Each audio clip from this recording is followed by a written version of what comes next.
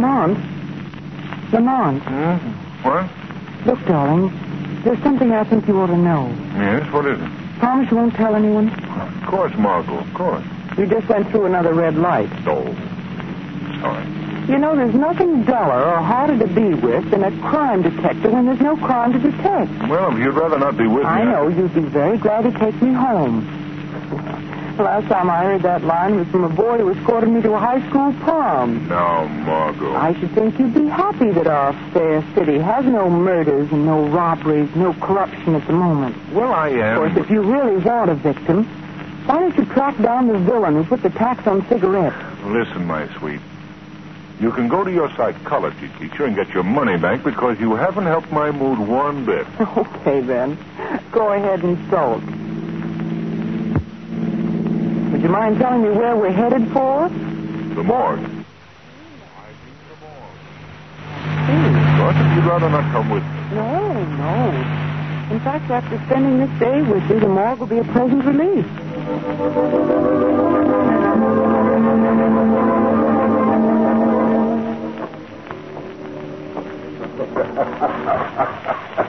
Well, glad to see you, Mr. Cranston. Oh, how are you, Mr. Tuttle? I'd like you to meet Miss Lane. Well, glad to meet you, Miss Lane. How do you do? Mr. Tuttle is our very efficient keeper of the morgue. I see. Yes, Miss Lane.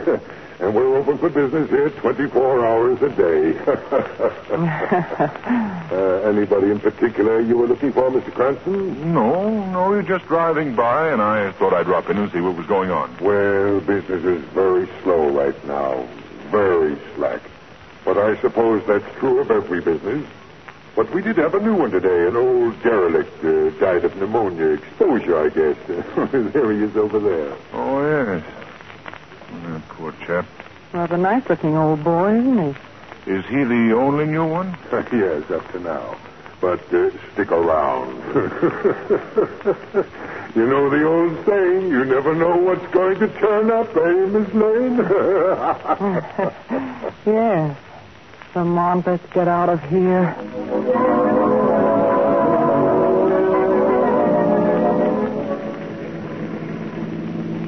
That Tuttle's an interesting type, don't you think? Yes, very. A jolly sort. Oh, Margot, I'll park here.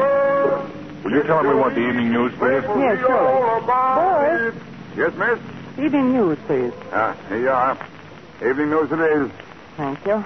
Read all about What do the headlines say? Well, the steamship Bremen has been seen in Chicago wearing a long white beard. Very funny, very funny. What about local news? Well, let's see.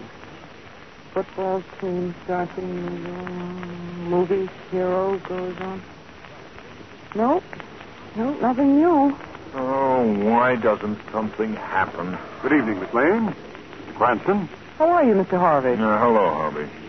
Say, how are things at the bank? Oh, just fine, thank you. Had any good robberies lately? Oh, we've been... What? Skip it. So long, Harvey. Yeah.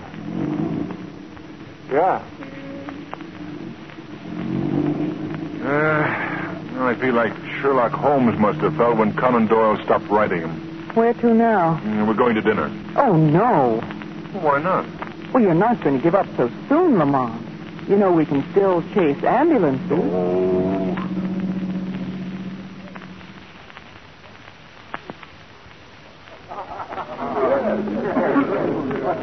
Margot, may I see that newspaper, please? Now, you finish your salad first, Lamont. Okay, darling. Whatever you say. Now, you've gotten yourself an idea, haven't you? Uh-huh. What is it? Well, I've just been thinking. You know the old saying that if there's no news, then make news? Yes. Well, how about a rewrite on that? If there's no crime... Then make crime? Exactly. Just a minute. You're not going out and commit a murder. Hardly. I have a different approach. What? Our well-known civic leader, Mr. Grant Flynn. Oh. Mr. Flynn, the poor man's friend, benefactor of little kiddies. And the worst murdering thief this community has ever known. But, Lamont, they've been trying for years to hang something on Flynn. Granted. But just look at this newspaper. See this story here. Whereabouts of John Gordon, Racket King, still a mystery. But what's that got to do with Flynn? John Gordon was Flynn's partner. Oh, not publicly, of course. Gordon did the dirty work. He ran the rackets, collected the extortion money from poor shopkeepers, and, when necessary, committed the murders. Well, what's happened to Gordon? About 3 weeks ago, he disappeared. Boom. Just like that. And nothing's been heard of him since. Well, do you think that Flynn had something to do with his disappearance? Definitely. Gordon was becoming too dangerous to Flynn's interests. Their names were being linked together. And Gordon was trying to cut in on Flynn's political interests. And probably threatened him. And you think that Flynn had Gordon murdered? Well, I'm not so sure of that. The murdered part, I mean. What I do think is that Flynn ordered him done away with. And now he's not so sure that his orders were carried out. But why? Because among those heading the investigation as to Gordon's whereabouts is his erstwhile partner, the same Mr. Flynn. Oh. And just what are you planning to do about all this? Well, if Mr. Flynn were to receive a phone call telling him that Gordon was still alive, we might stir up some interesting developments. I see. Particularly if he were to receive this phone call from the shadow.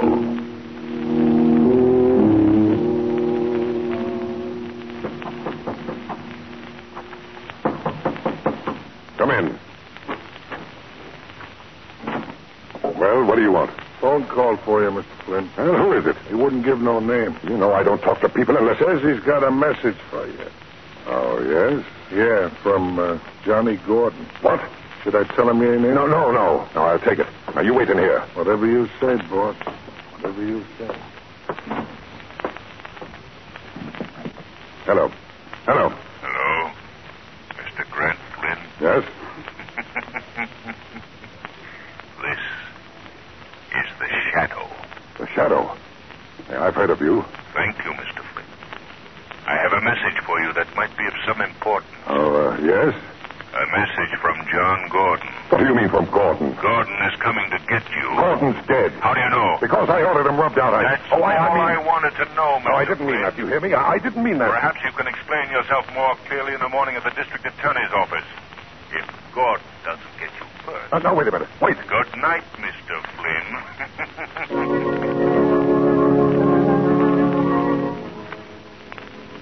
Sure, good morning, Margot.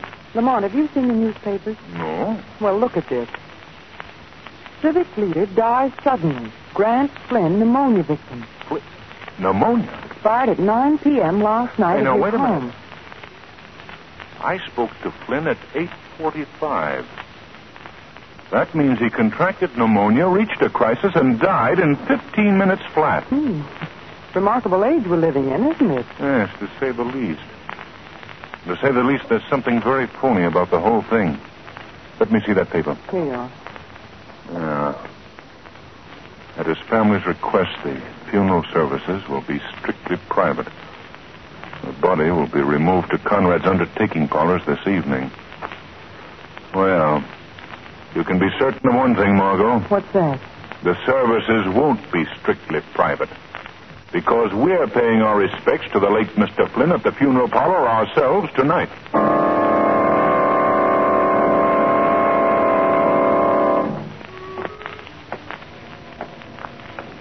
Lamont. Shh, not so loud, Margot. Is this better? Yeah.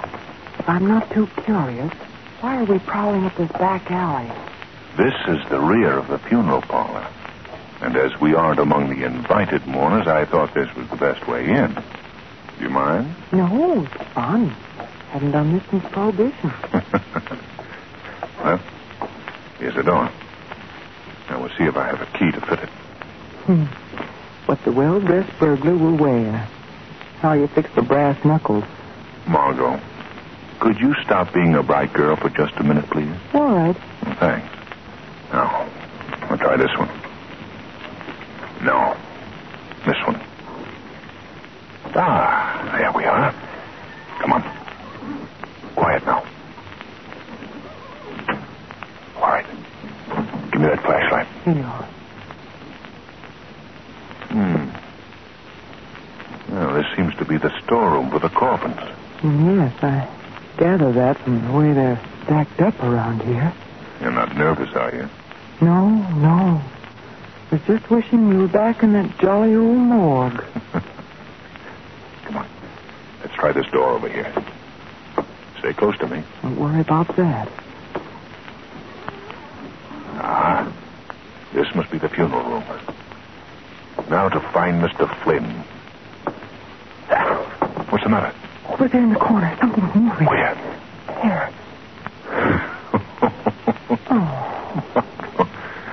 That's a curtain blowing. Stop being so nervous. Nothing can possibly... What was that? I don't know. Someone's coming down the stairs. Quick, duck behind this coffin. Hurry, Come on, let's get out of here. There is really no need of hiding. Come out from behind that coffin. Why, yes, sir. Yes, sir. Thank you.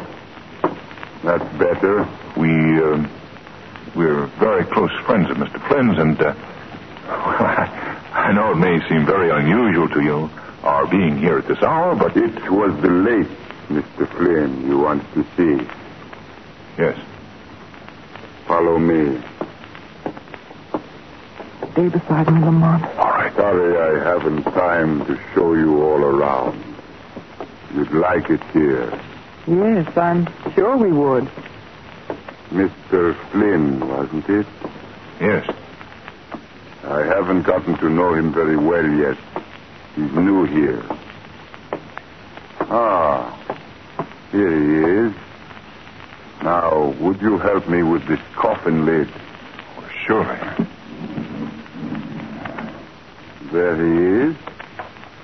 The piece. The piece they find. Are you sure this is Mr. Grant Flynn? Yes. See the engraving on the coffin? His family just left here a short time ago. Thank you. Come on, Margot. Leaving so soon? Yes, good night. Hope you weren't frightened. What's the matter, Lamont? That body in the coffin. Yes? That isn't Grant Flynn. No? No.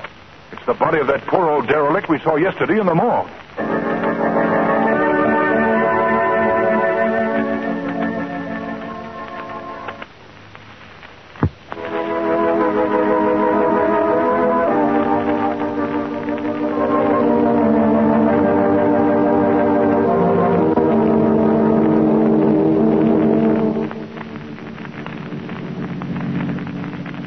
Would you mind telling me, Lamont, where we're going now? To the morgue, Margot. The morgue again? Yes? You know, Lamont, life with you these past 2 days has certainly been a merry whirl. First the morgue, then an undertaking parlor, then the morgue again. Well, we found out one thing. Flynn is definitely still alive. But where he is and why he so desperately pretended to be dead is something we've got to unravel. Oh, what do you think you'll learn at the morgue? I want to find out who removed the body of the old derelict. Do you think they'll tell you? Not me, Margot. But they will tell the shadow.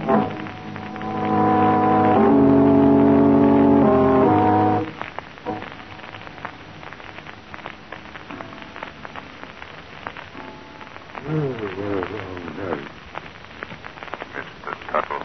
Did someone speak to me? I did, Mr. Tuttle. Who are you? Where are you? Men call me the Shadow. Now, quit joking. Who is it? I can't see you. I am not joking, Mr. Tuttle. And you can't see me because I cloud men's minds by the power of hypnosis. Now, look, this morgue is a scary enough place at night, so cut it out, will you? Let me assure you that I am not here to frighten anyone, Mr. Tuttle. Unless, of course, you fail to give me the information I desire. What's that? Who took that old man's body out of here? Old man? Why, You're stalling, Tuttle. I haven't much time to waste with you. Answer my question. No, I don't know nothing about it. Flynn can't protect you now, Tuttle. Flynn? Yes, Flynn. He claimed that body, didn't he? Oh, why, Didn't he? Yes. But I was just obeying orders. Honest, I was. Now, Flynn got me this job. That's all I wanted to know. You won't tell her I squealed, will you? No, Tuttle. But I'd stand by tonight if I were you. You may be sent another body in exchange. What do you mean? I mean the body of your erstwhile boss, Mr. Flynn.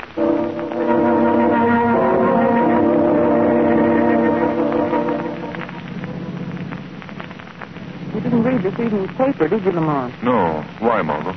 Well, here's an item that might interest you. Sometime last night, the private vault of the late Grant Flynn in the First Security Bank was rifled and the entire contents removed. I might have known it. Remember that chap Harvey I spoke to last night when we bought the paper? Yes. He's been a trusted Flynn employee for years. Although he works for the First National Bank, he undoubtedly did the rifling. Oh, well, the plot thickens, huh? Sleepy? Oh, not exactly bright at 2:30 in the morning. Oh, remember those good old days when nothing was happening? Yes, remotely. Well, what's up now, Chief? Another fire? I can take you home if you want. Not a chance. Where to now? A visit to Mr. Harvey. Harvey? Yes, the chap at the bank. If we were to find out where he delivered the contents of the vault, it might lead us to Flynn.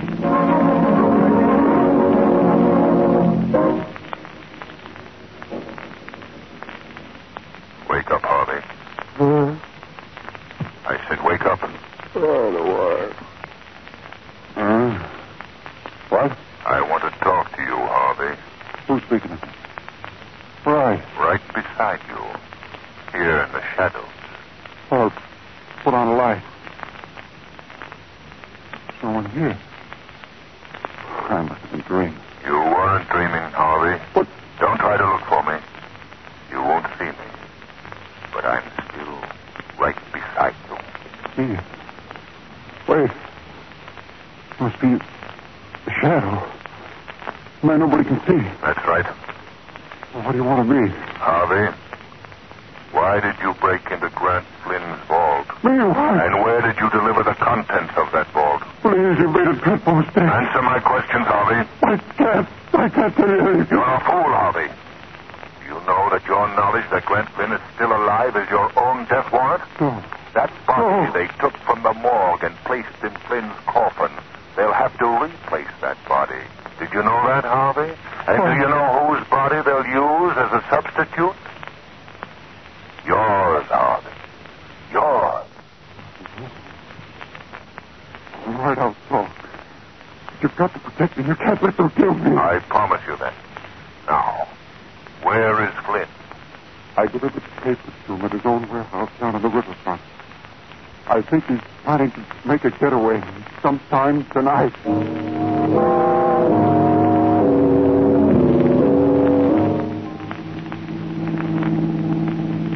There's the warehouse right ahead of us. Careful looking place.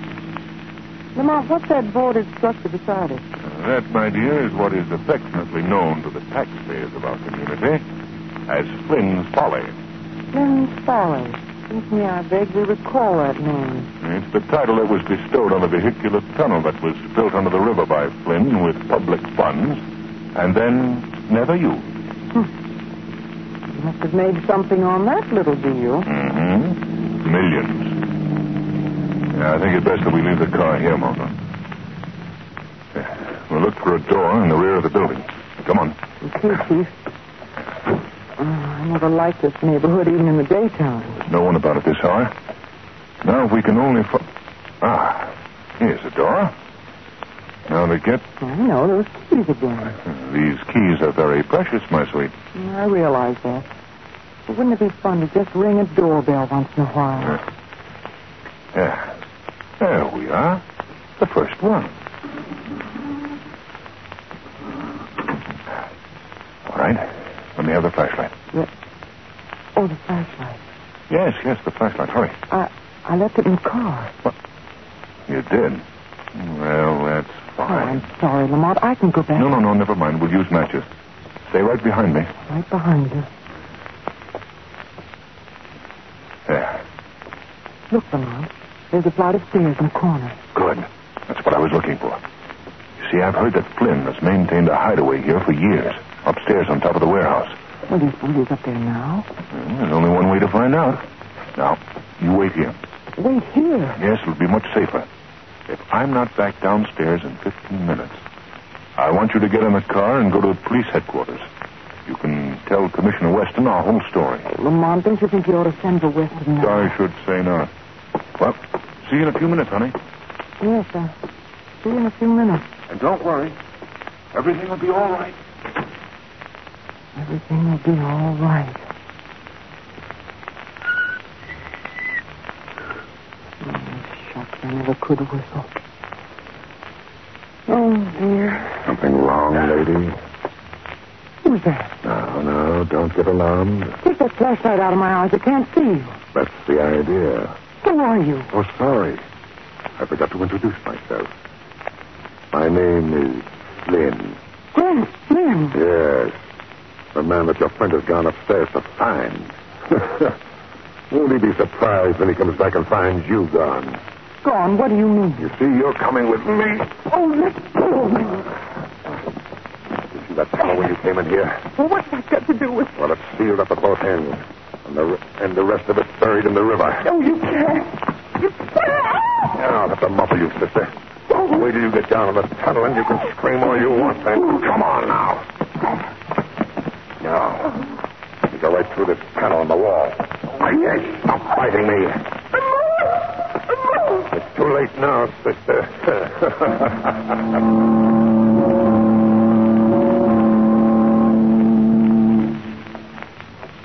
You haven't told me how you liked it down here in the tunnel yet, lady. Awful. Oh, now you'll get used to it. After you're here a while, the water dripping from the walls and the cats running around. Why, you won't want anything else. You can't keep me down here. Oh, no. This will be a lesson to you and your inquisitive friend to keep out of other people's business. Well, I hate to be leaving you, but... I don't think you are leaving, Mr. Flynn.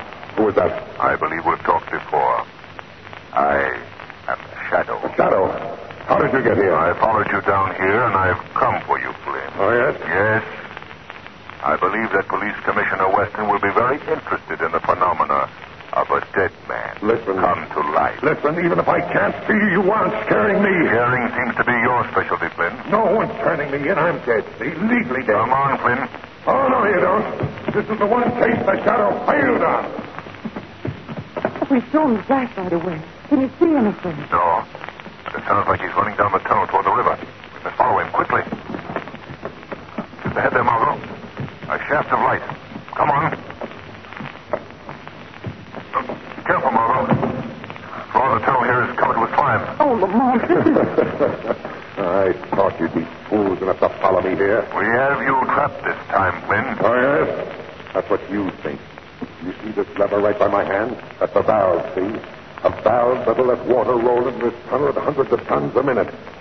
Now, you may be just a voice, Shadow, but you can die like the rest of us.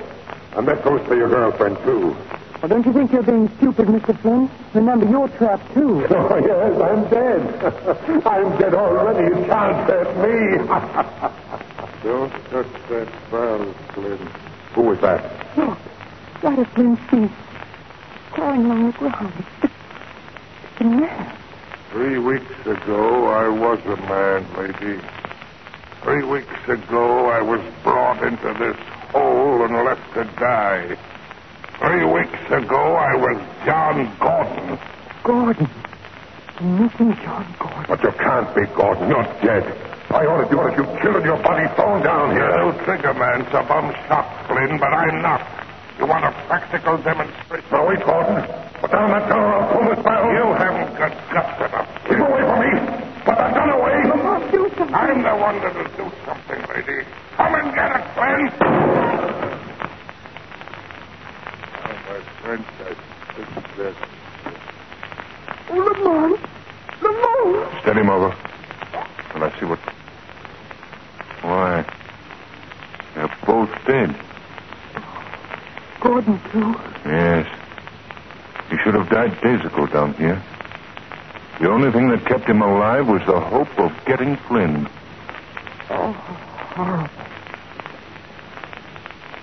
I suppose the next thing to do is to notify Commissioner Weston. Yes, he... Margot, look. What? Water. Water coming in through that valve. Oh, Lamont. Flynn must have turned it on. Come on, Margot, quickly, quickly.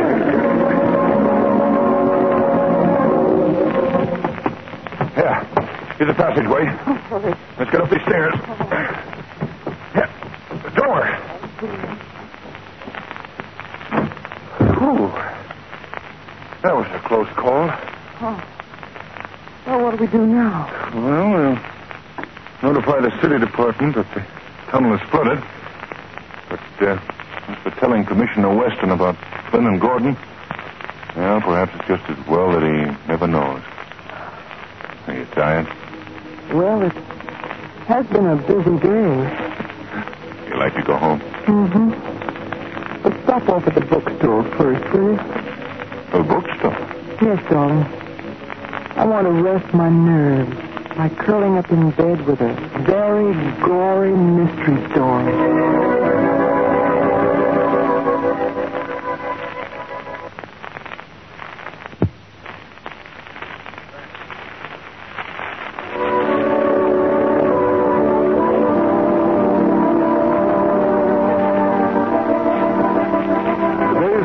Is based on a story copyrighted by the Shadow magazine.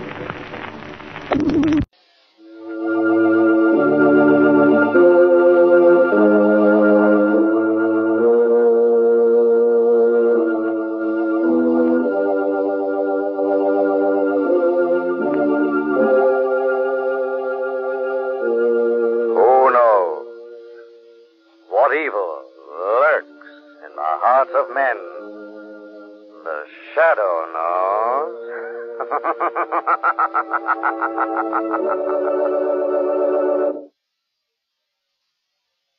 And now for another thrilling adventure of The Shadow. Today's story, The Night Marauder.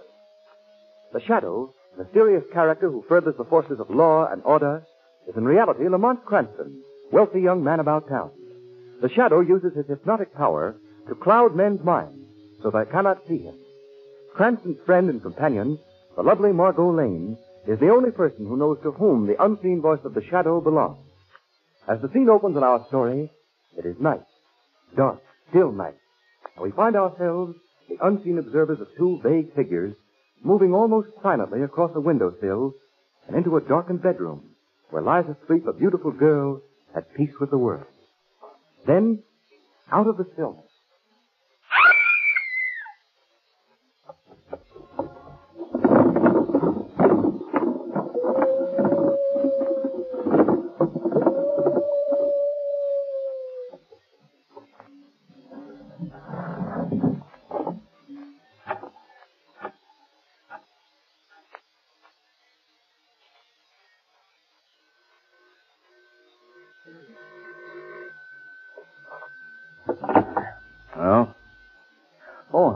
hello, darling. What? Well, what happened? Are you all right? Well, who was it? A short, powerful man. A monster. Why, you're dreaming, darling. Yes? They ransacked your whole room. Well, that sounds like the night marauders.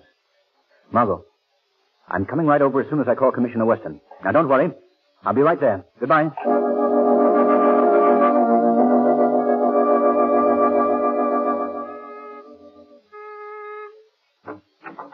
Lamont. Margot, are you all right? Yes, I guess so. My throat's a little bruised. Your throat? Yes, one of them had his fingers wrapped around my neck. That's horrible. I guess that's what's known as getting fingerprints the hard way. Now, this is no joking matter, Margot. Oh, I'm aware of that every time I swallow. Did you see what they looked like? Only the one by my bed. But I could hear the other one prowling around the room. Ooh, it was creepy. What did the one by your bed look like? Well, the best description I can think of at the moment is Frankenstein's homely brother. He was quite short, with long arms and a really bestial face. That's an ugly description. It was an ugly face. That's probably Commissioner Weston. I asked him to come over. Come in, Commissioner. Thank you, Cranston. How are you, Miss Lane? All right, now, thanks. Now, where did it happen? Right in here in my bedroom. Did they take anything of value? A few years off my life. Yeah, no doubt. Now, tell me just what took place, Miss Lane. Well, I'm a little hazy as to detail. You see, I was asleep, and I was dreaming about pumpkin pies. What? Honest. Pumpkin pies. You know, the kind that Mother never makes. Yes, Miss Lane, but tell me about your waking moments. Don't you like pumpkin pies? I adore pumpkin pies, Miss Lane. But this is a police investigation, not a cooking class. I'll listen to your dream later, Margot. Thank you, darling. Do you mind... Right. Oh, sorry. Well, I was awakened by the realization that something was grasping my throat. And it incidentally wasn't pumpkin pie. Miss Lane, please. I started to scream, but the man put his other hand across my mouth. And then the other man ransacked your room, is that right? Yes, how'd you know? Well, He ought to know. These same two nocturnal nimrods have been driving Commissioner Weston and his department slightly insane. It's not that bad, Cranston. We'll have them both under lock and key any day now. Oh, then you know who they are? Well, not exactly. Do you even vaguely know who they are? Well, Not exactly, eh, Commissioner? we know how they work and, well, we... And you know they're burglars. Yes, we know that, but... I mean, the department always catches up with crimes, Miss Lane. Well, I'd like to catch up with these criminals myself, Commissioner. If you need a running mate, I wish you'd count on me. No thanks, but I appreciate your offer. I see. There's just one thing I think you should know before I leave, Miss Lane. Yes, Commissioner? I really do like pumpkin pie. Good night. Well, that was a nice, chummy little investigation, but I failed to see that it proved anything. It didn't. And Weston's plenty worried, too. Lamont, I don't like that glint in your eye. Are you going to get mixed up in this? Definitely. Oh, Lamont. Now, you go back to bed, Margot. I'll come over in the morning, and we'll figure out how the Shadow can track down the night marauders.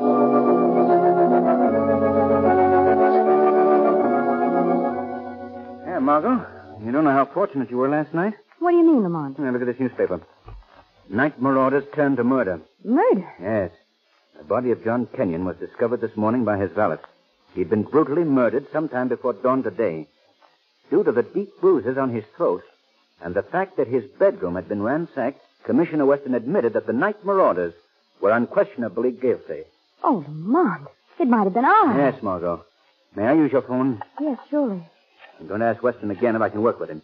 If he doesn't want me, I'm going to work on this case by myself. You can't tell Lamont. Maybe he'll make you a special deputy or something. That's right, he might. Hello? Police Department? I'd like to speak to Commissioner Weston, please. Commissioner Weston. No. Weston. Weston. You know, the head of your department. Yes, that's it. That's right. The operator said he'd try to find him. Oh, that's fine. They're supposed to catch criminals, and they can't even find their commissioner. Hello? This is Cranston, Commissioner. I just read about the night marauders' latest crime, and I'd still like to lend a hand in rounding them up. I think that I could... Oh. I see. You're not running a school for detectives, huh? Goodbye. Nice fellow. Did you read this, Lamont? What, dear? Henry Burns, an employee of the city, is quoted as having seen two figures leap from Kenyon's window at about the same hour that the crime was committed. Good. That's something to work on. Well, what do you plan to do? I wouldn't be surprised if the Shadow paid a call on Henry Burns tonight.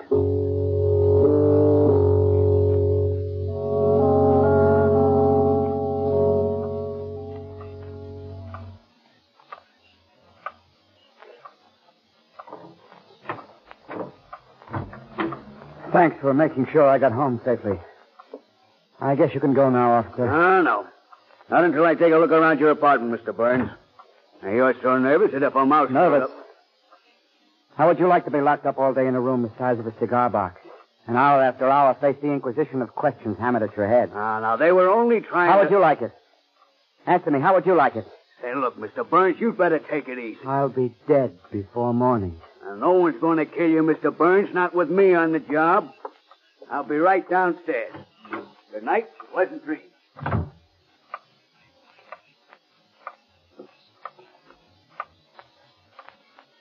Well, Mr. Burns, What? Who said that? I did. Well, where are you? Who are you? I am the Shadow. Shadow. I've heard of you, but I can't see you. I cloud men's minds so they cannot see me. Oh, you did that to me, huh? Yes. Now, see here, Mr. Burns. I haven't come here for any other purpose than to act as your friend, to help you. Please believe me. Somehow I do believe you, Shadow. Good. Then tell me what you saw last night. Oh, I can't. I tell you, I just can't. Why can't you? I was hoping that you'd be different from the rest. But it's just the same series of questions. What did you see? What did they look like? Wait a minute, Mr. Burns. I came in with you and the officer that escorted you home. You told him you expected to die. Yeah. To die. Yeah, that's right. I expect to be killed. I'm not afraid to die. Since you're not afraid to die, Mr. Burns, why shouldn't you tell me what you saw last night? I hadn't thought of it that way. As long as you're going to get me anyway, why shouldn't I tell? All right. I did see something. It was horrible, Shadow. Horrible, I tell you. Don't be afraid. Well, I was walking home. I passed the apartment house where the murder was committed. I heard a weird call, an unearthly sound from nowhere. I turned and saw two figures that appeared silently from a second-story window. They slipped to the ground without a sound and hurried, half running, half walking. Disappeared in the shrubbery across the street at the edge of the park. One of them was short, massive, unbelievably horrible to see. And the other in his hand... What was that? Look at your feet. Huh? A piece of rock with some paper tied to it. I know. It's the night marauders. I know it's from them. Read it. Pick it up and read it. All right. Dead men and wise men say nothing. You have the choice of being either dead or wise. Sign the night marauders. Dead or wise. Put the note on the table. All right. It's the first clue. And from that very scrap of paper, the police may be able to get fingerprints. 100 leads to the solution of these crimes. Maybe you're right. Maybe the police could find the night marauders. Hurry, take it. Take it to the police. That note may save my life. I will. And now, Mr. Burns. Yeah? I suggest that you try to get some rest. The police are on guard. You're safe enough here. I guess you're right. You go out this way. Good night. Good night. Rest well. Huh? Rest well.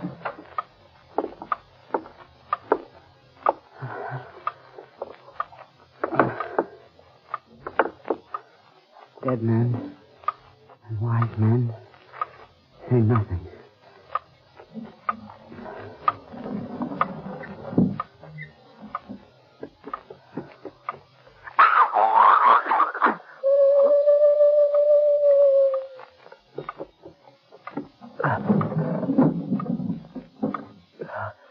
Mr. Burns, open it up!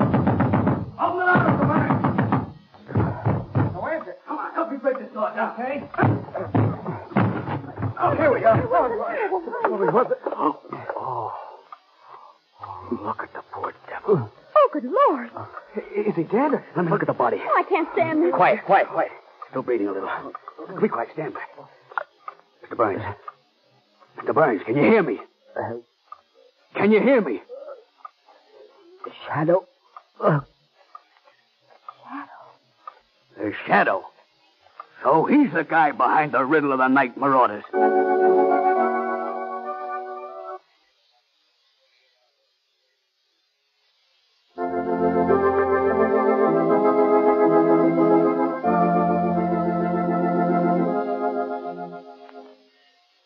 Murphy. Murphy. Yes, Commissioner Whitson. I want a list of every piece of jewelry that the night marauders have stolen from their victims. Yes, sir. Has any of it turned up at the pawn shops yet? No, sir, not a piece. We've been checking every fence for months, sir. All right, then we'll... Yes? Good morning, Commissioner. I believe you're looking for me for the murder of Henry Burns. Who's this? The Shadow, Commissioner. The Shadow. Yes. Murphy, have this call traced at once. Get every squad car in town in action. Right, sir. Now, what did you say, Shadow? Commissioner, I know you're having this traced. I was in Henry Burns' apartment. While I was there, a stone was thrown through the window. It had a note attached to it. We didn't find any note. I know you didn't. I have the note. I'll send it to you tomorrow. I'd better hang up now. You may trace this call faster than I anticipate. Goodbye, Commissioner. Wait! Commissioner. Well, Murphy, did you trace the call? Yes, sir. Squad cars on the way? No, sir. Why not? The call came from the phone booth here in headquarters. The call... Here in headquarters? Well, did you get him? No, sir. There was no one in sight, sir. Well, this is great. The Shadow is now insulting the department with the department's own nickel.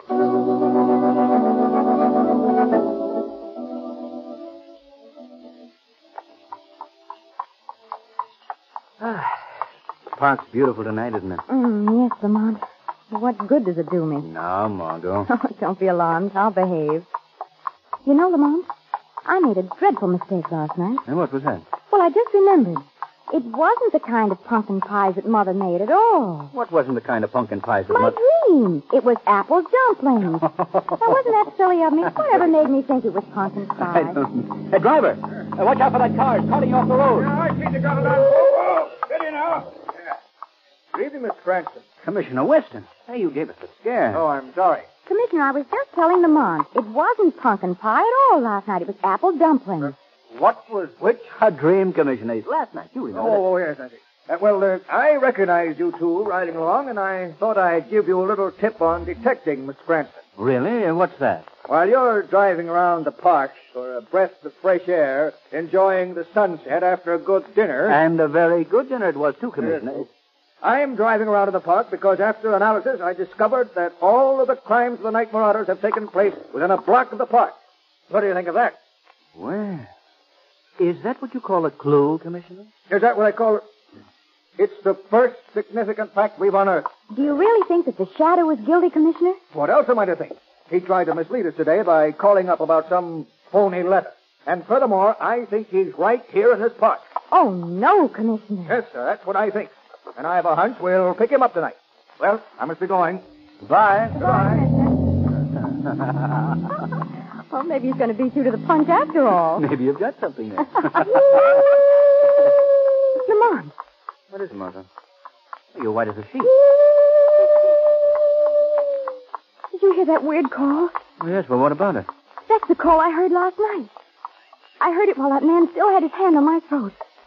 And when he heard it, he looked up and then let go immediately. Are you sure it's the same call? Oh, Lamont, do you think I could forget one detail of that awful experience? Driver, stop here. Yes, sir. It sounded as though it came from over there by the zoo. We're going to walk a bit. We'll be back shortly. Very good, sir. All right, down you get, Margot. Yeah. Margot, on second thought, I think you'd better go back and stay in the carriage. All right. Oh, but be careful, Lamont, please. I'll be as quiet as a shadow.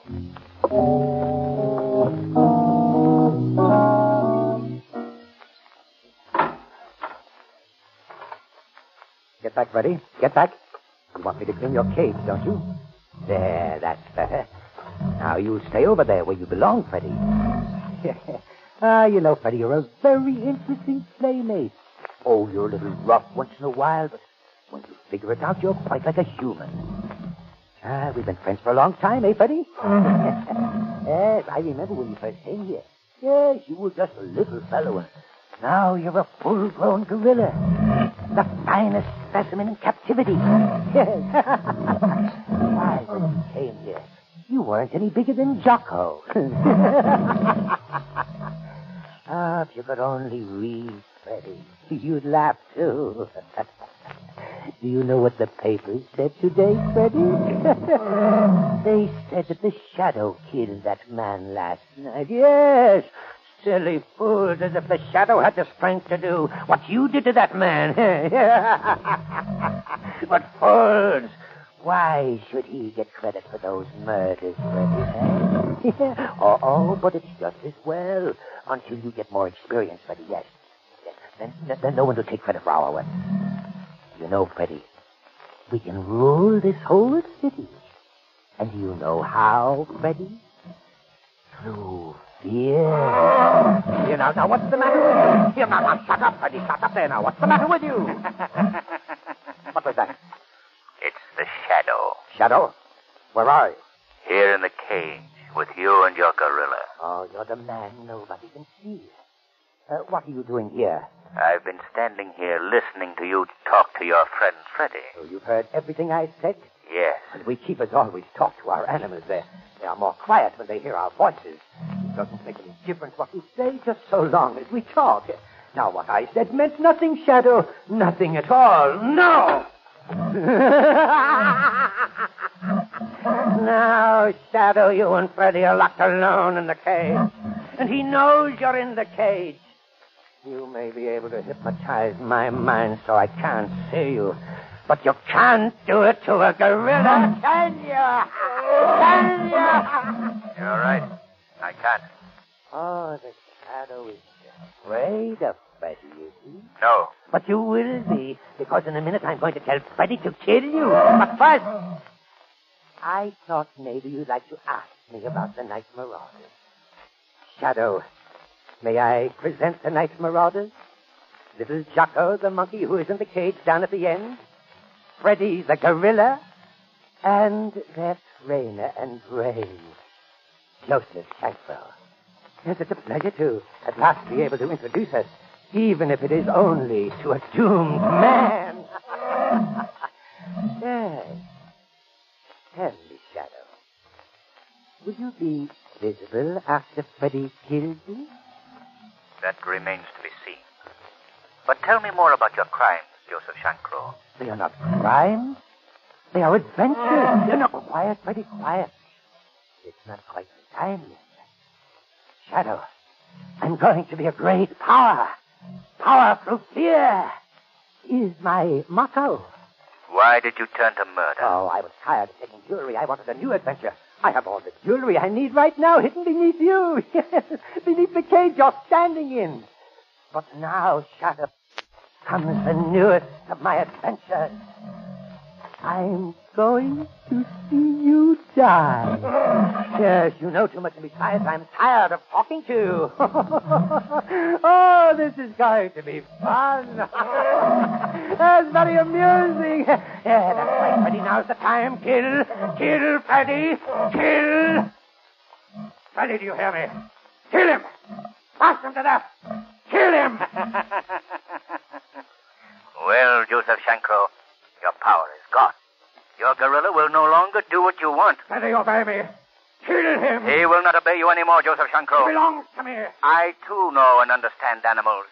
Freddy won't kill me. Yes, he will. Freddy, kill him. Do you hear me? I'm coming in there with a whip. I'll cut you to ribbons, Freddy. Then you'll know who your master is. You fool. Don't open the door. Stay out. Stay away from him. Then you'll learn your master's here. Don't hit him. Then you'll kill when I tell you to. Stop it. You feel that, Freddy? You're mad. Stop it, I tell you. Like this, Freddy. Now you know who's the master. You'll do what I say.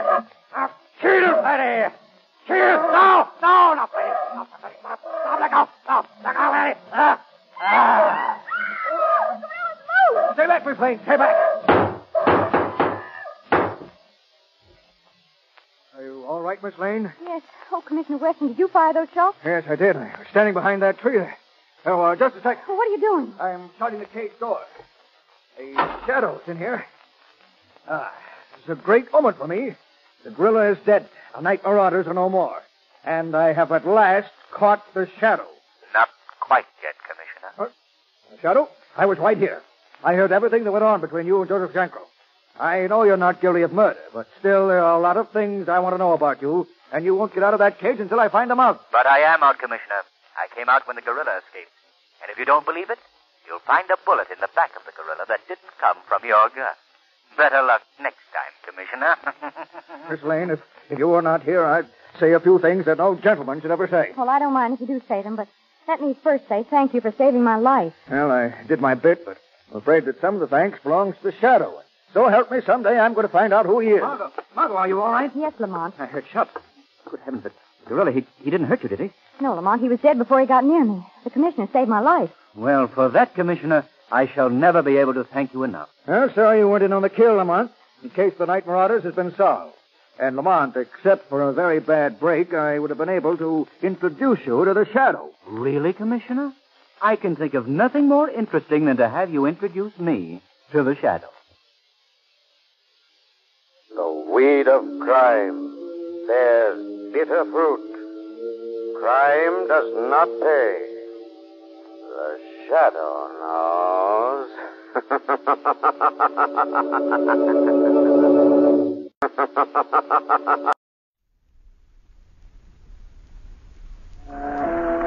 knows what evil lurks in the hearts of men? The shadow knows.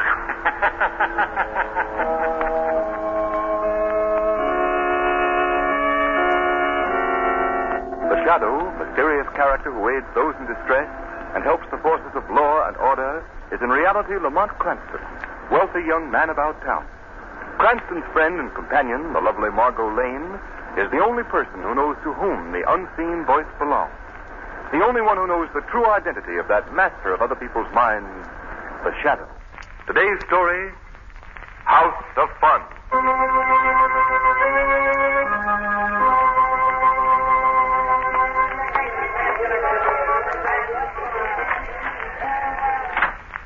Pop just told me you wanted to see me, Mr.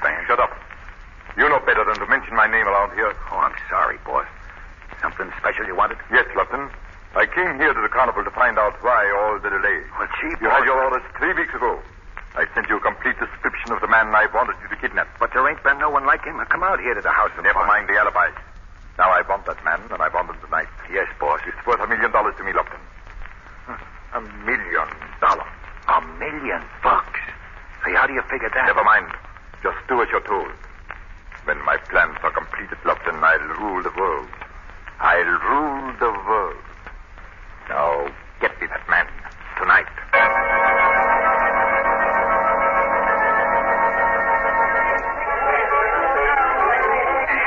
Here you are. Step right up and try your luck, folks. Only a dime, 10 cents, a tenth part of $1.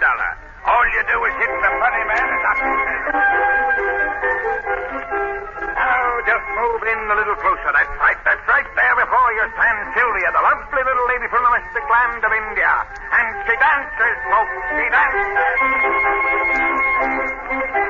Hurry. You're just in time for the Wonder Show, the greatest attraction on the Midway. It's new. Oh, Lamont, I'm having a wonderful time. It is fun, isn't it, Margot? Oh, I haven't been to a country carnival since I was 10 years old. Say, look. There's a hot dog stand that we missed. You want one? Oh, I haven't finished this ice cream and root beer yet. Oh, a sissy, eh? I should say not. Get me 2 hot dogs. Okay. Will you hold these 2 blankets and this bridge lamp? Yes, sure. You're going to take these dolls and candy boxes, too. What about the set of dishes? I'm trading those in for the hot dogs.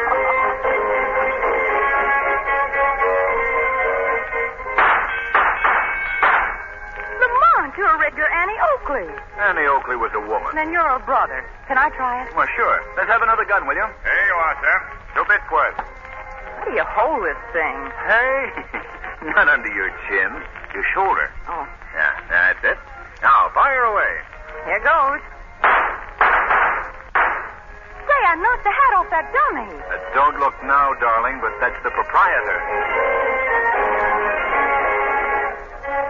Getting tired, Margot? Tired? I'm just starting. Every minute. Say, how about trying this place? Oh, let's. All right. It's thrilling, it's killing, and a laugh from beginning to end. So step right up, folks. It's the hilarious House of Fun. 2, please. Yes, sir. The gentleman gets 2 tickets, and here's your change. Thank you. Come all to the hilarious House of Fun. We go in this way, It'll Margot. tickle your irritability. Lamont, what happens in these places? Anything. So be prepared for... Oh, look, Margot. Isn't that James Tennyson just ahead of us? Tennyson? Yes, you know, president of Tuttle Steel. Oh. Why, of course it is. Come on, I want to say hello to him. All right. Hello, Mr. Tennyson. Hey? Oh, don't you remember me, Lamont Cranston? I'm sorry, mister. I do beg your pardon. You look just like an acquaintance of mine, James Tennyson. Oh, that's that big business fella, ain't it? Yes. Well, I don't blame you. Lots of folks is always mistaking me for him. You know, my wife says she wishes it was him. For the money part, she means. I do apologize, anyway. Think nothing of it. Good day. Good day. That always makes you feel a little foolish, doesn't it? Yes. Well, come on. Let's face the spooks, huh? Oh, stay close to me, Lamont. It's so dark in here. We'll just follow our friend. We'll let his light suit be our guide. Lamont, what's that? Just a skeleton. Ignore him. Oh, yes.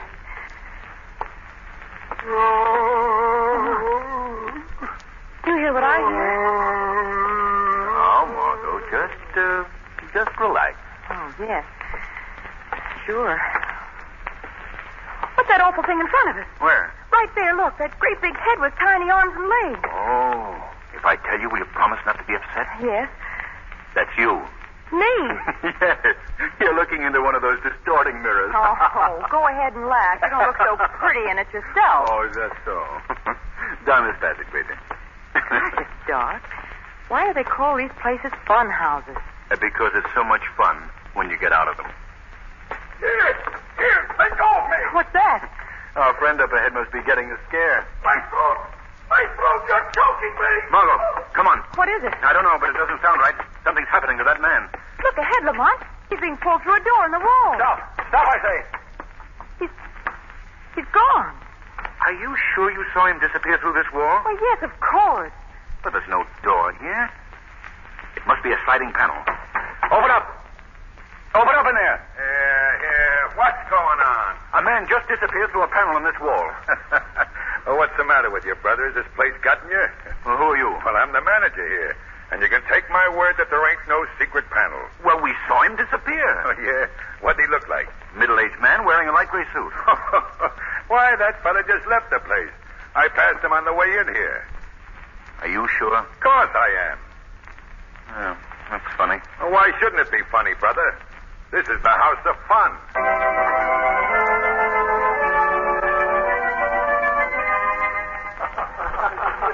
Lamont, you're not eating anything. No, I won't for another week. Why not? Have you forgotten our little orgy at the carnival the other night? 12 hot dogs, 6 frozen custards, 4 bags of peanuts, and an apple on a stick. Lamont, you're slipping. Yes, I guess so. And the way the stock market has behaved this week hasn't helped my appetite either. I thought the market was going up. It is. But there are a few companies that are solvent, successful enterprises, yet their stocks have done a complete nosedive these past few weeks. Oh, why? I don't know. There's a rumor that it's the result of bad business deals by the presidents of these companies. Bad business deals? Yes. Think of what's happening to the poor man who's holding those stocks. The butcher and the baker. And even the employees of the companies. What are these companies? Well, the latest stock to tumble is Tuttle Steel. Oh, well, isn't the president of Tuttle Steel a chap you thought we saw at the carnival? Yes, James Tennyson. I still think I saw that man who looked like him disappear through that panel. And I still believe you. But we couldn't do anything about it. Lamont. Mm-hmm. Speak of the devil. What do you mean? Look, there's 2 men getting up from that table. Isn't one of them our missing man from the carnival? Why, so it is. Oh, what a coincidence. Then we were wrong about it. It looks that way. Oh, look, they're coming toward us. Can we tell him about the scare he gave us? Sure, why not? Hello there. Eh? You remember me, don't you? We saw you the other night at the carnival. I'm sorry. You must be mistaken. Come on, Mr. Tennyson. I have got to catch that train. Yes. Excuse me, won't you? Oh, yes. We're certain. Well, what was all that about? I don't know. That other man called him Mr. Tennyson. Well, you've mixed them up again. No, I haven't. That wasn't James Tennyson. That's the man we saw at the carnival. Then why did he call him by name? Because he wanted me to think he was Tennyson. He didn't know that Tennyson knows me. Well, this is like coming in the middle of a moving picture. I don't get it. I don't either, Margot, but I'm going to. I'm positive that man was the chap we saw at the carnival. Well, then why should he say he wasn't? That's something for the Shadow to learn. By paying a visit to the carnival again. Tonight.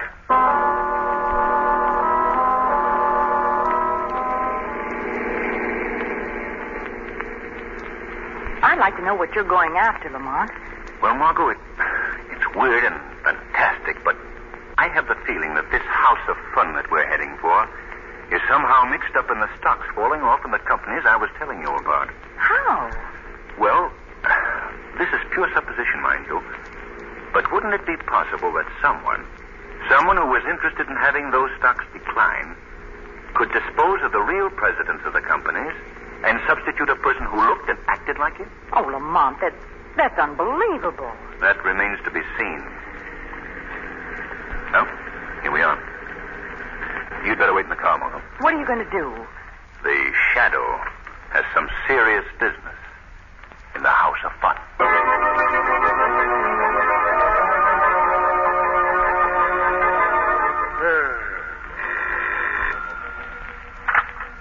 Hello.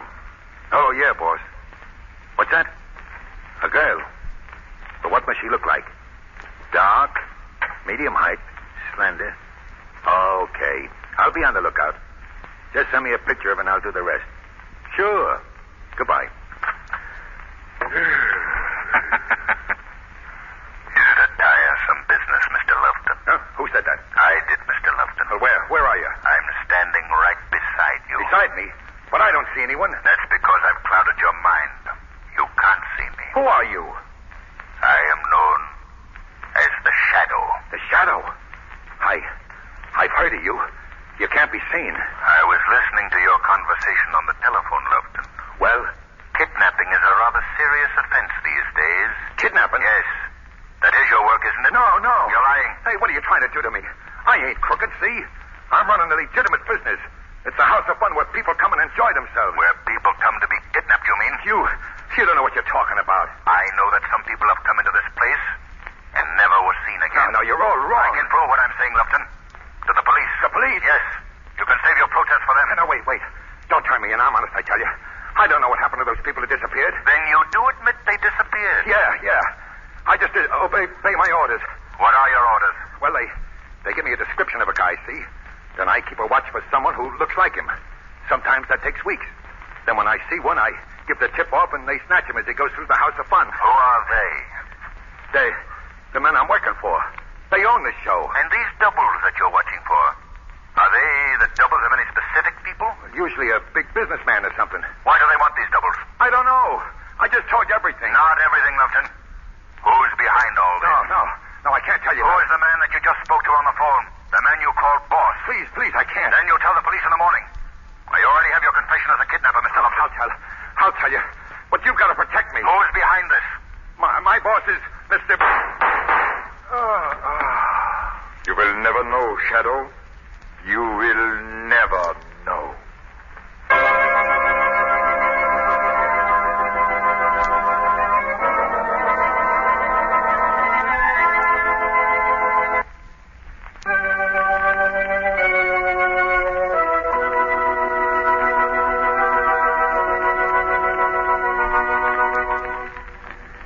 See anything in that paper, Margot? Not a word. Lamont, are you sure Lupton was murdered? Of course, I saw him die. And that was 3 days ago. And not a line in any newspaper about his death. I did learn one thing today, though. What's that? The late Mr. Lupton's House of Fun has left the carnival. Where'd it go? I don't know. Well, do you suppose they've just gone out of business? No, I don't think so. That place has been too good a foil for the activities of the heads of this mob, whoever they may be. Well, then what do you think? They've undoubtedly moved to another city. We'll just have to find out where. That should be a nice job. How many cities are there in this country? Oh, it won't be that involved. There are agents, you know, who book all these carnivals. Well, what makes you think that these agents would give you the information? Well, if we were to go to their office looking for work. You mean as performers? Exactly. The Flying Cranstons. Margot, that's a wonderful title. Come on, get your hat. Okay, partner. The Flying Cranstons are seeking their first engagement. Alley-oop.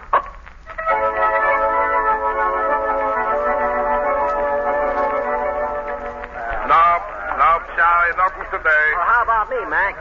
Charlie, you keep in touch with the office. I think we can get you 20 weeks at Bourne's Wonder Show. Oh, swell. Who did you want to see? Well, we don't know exactly. What was it about? Well, work, of course. What do you do? We're an aerial novelty act.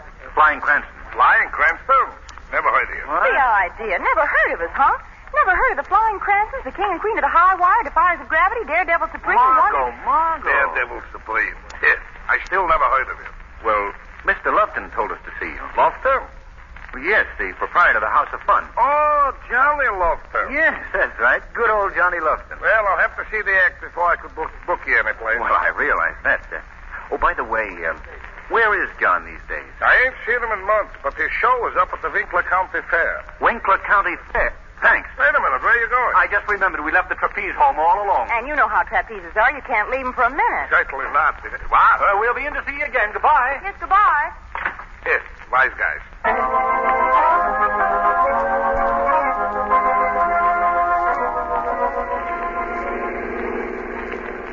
Well, Lamont, who are we supposed to be this time? What do you mean? Well, are we the Flying Cranstons or... No. The Flying Cranstons are back in the trunk. What does the time say? County Fair just ahead. Good. But I have another impersonation for you, Margot. What's that? When I saw Lufton the other night, he received a phone call from the head of the mob. Yes? And I gathered that he was told to look for another victim. I see. This victim was to be a girl. Dark, medium height, slender. Well, that could be anyone. Could be me. Exactly. Oh. Now I get it. You want me to... Only if you want to, Margot. It's liable to be a very dangerous task. Well, you know me, queen of the high wire, daredevil supreme. Now, this is no joking matter, Margot. These men are killers. Why do you suppose they want a girl this time? Well, if my theory is correct, that they're kidnapping their victims and palming them off as the big business tycoons that they resemble, then the next company to receive their attention is the Amalgamated Perfumes. Well, that's a shot in the dark, isn't it? Not as wild as it sounds. The only big businesswoman who answers to your description is Dorothy Andrews, the young socialite who runs the company. I see. And you want me to visit the House of Fun? Yes. And I want them to think you're alone. I'll follow behind you as the shadow. If they attempt to kidnap you, I can step in and get the evidence I need on the entire gang. Will you do it? Will I? I'm practically being yanked through that sliding panel right now.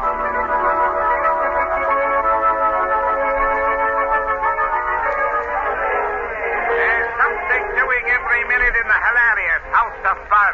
It's thrilling, it's killing, and it's a laugh from beginning to end. Go ahead, Margot. One, please. The little lady what? You all alone, miss? Yes, isn't that allowed? Oh, sure. Sure, here's your ticket. Go right in. Go right in. Thank you. Hey, Pop. Yeah? Tell that dame she's just what the big guy ordered. Sure. Hurry, hurry, hurry. This is the House of Fun. It's thrilling and it's Peter's job. It's a bit... Pardon me, miss. Yes? Is this here a very scary place we're going into? Well, that depends on what scares you. Well, I thought it was a real honest-to-goodness fun house.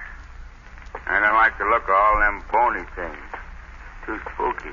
Well, old man, you just stick close to me. I won't let them bite you. Thanks. It's dark, isn't it? Yes. Great day, what's that? I don't know, but I don't like it either. Here, now, don't go too fast. You'll be leaving me behind. Oh, sorry. Look, over there. What? Oh, let go of me. All right, Billy, now keep quiet. Let go of me, I say. Now, we'll just open this panel. Where are you taking... No yelling, see? Lamont! Shut up, you. Come on. Margot! Open that panel! Margot!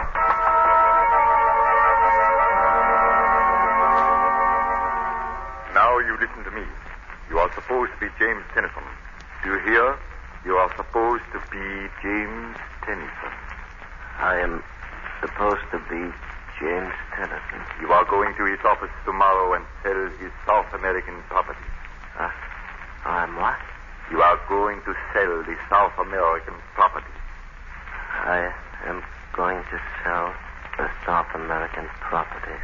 You will obey my instruction. I will. No, I am not Tennyson. I am not Tennyson. I can't do this.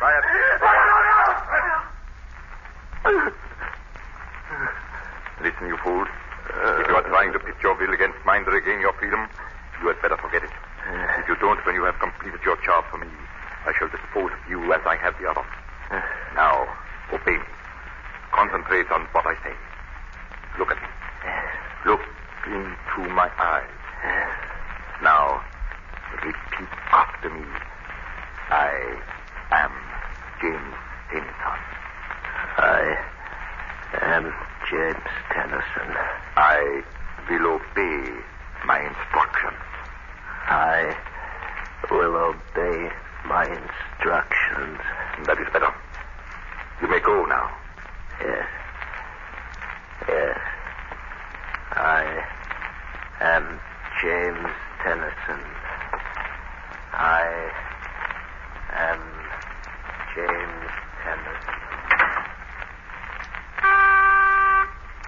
Yeah? Hopper's out here. He's got that dame from the carnival with him. Send him in. Come in. Hello, boss. Well, here she is. Good work. Bring her over here. Come on, you. Oh. All right.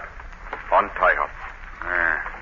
Here now. Stand still while I loosen these ropes, will you? Well, I must compliment you, Pop, on your selection. She is practically a double for the Andrews girl. There she is. What's the meaning of Now, this? just take it easy, young lady. Nobody is going to harm you if you do as you're told. What do you mean? You will see. Okay, Pop. You wait outside. Yes, sir. Take a seat, Miss Lane. But I want to I know... will do the talking for a while, Miss Lane. Miss Lane. That's not a very good name for you. I think you'll have to change that. Change my name? Yes. From now on, you'll be known as Dorothy Andrews. Please, tell me why you brought me here. Look at this photograph. Why? Look at it, I say. Do you notice anything unusual about it? Why, it looks like me. Exactly. That's a photograph of Miss Dorothy Andrews, a young society girl who is the president of a very, very large perfume company. Well? Well, as I told you, from now on, you are Dorothy Anthony. You can't keep me here. Oh, but I can. These walls are soundproof. And as for help reaching you, well, just look out of that window. Oh. That is stories about the street is a long time. Now will you listen to me? No. I'll get help some way. You can't do this. We will dispose of the real Miss Andrews tonight. Tomorrow you will go to her office and take a plea. But how do you expect me to fool... That's my job. You will obey my orders. I have a complete file here of all her daily habits, her acquaintances, her business deals. But how could I learn them in so short a I time? will teach you, and our lesson can begin right now. Look at me, young lady. No. Look at me, I say. Look into my eyes. No. No, I won't do it. You will. That's it. Look at me. Look at me. Don't look at him, Margot. What is that? Shadow, you're here. The shadow? Yes, Van Buren. You remember me, I see. Remember you? Yes, from the night that you killed John Lupton. I don't know what you're talking about. I've been listening to your conversation with the young lady, Van Buren. Well? Quite a racket you're running. What do you mean? Substituting your own people at the heads of big corporations. Hypnotizing them into ruining these corporations for your personal gain. Crazy. Oh, no. You are the one whose sanity should be questioned, Mr. Van Buren. What do you want with me, Shadow? First, I want you to release that girl. Then I shall turn you over to the police. Oh, not a chance. Do you think that I am going to be frightened by you? A shadow that doesn't even dare show himself to me. We shall see. I know your power, Shadow. The power of hypnosis. But mine is as strong as yours. I shall force you to become visible. You're a fool, Van Buren. And I'll prove it to you. I'm standing right in front of this desk. Huh? Here. I'll pick up this pen to prove it. You see? My eyes are on a level with yours. Now, make me become visible. Make me. I will. You shall become visible, Shadow. You shall. Your ego is greater than your talent, Van Buren. You can't do this to me. The daddy has a gun. How did you like that, Shadow? Shadow. He does not answer. I've killed him. No. You didn't even hit me. Try again, Van Buren. I'm over here by the window now. You're a poor shot, Van Buren. No more bullets. I'll get you. I will get you Get anyway. away from that window. He's coming after you. Look out, Van Buren. That window's open. Van Buren. He's fallen to the street. There's doors. Come on, Margot. I'm taking you home.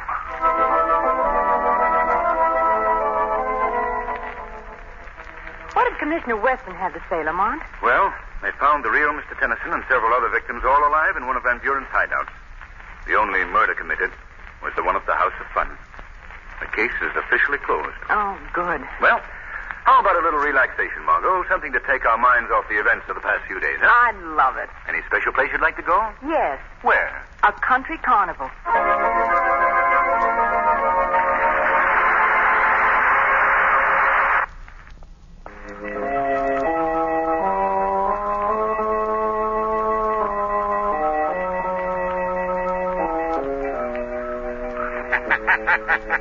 The weed of crime bears bitter fruit. Crime does not pay. The shadow knows.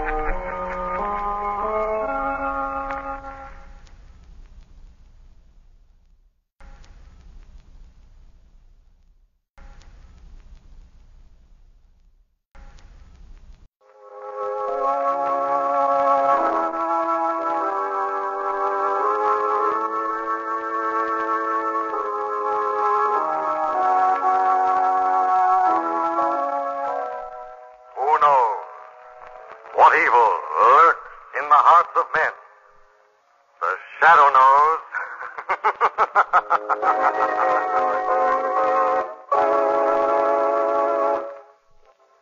The shadow who aids the forces of law and order is in reality Lamont Cranston, wealthy young man about town.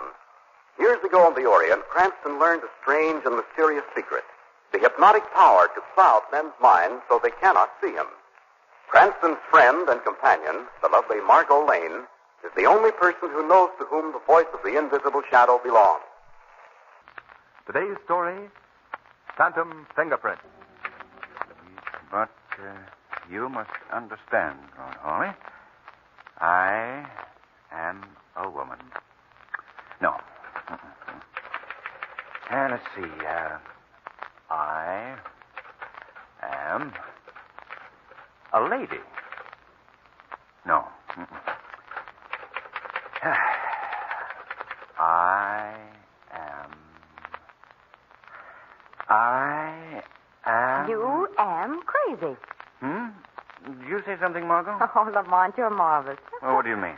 You've been sitting at that typewriter for the past 3 hours, mumbling, I am a lady. I am a woman. Margot, you just don't understand how an author must search for the right word. Search? That was a manhunt. Well, now tell me, do you think she should say, I am a woman, or I am a lady? Well, it depends on what she is. Well, she's both. Why don't you play safe and just call her a female? Oh, now, there you go again. Now, how do you think it would sound for her to stand up and say, I am a female? Well, I was only trying to help. Oh. Say, haven't you a date with Commissioner Weston to take him to your rehearsal tonight? Oh, that's so. I did want to rewrite this scene and take along with me, though. Well, then call her a woman and let it go at that. Well, a woman isn't bad. It's very good. Yes. I am a woman. Say, that is good. I am a woman. Sheer genius. I am a woman. Now, come on. Let's get down to police headquarters.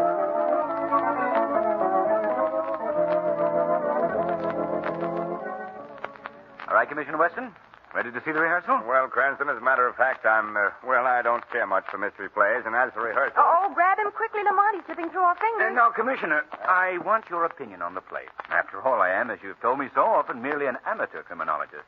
I'd appreciate the judgment of an expert. You really want my opinion? Your invaluable opinion, Commissioner. Well, in that case, Miss Lane, since you put it that way... And the publicity agent thinks it'll be good for the show if you come to see a rehearsal. Oh, so that's it, So I'm just being used as a publicity guy. But good publicity, Commissioner. Here's your hat, Commissioner. And your coat, Commissioner. Well, come in. Good evening. Oh, I didn't know you had visitors, Chief. Oh, come in anyway, Doc. Come on in. This is Miss Lane and Mr. Cranston, Dr. Kilgore. How do you do? How do you do? We've met before, Doctor. Yes. Doc Kilgore's our medical examiner. He's been with the force for... How long is it, Doc? 40 years. Next Thursday, Commissioner. Yes, of course. By the way, Doc, the men on the force are throwing a little party for you to celebrate your long service. Yes, I know. And I appreciate your thinking of me, really, but I just hate to be reminded that I'm getting old. Well, Doc, I've been thinking things over, and I thought that the party would be a good place for you to announce... My retirement? Yes, Doc. Now, I have your pension papers in the drawer of my desk here. I haven't signed it yet because I wanted to talk to you first. Well, hasn't my work been satisfactory, Commissioner? Doc, you're the best medical examiner in the country. But we're thinking of you. You've worked hard all your life. Now you can retire at full salary and enjoy yourself. Oh, why? If I retired, I'd be dead in 6 months. Now, Doc, that's no way for you to talk. I'm an old file horse, Commissioner. I wouldn't know what to do with myself if I didn't have my work to do. But, of course, if you want me to retire, I'll do it. I wouldn't think of it, Doc. I was only doing it for your sake. Well, then, shall we forget it for the time being? You see, I don't want to retire yet, Commissioner. Oh, forget it then, Doc. All right. I guess I'd better get along. Oh, what is it you came in to see me about, Doc? Oh, what's it? Would you rather we left the room, Dr. Kilgore? Oh, no, indeed not. It can wait until morning. Well, we'll miss the first act unless we hurry. You see, Doctor, Mr. Cranston's play is in rehearsal tonight, and he wants my critical opinion. But if you want to talk to me, I'll be glad to. No, indeed. What I have to tell you can wait, Commissioner. Oh, well, let's go then. Oh, by the way, Doc, those reports I wanted you to look at are right here on my desk. Yes. Now, you sit right down and go over them. There'll be no one around here to bother you at this time of night. All right, Commissioner. We've got exactly 16 minutes to get there. We'll never make it. We will with a police escort, Miss Lane. Police escort? Wow, did you hear that, Lamont? Yes, Margaret. Goodbye, Doctor. Goodbye, Dr. Kilgore. Now, don't work too hard, Doc. No, I won't. Have a nice time. Thanks, we will. I'm going to work the siren.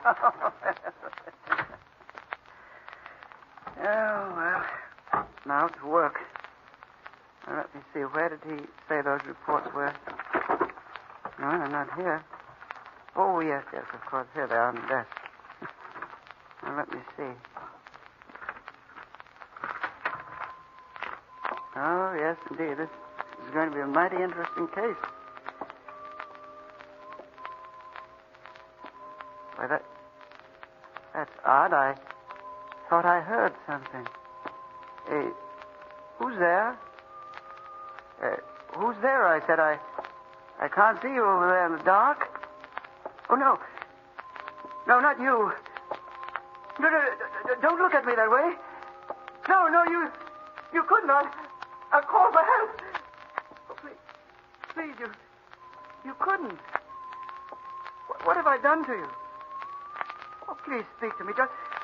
Don't just keep looking at me that way. Well, you wouldn't kill me. Well, you couldn't. It's impossible. I'll call for help. This door is locked.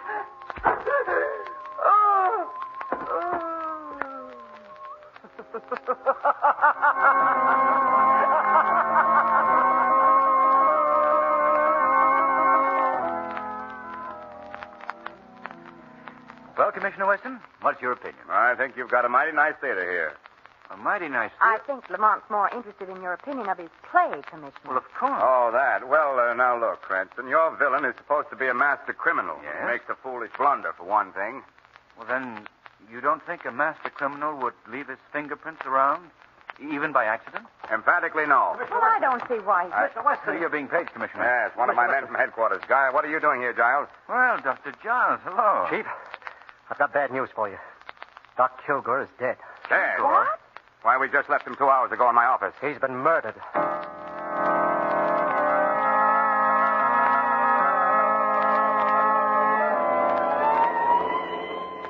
I know how you feel, Giles. I know how we all feel. Who did it? Who would want to kill him? I wish I knew, Giles. Step on it, Murphy. Yes, sir. Dr. Giles, you were Dr. Kilgore's assistant, weren't you? Well, he was more than just my superior. He was the best friend I ever had. He put me through medical school, got me the job as his assistant. But he was so good to everyone. Why should anyone want Come on now, come on. Pull yourself together. Oh, I'll be all right. I'll be all right. Have you had a chance to examine the body? Yes, I have. What did you find? Doc had been stabbed at the base of the skull with a sharp instrument. Yeah. Death resulted almost immediately, Commissioner Weston. Poor old man. At least he never knew what happened. Chief, if it's the last thing I do, I'm going to bring the Doc's murderer to justice.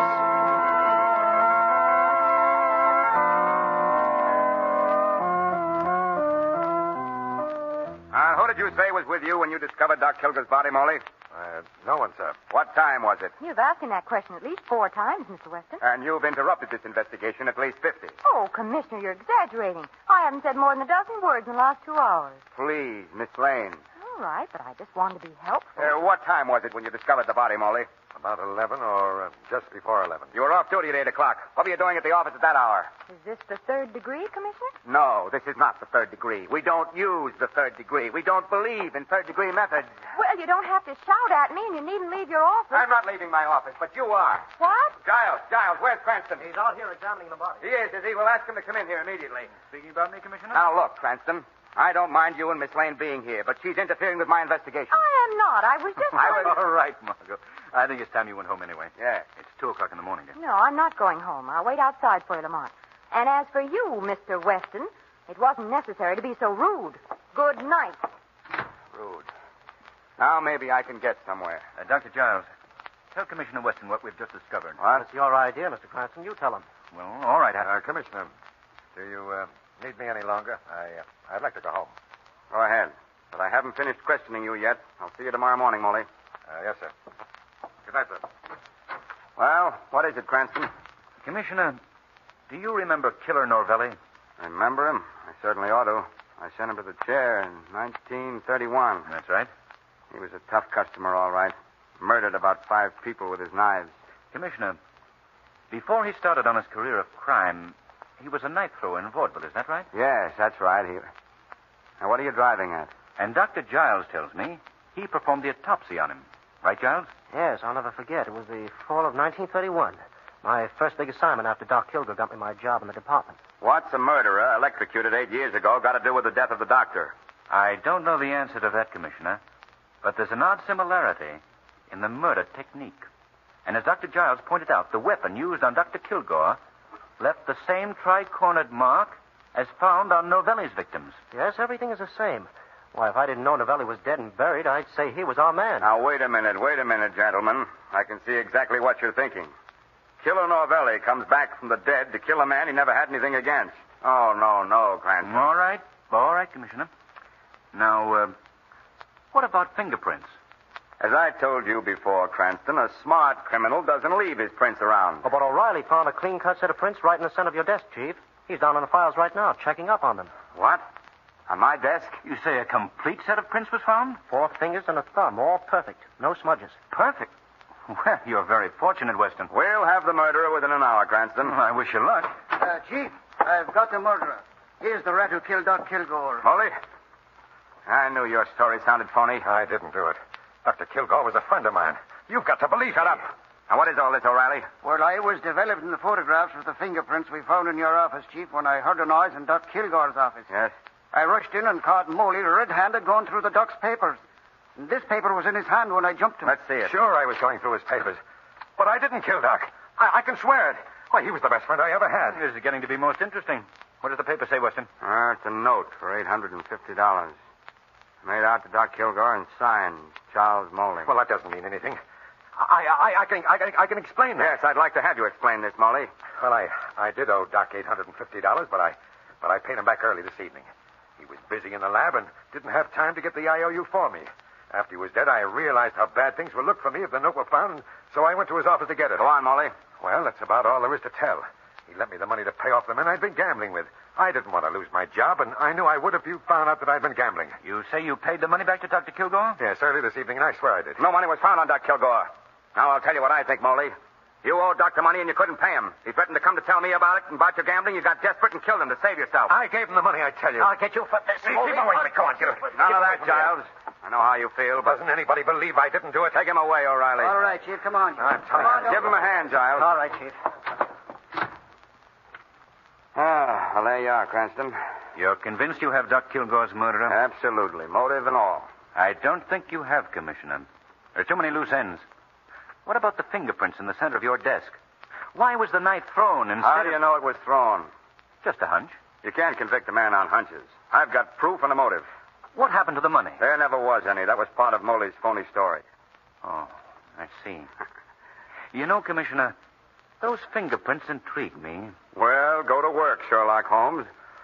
Oh, as for me, I'm going home and get some much-needed sleep. Come in. I'm sorry to bother you, Chief, but is O'Reilly here? No, he's busy. What did you want? Well, it's about the prints, Chief. The ones we found on your desk. What about them?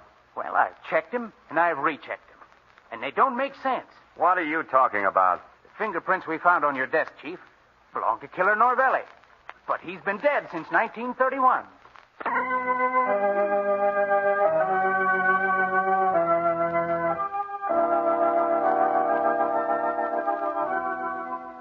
Please, Cranston, go away and don't bother me. I'm too busy to spend my time watching vaudeville acts.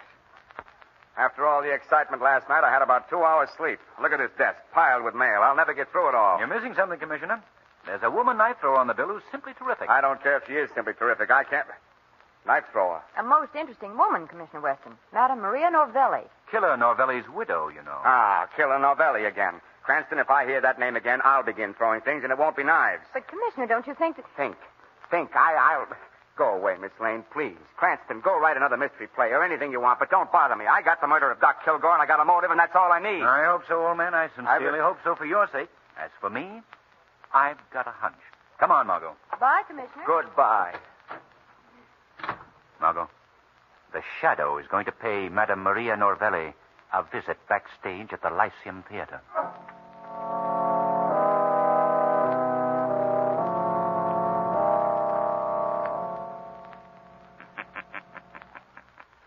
Maria Novelli. What? Who is there? I can see no one. It is I, the Shadow. You cannot see me, but I can see you. And you must answer my questions. Who are you?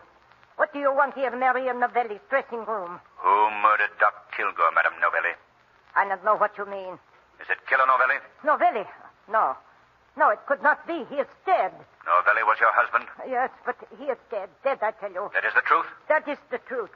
He was evil. He killed with the knives, the beautiful knives. I teach him the great art to throw the knives, and he used it to kill. Who else have you taught to throw the knives? Many. But there was one last year I taught him. He was very good. He learn quick. He learn as good as Novelli. I want him to join the act with me, but he... Go on. Go on. He say no. He say he got other reasons. Other uses for the knives. He is evil too, like Novelli. You aren't lying to me? No, it is true. Everything is true. What is this man's name? His name? Oh, no. That I cannot say. He make me promise not to tell. He say I'll kill you if you tell. You must tell me his name if I'm to help you. Oh, please. Please do not ask that. Quickly, Madame Novelli, his name. All right. I will tell. His name is... Madame Novelli.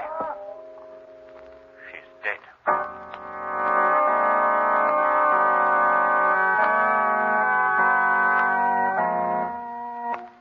And that's the story, Margot. According to Dr. Giles' report, the same weapon that killed Doc Kilgore also killed Madame Novelli. Any fingerprints found this time, Lamont? Oh, yes. The ever-present fingerprints were there. Perfect set as usual. And, of course, they belonged to our friend, the late killer Novelli. But how could a dead man go around killing people? He couldn't, Margot. That's just it. The murderer is merely using a very clever device to throw the police off his trail. Yet the fingerprints do match, Lamont. Yes, confound it. That's the confusing part of this whole thing. If I knew how the murderer performed this neat little trick, I'd know better where to look for him. Well, darling, at least you were smarter than Commissioner Weston. He thought Moley was the guilty party. Yeah. Old boy was a bit upset that the killer should have struck again and Moley safely guarded miles away under lock and key. Still, I can't be too hard on Weston. My record hasn't been too good on this case either. All I know, maybe Killer Novelli is alive. Maybe he's the man we're after all. Oh, I know that mood of yours when I hear it. Come on, Chief. You and I are going out for a nice brisk walk. Oh, it's getting pretty late, Margot. Besides, I've No, got... I won't take no for an answer. Now, come on. Here's All my right. hat and my gloves and... Oh, dear, look at them. Just look at them. Look at what? Oh, your gloves. What's the matter with them? Well, they're ruined, that's all. Ruined.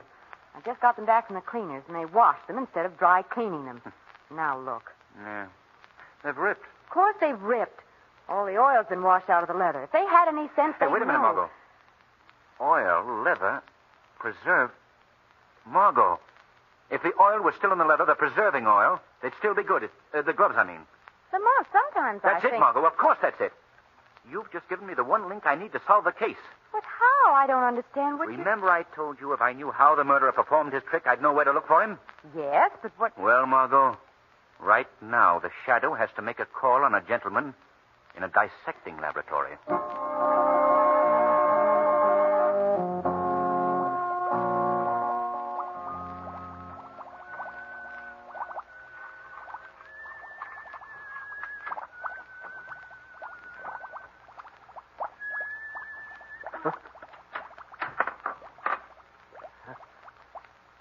Who's there? Who's there? Answer me or I'll... It's the Shadow, Dr. Giles. The Shadow? So sorry to interrupt your labors, but I must ask you to give me a very unusual pair of gloves you possess. Huh? What? Where are you? I can't see you. No. Unfortunately, you can't see the Shadow. I asked you for the gloves. No. What do you mean? You can't know anything about me. I know this, Giles. That only you and Dr. Kilgore would have been able to get the fingerprints of Killer Novelli after he was electrocuted. Huh? And with Dr. Kilgore dead, it was pretty obvious who the murderer was. You know a little too much, Shadow. I have a knife in my hand. I can't see it, but I can hear you. Why don't you throw your knives? Yes, Shadow. There.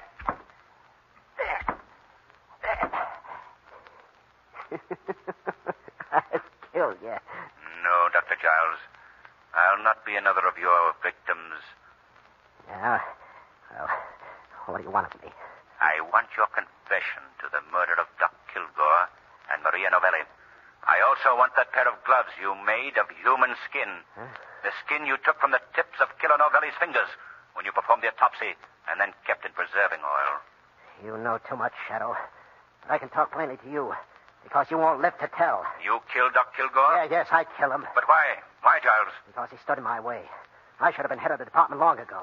But I had to wait for him to die. You also had found out that you had Killer Novelli's fingerprints and was going to tell Commissioner Weston the night you murdered him. Is that right, Giles? That's right.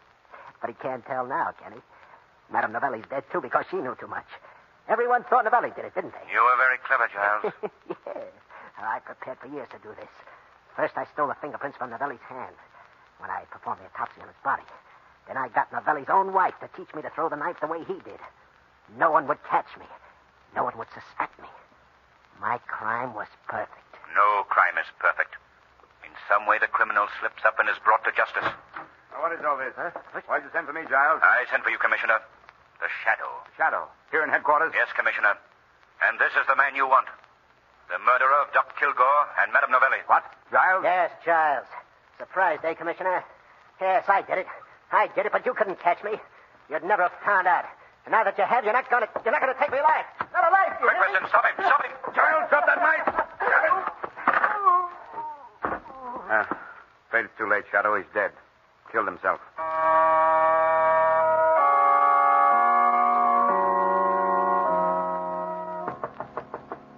Come in. Hello, Commissioner. Remember us? Huh? Oh, hello, Miss Lane. Cranston. I'm busy. Sit down. Say, Commissioner, I wanted to see you this morning because I have another idea about the Kilgore case. What? Hey, wait a minute. Don't you read the papers? The papers? I broke the case wide open last night. It was Giles. I knew it all the time. Giles? Yeah. Well, what do you know about that? Giles? Well, well. Do tell us, Commissioner, why did Giles do it? Go out and buy yourself a paper, Cranston. I'm sorry. I've got a luncheon date with the mayor, and I'm late now. You know, Commissioner Weston will actually get to hate you if you tease him too much. You notice, Margot, he didn't give the Shadow any credit for the solution of the crime whatsoever. I broke the case last night, Cranston. Aye. Oh, but Lamont, that was a horrible case. How could Giles kill the man who was his best friend, who helped him through school, got him his job here? How could he? Well, Margot, Giles was obviously suffering from a persecution complex. He imagined the world was against him. He thought his friends were his enemies. But his twisted brain was a brilliant one. He was devilishly clever. But he paid for his crimes as all criminals do, eventually. Say, that isn't bad. What? That line. I can use that in my second act. You mean just before the heroine says, I am a woman? Yes. No. Oh, Margot.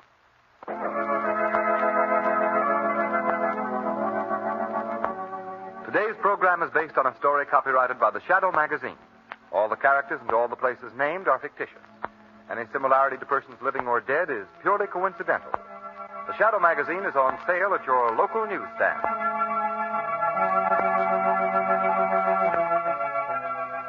The weed of crime bears bitter fruit. Crime does not pay. The Shadow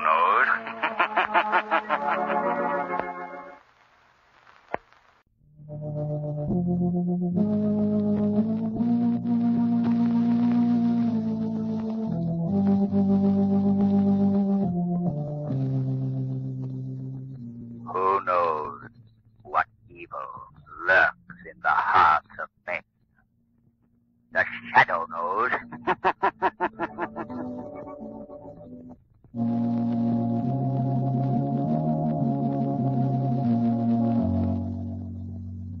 The Shadow, mysterious character who furthers the forces of law and order, is in reality Lamont Cranston, wealthy young man about town. The Shadow uses his hypnotic power to cloud men's minds so that they cannot see him. Cranston's friend and companion, the lovely Margot Lane, is the only person who knows to whom the unseen voice of the Shadow belongs. Today's story, Mansion of Madness.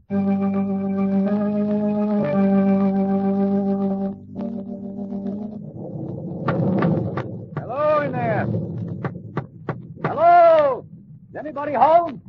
Oh, you didn't expect there would be, did you, Lamont? We didn't think we saw a light as we came up the road, Margot. Oh, try again. What in the world is a medieval castle doing in this country, Lamont? Oh, you know how castles get around. Well, I guess it's useless, Margot. No one seems to... Well, at last. Come on, Margot. Oh.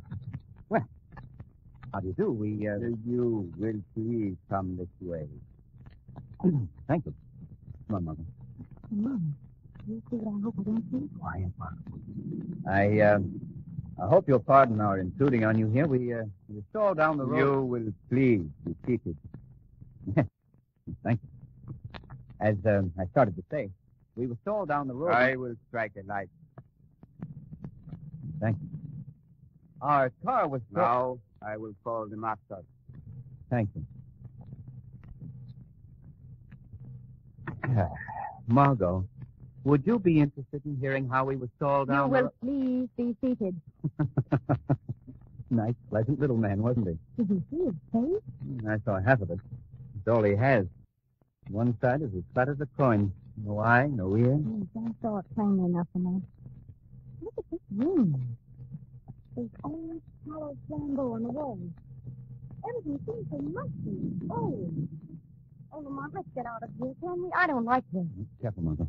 Someone's coming. Miss Margot. Good evening. My man tells me you've had trouble with your car. Yes, we stuck in the mud up the road a bit. I know this is an awfully late hour. Oh, no apologies, please. It isn't often that visitors come to Belhausen, even by accident. Permit me to introduce myself. I am Caldas Madisol, uncle of Millicent Cantleford, present mistress of Belhausen Castle. On her behalf and on my own, I welcome you. Thank you. Montisol, Miss Margot Lane. Charms, Miss Lane. How do you do? Mr. Cranston, Mr. Montisol. How do you do, sir? Delighted, Mr. Cranston. I asked him what way I can serve you. I'd like very much to use your telephone. I want to call a garage. Telephone? We have no such thing here. No telephone? Nothing new has been put into this castle since it was built in 1640, nearly 300 years ago. 300 years ago? That's correct. Belhausen was built by Sir Austin Cantleford in the early 16th century. Would you step over here a moment, please? Yes. Yes. Come on, now. Listen. This is a portrait of Sir Austin. Interesting looking character. He was forced to flee his native land because of political differences. He built this castle in the hope that he could create in this new land a replica of his ancestral estate. And did he find happiness? Come here, to this window. You see that tower? It's a bit difficult, surrounded by mist as it is. I don't quite... Oh, yes, I see. Sir Austin was found hanging by a rope from its rafters. Suicide. Oh, horrible. There's a superstition that has clung to Belhausen ever since. A superstition? About Sir Austin's death? There are those who claim that the tragedies of Belhausen recur just as they happened originally, right down to the present day. What was that? Oh, now pay no attention, Mr. Cranston. Don't be frightened, Miss Lane. It's a girl. What's wrong with her? Millicent, go back to your apartment, child. Millicent. The mistress of Belhausen. It's here, Uncle. It's not in my imagination this time. It started in her dressing room. It moved across the east balcony and down the service stairs. No, there's not been a cat in Belhausen since your mother passed on. Only that one, Uncle. That one. Now, Millicent, have you ever seen a cat here? No. But I hear people wailing just as it did when I found poor Mother. Oh, come, my dear. You're frightened now, I guess. Miss Lane, Mr. Cranston, permit me to present Miss Millicent Cantleford. Miss Cantleford. My dear, we're intruding horribly. Wilson, I hope you won't think me ill-bred. Oh, not at all, Miss Millicent. Miss Lane and Mr. Cranston have had a bit of an accident. They came here for help. An accident? Oh, my dear, you're not hurt. Nothing serious, Miss Millicent. Our car's stuck in the mud. We were unable to go any further. Then by all means, you must take care of me. That's very kind of you, Miss Millicent, but I think we'll push on to the nearest village. I'm afraid that's not feasible. The nearest house is 10 miles away, well beyond the moor. 10 miles? You couldn't help in this storm. I see only one way out. You must permit us to offer the hospitality of Belhausen. Why, that's very kind of you, but I think... You're most welcome. I'll have my man prepare rooms for you. And it's very late, Millicent. You must be off to bed. Yes, Mr. I'm not afraid now that I know there are others in the castle. Good night, Mr. Good night, Mr. Cranston. Good night, Miss Millicent. Good night. I believe I owe you both an explanation. You see, the child had a frightful shock several years ago. Shock? Yes. Her mother was paralyzed during the latter years of her life. And being quite eccentric, she lived here alone, unattended. Millicent was at school in Europe. For many months, Millicent received no answer to her letters. So she came back to Belhausen and found her mother's skeleton in this room. Oh. Seated in a wheelchair, her only companion beside her, a cat. Well, that explains the cat thing. Oh, it explains many things, Mr. Cranston. The voices she hears, the departed chancellors who, in her distorted imagination, returned to Belhausen. Oh, the poor girl. Oh, I'm sure this all must be very trying to you both. I'll hurry Cebu along with your rooms. Make yourselves comfortable. I'll be back directly. Yes, thank you. Oh, well, Margot, not a pretty situation, is it? Definitely not. What can we do? I'm not sure, Margot, but I'd like to stay. In fact, I must stay. Why? Well, Margot, it seems that many invisibles walk the halls of Belhausen. Tonight, there will be one other. The Shadow.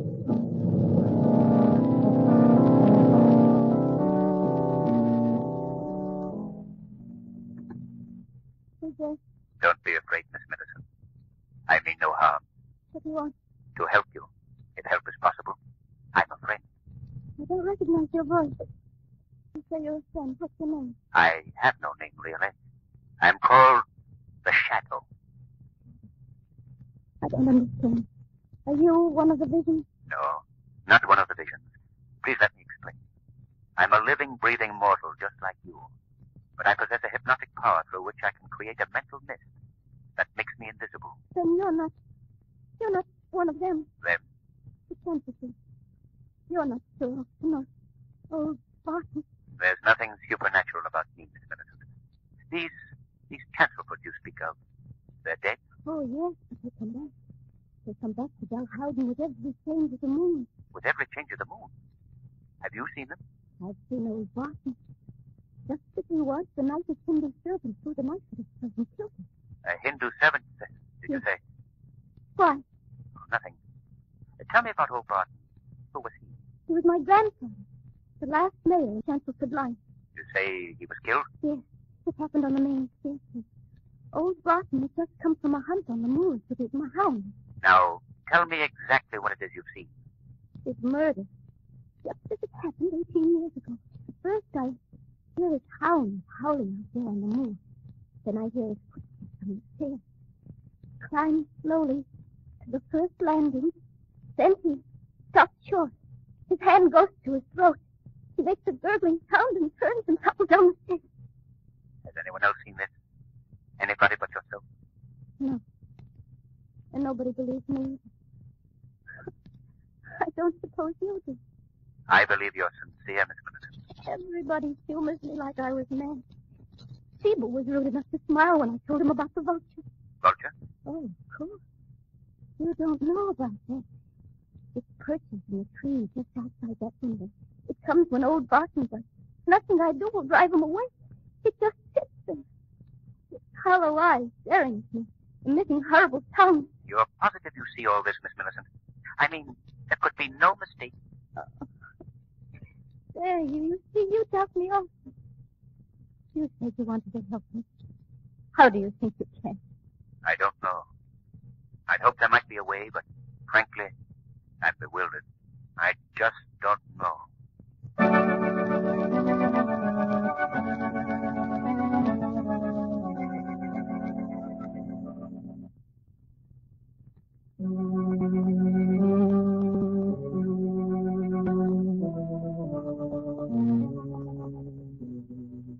Lamont, will you please explain to me why we've been called to court? I've told you, Margot. Mr. Montesol has asked us to testify to what we saw and heard that night at Belhausen Castle. But why have we been waiting here all this time? Why can't we just go in and tell what we saw and get out of here? Because the court isn't in session. They've declared a recess. Recess? Oh, ridiculous. Schoolboy stuff. I'll bet you that if women were running these places, things would happen a lot faster than they do now. Now, wait a minute. I seem to recall a few shopping trips with you, my dear. Oh, well, that's different. And the people that hang around here. Look at them. Pure criminal types, every one of them. Who, for instance? Well, that man who just came out of that room, for instance. That man there? Yes. Darling, that's the judge. Oh. The court is reconvening. Let's go inside.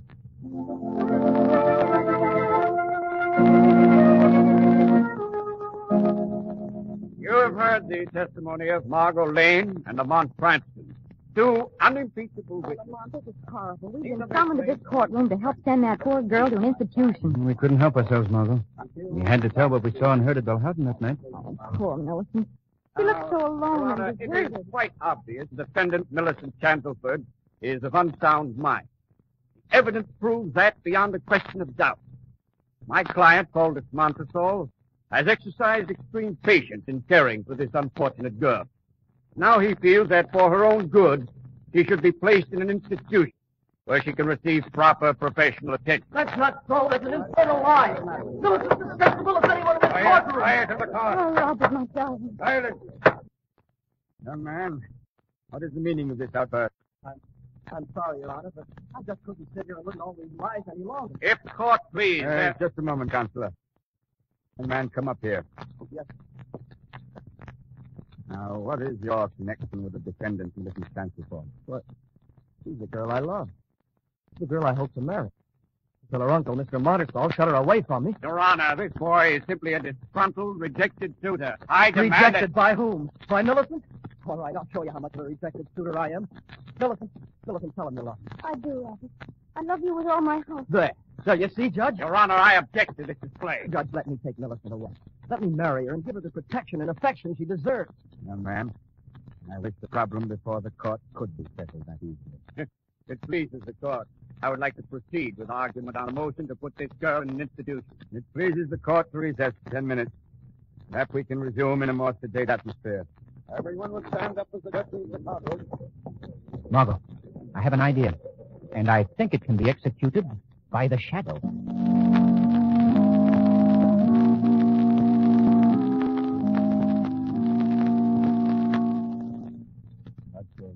Shadow, whoever you are, this is an impossible thing you ask. I'd like to do it for you. Lord knows you've done enough for law and order. But I've got to hand down a decision. Sign the girl's commitment papers today. Give me 2 days' time, Your Honor. Just 2 days postponement. But I just can't grant postponement on nothing. Your Honor, you've got to give me some time to accomplish my job. Well, Please, Your Honor. tell you what I'll do. Yes? I'm probably a sentimental old fool, but I'll give you 24 hours. If you're not back with something definite in that time, I'll have to commit the girl. 24 hours? That's all. Perhaps it will be sufficient. There's a change in the moon tonight. Change in the moon. What in blazes has that to do with the case? Maybe nothing, Your Honor. Maybe everything.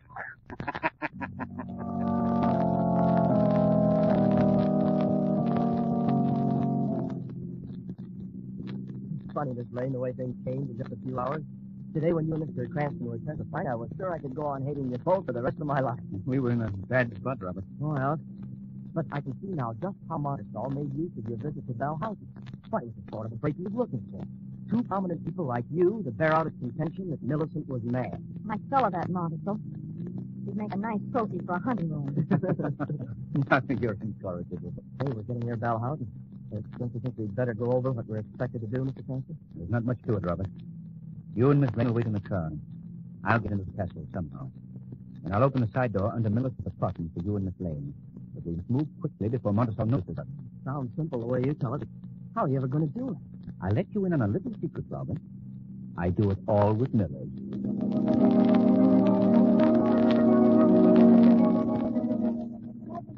Robert, however did you manage to get in here without Uncle Carter's catching Now, you? don't give me the credit, Millicent. Mr. Cranston did it. I don't know how, but he turned the trick. Well, Mr. Cranston, the important thing is you and Miss Lane are here. And you've got my darling. But so it comes. Oh, Darling, I don't know what we're going to do. Listen. Jack, it's here. It's starting again. Now, don't be frightened, darling. You won't face it alone tonight. There's a change in the moon. We'll all be here. An old Boston is coming across the moors with his hound. Yeah, he's right here in the castle. Oh, yeah. It's your mother's cousin. Don't you stop, Mr. Cranston. Look. What is it, Robert? There in the tree outside the window. It's a vulture. Vulture? It's right close to the window. He's almost within reach. Robert, let me have that letter opener. They're on the desk. All right, I'll get it. What are you going to do, Lamont? I'm going to try my hand at the gentle art of knife throwing. Here you are, Mr. Cranston. That's all to do. Shock and head. Yes, fine, Robert. All right. There. Step back, Margot. Come over here, Millicent. All right, Mr. Cranston, let her go. A bullseye. You stuck it right in his breast. Yes. Still eats it and squawks. Interesting. Very interesting. I could have told you. You can't get rid of him. There's nothing you can do. You always wait for old Barton's death. Close the window, Robert. Shut him out. No, wait. I hear something out on the moor. Now, you hear that? It's the hound. They're moving across the moor. Old Barton's with him. He'll be here in a minute. They're coming this way. Robert. It's all right, darling. It's all right. I don't see how anyone could live in a place like this and still hold on to their sanity. Others have reasoned that way, Margot. You mean Marshall, I suppose. I don't exclude him. Yes? I think I heard somebody moving about downstairs. Yes? Margot, put out that lambeau. I'm going out in the hall. I don't want the light to stream through. All right. There you are. Now, quiet while I open the door. Wait a minute, Mr. Cranston. I'm going to... All right, Robert. Open up. Be careful, Robert. Easy, boy. Step through, Robert. Right. Now, close it. Follow me. Robert. Yes? Drop down behind this balustrade. We can see the stairs from here. Mr. Cranston. Yes? Look coming around that corner. That's our man. Now watch it. Old Barton? Maybe. No. Keep hiding. Near the lane. Be ready to run, Robert. But what are we going to do? Head him off before he can get to that big flagstone at the bottom of the stairs. Listen, look, he stopped on the lane. Ready now? That's exactly as Miller described it. Old Barton chokes and then he falls down the stairs. Come on, Robert. Stop! Stay where you are! Stop, I say! Look out, Mr. Cranston. Grab it. I got him! No use, mister. We're on to your hook. Out of the way, Robert. No, you don't. There. You've got enough, Mr. Ghost. Oh, no, eh? You got him, Cranston. You nailed him right in the butt. No, it's all right. Don't worry. That was quick work. Who is he, Lamont? Don't know, Margot. We'll see. Strike a match, Robert. I'll turn him over. Sure. Boy, you should have seen that sock Mr. Cranston gave. All right, now, we'll see who the... The half-faced man. Evil. Robert, Yes, Mr. Cranston? take Millicent to her apartment. Margot, you come with me. All right, Millicent, let's go. Come on, Margot. Oh, what's next? I want to look at that vulture. Tree's right outside this door. All right, Margot. After you. Thank you. There. There's our charming feathered friend. Still perched and still imperturbable. And still possessed of that confounded voice. Margot, take a look at this. What is it? A wire? Yes. And if I'm not mistaken, it... Well, let's give it a yank and see what... My, what a long tail he has. Long copper and properly insulated. Hold on just a minute now. There we are, Margot. With the vulture's in it. Heart, soul, and mind are all encased in this little device. It's like a radio loudspeaker. That's exactly what it is. I had no idea vultures were such deceitful creatures. Margot, you take the car, drive to the village, and phone the police. Don't let them know who you are. But tell them to get out here right away. What are you going to do? I'm going to follow this wire. It'll probably lead to one of those abandoned guardhouses at the end of the moor. Tell the police to watch for a flashlight signal. And rush to the location and hold anybody they may find there. The Shadow is going to find the human vulture at the other end of this line.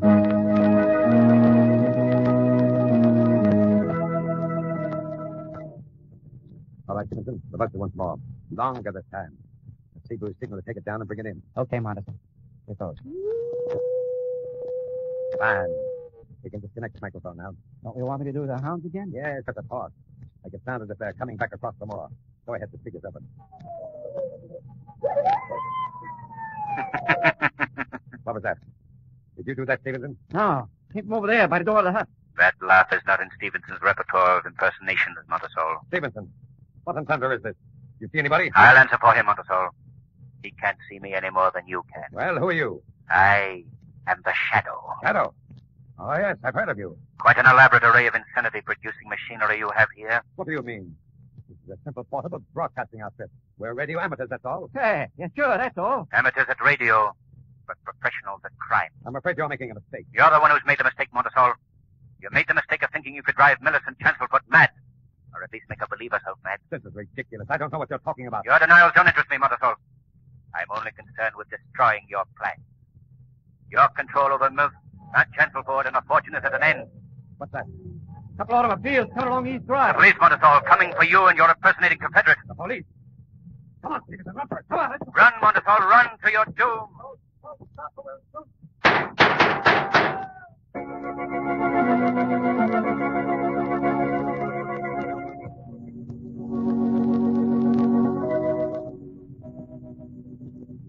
Yeah. The old castle looks a lot different than it did the first time we came here, eh, Margot? So glad those kids are getting married. She looks very lovely in that wedding gown, doesn't she? Say, Are you listening to me? Yes. Yes, I was just thinking. What about? What would happen if you were ever married? Now, Margot. Oh, don't be alarmed, Lamont. This is pure supposition. I was just thinking of you walking up the aisle just as Robert is now, Yes? ready to take the sacred vows that would endure for the rest of your life. Yes, Margot. And then all of a sudden, somebody would shoot the best man, the minister would fall down poisoned, and the bridesmaid would be stabbed, and you'd be off again on another case that would bust up the whole darn thing.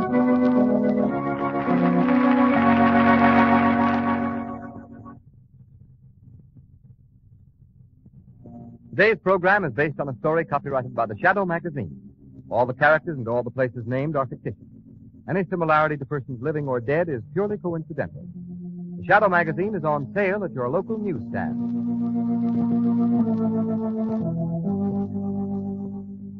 The weed of crime bears bitter fruit. Crime does not pay. The shadow knows.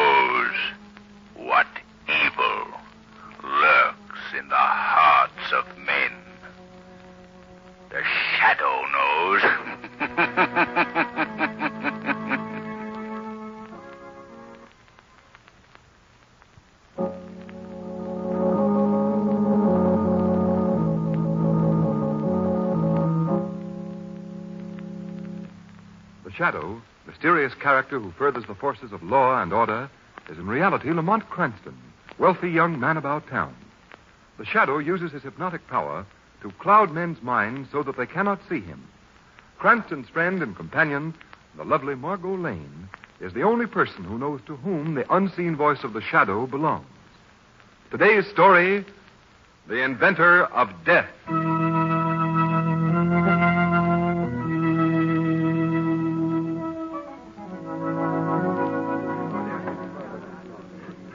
Lamont, this is really fun. I thought you might enjoy it, Margot. When you asked me to come to an exhibit at the Hall of Science, I began trying to think of fast excuses about sick grandmothers. Oh, really? Yes. I pictured a lot of stuffy old men mumbling in their beards about relativity or something. I see. This is really exciting. Look, what's that over there? Well, they have a sign up. Let's find out. All right. Demonstrating the scientific marvel of the age. The mechanical man. Mechanical man? That's what it says. It walks, talks, answers questions. Although made of metal, it can duplicate many things that man can do.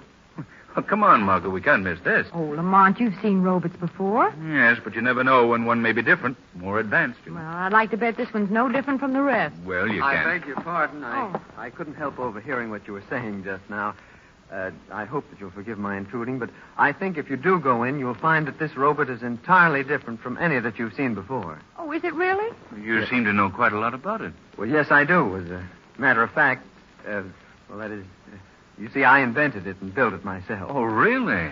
I know I shouldn't be out here in front talking to perfect strangers about my invention, but you see, I'm very enthusiastic about it. Oh, naturally. Come on, George. They're waiting for you to start the demonstration. Oh, well, of course, dear. This is my wife, Mr. Cranston is the name, and this is Miss Margot Lane. How do you do? How do you do? How do you do? My name is Alton. Mr. Alton? Well, aren't you coming in to watch? Oh, yes, certainly. I was trying to persuade Mr. Cranston to go in anyway. Wasn't I, Lamont? Why, of course. Oh, come right this way, please. Oh, what a little liar you are, Margot. Yes, I know. Isn't it awful? Well, if you'll come through this side door with me, I'll see that you get a good place to watch the demonstration. Why, thanks very much. And so, of course, here he is now, ladies and gentlemen.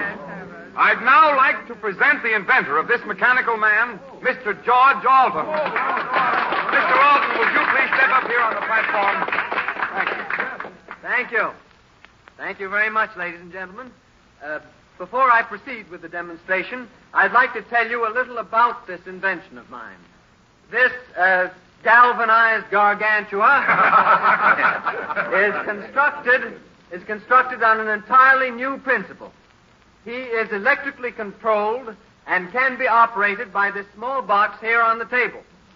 But he also responds to commands in the mind of the operator, rather than to certain sounds of the human voice, as has heretofore been the method of operation. Now, I'll bring out the big fellow and give you a demonstration which I think will convince you that I have not exaggerated in any way. Oh, Lamont, do you think such a thing is possible? Well, in the realm of science these days, Margot, anything is possible. I suppose so. Lamont, don't you know it's rude to stare? Oh, was I staring? I'm sorry. That man over there in the crowd interests me. Who? The hunchback? Yes. You notice anything peculiar about him? Peculiar? Yes, I'm speaking of his size. Size? What do you mean? Have you ever seen a hunchback so tall? Why, no, I don't believe I have. Now, ladies and gentlemen, I'd like you to meet my mechanical man, whom I have named Henry. Roll it right out here, if you please. Well, speaking of being tall, look at that robot, Lamont. It must be at least 10 feet high. That's right. I'm now going to order Henry to step down from this little platform that he's standing on. Now, you will notice that I don't give him any particular word. I just think the command, and Henry will obey. Now, watch.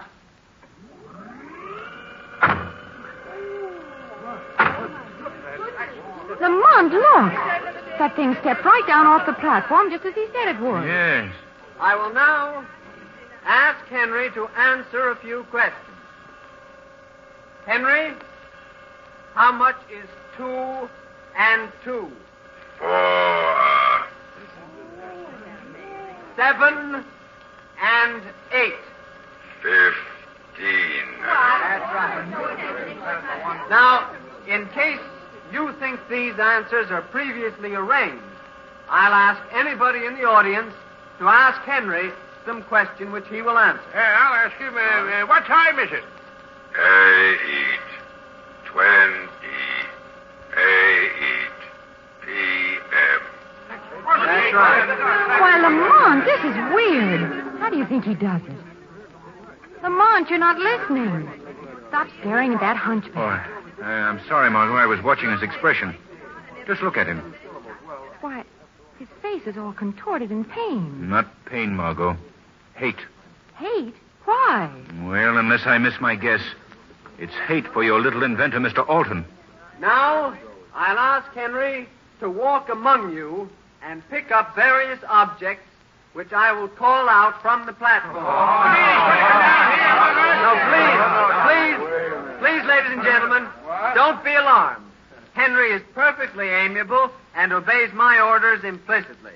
He wouldn't harm a fly. Well, that may be so, but if that two-legged tank's going to walk around here among us, brother, I'm getting out. Well, I'm very sorry to lose you, sir. I guess I'll have to show you that Henry is perfectly harmless. Lamont, if Henry toddles this way, harmless or not, you'll find me joining the parade to the exit. Ladies and gentlemen, please. Now, you see the young lady sitting on the chair at the other end of the platform. That is my wife, who is not afraid of Henry. Therefore, I'm going to ask him to walk over, pick her up in his arms, and carry her back to me. And you will find that she's none the worse for the experience. All right, Henry. You know what I want you to do.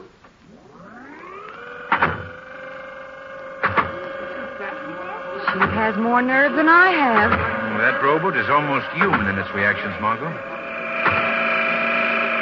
That's right, Henry. Look. That creature is picking Mrs. Alton up out of the chair. Oh, she looks so small and helpless. Come on, I'm afraid. Oh, I don't know why you should be frightened, Margot. Probably done this hundreds of times. See how he holds her in his arms? That's what he's trained to do. And now he walks with her.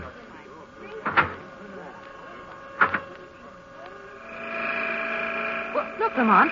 The robot has stopped. Yes. Good Lord. No, Henry. No. Mrs. Alton is struggling to get down. Put her down. Put her down this minute. Margot, something's gone wrong. The machine is closing his arms about her. He'll crush her. Stop it, someone! Put her down! Put her down! You're killing her! Stop! Oh, my God!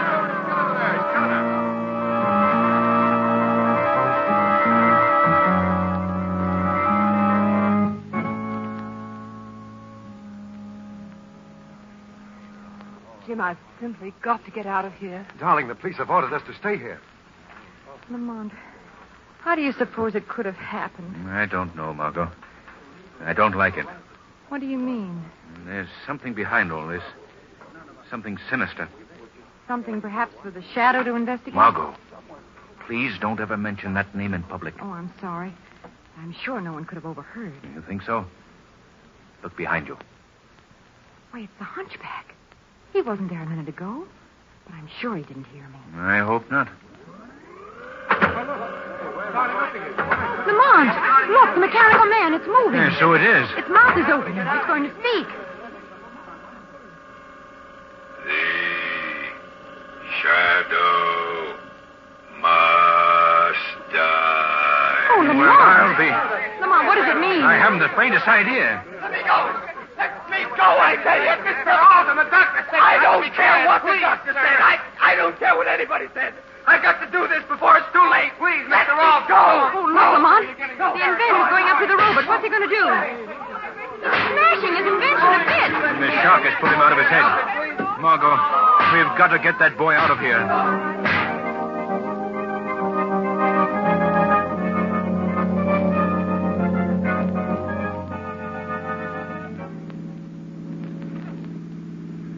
Drive a little slower, Margot.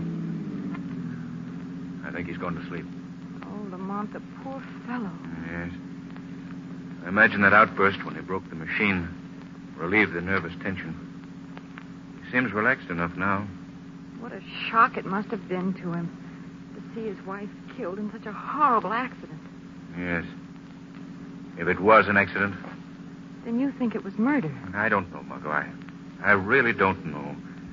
Look, Lamont. Alton's eyes are opening. I think he's waking up. No. Where am I? What's happened? We're just taking you to a place where you can get some rest. Well, oh, I see. My wife. My poor wife. Easy now. Easy. Mr. Alton, you've got to help yourself at this point. Myself? What does it matter about me? Mr. Alton, do you have any enemies? Anyone who might be jealous of you or your invention? Enemies? No. Well, unless Dr. Zaruga... Dr. Zaruga? Who's he? Well, he's an inventor. He devised a radio-controlled incendiary bomb which was turned down by the Army a year ago. It was too frightful a weapon to use even in modern warfare. Well, what has Dr. Zaruga got to do with you? What? Well, at the time the Board of Science accepted my invention for display, they turned down the robot invented by Dr. Zaruga. He was furious and... Oh, what does it matter now? What does anything matter? Why was Dr. Zaruga furious? He felt that he was being discriminated against in favor of others whose inventions were not as good as his. Made a scene about it. Then went back to his laboratory next to mine on Providence Street and locked himself in. He wouldn't see anyone for days. I see. One more question, Mr. Alton.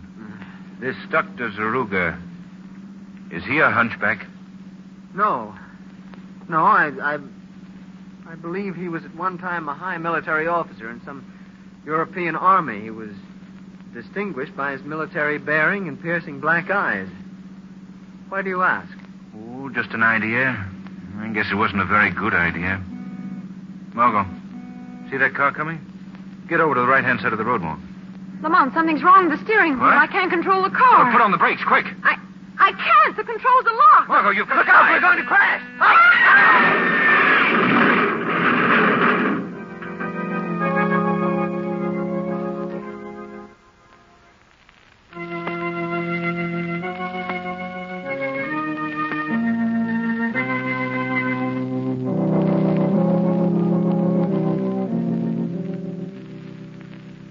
Dr. Yoon, how do you think Mr. Krantz is going to live, sir?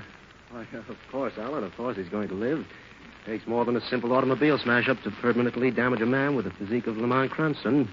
Even if he has been unconscious for 24 hours. Yes, I hope so, sir. When Mr. Cranston comes to, Ellen, see that he stays in bed and keeps those bandages on his arm. Yes, a very good doctor. In bed, bandages on arm. I'll do my best, sir. Good night, sir. Good night. Bed, bandages on arm. Oh, dear. I'd better write it down so I shan't forget it. Oh, he's coming to.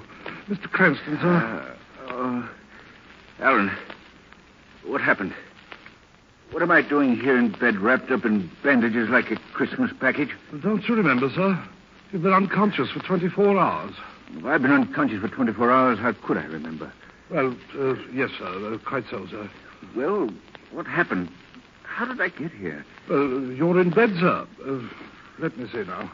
Oh, yes. Keep in bed. Bandages on. Keep in bed. Bandages on. Stop mumbling. How did I get here? Why, you were in an automobile accident, sir. Yesterday, your car ran off the road and overturned in a ditch. Automobile accident? Yes, sir. Oh, yes, of course. And the others? How about the others? If you're referring to the young gentleman who was apparently riding in the car with you, sir, I'm afraid, well, that is... Dead? Yes, sir. His neck was broken in the crash. Oh. What about Miss Lane? Miss Lane? Yes, Miss Lane, you idiot. What about her? What happened to her? Was Miss Lane riding with you in the car? Was Miss Lane riding... Alan, what happened to Miss Lane? Speak up. Well, I don't know, sir. There was no sign of her at the scene of the accident. The police just reported finding you and the other gentleman. Alan, give me my clothes. I'm getting up. But, sir, the doctor said in bed and bandages... Blazes with the doctor. But I've got to find out what happened to Miss... Mr. Cranston, if you go out now with the condition you're in, I shan't be responsible. You're just flying in the face of Providence. Providence, that's it. That's it, Alan. Providence Street. It's a wild hunch, but it may be a good one. Now, hurry, man. Give me my clothes at once.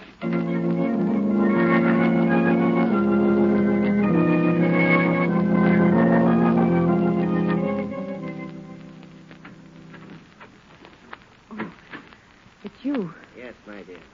Dr. Zaruga, your humble servant. You were hoping for someone else, eh? I don't know what you're talking about. Oh, yes, you do, my dear Miss Lane. Why do you keep me here, locked in your laboratory? Why don't you let me go? Oh, you fiend.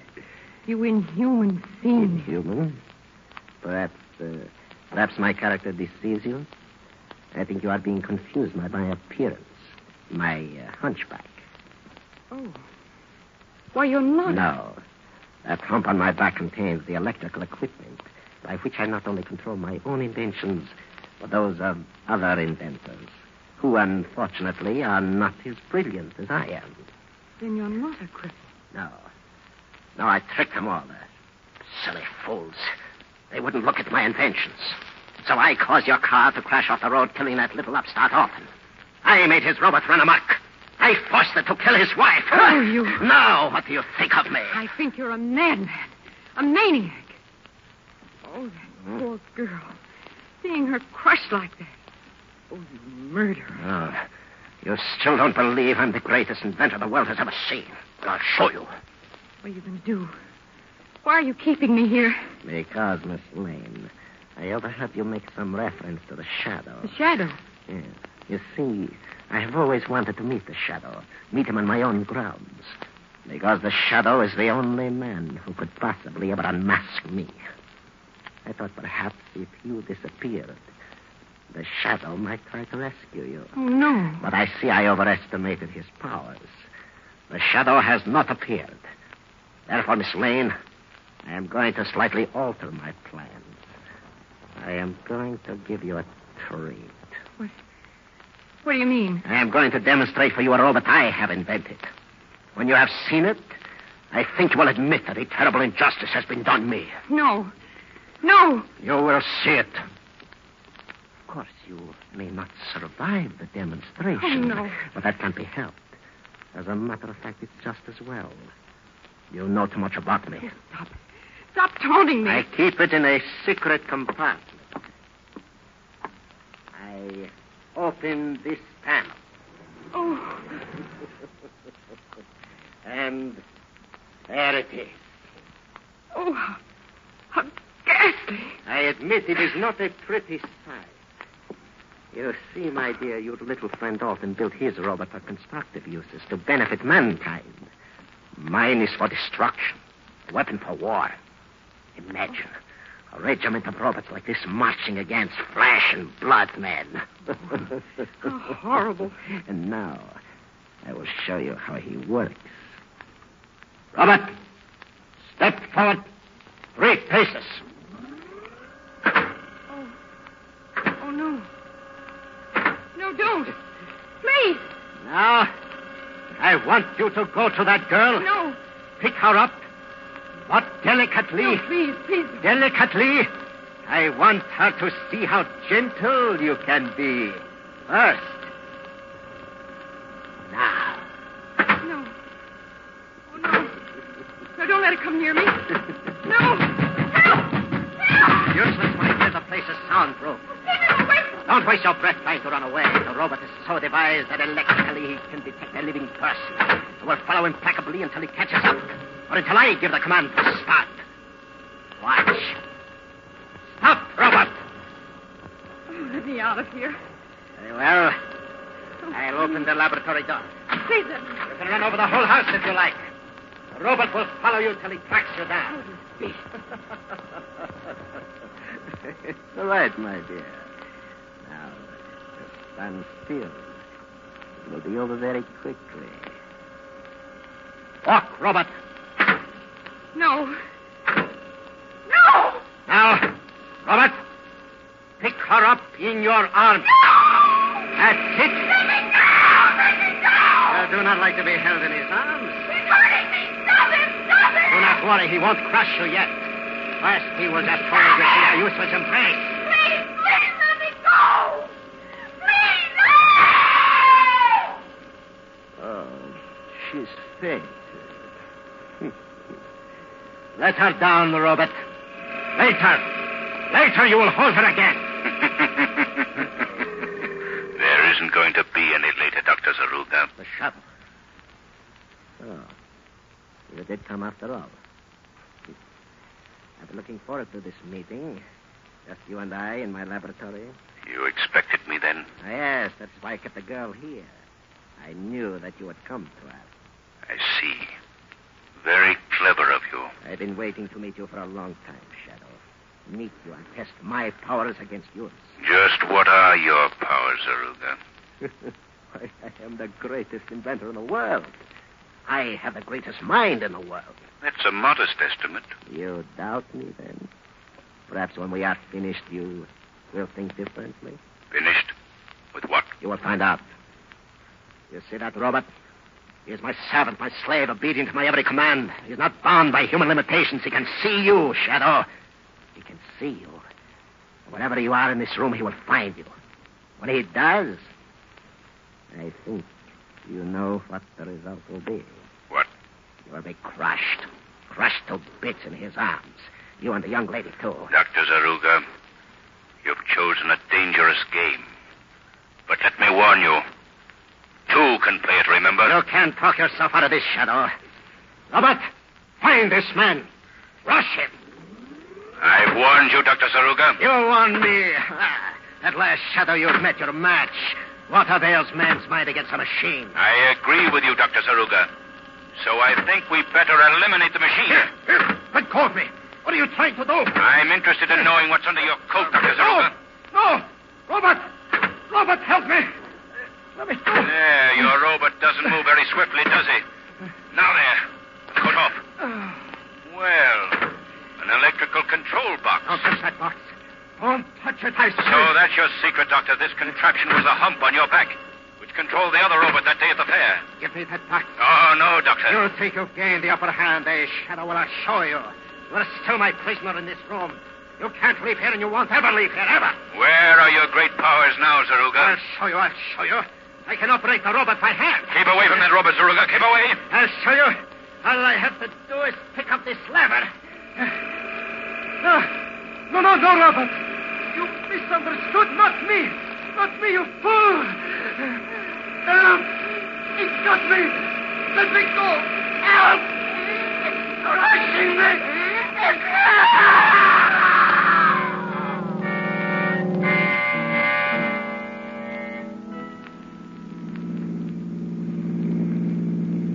You feeling all right, Margot? Well, I guess so, thanks. It does seem good to be out of that place. Yes. They're destroying Zaruga's robot. It's a pity in a way. Those mechanical gentlemen might be very serviceable if they were properly directed. Oh, you think so, huh? Well, after my little experience with the doctor and his mechanized murderer, I'll think twice in the future before I even use an electric toaster.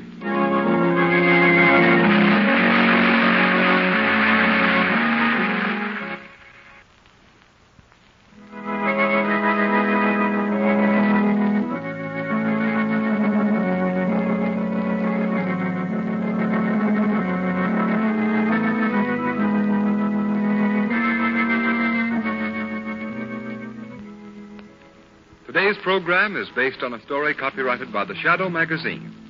All the characters and all the places named are fictitious. Any similarity to persons living or dead is purely coincidental. The Shadow magazine is on sale at your local newsstand.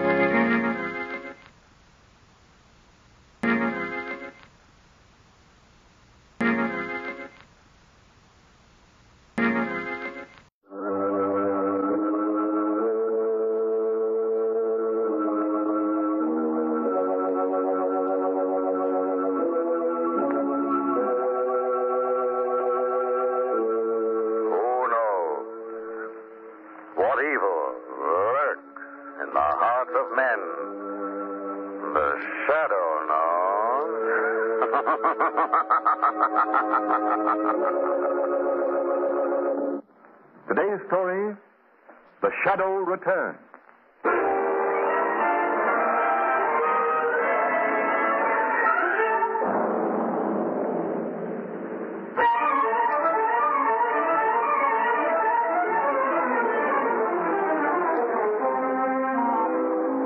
Gentlemen, a situation has arisen that's causing shipping great concern. It's in the hope you shipmasters may be able to offer some solution or explanation that you've been called here. Mr. Kenchner has come from the Washington office to acquaint you with the facts. Gentlemen, Mr. Kenchner. Thank you, Commodore. Gentlemen, during the past few months, we've been getting reports of an alarming series of strange accidents aboard incoming ships. Out of 60 ships that have tied up at this port recently, some 100 crew members have been put in hospitals for infections in arms, legs, and shoulders. Really, gentlemen. And 15 seamen have either lost a leg or an arm in the past few months. Really, it's true, gentlemen. And in addition, 4 have died as a result of their injuries. Have you any idea of the cause? Any clue at all? The only thing we're sure of, Commodore, is that unless something can be done at once, there are men on the sea right now who lose an arm, a leg, or maybe their lives.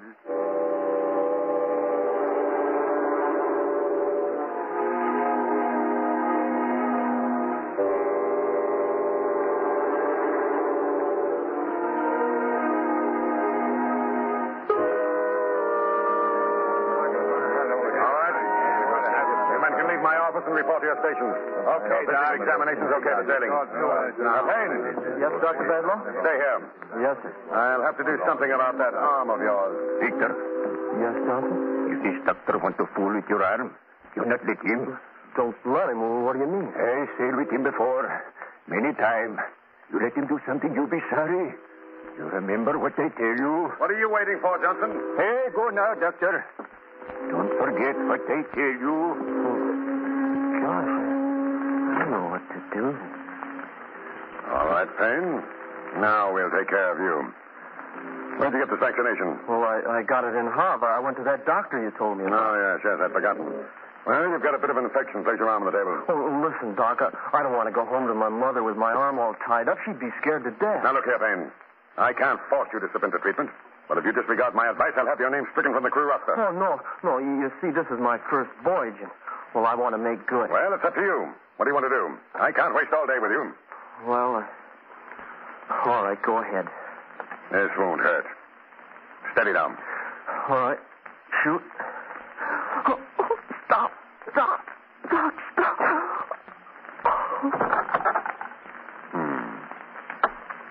Fainted, eh? A very effective anesthetic. Now, Victor Payne will perform a real operation.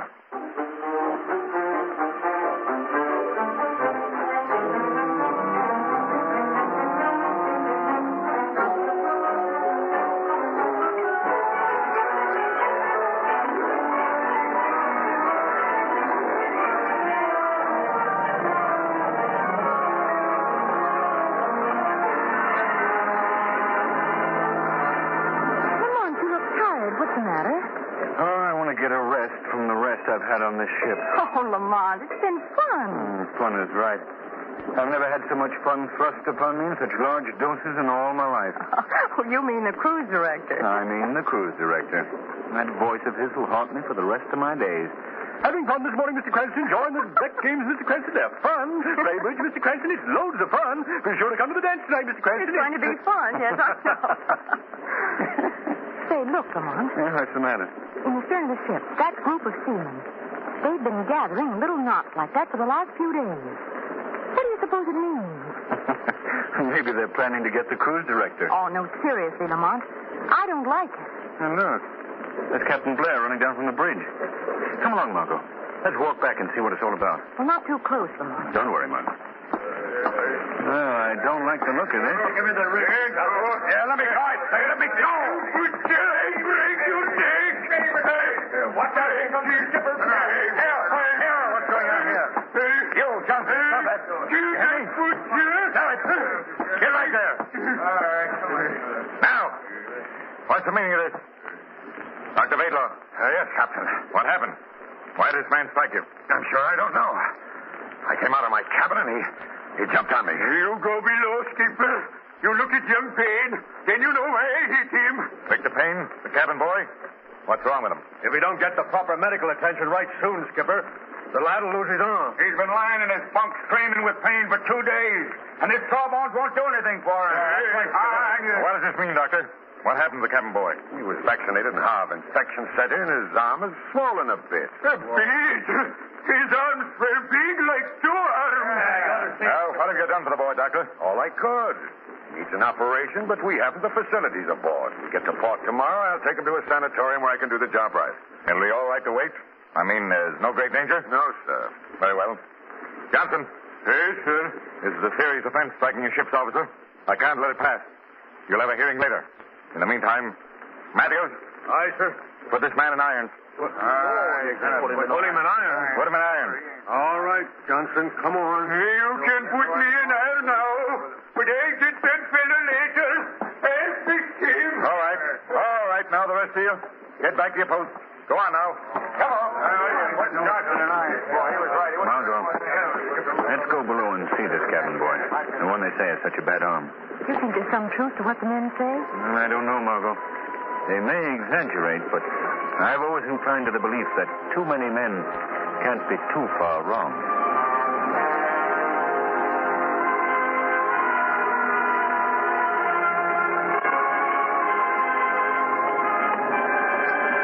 Well, you ain't got much farther to go, sir. They got young Payne bunked at the bottom of these stairs. I see. Well, this is certainly no place for a sick boy. Stifling hot. Why isn't he in a deck cabin? You ask me that, Miss Lane. You might as well ask me why they have a doctor aboard like Vadlow. Now, here we are. Step right in. Thanks. Margot, you better wait here. All right, Lamont. Well, help me. Victor, what in thunder are you doing out of bed? I'm not going to stay down here below any longer. Now, you get back in bed. Oh, I shipped to do my trick like everybody else. I'm going to work. Now, just a minute, son. You're in no condition to do any work. I tell you, I've... Take it easy. Steady, boy. Back in bed with you. Easy now. There we are. They'll never ship me again. I fell down on my first point. Don't worry about that. You've got a man-sized job getting well on your hands. Victor, this here's Mr. Cranston, and come in, Miss Lane. Oh, thank you. Mr. Cranston and Miss Lane, Victor. They're passengers. They come down to see how you're doing. You mind if I look at your arm, Victor? No, sir. What? No bandage? See. Well, that's a nasty wound. Why, the arm must be swollen more than twice its normal size. Tell me, Victor, how did it happen? Well, it started from a vaccination I got in Hog. A bit of infection set in. Well, I didn't think it was much, but Dr. Badlaw, he said it was serious. Oh, I see. Mr. Cranston. Yes, Victor. I won't lose my arm when I can't do that, sir. I gotta work. You see, there's somebody depending on me. That's why I came to see, because there wasn't any work at home. Oh, Victor, don't lose your courage. Oh, it's my own fault I'm in this mess. I was warned against Vadlaw. Warned? By whom? Newt Johnson. He told me not to let Vadlaw touch me. Johnson? The man who struck the doctor? Oh, I see. Oh, Mr. Cranston. How do you do, Miss Lane? How do you do, Captain? You've met Dr. Badlaw, I believe. Yes, Dr. Badlaw, I've met before. How do you do? Captain, I don't think this boy should be kept down here. I'll be glad to pay for a deck cabin. Oh, that won't be necessary. I had no idea he was so badly off. I'll have him moved at once. Just a minute, Captain. I think I should be consulted in any plans that affect my patient. Well, surely, Doctor, you don't object to his being moved out of this hot, humid place. I wouldn't object, Miss Lane, if I thought it was best for the patient. But you refuse to allow the boy to be moved? Until my judgment dictates otherwise, yes. Dr. Vadlaw, I think that you're... Margot, please. I think we'd better leave the doctor with his patient. Come on. Oh, Lamont, I'm so angry I could... Well, it's a good thing I'm not a man. I can't see why Margot, please. This is a time to keep the head cool and the heart warm. I don't understand why Vadlaw sewed that wound up in the first place. It's an infection. It should be allowed to drain. Well, something's got to be done. The boy's in great danger, Lamont. Margot, I have a feeling Newt Johnson knows something. Perhaps the shadow can find the answer. What are you going to do? Have a little tete-a-tete with Seaman Johnson. In the meantime, Margot, I want you to go to the wireless room and send a message for me.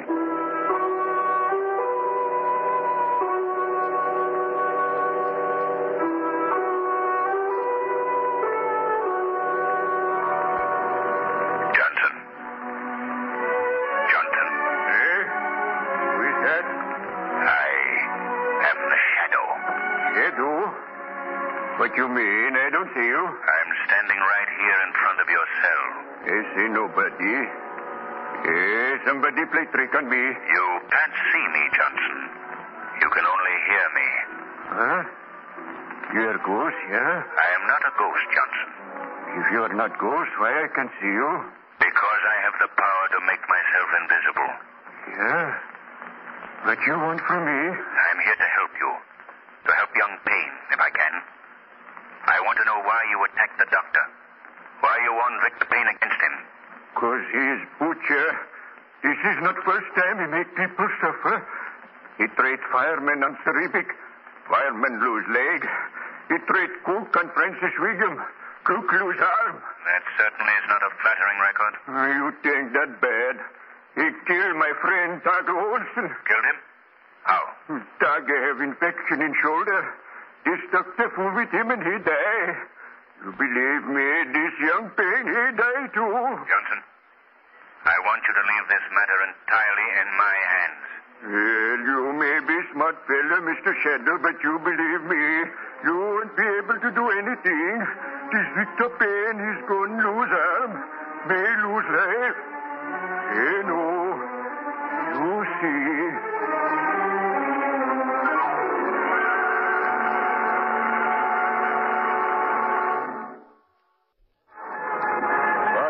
Mr. Cranston, this is unbelievable. I don't think you could have it from better authority, Captain. You had Miss Lane wire the inquiry an hour ago, you say? Yes. And there you have the answer. George Badlaw refused license to practice because of failure to qualify in ability and character. Well, there's certainly no disputing this. You see, Captain? Badlaw's papers are forgeries. He has no right to practice. Well, he must know we're on to him. We can't find him anywhere aboard. We've searched the ship from top to bottom. There's only one answer. He's gone over the side. Well, my greatest concern right now is young Payne, Captain. If something's not done at once, he'll lose his arm. Well, I've ordered the boy moved to a deck cabin. What else can we do? There's no doctor aboard. Well, perhaps you could transfer the boy to another ship. I'm afraid not. We could never put him over the side in a sea like this. Too rough. I see. Captain. Yes? At least we can get some advice. There must be a liner in our vicinity with a competent physician aboard. Perhaps. Miles. Aye, sir. What was the last ship you logged? I raised the Empress Marguerite about an hour ago, sir. Where did she lie? Dead on our course, sir. Good. That's our ship, Cranston. I know the doctor aboard. Good man. Contact him. In the meantime, I'll see what I can do for young Payne. All right, Miles. Get Dr. Sparrows on the Empress Marguerite. Emergency.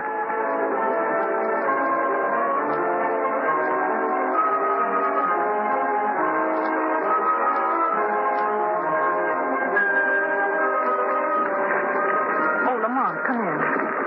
How's the boy, Margot? Well, he's much more comfortable in this deck cabin. He goes off into a coma every once in a while. The pain must be horrible. Look at the way his face is contorted. What are we going to do, Lamont? Well, the captain's trying to contact the ship to get some advice from a physician. I'm afraid we'll need more than advice. Oh, Captain Blair. Any luck? Yeah, I've got an answer from the Empress Marguerite. Good. Let's hear it. Description of boy's arm indicates immediate operation imperative. In absence of licensed physician, suggest job be done by ship's officer or responsible layman. How can that... Wait, Morgan. Will direct operation with complete instructions via short-wave radio. Answer at once. What does he mean he'll direct the operation? We'll have to set up a two-way radio so we can talk with the operator while the boy's on the table. Captain, that boy's life is in your hands. In my hands? You're the ranking officer. You'll have to operate. Oh, no, Cranston. That's out of the question. I don't know the first thing about surgery. Lamont, why don't you do it? What? You've had some medical training. But I've never done anything like that. You've had medical training? Cranston, you must. For the boy's sake. That youngster's life is at stake, Lamont. You can't let him down. Captain. Yes? How long will it take to hook up the shortwave set? Oh, about 15 minutes. All right. Tell the Empress Marguerite we'll operate in 15 minutes.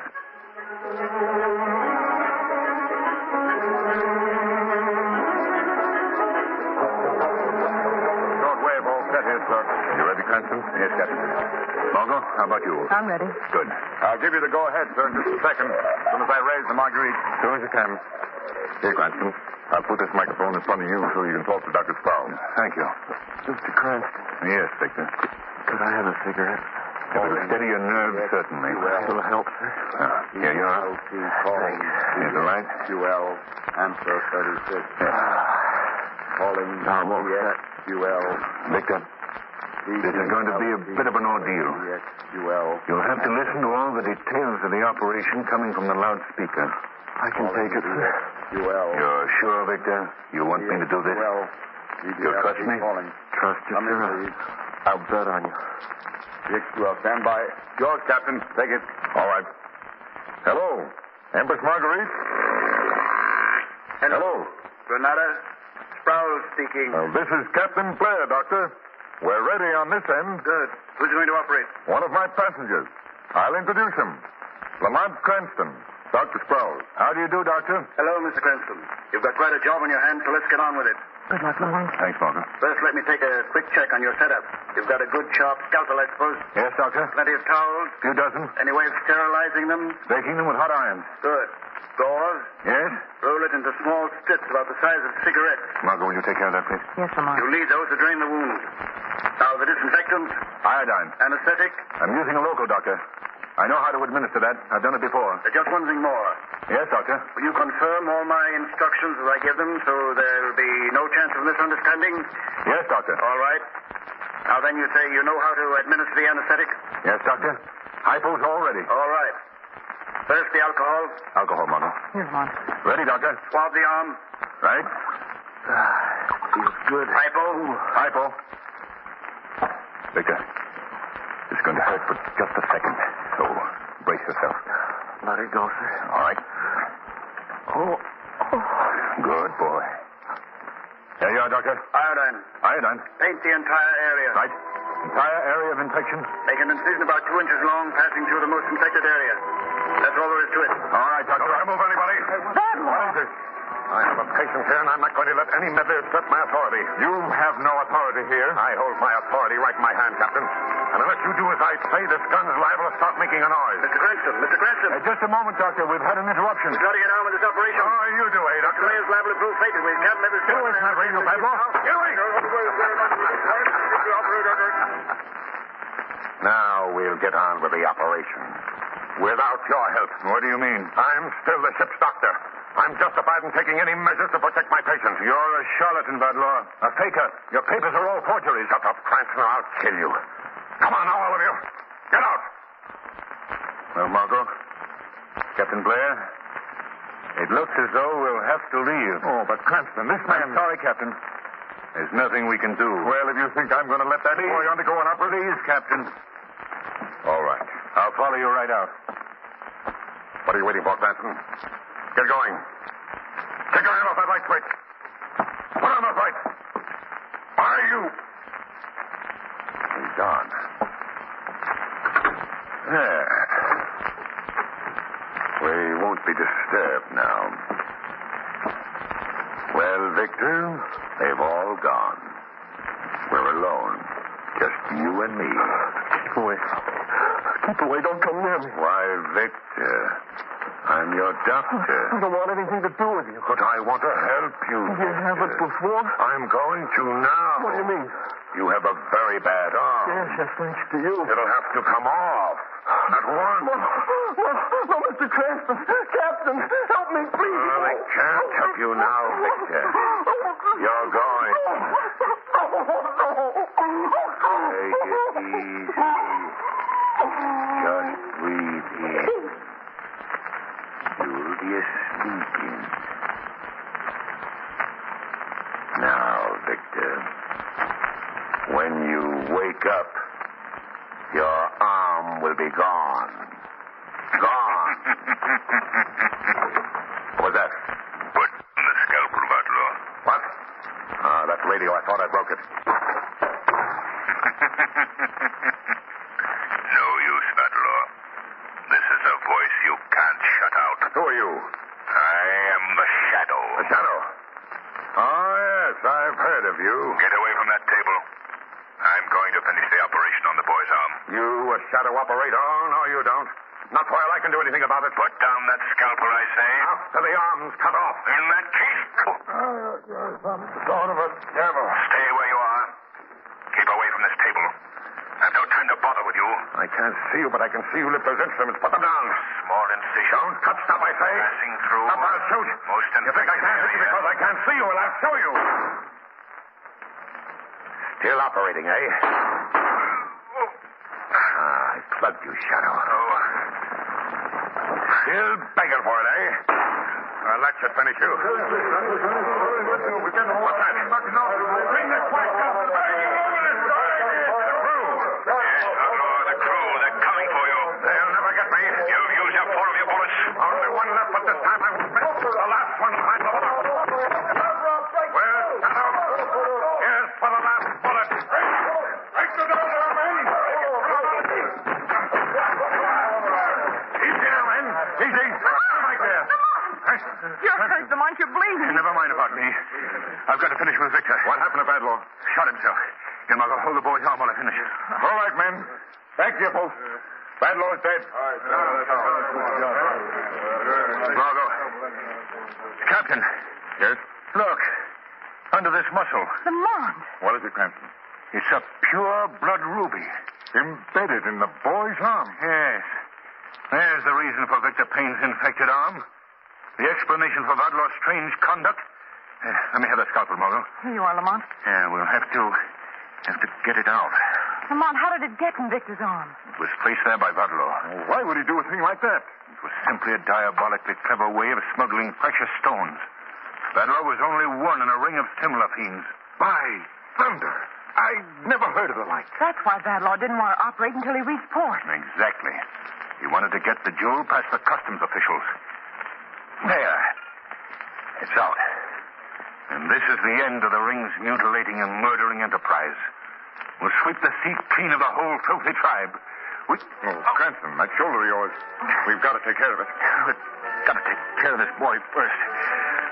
Gauze, Margot. Gauze, Lamont. Ready with the cotton. Here, Captain. Hold the arm while I spray the wound. All right. Now, Margot. Cotton. Pack the wound with gauze. Quiet. Wipe the perspiration from my face, Margot. Lamont! Cranston.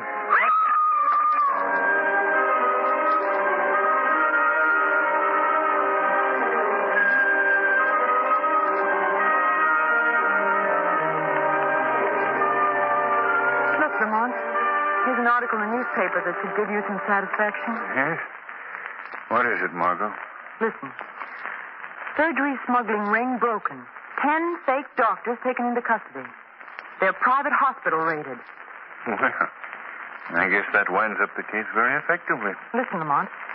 It says that the ring had their own hospital where they extracted the gems from the unsuspecting carriers. Yes, that was Victor Payne was.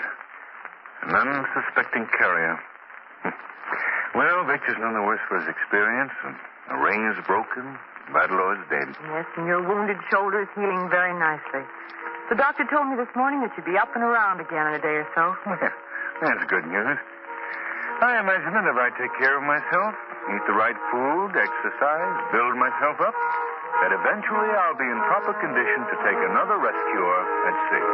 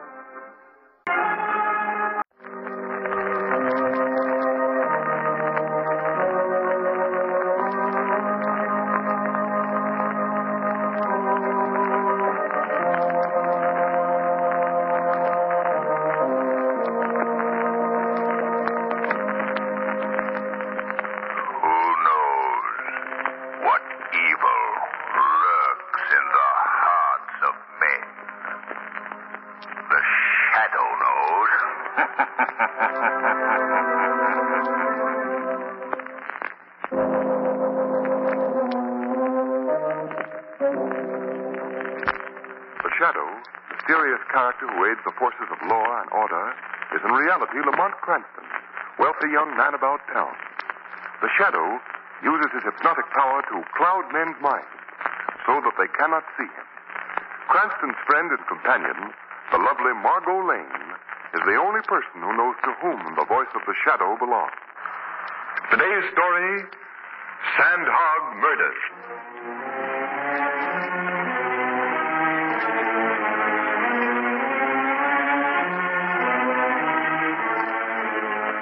Deep under the river, knee-deep in glacial muck and slime, you'll find them.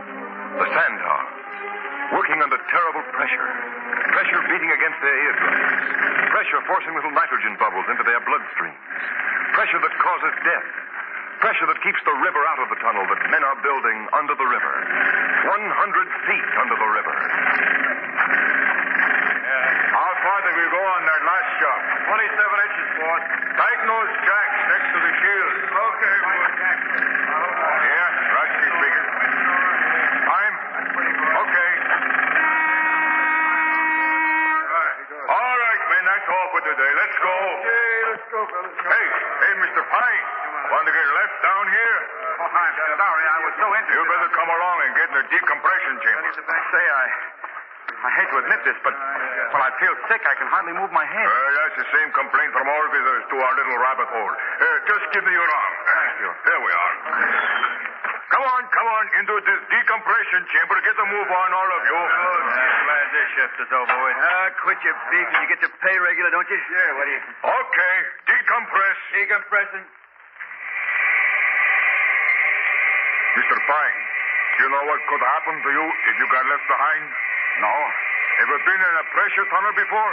No, I haven't. Well, it ain't no picnic ground, mister. You ever hear of the bends? There's some kind of sickness, is there? It ain't no reducing exercise. I'll tell the world it's sickness. You see, working in these pressure tunnels pumps you full of nitrogen bubbles. And if you was to come out of the pressure too fast, those bubbles would stop your heart quicker than a dollar watch. Yeah, you gotta have the right kind of stomach to stand it. You know what would happen if we opened that door now? No, what? We'd all pop like punctured balloons. The pressure's got to go down slow like. Just now we are working under 39 pounds of pressure per square inch. Say, are you trying to scare me? Lay off me, Jack. You had enough trouble lately? Hey. Come say what? The pressure's dropping too fast. Oh, turn to increase the pressure. Too late. Too late.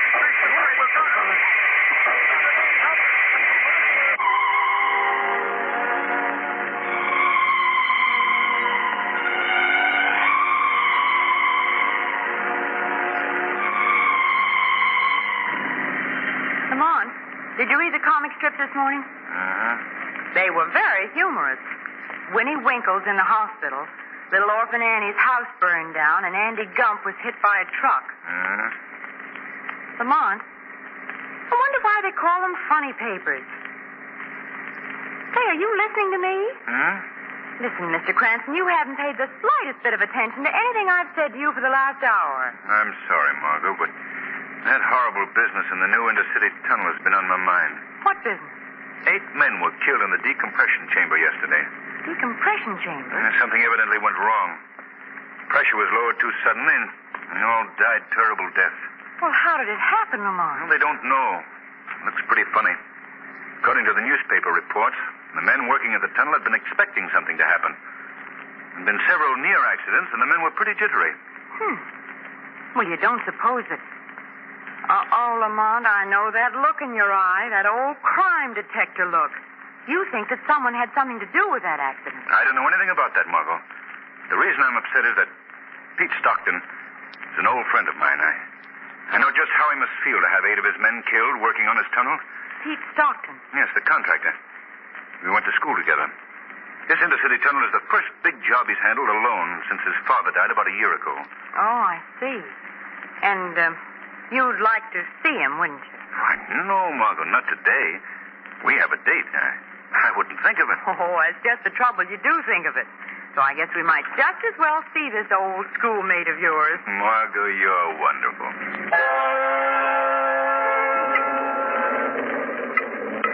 But about those men who died in the decompression chamber, Pete, how do you explain that? I can't explain it, Lamont. There's been so much trouble around here on this job, and then to have this terrible thing happen. Well, it'll never happen to me again. What do you mean? I'm quitting. I never wanted this tunnel work. I was just doing it for Dad's sake. Well, he's dead now. Joe Brandley and other contractors agreed to take the whole thing off my hands. Quitting? Yes.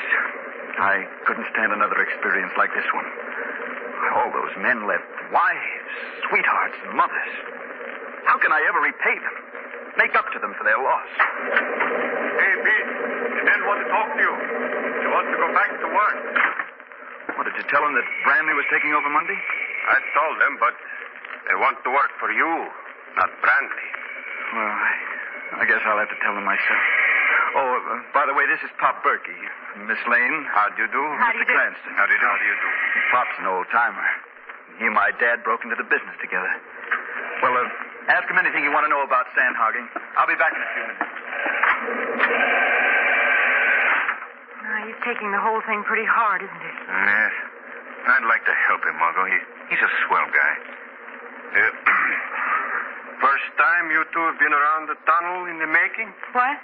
Oh, yes. It's very interesting, isn't it? But is it necessary to keep everything so greasy? Well, Mr. Berkey, what caused the accident in the decompression chamber? Are you asking me what or who? So, you think that the accident wasn't exactly an accident?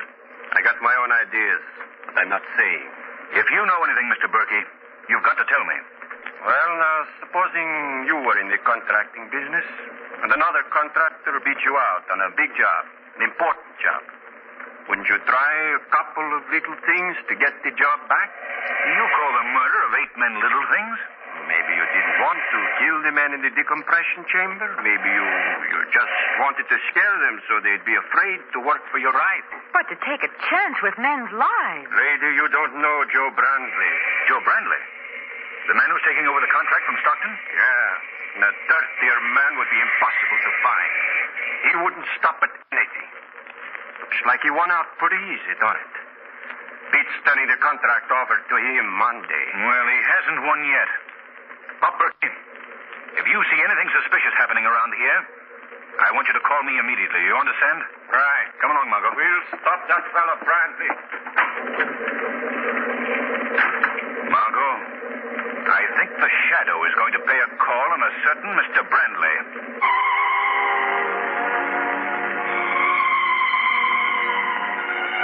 No. Why should I be afraid? What? Stockton is turning the job over to me? What? At the tunnel? When? Tonight. Yeah, well, let him try it. I'll be at that tunnel and settle this thing once and for all. Yeah. Thanks for the information. Goodbye. Thank you for the information, Mr. Brandley. What? Who spoke? I did, Mr. Brandley. Who are you? I am called the Shadow. Where are you? I can't see you. I have willed it that you won't see me, Brandley. I've cast a mist over your mind that makes me invisible to your eyes. What do you want of me? I would like to know more about that phone conversation you just had. I believe it was concerned with the murders in the new intercity tunnel. Murders? Those men were supposed to die by accident. Did you have anything to do with that accident, Mr. Brandley? What are you talking about? I'm asking you, did you have anything to do with those murders? No, nothing. Then who were you speaking to on the telephone? Why should I tell you? You'd better talk, Mr. Brandley. You haven't got anything on me. That's true. I can't pin anything on you just now. But let me warn you, Mr. Brandley. The Shadow intends to prevent anyone from destroying the intercity tunnel.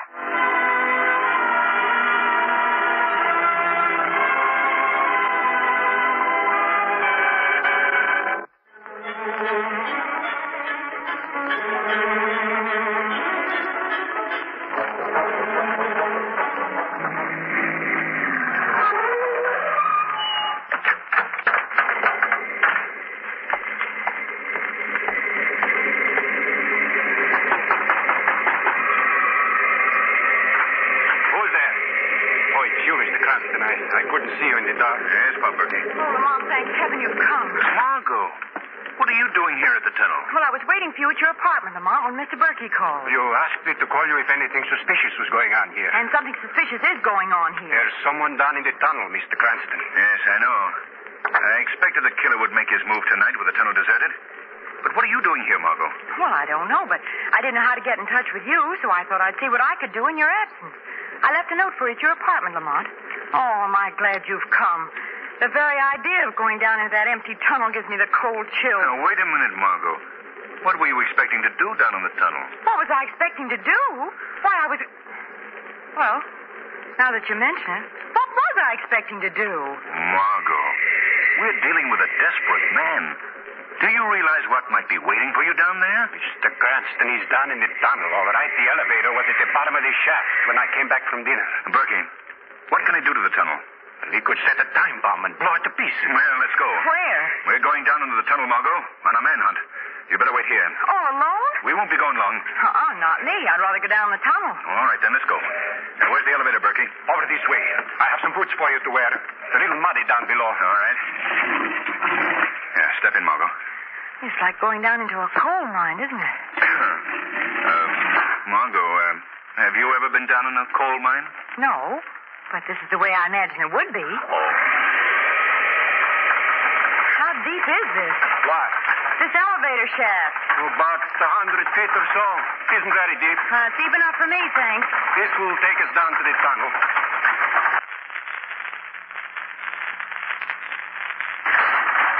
What happened? We've arrived, Margot. That's all. That's enough.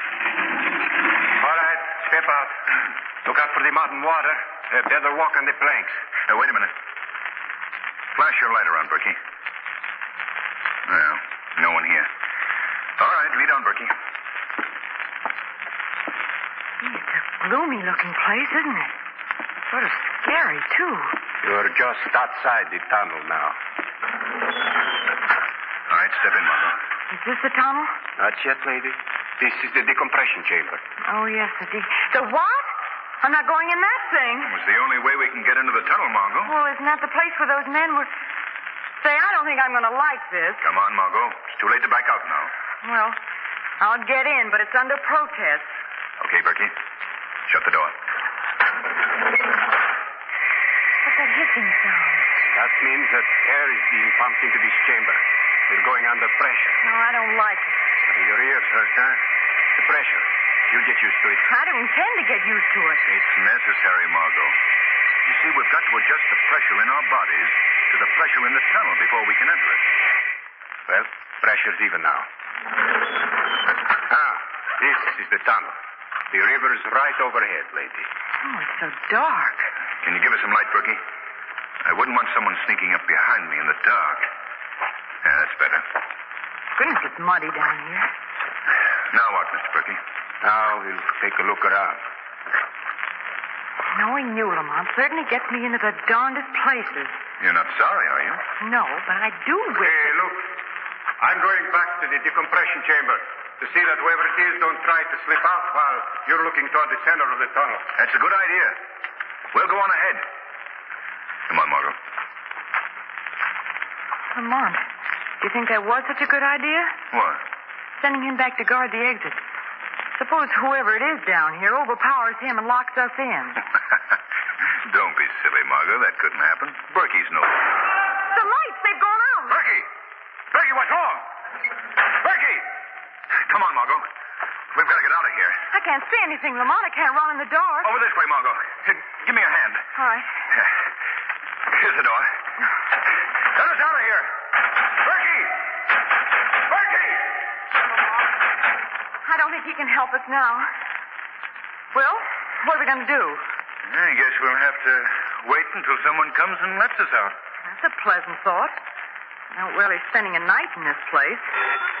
What's that? It sounds like a phone. Down here? Yeah, a foreman probably uses it to speak to his boss above ground. Well, where is it? Well, the sound came from... Oh, there it is. Hello? Well, Mr. Cranston, I guess this'll teach you not to poke your nose into something that doesn't concern you. Who is this? Makes no difference now, Mr. Cranston. You're gonna die. You hear me? Die. Bradley, listen to me. I don't care about myself, but surely you won't do this to a woman. Sorry I can't oblige you, but she's got to go, too. Now I'm gonna step up the pressure in the tunnel till your eardrums crank. Up it'll go until the whole tunnel will explode, just like a punctured balloon. The river will rush in, and you'll be drowned like rats in a trap. Hello? Hello? Oh, he's hung up. What is it, Lamont? Oh, the lights. The lights are on again. Margot, I've got something to say to you, and it's not going to be easy. Yes, Lamont? This is the end for us. We're going to die here in this hole, Margot. Lamont, I'm not afraid to die. Margot, all I can see is I know now that I've been right about you. Thanks, Lamont.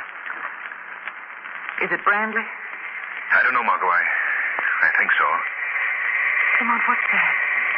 I'm afraid he's going to carry out his threat. He's going to increase the pressure till it blows this tunnel to bits. Well, if this is to be the last few minutes I'm going to spend on this earth, I'm at least going to be gay about it. I'm not going out with a frown on my face. And a very lovely face it is, too, Margot. Why, Lamont, do you realize it's practically the first compliment you've ever paid me? Well, it just proves what a stuffy guy I've been. Oh, a pretty swell guy, if anyone should ask. There's never been a dull moment on our merry-go-round. We have had a great times together, haven't we? I wouldn't trade them for anything, Lamont. Oh, Lamont. Oh, my ears hurt. My head. Yeah. Now, Margot. Pressure's going up very rapidly. I guess he wants to finish us off in a hurry. Oh, it's warm and damp down here. Yeah. Pressure must be up pretty high now. We won't have long to wait. Here's getting so misty. Margot. What is it, Lamont? Margot. The minute that weak part of the tunnel up there, the part that hasn't been reinforced, is going to give way. The river's going to rush in. If we climb up this framework here, we'll be able to hold out longer. Well, what difference will that make? I don't know, Margot, but come on. Let's climb. All right, Lamont. If it'll make you any happier. Here. Give me a hand. I'll help you. Come on. Lamont, help!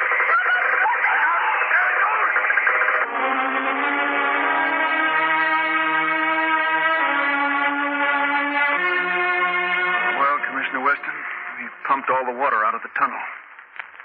Found no trace of Margot or Lamont's bodies. They must have been washed into the river. Yeah. You know, they were both personal friends of mine, too. Yes, I know. Well, that's the way it goes. Lamont was trying to help me. I was going to give up the whole job, Commissioner, but now I'm going ahead with it. If he thought that much of me, Well, yeah, I understand. Well, now tell me about this Pop Berkey. Well, it's simple enough. I found Pop myself. He was just outside the tunnel, unconscious from a blow on his head. How long have you known him? He and my dad broke into sand hogging together. Later, when a tunnel accident made Berkey unfit for work underground, Dad always found a job for him up above. Oh. And, I sort of followed in Dad's footsteps. Well, this whole business proves one thing. That so-called accident in the tunnel where the 8 men were killed was no accident. I'll have my men stationed at the tunnel tomorrow when you go back to work. Oh, I'd appreciate it, Commissioner Weston. That's all right. You know, I'm going to miss that fellow, Cranston. Doctor, do you mind if I stay here a while and look this room over? No, not at all, Commissioner Weston. I've got to go down below in the tunnel and talk to the men. If anything happens this time... Nothing's going to happen, Mr. Stockton. Not while I'm here. Good luck, son. Good luck. Yeah, thanks.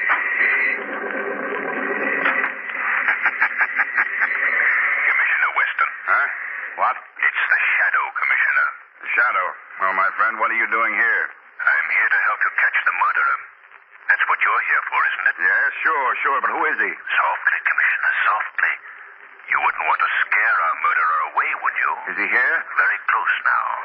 In just a moment, he'll come into this room. This is what he's been waiting for. You see, the lives of the men in the tunnel depend on the proper functioning of the pump machinery here. The murderer will attempt to destroy the pump and kill the men down in the tunnel. This is to be his final job. For today, for the first time, Peter Stockton is down below. Well, he won't get away with it. Quiet, Commissioner. I think this is our man now. Quick, hide behind the machinery. Yeah, right.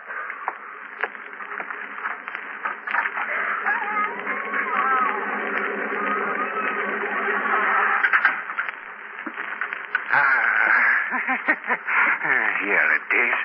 The main induction valve. Now, Mr. Stockton, you're going to pay for what your father did to me. Listen, stop him. Okay. Try and stop me. Stop you, all right? Well, let's see who it is. Why, it's Pop Berkey. I've killed old Pop Berkey. No, Commissioner. He'll live to pay for his crimes.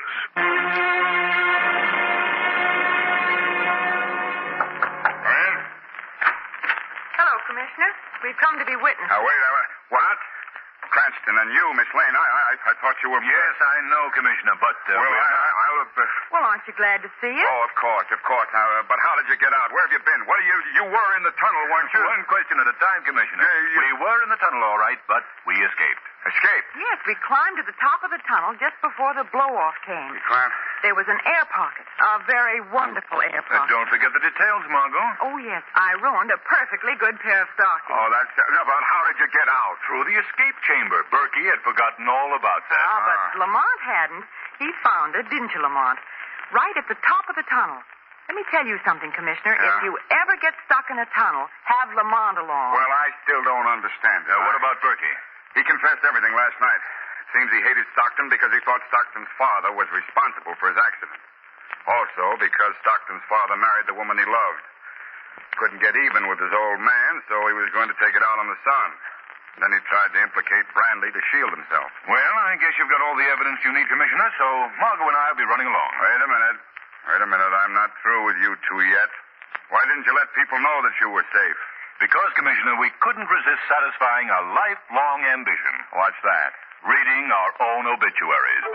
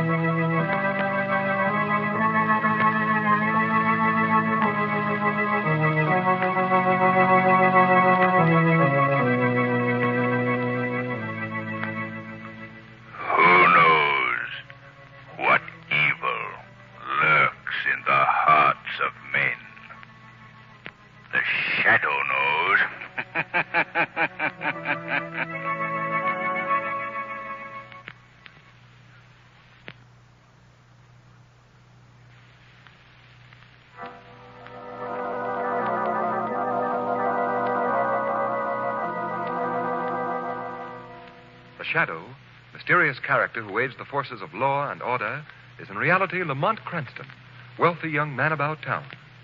The Shadow uses his hypnotic power to cloud men's minds so that they cannot see him.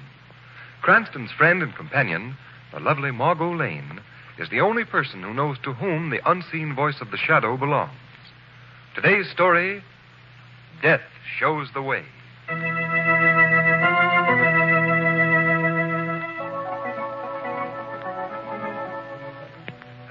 Walked, cheer, dum-de-dum-de-dum, knocked him in the old Kent Road.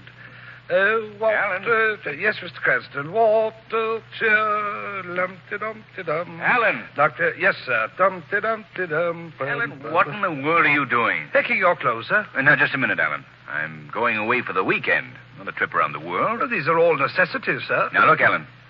All I need is a change of linen, a toothbrush, and a razor. I'm sorry, sir, but that's impossible. What do you mean? I mean that I shan't send you any place without the proper appointments. Oh, I have nothing to say about it. Is that it? Quite correct, sir. Laugh. Well, I will say something about it, and right here. Now, look, Alan, you come here. There. May I come in? Oh, hello, Margot. Come ahead. Are you all ready to leave? Not quite. I have to settle a small point with Alan first. Oh, I bet I know what it is, too. Something to do with your weekend wardrobe? Yes, exactly. Alan, for the last time, I'm telling you not to pack my bags full of all that junk. The hunting jacket, golf shoes, dinner clothes, riding boots, business. Oh, yes, fishing tackle, fishing. Did you hear me, Alan? Quite so, sir. Suede jacket, polo shirt, tennis shorts. Then why don't you do as I say? Because, as I've told you before, Mr. Cranston, you shan't go to the Bartons unless you're correctly turned out. And that, if I may display firmness, sir, is final. There, you're all packed. But the Bartons don't care whether I'm correctly turned out or not. It isn't the Bartons that I'm trying to impress, sir. Then who is it? Their butler. What? No. Come on, pick up your bags, Lamont. You've lost again.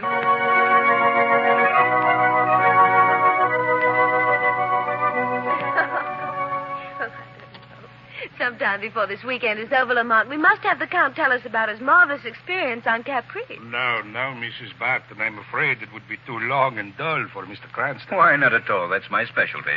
Long, dull stories. I collect them. Oh, Henry, what a beautiful dog. Where did you get him? Oh, just the other day.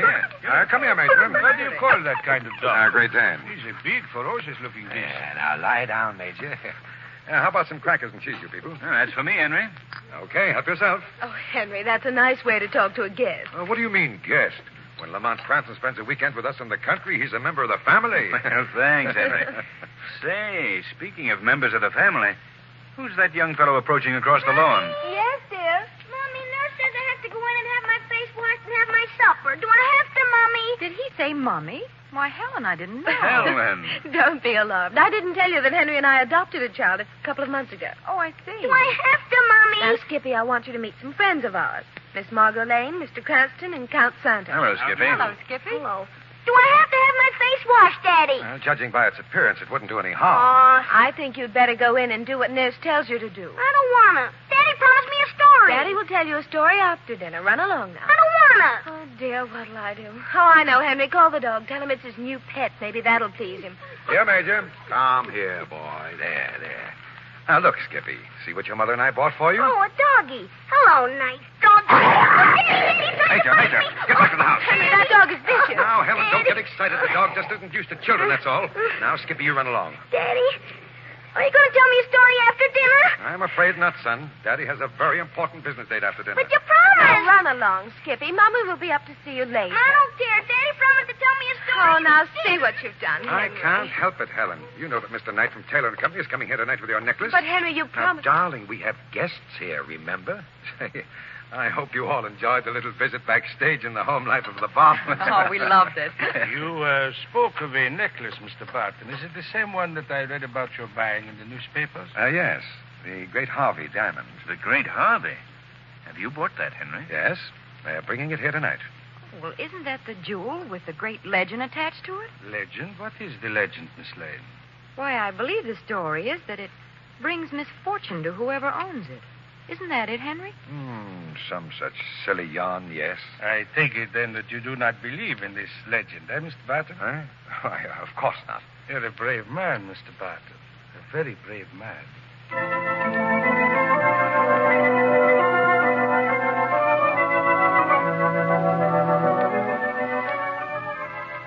Mr. Barton, I trust that you've arranged to keep the necklace in a safe place. At least until you've paid me in full. Oh, naturally, Knight. Well, I guess our business is finished here, then. I imagine you'd like to get back to your guests. Now, on the contrary, I find it very difficult to tear myself away from this necklace. Beautiful stone. Yes, it is. It's all right, Skippy. You can come in. Skippy, this is Mr. Knight, a business friend of your father's. Mr. Knight, this is my son. How do you Daddy, do? when are you going to tell me that story? Huh? And Mommy said you're so forgetful. Did you think to offer Mr. Knight a drink? Oh, yeah. Mommy is Well. right as usual. Mr. Knight, will you forgive me and let me make you up one for the oversight? Well, now that you mention it, I wouldn't mind having a drink. It's a long drive back to town. Well, how'll you have it? Straight, please. Water on the side. Straight it is. There you are. Thank you.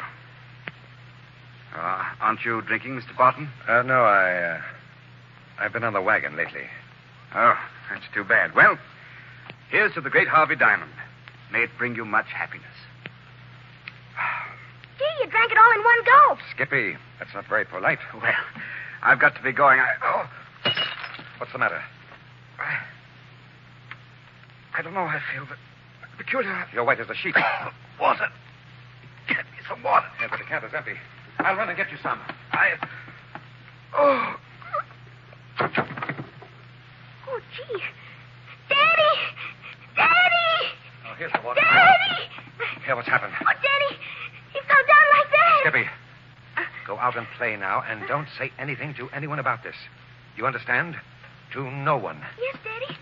I won't tell anyone. Hello, Skippy. What's all the shouting about in here? Yes, is something wrong? Hello.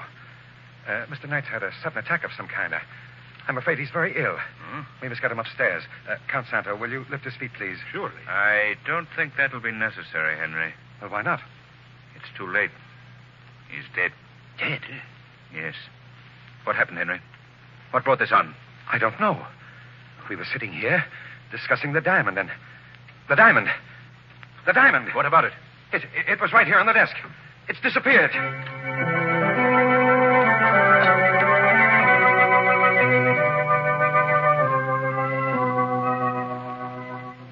You know, Lamont, someday, sometime, we're going to go someplace where we'll actually spend 2 consecutive days when absolutely nothing happens.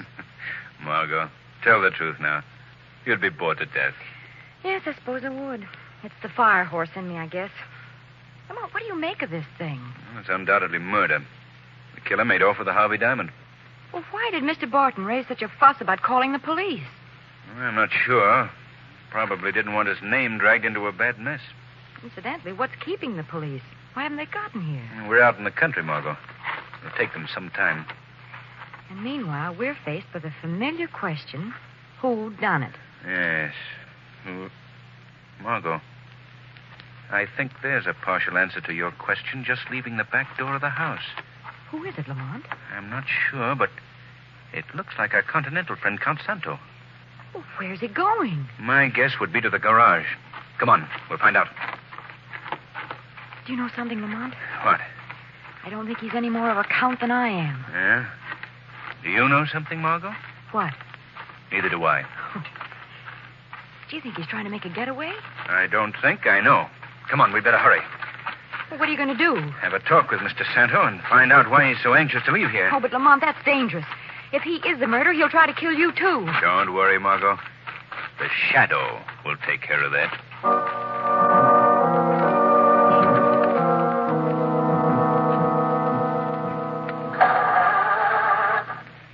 Some luggers put the starter on the fritz. What was that? I wouldn't bother wearing out the battery, Count Santo. The ignition wires have been cut. Who is speaking to me? I am called the Shadow. Huh? Shadow? So you've heard of me, eh, Count Santo? Heard of you? Why? I thought probably you had. My name is quite familiar to those of the underworld.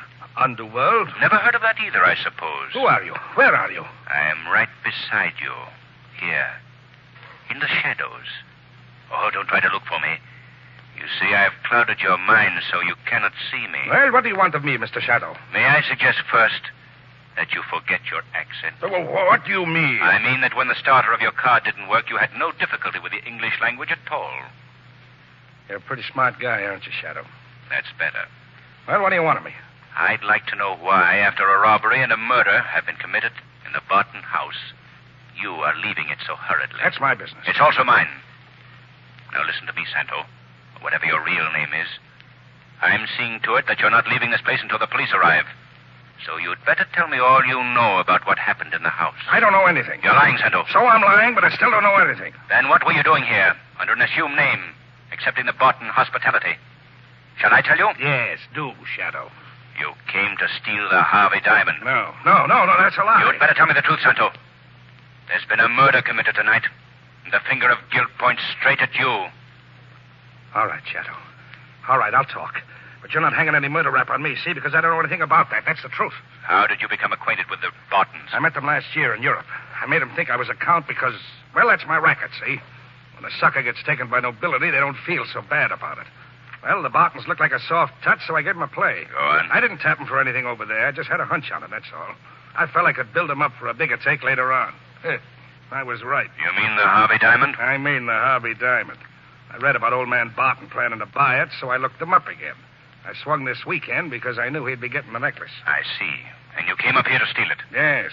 My plan was to wait till sometime late tonight. Then I'd grab the stones and make a getaway while everyone was sleeping.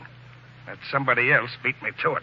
You wouldn't still be lying by any chance? Listen, Shadow, I'm a high-class, respectable jewel thief. Murder is out of my line. Even murder for the Harvey diamond? You know, for a supposedly smart guy, you don't follow the ball too close, do you? What do you mean? I mean there's somebody else in that house who wanted that diamond. Somebody who'd kill for it. Who are you talking about, Santo? Well, maybe I'm not saying. Come on, Santo. I know enough about you to put you behind bars for life. Name the killer. Okay. I'm speaking. Santo! Santo! Got me. Got me, too. Who is it, Santo? Who is this murderer? It's Mr. Lamont, are you all right? Yes, Margot. Oh, I was standing just outside the door and I heard the shot. Did you see anyone as you came in? No, but I heard footsteps running down the driveway. Lamont, is he? Yes, he's dead. Come on, Margot. We've got to catch this killer before he makes a getaway. Did you learn anything from Santo? No. Just as he was about to reveal the murderer's name, shots were fired. Lamont, what's that? I don't know, but it came from the house. Come on. What's happened now? What's up? What's the matter here? It's Skippy. What's happened to him? I left him sitting here on the porch. I came out and he was gone. And then I looked in the lane at the foot of the grounds and two men had him. They put him in a big sedan and drove away. Skippy's been kidnapped.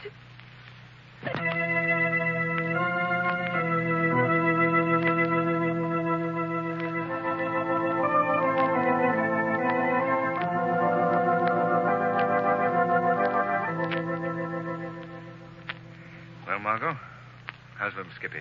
Well, he seems to be well enough, Lamont. Did you tell him I wanted to see him? Yes. He'll be right down. Oh, good. Lamont, I can't understand. Why should anyone want to kidnap the child and then let him go again 2 hours later? I don't know. In fact, Margot, I don't know or understand the happenings of this entire night. The police are out in the garage. Oh? They find anything? Well, they learned that the bullets that killed Count Santo were fired through the back window. That's a clever bit of deduction. I found that out when the gun went off. They also learned that Mr. Knight was poisoned. Oh, I see. They're making remarkable progress, aren't they? Lamont, have you any suspicions at all as to who killed Mr. Knight and Count Santo? Well, there are only 5 of us left here in the house. I didn't do it.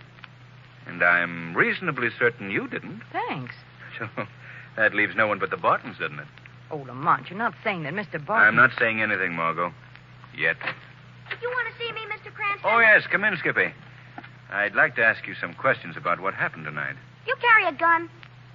I know, Skippy. Why? I guess you're not much of a detective then. Margot, do you mind leaving us men alone? Oh, well, if that's the way you feel about it. All right, I'll go down to the garage and see if the detectives who do carry guns will talk to him. Oh, no, Margot, I didn't mean that. Skippy, if he tries to give you the 3rd degree, you just call out and I'll come a-running. Well, Skippy, now let's see. What was it Miss Lane said you'd give me, Mr. Cranston? Oh, nothing, Skippy. But she said you'd give me... Let's forget what she said now. Instead, suppose you tell me exactly what happened to you. Well, I was sitting on the porch just like Mommy told me, and then the first thing I knew, there was some men standing beside me. I see. I got scared and I started to call for Mommy, but one of the men put his hand on my mouth and I couldn't. Did you ever try to call your Mommy with a hand over your mouth? No, I don't think I have. What happened then, Skippy? Well, he took me down to a car and he put me in the car and we drove away. Yes? And then we... Hey, what was it Miss Lane said you'd give me? She was only having fun with you, Skippy. Now tell me what happened next. Well, they took me to an old house that was right in the middle of a big, dark woods, and they tied me up with rope and everything, and then they went away. And then what? Then they came and got me and brought me back here again. Is that all that happened? Yup. Well, what did they talk like? Talk like? Yes, what were their voices like? What did they talk about? Oh, they talked awful funny. They didn't speak American at all. And they had big, long knives. Oh, I see. Kidnappers must have gotten scared and brought you back. Well... Oh, here you are, Lamont. Well, Henry, what's the matter? It's about the diamond. Oh, what about it? It wasn't stolen at all. What do you mean? The police were just searching the late Mr. Knight's clothing. They came across this package. Look. What? Why, it's the necklace. Yes. I've just finished examining it, and there isn't a doubt that this is the genuine stone. But the one that was stolen. It was a copy of the original. It's customary, you know, for all valuable gems to have imitation substitutes. And Knight must have accidentally given me the wrong one first. Then the murderer got nothing but a worthless imitation. Exactly. You know what this means, Barton? No. When the killer discovers his mistake, he'll come back for the original stone. That's so. He might at that. Well, if he does, I'll be ready for him. I have a better idea. You can take this offer for what it's worth, but I'd be glad to keep the necklace for you until morning. Well, that's very kind of you, Lamont, but... I know it's a rather large order asking you to trust me with such a priceless jewel, but I think you know me well enough. Oh, yes, of course, but... Good. Then let me have it. Oh, now look here, Lamont. That's fine. We can bring it into your vault in town in the morning. Oh, I shouldn't do this. Oh, I wonder who let the dog in the house. I like to play with a dog, Daddy. When I kick him, he makes a funny noise. Don't ever let me catch you doing that, or I'll take him away from you. Major. Now, Major, get out of here. Watch, Daddy. I'm going to kick him. Oh, Daddy, keep away from me. Major, stop screaming, Skippy. I've got this. You'll either have to get rid of Skippy or the dog. And I'd suggest... Yes, I know, but for the time being, the dog is out of this house and stays out now. Quiet, Skippy. Oh, excuse me, Lamont. Now, down, Major. Quiet now. Quiet. All right now, Skippy. The dog's gone. It's all right. Are you through talking with me, Mr. Cranston? I guess so, Skippy. Unless you can think of anything else to tell me. No, that's all. Can I go upstairs to Mommy now? You certainly can. And she has my good wishes. I'm awful thirsty, too. Maybe I better have a glass of water. There's some on that table over there. Help yourself. Would you like some water, Mr. Cranston? Why, thank you very much. Here you are. Thanks. That water tasted funny. What's the matter? Daddy! Daddy, come quick. I think Mr. Cranston's sick.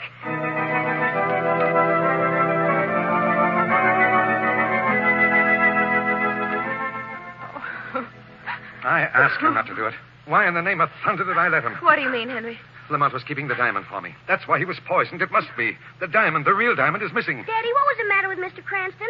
He looked so funny when you carried him upstairs. Hush, Skippy. Why didn't that doctor come down? Why must he be so long? Now, Margot. Doctor, how is he? I'm afraid I have bad news for you. No. Mr. Cranston is dead. No, he can't be. I don't believe it. Where are you going, Margot? I've got to see him. Come back, Margot. I wouldn't go up there now. Please, Margot.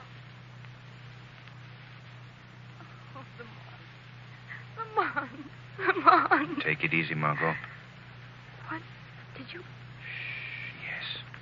I spoke, Margot. Now, dear, take it easy. But the doctor said that you... Yes, I know. He said I was dead. I fooled the good doctor with a little trick of suspended animation that I once learned. I'm sorry, darling, that you suffered from my hoax, but it was very necessary. Necessary enough to break me into pieces like this? Yes, Margot, yes. What do you mean? Just this. As far as everyone downstairs is concerned, I'm dead. You mean permanently? No, just for the next few minutes. Now, you've got to help me with this. How? I want you to go back downstairs. Behave just as you would have if I had really died. Yes? The shadow will join you down there. But first, you must do as I say.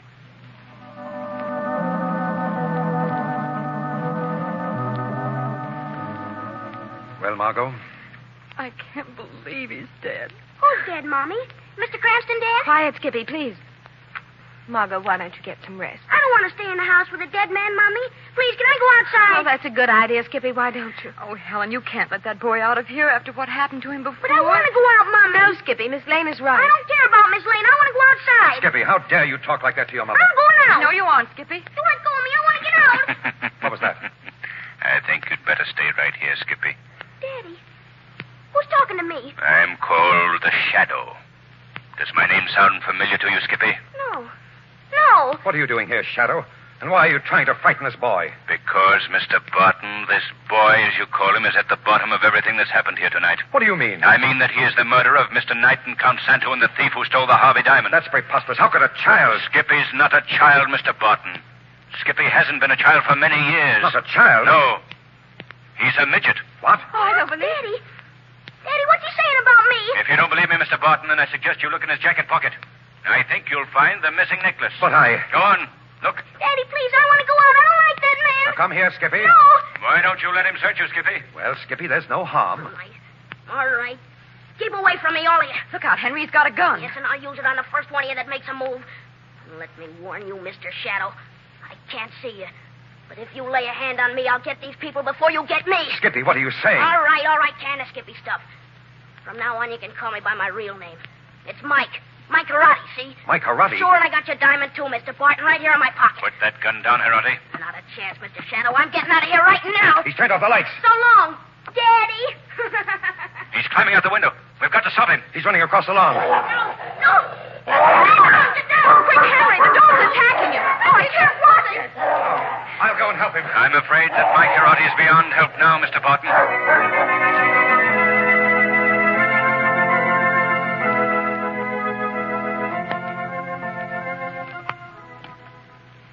Lamont, what made you suspect that Skippy wasn't a child? Well, Margot, that kidnapping, for one thing. It was too good to be on the level. It was arranged to get him out of the house with the diamond.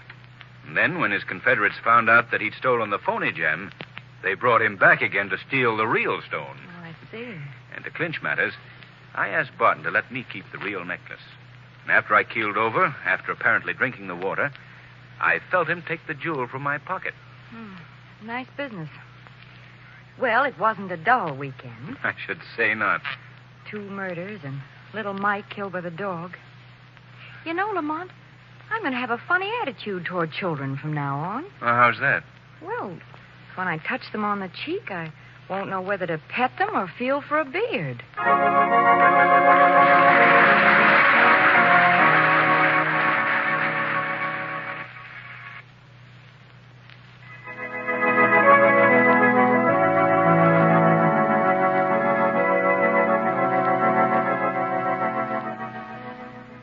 Today's program is based on a story copyrighted by the Shadow magazine. The characters, names, places, and plot are fictitious. Any similarity to persons living or dead is purely coincidental.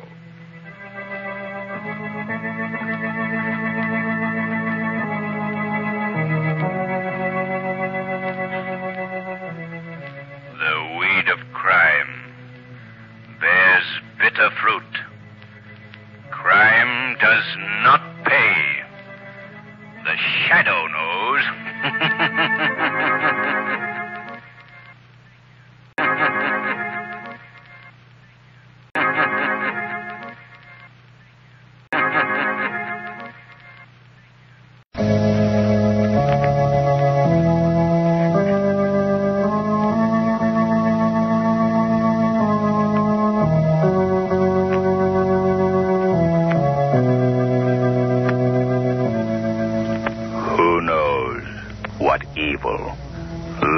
In the hearts of men. The Shadow knows.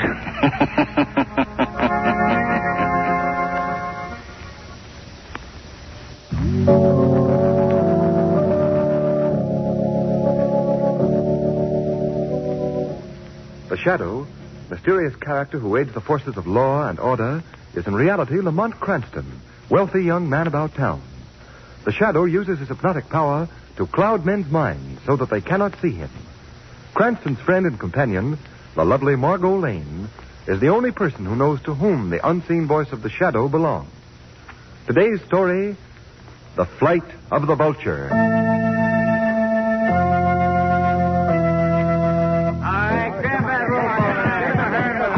Come on, you guys. Get those old nags into the barn and make it snappy. Oh, we're working as fast as we can, boy. Hey, you in that third stock van. Yeah, boss. You left headlamps out. Okay, all right. Come on.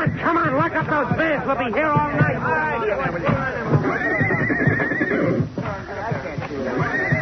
Okay, Calcade. All set. The old nags in the barn, the thoroughbreds in the stock vans. Did you count them careful? Sure did. One old nag in the barn for every thoroughbred horse we took out. 10 horses in, 10 horses out. All right. All right, you men driving those stock vans, you've got your orders, so get going. Okay, boss. Here we go. All right,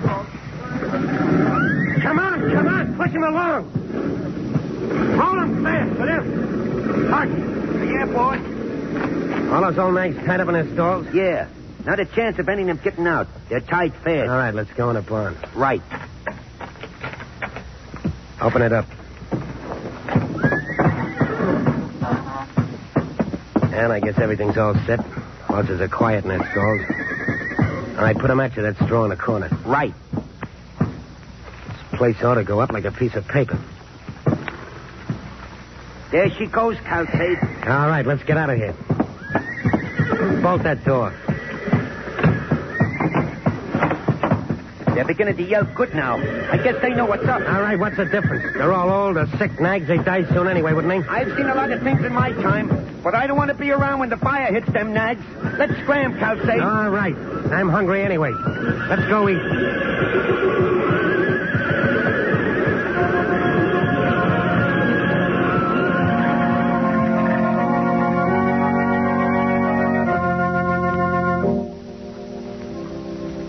Do you think this Mr. Calcade's going to show up? He said he would, Clara. Honest, Mark, I most wish he wouldn't show up at all. I know how you feel, Clara. I hate to part with old Jim myself. Well, that old horse practically raised our Bobby. You know, I'm mindful of the time he waded out in the river when Bobby was drowning. That old horse acted like a human. He pulled alongside so the lad could climb on his back. I wish we could keep old Jim, Clara, but what can we do? If we don't pay no taxes, we won't have no home. All I know is we're in want. I know. The Lord's providing. It ain't for us to wonder why. Blessed be the Lord. Amen.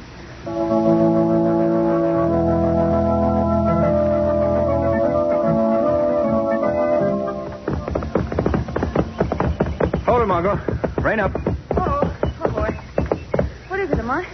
Why are we stopping? I just wanted you to feast your eyes on this countryside. Oh, it is lovely, isn't it? Isn't it? Doesn't that hill over there remind you of a scene in one of those old Western movies you saw when you were a kid? Say, it does, it's that.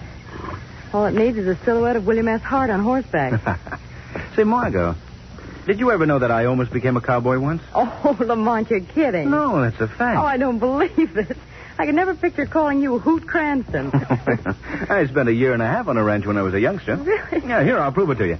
Just drop your handkerchief on the ground. Oh, now, wait a minute. Those ranch days are over. Just drop your handkerchief. Okay, Hoot, but take it easy. All right. Now, back 10 paces. Come on, boy. Back. Whoa. All right, Margot. Here I come.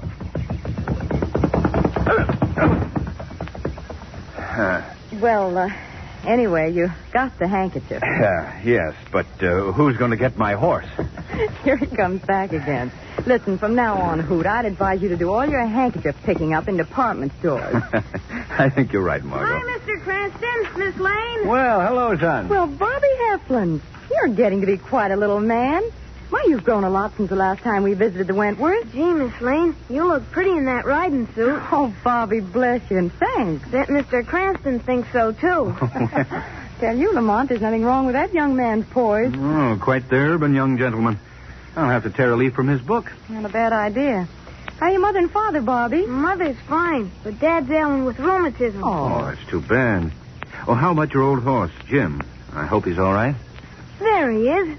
See? Over by the barn. Oh, yes. Suppose he remembers us, Bobby. Oh, Jim? Say, he never forgets a friend. Call him. Hey, Jim. Look at his ears go up. He heard you. Come on, Jim. Come on, sir. Come on. Oh, he is coming. He remembers you all right, Mr. Cranston. Come on, old fella. Come on. Oh, he's a wonderful old horse, isn't he? Wonderful. Of course he is. Well, Jim, old boy, how are you? See, Mr. Cranston? He's talking to you. Well, you're a good old horse. You were one of the finest jumpers I've ever seen.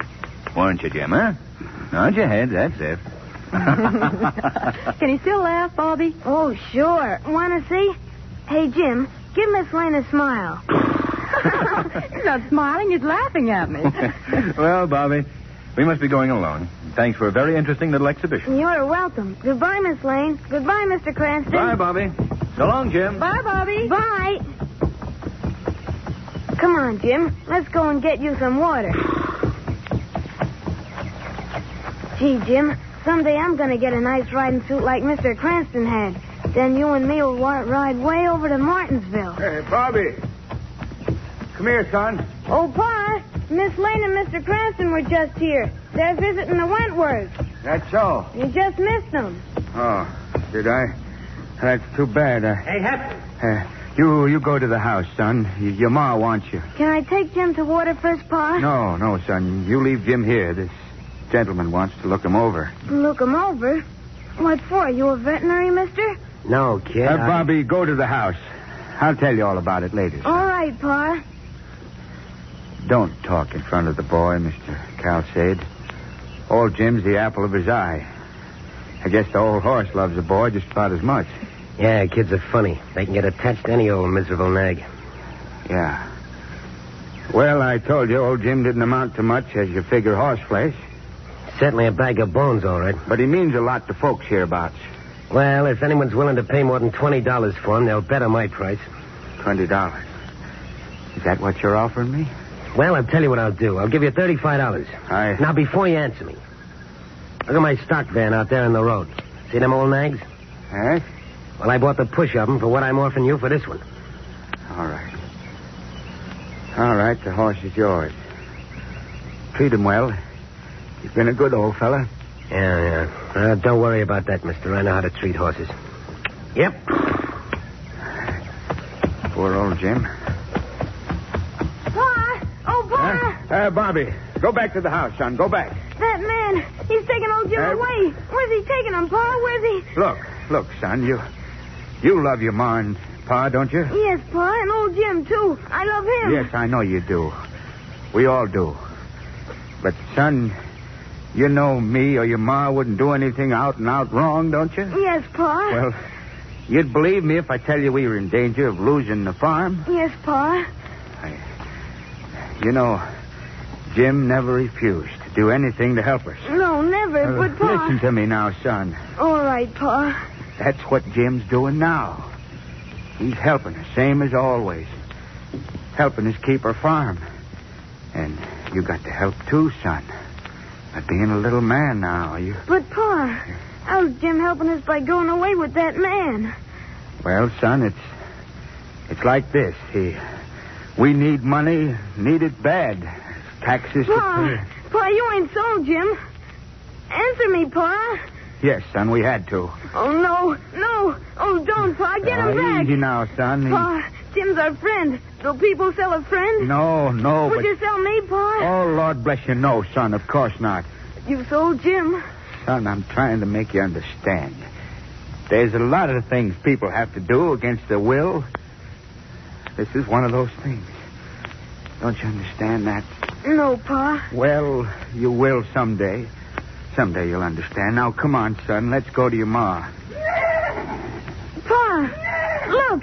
That man. Yeah. He's making Jim get in with those other Well, horses. don't look over there, son. Come to the house now. He's whipping Jim. Pa, stop him. Don't let him do that. Come on, son. Come on. No, make him stop. Make him let Jim go. Son. Jim. Come back, son. Let him be. You can't do Come that. back, son. Jim.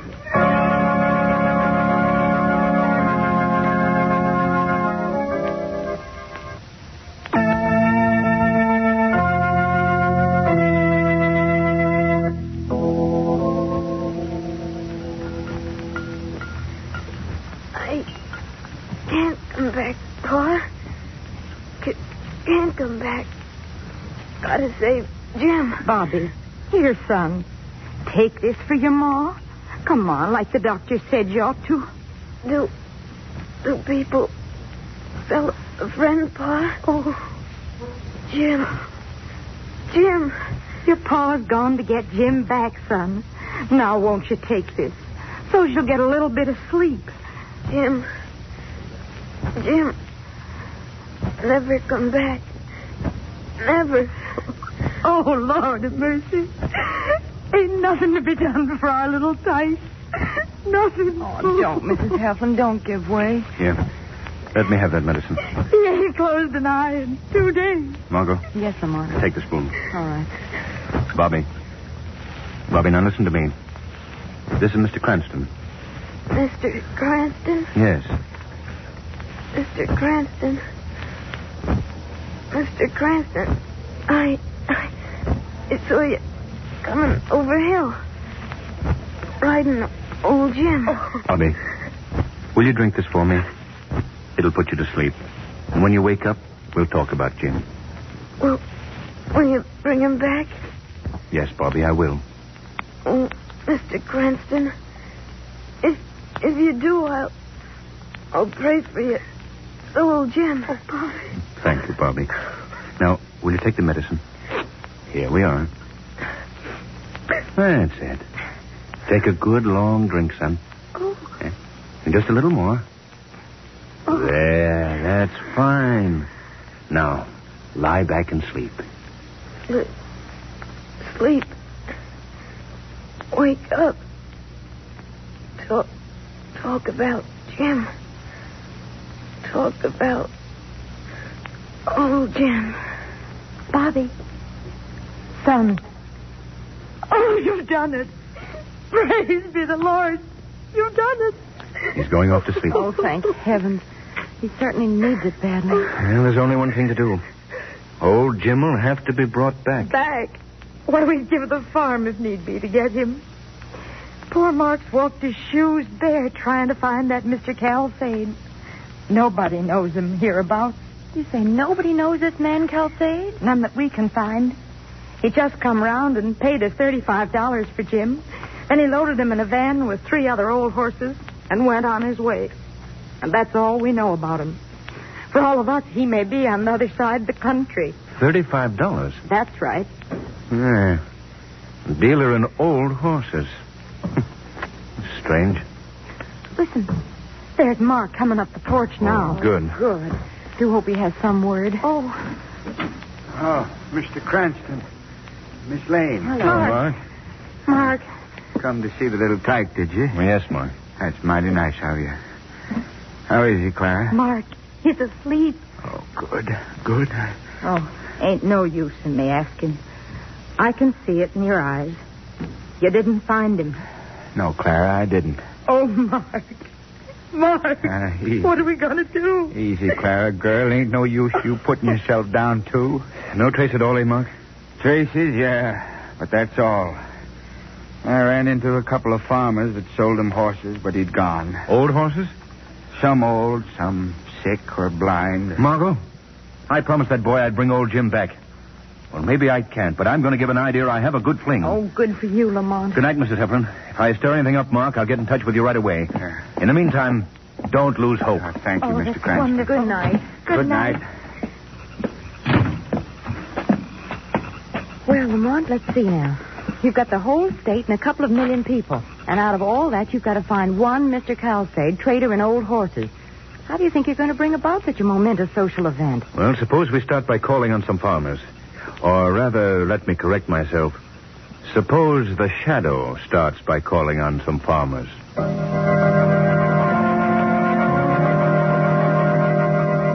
Calsade, you say?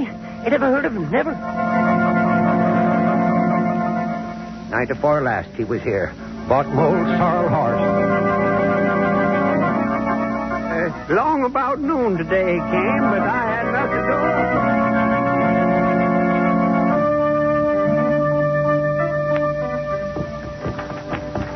I come from Alabama with a banjo on my knee. I come from Alabama for my true love for to see. Oh. Uh-oh. Sorry to interrupt your song, but I'm pressed for time. Pull up. Whoa there, mustard plaster. Whoa. Whoa there. Yeah, that's better. Now we can talk. Who is that addressing Rufus? Whoever you is, come on out from under that hay. That ain't no place for talking with a gentleman. I'm not hiding in your load of hay, Rufus. I'm sitting right beside you. Yeah, you see you... Oh, now chicken fritters I done eat. What kind of game are you all playing? I don't see nobody aside me. You can't see me, Rufus. I have the power to cloud men's minds and make myself invisible. Oh, Lord, help me. You're not afraid, are you, Rufus? Afraid? Mister, I'm scared stiff. I mean no harm. I simply want to ask you a few questions. You ain't the man from down below, is you? Because if you is, I want to tell you this. Rufus. That was... I'm not the man from down below. I'm the Shadow. Yes? I want to ask you if you know a man by the name of Calsade. Boss, I swear I never met a gentleman my whole life. He's a horse trader, and he goes a horse about... trader? Yes. Horse trader, you say? Well, there's a gentleman was buying a horse from my boss tonight. Yes? What kind of horse? Well, sir, he ain't no account. An old horse? No, sir. Yes, sir. Rufus, don't mention a word of this to a soul. I want to follow that man when he leaves your boss's farm. Remember now, not a word. Mr. Shadow, after this, I don't reckon I'll be able to open my mouth for at least 4 days.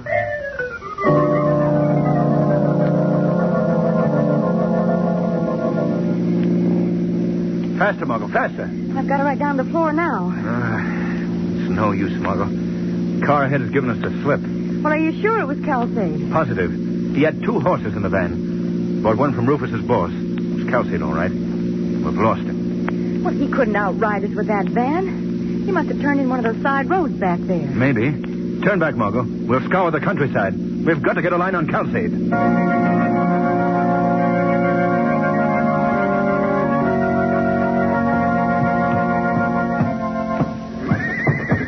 Okay, Hockey, the stock vans with the thoroughbreds got away safe. Now we got to work fast. Pile up that hay near the end store. Right, boss. Hey, you think that car on the road was tailing us, Calsade? I don't know, but I ain't taking any chances. Got to burn up those old nags fast. Well, there won't be anything left to prove anything when we get through here. Hey, but look, Calsade, we've been pretty lucky so far with all the stables we've been burning. But how much longer are we going to get away with it? You let me worry about that. That's that nag, old Jim, we've had so much trouble with. The one that belonged to the kid? Yeah, that's the one. Hey, how's that, Calsade? I got all the hay piled up. That's swell. Now drop a match on it. Oh, gee, this is the part that I don't like, boss. Shut up and do what I tell you. That'll take care of it, all right. Now, let's get out and shut the nags in. Yeah, I'm glad to get out. Come on, stupid. Make it snappy. I'm hurrying. Gee, I don't like this business. Keep quiet. All right, that's got it. Let's get in the car and scram.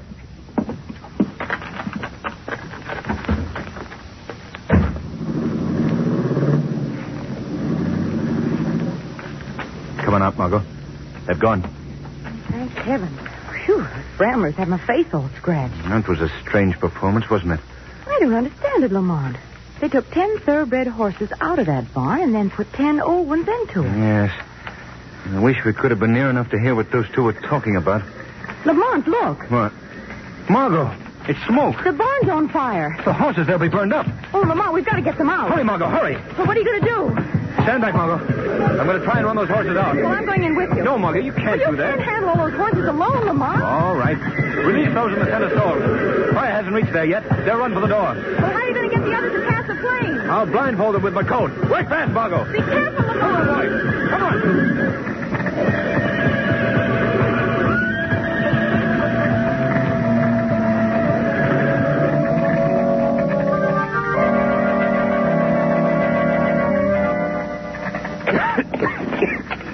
Come on, boy. Good boy, come on. Margot. Yes, Lamont. Where are you? I'm out here. I'm all right. Have we got them all? No, I think so. Ooh, the smoke's blinding me so I can't see the car. Yeah. Let's see now. There were 10. Margot. What is it, Lamont? Jim. Where's Jim? Oh, Lamont. He's not out here. Jim! Jim! He's still inside, Margot. I've got to get him. Oh, you can't go in there now, Lamont. The side wall's ready to come down. I've got to, Margot. I've got to get Jim. Lamont, don't go in there, please. Jim! Jim! Steady, old boy. Come on, Jim. Come on, boy. Lamont, the wall is coming down.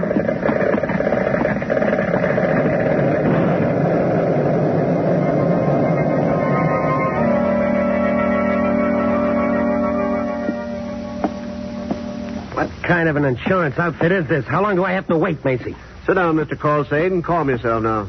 Check's being drawn. Has to be okayed by several officials first. Oh, by the way, Mr. Colsade, this is the 5th time in 2 months that you've lost a stable full of horses. Rather unusual, isn't it? Isn't it enough that I lost my fine-blooded stock without being tied up in red tape? And answering your silly questions? Are you laughing at me? I didn't laugh. I laughed, Calcade.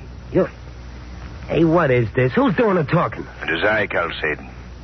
The Shadow. The Shadow? Why, this is screwy. I hear the guy and I don't see him. No, Calcade, you can't see me. And that's too bad. You can't see how sorry I am for your pathetic plight and loss of your fine-blooded stock. The stock, yeah. In fact, you don't realize how completely you've lost them. This time you failed, Calcade. What are you... Your 10 thoroughbreds are in the hands of the police, and so are the rest of your gang. What is this, a gag? Fire chief told me the horses were all burned up. Did you see the charred remains when you returned to the barn after the fire? No. Chief said they'd already been removed. That's right. He acted in accordance with instructions from the Shadow. That's a lie. You're trying to trick me. The 10 old horses you substituted for the insured stock are alive and well. You've been doing this vicious thing again and again all over the country. But at last, the police have enough evidence to send you away for the rest of your life. You can't prove nothing. I have his signed claim, Shadow. Good. Open that door, Mr. Macy. The police are waiting for you outside, Calcade.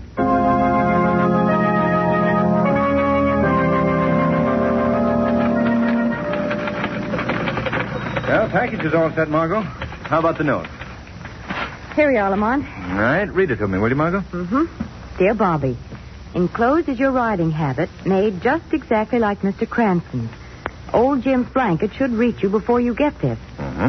We are both looking forward to our ride over to Martinsville with you and Jim. Love. Good. I'll put it right on top. All right. There we are. Well, can you think of anything else we might do for the boy, Margot? Well, you could teach him your handkerchief trick. Oh, no. Hoot Cranston does not ride again.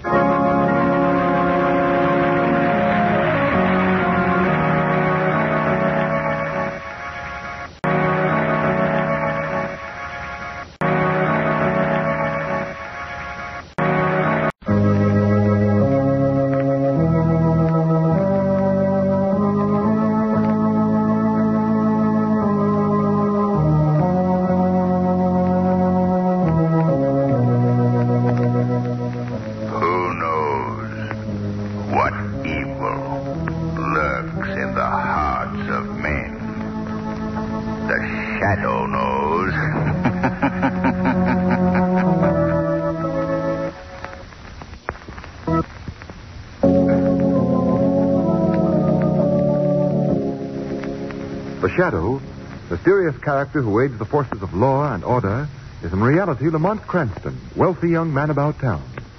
The Shadow uses his hypnotic power to cloud men's minds so that they cannot see him.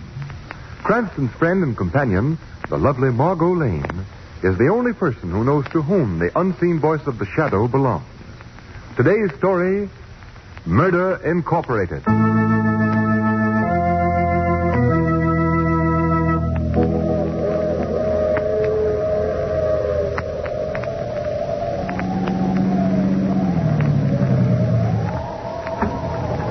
Are you Mr. Conrad? Oh, yes, I'm Mr. Conrad. Come on, get in, please. Thank you.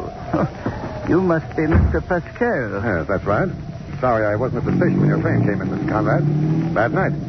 I had a hard time getting down the mountain. You know, I was beginning to think perhaps I'd misunderstood your instructions. Well, I wouldn't have you come out on a night like this, but I'm having a bit of a celebration tomorrow, and I'd like to have the piano, too. Quite all right, Mr. Pascal. Musical instruments are like humans to me. I never fail to respond to a call. I see. My house is about 2 miles up the mountain. I'm afraid you're going to find it rather a lonesome Oh, place. no, indeed, I won't mind at all. I hope you've come prepared to spend the night, Mr. Conrad. The night? Yes, you see, there are no trains until morning. Oh, yes, of course. You know, I hadn't thought of that. Rather stupid of me. I should have warned you, but it hadn't occurred to me that perhaps somebody might be expecting you home. Oh, no, indeed. I have no folks.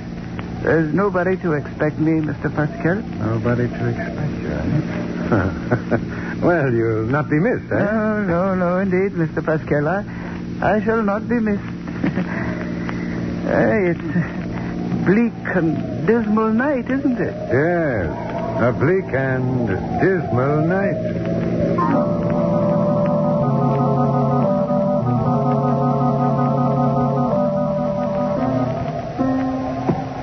I can't stand it, I tell you. Sit down, Nelson. Police is driving me nuts. Take it easy. Pascal ought to be up here any minute. I can't stand it anymore. Wallace, I'm going. Don't be a fool. Shut up and listen. What's the matter? I think I hear Pascal on the stairs. You're batty. That's the floors creaking. You're liable to hear anything in this old house. Yeah, it is a joint, all right. Give you the creep. Just the kind of a hideout Pascal pick. Even a ghost be afraid of haunted. Yeah. What? Oh, Pascal. Gee, boss, we thought you... Sorry, gentlemen. Say, Pascal, what's the big idea? You call us here to talk over a scheme to clean up a couple of $100,000. Quiet, please. I don't want my guests below to know I have guests about. Why do you have a piano tuner here when we have business to talk over? Because, gentlemen, the piano tuner is the business I have to talk over. Yeah. What do you mean? Yes. In just a few moments, he will drop dead. What? Drop dead? Well, rather, I should say I'll permit him to kill himself. But his death will have all the appearances of a natural demise. The actual cause will be impossible to detect. Well, how are you going to do it? Follow me, gentlemen. Where are you taking us to? Through this door. Hey.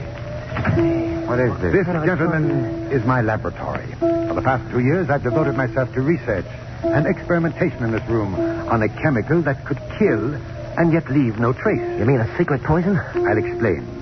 After I perfected my chemical, I next had to devise the best means for its use. Yes. You see this match? Yeah? The head of this match has been dipped into my secret formula. Yeah? So downstairs, I've placed some cigars in a package containing the treated matches beside our guest. In a little while, he'll light a cigar. So what? Then, gentlemen, you'll have the positive proof that my labors have been crowned with success. Pascal, when it comes to anything in the chemical line, you're the tops. But I don't get it. How does this thing pay off? Gentlemen, we all know that the world is full of maladjusted people. Men and women tied to each other by force of circumstances. Go ahead. So isn't it reasonable to suppose that one party to these unfortunate associations would welcome the means by which he or she would be rid of the other? Oh, I get it. It's an insurance shake. It sounds swell to me. But how are you going to contact these clients? Have you figured that out? Perfectly. When people are in trouble, they go to one of three men. A doctor, a lawyer, a mind reader. Those professions will be represented by the three of us. You're going to hang out the old shingle again. The officers of Dr. Bruno Pascal are already selected. It'll be my job to impress the prospective client with the physical necessity of escape. What's my trick? As the master of the occult, you shall visualize the way out for them. The legal and material aspects will be your responsibility, Nelson. Yeah? You will see that our clients carry the proper amount of insurance. Okay. When the mind of the client is conditioned to accept murder as a solution to a problem, then we shall provide the means to what will truly be the end. The matches. The matches. Listen, that piano stopped. At last. Maybe the old guy's taking time off for a smoke. We'll see. All right. How long's it going to take? Why don't he light it? Why don't he do... That's it, gentlemen. Yeah, come on, let's go.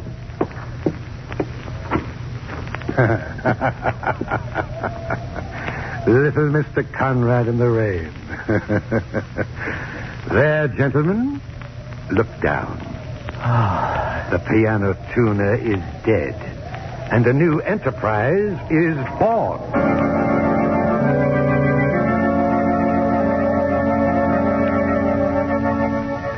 She was just sitting there smoking, and all of a sudden she kind of gasped for breath and toppled over dead. Never said a word or uttered a...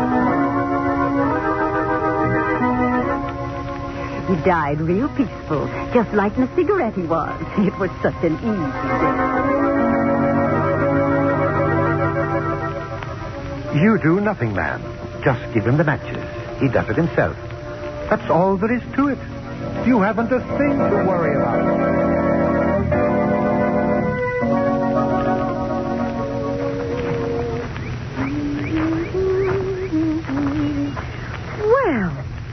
Well, Lamont. What are you doing, planting flowers or building a house? I've never seen so many tools and implements in my life. No cracks, Margot. John, my gardener, didn't come to work this morning, and I have to get these rose bushes in. And now let me see. Was it 4 bushes 1 foot apart or 1 bush 4 feet apart? I wouldn't have missed this for the world. Lamont, what are you doing now? I'm digging a hole to put the rose bushes in. Well, why must it be 3 feet deep? Well, they're big rose bushes. Well, if you strike oil, let me know, will you? Margot, please, how can I concentrate? Let me see. Does this burlap come off, or does it stay on? I have a suggestion. Yeah? If that bush doesn't grow in that hole, you can always put some concrete around the edges and use it for a swimming pool. That's very helpful. Ow! These bushes have thorns. Lamont, I have another suggestion. Fine. Let's go over and find out what happened to John before you ruin the garden and yourself as well.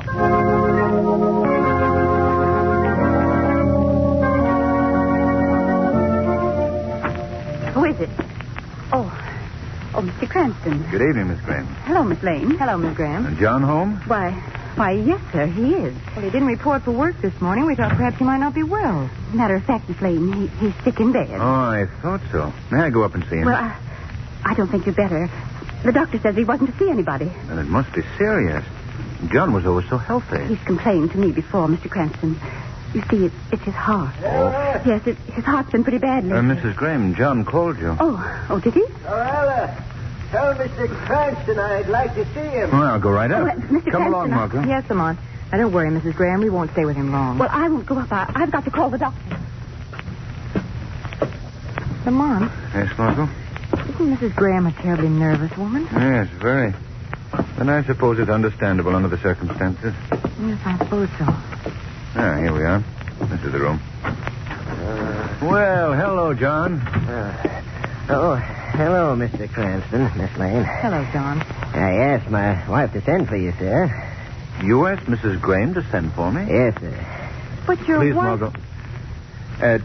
Tell me something about this illness, John. It's your heart, isn't it? Yes, sir. Looks as if I'm going to be like those gladiolas we planted last spring. Fine one day and dead the next. Oh, John. And me, who's never had an acre of pain in my whole life before, sir. I see. Well, John, you said you sent for me because you wanted to talk to me. Yes, sir. It's about my wife. You know how little women know about money matters. Yes? I don't want nobody to talk her out of little I'm leaving. You see, sir, as luck would have it, I just took out a new insurance policy. Yes? It's much bigger than any I've carried before, but I'm glad I did it now. She won't have to worry. Well, John, how did you happen to increase your insurance? Why, it was that doctor my wife's been going to. He sure gave me some good sound advice. Yes. He suggested you take out more insurance? Yes. I see. Now, John, I don't want you to worry about anything. I'll see that your wife is well advised. You just take things easy. I knew I could depend on you, sir. I miss the garden. I'm sure you do, John. Those bleeding heart shoots, they should be trimmed down right away. I'll take care of them for you, John. Might be a good idea to bed them down. Frost. It'll be coming soon. It certainly will. John, what's the name of the doctor who advised you to increase your insurance, huh? I said, John, what's the name of the doctor? Lamont. John. Margot. Yes, Lamont. He's dead.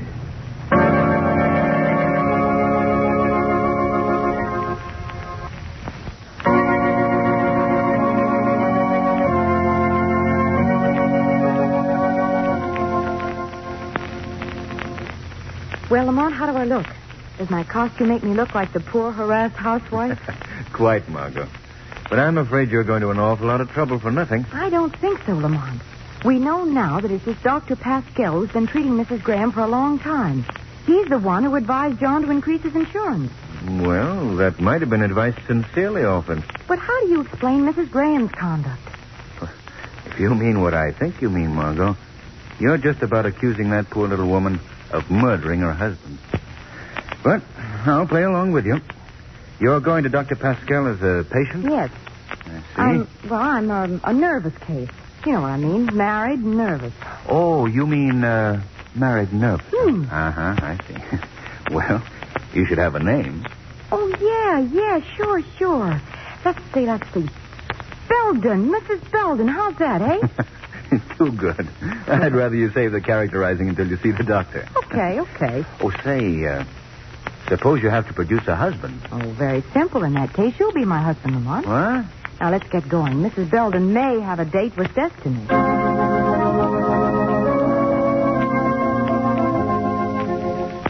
Come on, fellas, let's get to our business. How do we stand with Mrs. Graham? We'll get the insurance check tomorrow. You know, we almost bungled that job. Yeah? How? Defective matches. Mrs. Graham told me that it took hours for her husband to die. We must be more careful in the future. Now, there's my buzzer. You gentlemen wait in the next room. You wouldn't be ashamed of Wallace and me, would you? Do I have to answer that? No. Okay, Pascal. There are cigars and matches on the table. Help yourself. No, thanks. I carry my own matches. A wise guy. Yeah. Well, how do you do? You wish to see me? Yeah, are you Dr. Pascal? Yes, I'm Dr. Pascal. Oh, Well, come right in, please. Thanks. Yes, sit down here. Yes, sir. Now then, what's your trouble? Well, Doctor, I ain't been able to sleep nights for a long time. Yes? I wake up with a start just as soon as I go to sleep. No, now, don't be nervous, dear lady. But tell me, how did you happen to come to me? I saw your name on the door. Oh, you just happened in, is that it? Yes, sir. Where do you live? On Charles Street. Oh, that's quite a distance from here. You passed a lot of doctors on the way. Well, I got a cousin living in this neighborhood. Oh. I come up here pretty near every day. I see. And what is the name? My cousin? Yours. Oh, mine, huh? Belden. Married, I suppose? Yes, sir. Would you sit under this light, please? Yes, sir. Gee, it sort of blinds me. Now, don't be nervous. Now, Mrs. Belden, I am not in the strict sense a medical man. I don't use medicines, drugs to affect cures. You see, most ailments are external. They spring from a cause outside the person affected. You, for example, are an obvious nervous case. Oh, I get terrible nervous sometimes. Now, that ailment does not necessarily come from inside you. It's the result of a condition which you are constantly in contact with. It might be an unhappy marriage. It might be... Would that cause it, Doctor? An unhappy marriage? Oh, very likely. I've had women come to me who are on the verge of insanity. Oh, gosh. Now, of course, I'm not saying that that's so in your case. You may be very happily married. Well, no, Doctor, I ain't. I don't get along with my husband very well. Oh, now that's too bad, Mrs. Belden. Gee, can I close my eyes for a minute? That light. Well, I'll turn it off. There. Now, it'll be a long time before I'll permit myself to arrive at a definite conclusion on your case, Mrs. Belden. However, if your husband should be the cause of your trouble, you can easily correct it. Yeah, how? By simply ridding yourself of the cause. Ridding myself of... Oh, there ain't much chance of that. My husband never give me a divorce. Well, you just leave your case in my hands. And you'll be taken care of. Yes. Come in and see me Wednesday at 4. Yeah, Wednesday at 4. That's right. We'll go into your case more thoroughly at that time. Thanks, Doctor. Appreciate that very much. Oh, that's quite all right. Good day, Mrs. Belden. Goodbye, Doctor. All right for us to come out now? Oh, yes, it's all right. You had the interview? Yeah, we sure did. That prospect's certainly ripe for plucking. Looks like an easy few $1,000s for her. That's the trouble. It looks too easy. What do you mean? Think she's a phony? Possibly. If she is, she's not in this alone. We've got to play along. I want to know who's in on it with her. Well, what can we do? I'm going to send her to you, Nelson. I want you to size her up. If you should confirm my suspicions, then I'll have her bring her husband here. For what? He's probably a plant. If he is, then we can nip the thing quickly and completely. How? By a process of swift elimination.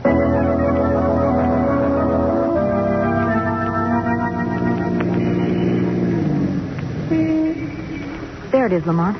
Pascal's office is in that little frame house beside the grocery store. It's a modest enough place. Why do you suppose he wants to see me? Well, they probably want to condition your mind for a big insurance policy. Just as they did your gardener, John Graham. Margot, you seem to think Pascal has several confederates. Yes. Well, there's that lawyer he sent me to, Nelson. Then there's a mind reader by the name of Wallace. Yeah, but remember, Margot, all of these deaths have been certified as natural. How do you suppose they bring about these deaths? Well, I haven't progressed that far in their confidence yet. But it's coming, I'm sure. Margot, I do hope you're right about this affair. But now I think I'd better go in alone first and form my own impression of Dr. Pascal. But he asked me to come with my husband. Well, I'll tell him I'm to meet you in his office. And you come in after I've been there about 5 minutes. Well, all right, if you think that's best. I'll walk on. You stay here in the car, Margot. All right, Lamont. And don't forget, Margot, give me 5 minutes leeway. Yes, Lamont.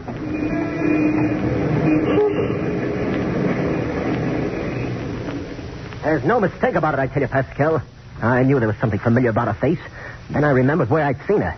I went down to the newspaper office and dug up this issue of the paper. That's her picture, all right, Nelson. Margot Lane, prominent society girl. That's right. The man beside her in this picture, well, he's probably the one she's bringing here as her husband. Lamont Cranston, man about town. What are you going to do, Pascal? We can't take any chances, Nelson.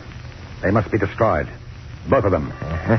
Oh, here, Nelson, through this door. It leads out the side entrance. Okay. Good luck, Pascal. Thank you. Oh.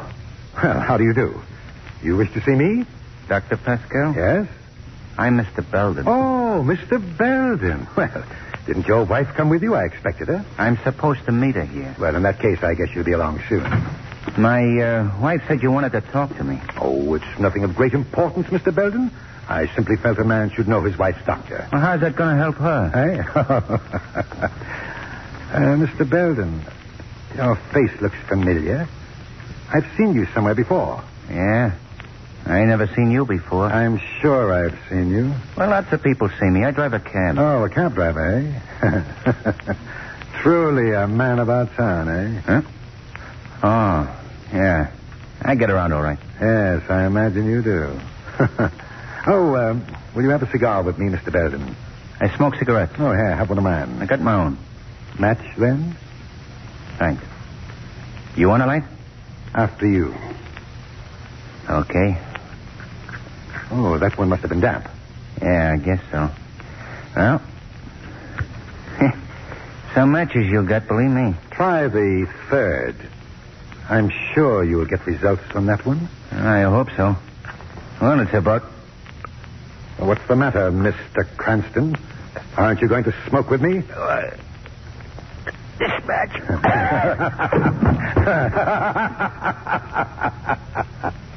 My, what an inglorious end for the glamorous man about town. Yeah, now, come along, Mr. Cranston. I have a room all ready for you. Ah, there's your wife. There we are. Now, you won't be alone long, Mr. Cranston. You'll be joined directly by the corpse of Margot Lane. Ah, Mrs. Belden, do come in. Thanks, Doctor. My husband here? Your husband? Oh, yes. He was supposed to come with you today. Well, make yourself comfortable. He hasn't arrived yet. What? Well, now, in the meantime, I have something which I'm sure will interest you. A little picture a friend of mine cut out of the paper. Oh. Surprised, aren't you, Mrs. Belden? I was, too, when I saw it. I said, my, what a strange coincidence. This Margot Lane looks exactly like my Mrs. Belden. Yeah. Yeah, she does look like me. Now, wouldn't it really be amazing if Mr. Belden turned out to resemble this Lamont Cranston in the same picture? It could happen, you know. Yeah, I guess so. Well, I better go and see what's keeping her. Oh, no, Mrs. Belden. He should be here directly. Be patient. Just sit down, please. There we are. Cigarette, Mrs. Belden? No, I don't smoke. Oh, but you should. Good for the nerves. As your physician, I prescribe it. Here, I'll give you a light. Oh. What's the matter, Dr. Pascal? You dropped the matches. Why? I didn't drop the matches. They were knocked from my hand. What was that? I heard a man's laugh. So you did, Doctor. Hey, who spoke? Who are you? What are you? I am the factor you failed to reckon with when you embarked on your murder-for-profit enterprise. I am the Shadow. The Shadow? Yes, I've heard of you, but murder for profit. I don't know what you mean by that. You're responsible for the death of John Graham and many others. Why, this is nonsense. I never heard of a John Graham. No use bluffing, Pascal. I've already phoned the police to pick up your two henchmen, Nelson and Wallace. You're next. The police have no evidence against me. That's a lack I shall supply. I have some of your ingenious little matches. Matches? You lie. You can't. And I have proof that at least 10 people died with a box of your matches beside them. I see. And you think you can stop me from leaving here? Try it. Very well, I'll call you. Look out, Margot. Don't let him go. Oh. Perhaps you're convinced now that it would be best to await the police quietly? Well, I suppose you're right. I've always believed that one should accept the inevitable in good grace. In fact, with nonchalance. I know of no better way to emulate that attitude than to have a smoke. Pascal, don't. Wait. Now, Mr. Shadow, your police shall find me waiting in supreme calm.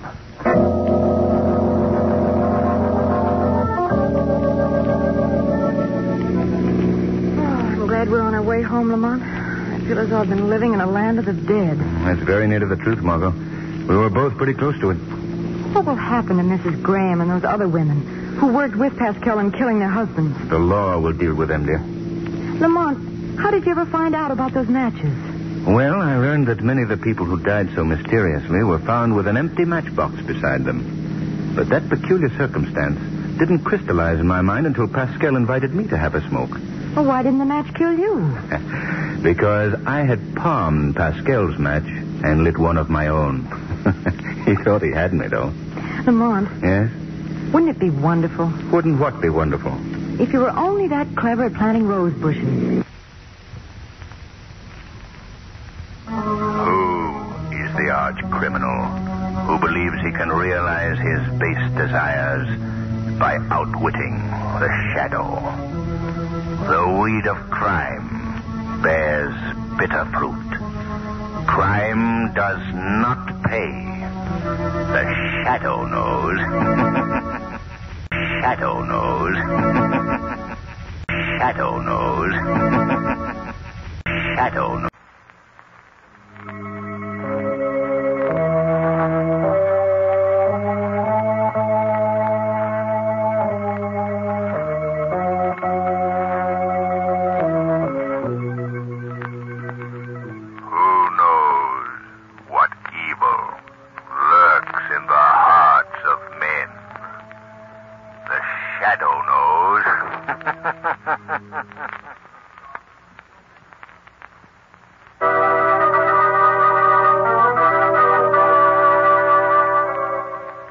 The Shadow, mysterious character who aids the forces of law and order, is in reality Lamont Cranston, wealthy young man about town. The Shadow uses his hypnotic power to cloud men's minds so that they cannot see him. Cranston's friend and companion, the lovely Margot Lane, is the only person who knows to whom the unseen voice of the Shadow belongs. Today's story, The Stockings Were Hung.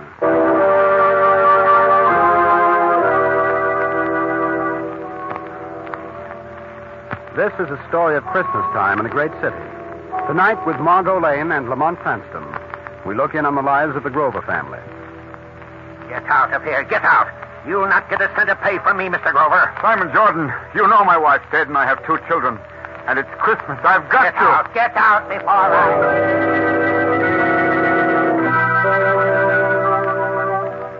It's Christmas time in a great city. As our scene opens, we find Margot and Lamont coming down on the elevator from Margot's apartment. Yeah, here's where we get out, Margot. Where now? Over to the club, Lamont, to pick up a Christmas basket of food to deliver. Good. Oh, look, Lamont, it's snowing. What do you think of that? I want to stop the corner and see my friend Spike. Spike? Yes, Spike Grover. He's a newsboy. I always sign my papers for him. There's Spike on the corner. Busy little man, isn't he? I always give him $5 for Christmas. In spite of all you've said about organized charity, giving one isolated newsboy $5. But, Lamont, this is different. Your papers. I should say it is different. It isn't even Spike. Paper, mister? Paper? Yes, the young lady would like a paper to cover her new hat. If you can call that Christmas tree ornament a hat. Where's Spike Grover? Spike's got family trouble. He's a pal of mine, Spike is. Tells me everything. He knows I can keep a secret. Family trouble? Well, it's very confidential. You see, Spike and his sister Janie, you see, they haven't got any mother. They only got a father. And you see, I don't tell anybody, but Spike's grandfather owned the Grover Importing Company. Wait a minute. You're way ahead of me. Now, look. Spike's grandfather owned the Grover Importing business, and Spike's name is Grover. So Spike and his father should own the Grover Importing business.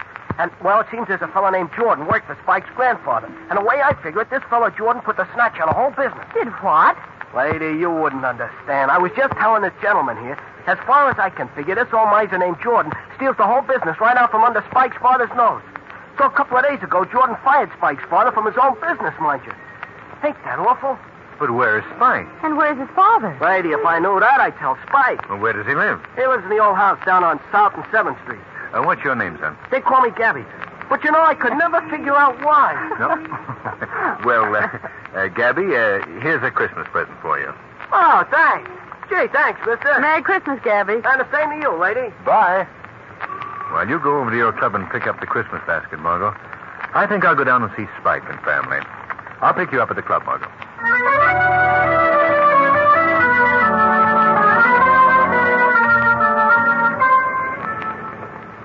A cab? You want a cab, mister? You want a cab? Yes. Take me to South and 7th Street, please. South and 7th Street, yeah, South and 7th. Thanks. Oh, by the way, I want to stop at a pet shop on the way. Do you know a good one nearby? Well, I don't know where there's one. Oh, yeah, I do know where there's one on the next block, that is. Well, that's where we're going, then. Oh, driver, are you busy tonight? Yeah, I gotta drive this cab. Ain't it awful, ain't it? That's what I mean. That's what I... Now you've got me doing it. Doing what? Hiring the cab for tonight. You mean it? Sure. Gee, Santa Claus. I didn't know you without them whiskers. That's a joke. Hey, there's a pet shop, mister. There it is. Well, that's fine. Thanks. What's your name? Louis. Well, come on, Louis. Let's buy a pup. Buy a pup, huh? Buy a pup, oh boy. Hey, the red one in the window? Sold, Louis, sold. Oh, that's a cute pup. That's a cute pup, all right. How much is the red setup up in the window? Oh, that's a very fine animal. $35. Fine. Wrap it up. I beg your pardon? Put it in a cardboard carton with some holes in it. We'll take it with us. Oh, very good, sir. Well, now, Louis, you'll take the pup in front, see? It's a surprise for a young lady we'll pick up later. She mustn't know about it. Yeah, sure. Say, but suppose it begins to bark or whine or something. Well, if she asks what it is, you just tell her a box of books. Hey, yeah, that's smart. But wait a minute. What kind of books am I going to say if it starts to bark? Oh, that's easy. You just call for Sneeze. Believe me, mister, if you didn't want this hack for the evening, I tell you, it sounds a little screwy to me, I tell you. Hey, here's your dog, sir. Fine animal indeed. Louis, Sneeze. Huh? Sneeze. Oh. Gesundheit. Thanks. Great, Louis, great. Take the box of books now. We're off to South and 7th Street.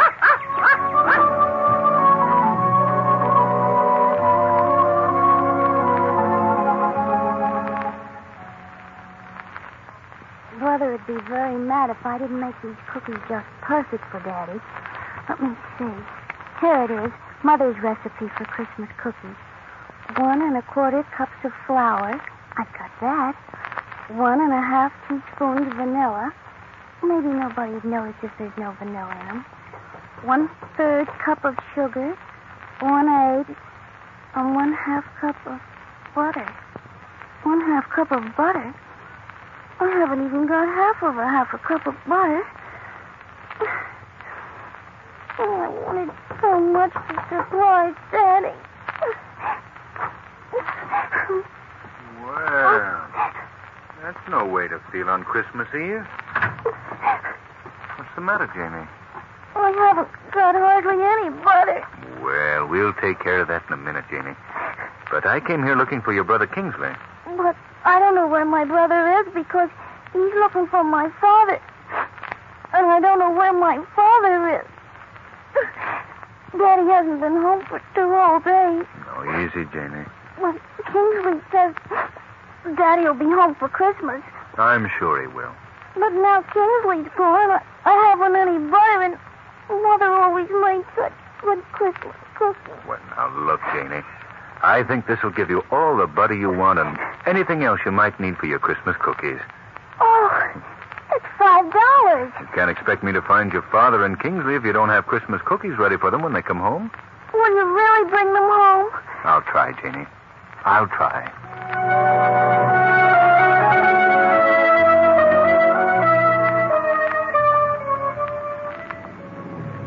Hey, is this where we picked the young lady up? Yes, Louie. And don't forget, that's a box of books you have in front and not a dog. And don't forget, if he barks, you sneeze. Okay.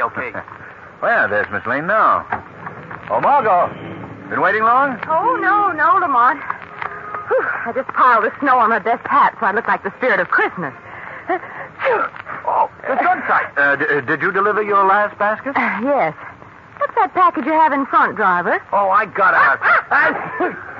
a box of books. I got a box of books. Oh.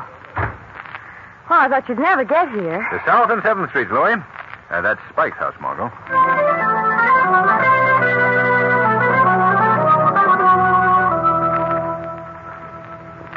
You wait here, Louie. Yeah, sure, boss. Sure. Margot, this is Spike's house. Go on. Let's go in and see Jenny, huh? Oh, good. I want to meet her. Lamont, look. Those 2 boys are fighting. And that smaller boy is Spike. It is? Hey, you youngsters. Let go of that tree. It's mine. Stop picking on him, you big bully. Oh, scram. Gee, Miss Lane, I found this tree. You did not. Come on, you young hoodlums. Hey, now, wait a minute, one at a time. I saw it in the gutter. Listen, young man. I suggest that you run along and let Spike have his tree. Who's going to make me? Why, you young rapscallion. Oh, Lamont, remember, peace on earth. I'll get you, Spike, when you haven't got your gang with you.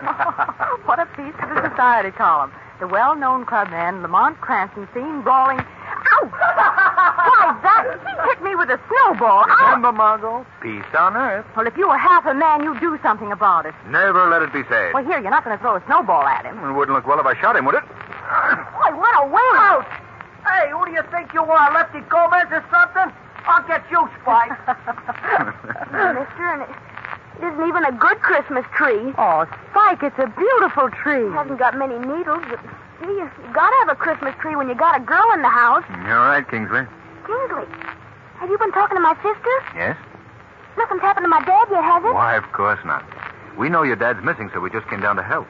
Have you any idea where your father is, Spike? Oh, gee, he'll show up. Have you been to the place where he works? I mean, where he used to work. That old skinflint Mr. Jordan won't let him work there anymore. I see. Have you asked the police for help? Well, that's just the trouble, Mr. Cranston. I can't. Why not, Spike? Oh, it's kind of private. Well, here, you must tell us or we won't be able to help you. Oh, well, all right. See, I went there yesterday and Mr. Jordan said he hadn't seen Dad, and when he did, he was going to have him thrown in jail. What? Yeah. Mr. Jordan said my dad did something to the books or something, and that he was a thief. My dad wouldn't do anything like that. I'm sure he wouldn't, Spike. Bet he wouldn't. Especially because that business really belongs to him, and it's supposed to belong to me someday when I get big. If anybody's a thief, it's that old skinflint Mr. Jordan. Now, look, Spike. The first thing we've got to do is to find your father. Yeah. The best thing to do is to get the police to help us. Oh, but maybe they'll arrest him. But you and I both know that your dad didn't do anything wrong. Yeah, that's right. Maybe they can find him, huh? Maybe they can find him. Sure they can. You tell me what he looks like. Then you and Miss Lane go in the house, and I'll go to police headquarters.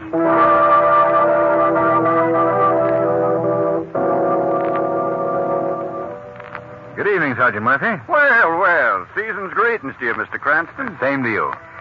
Sergeant, Kingsley Grover Sr. has been missing for 2 days. Tell me what he looks like, and we'll start looking. His son Spike told me that he was 5'10", weighed about 165, was wearing a brown overcoat. Calling all cars. Calling all cars. Missing since last Friday. Kingsley Grover Sr. Height 5 feet. Harbor Patrol. This is headquarters. We're looking for Kingsley Grover Sr. Height 5 feet 10. Wait.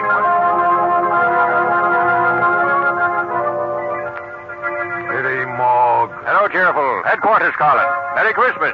If you got a stiff on ice about 5 feet 10, wait.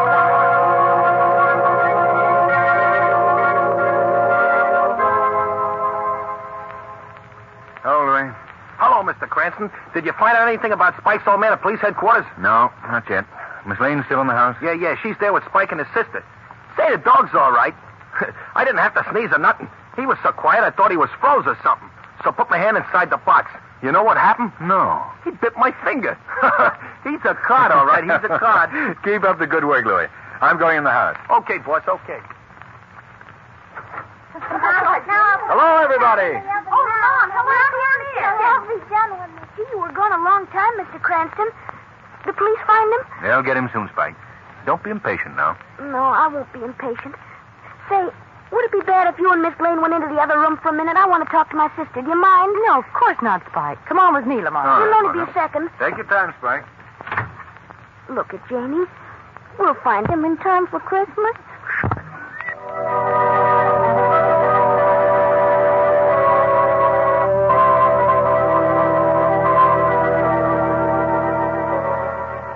And still the search for Spike's father goes on. The machine of the police looking everywhere. Hours pass, and no word. Now we find Kingsley going up to old Mr. Jordan's office. Mr. Jordan! Who is it? Oh, it's you, is it? Get out of here. Please tell me where my father is. I don't know where that thieving father of yours is. If I did... He's not a thief. If anybody's a thief, you are. You shut your lying, dirty mouth. You stole my father's business. He should be here, not you. I'll thrash you within an inch of your life, you little gutter snipe. Now, take that. Oh, please don't hit me with that chain again, please. You don't like that, Please. eh? And that. Oh, please stop it. Come on, get out. Get out.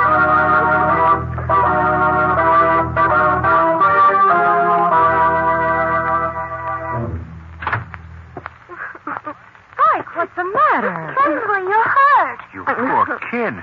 How did you get that red welt across your cheek? Mr. Jordan hit me with his cane. Oh, you poor child. Come here, I'll wash it out. Now we have to plan what we're going to do. Have you any suggestions, Spike? Only one, Mr. Cranston. What's that? Well, it sounds kind of silly, maybe even to try it, but you see, Dad and me, Dad and I, well, we always used to walk up the avenue on Christmas Eve. Oh, it stings a little, doesn't it? It's all right. Well, anyway, we'd look in the store windows and we'd see what we'd buy for ourselves and Janie and Mother when she was alive. If we had all the money we wanted. I thought I'd walk up the avenue tonight and... Well, I guess it sounds kind of silly, but I would like to. That's a wonderful idea, Kingsley. And Margot. Yes, Lamont. Why don't you go along and take a pencil and paper and write down all the things Spike would like for himself and his sister? We never did that. No? Well, just think what fun you'd have. Talking it over with Janie afterwards if you had a list. Gee, that's right. Let's go. Oh, and you know, we might even run into Dad. Well, sure you might. Aren't you coming with us, Mr. Cranston? Well, yes, of course. I'll join you on the avenue, but first I want to get to the police station again and check up. Oh, Janie. Yes, Kingsley? You better stay here and watch those cookies don't burn again. All right. I'll be with you in a little while.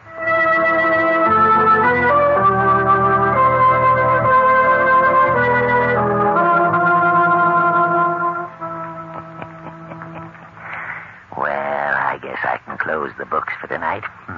I've had a good year. Who's there? No one. I guess I'll give myself a Christmas present of a new latch for the door. That Grover brat must have left it open. He's too smart, that boy. You don't have to worry about any Grovers ever again, Simon Jordan. Simon Jordan. That's going to look fine in new gilt letters on the door instead of Grover's Important Company. You're pretty slick, Simon Jordan. These books are fixed so cleverly that even the Supreme Court couldn't tell that Simon Jordan didn't own this company. Hey, what was that? Who said that? No one said anything, Simon Jordan. I was just enjoying your joke with you. Where are you? I can hear your voice. Of course you can hear my voice, Simon Jordan. But you can't see me. I'm in the shadows. The shadows of your mind. Go away. Go away from me. I thought you might be lonely. No, I'm not. Go on, go away. I came to ask you about the Grovers. Hey? What do you know about the Grovers? Enough, Simon Jordan. Enough to know that your altered books would not fool the Supreme Court. Hey? You're not a spirit, are you? In a sense, yes. I try to represent the spirit of honesty and justice. And when Simon Jordan beats a child with his cane, steals from the father of that child like a low, sneaking thief, then I must talk to Simon Jordan. I'm not a thief. No. I should not disgrace thieves by calling you one of them. Hey? You're a man too mean to be a thief, Jordan. Yeah. What do you want from this world? None of your business what I want. I'll tell you. You want money. Nothing but money. I feel sorry for you, Simon. Oh. I'm going to go now. But I want to leave one thought with you. Eh? You're an old man. You don't have much longer to live. What? All your life's work is your money. It's rather an empty victory, isn't it? You're alone in the world. Your money doesn't do anyone any good, Simon Jordan. Eh? But you can rest easy in your shriveled soul because the Grovers will be taken care of. The shadow will take care of them. The shadow?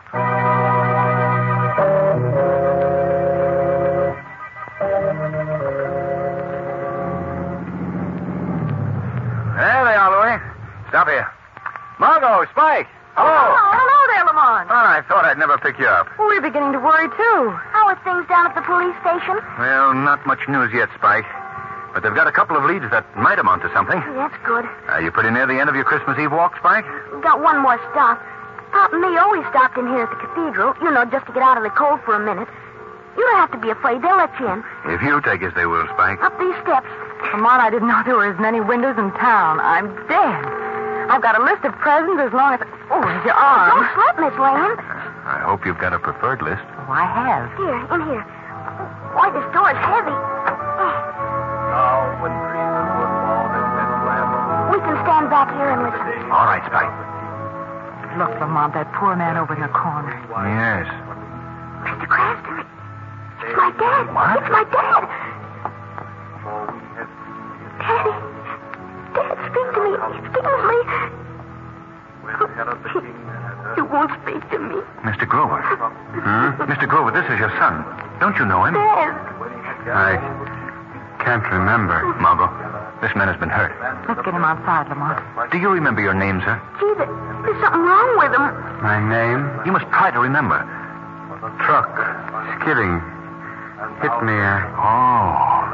Why did you come to the cathedral tonight? It's Christmas Eve. Always come here. Who is we? I can't remember.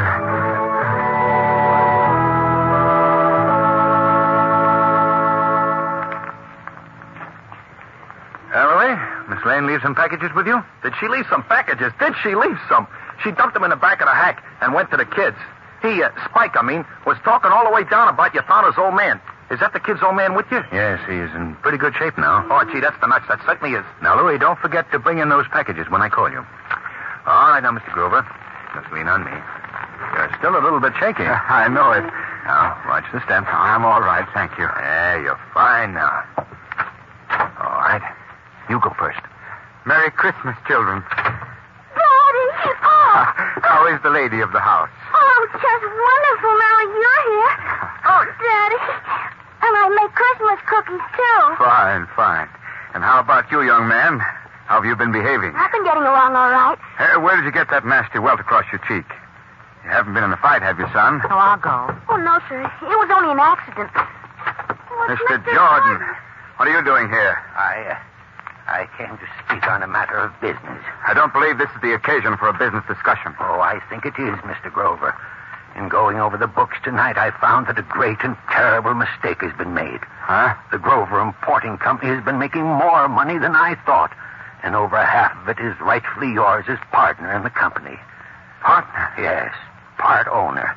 And I hope you'll find it within your heart to forget any misunderstandings we may have had and that you'll take over the responsibilities of partnership immediately. Yes, that's all I've got to say. Good night, and Merry Christmas to you all.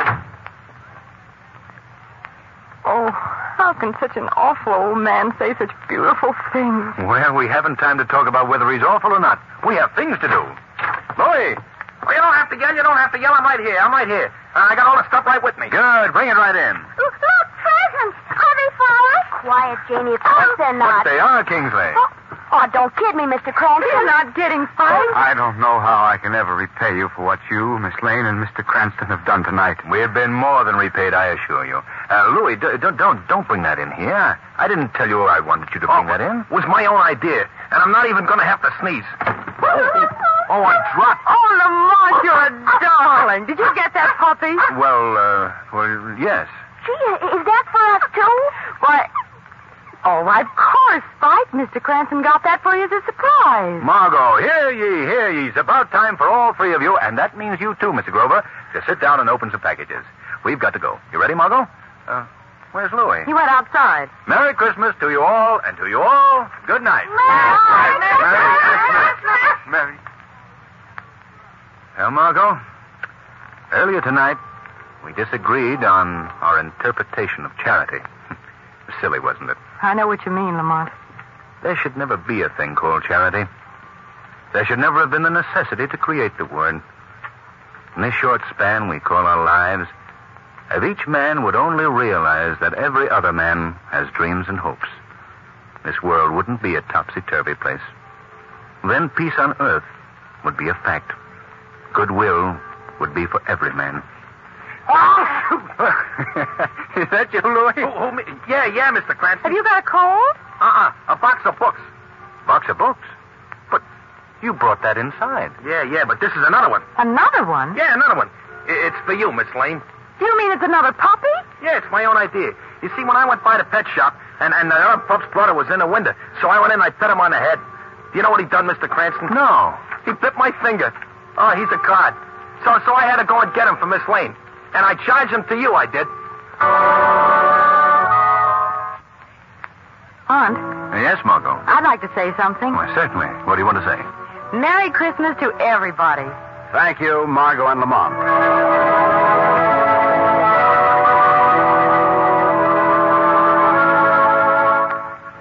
Today's program is based on a story copyrighted by the Shadow magazine. The characters, names, places, and plot are fictitious. Any similarity to persons living or dead is purely coincidental. The Shadow magazine is on sale at your local newsstand. The weed of crime bears bitter fruit. Crime does not pay. The Shadow knows.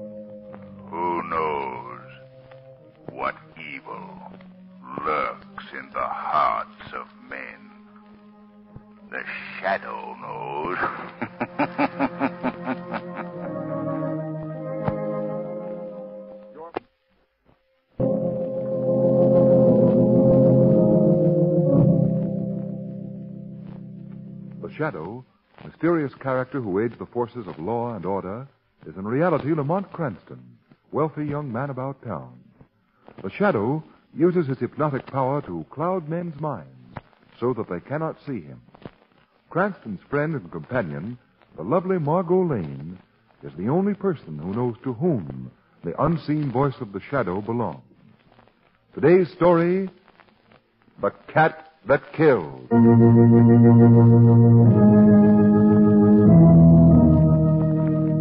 Our story opens at midnight. Lamont and Margot are walking near a waterfront warehouse in search of... well, listen. What I want to know, Lamont, is where we're going to find a tugboat captain with a wooden leg. What I want to know, Margot, is when this scavenger hunt will be over. Getting tired? No, but I'd like to hire a small trailer to cart these little trophies we've collected. I feel like a walking junk shop. Ah, no sporting blood, eh? Look, Margot, if carrying around a bicycle pump, a red toupee, a lawnmower, a mustache cup, and a bowl of goldfish calls for sporting blood, you're right. I haven't any. You forgot to mention little Johnny the Rabbit. Oh, yes. Little Johnny the Rabbit. You haven't lost him, have you? Lost him? He's been chewing on my left ear for the past half hour. If we find the tugboat captain, we have a good chance of winning the game, Lamont. Yes, if my left ear holds out. Can't say that this is quite my favorite part of town, however. It kind of gives me the willies. The waterfront's always like this. Streets are so quiet. Not a soul for blocks around.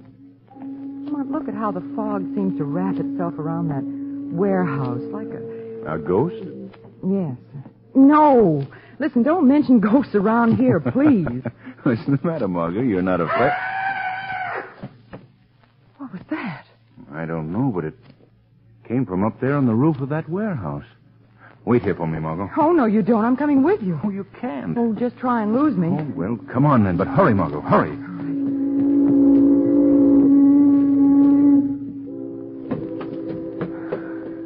Well, I'm all out of breath.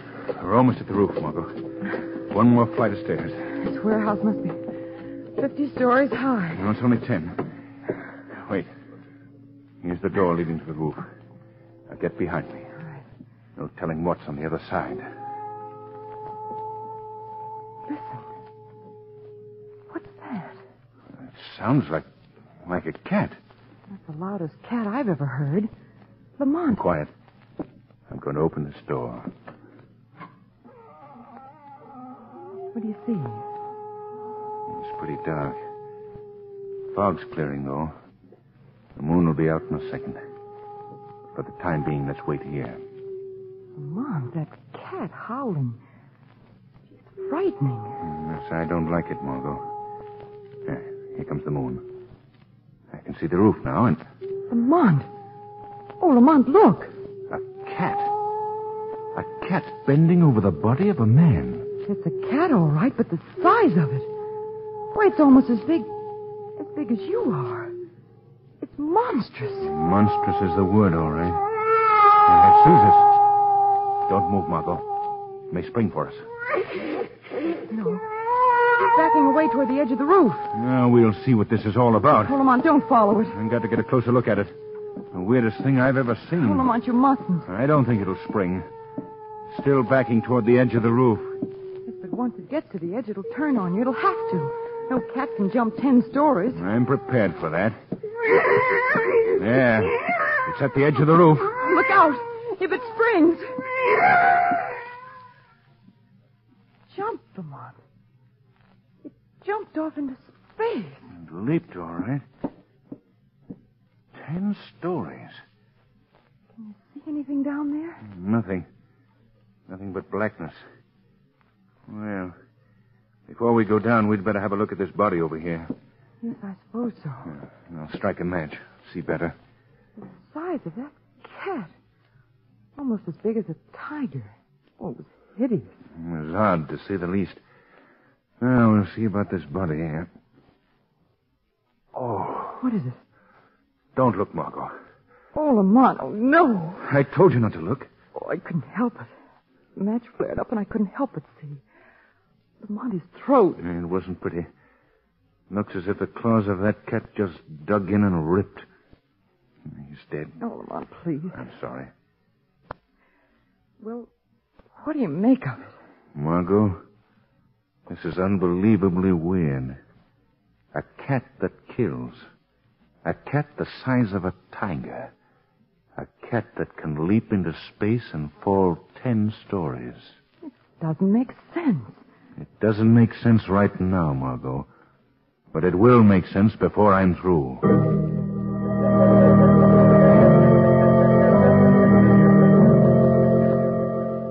Now, Mr. Barton, if you'll only calm down, Calm down? How on earth do you expect me to calm down, Commissioner Weston, when these horrible things are happening in my warehouse? There's nothing... The death of that watchman last night was the third murder in a month. Oh, you've got to do something, Commissioner. My business is being ruined. My men are all quitting. The warehouse is getting a bad name. Mr. Barton, as I've told you, we're doing everything we possibly can.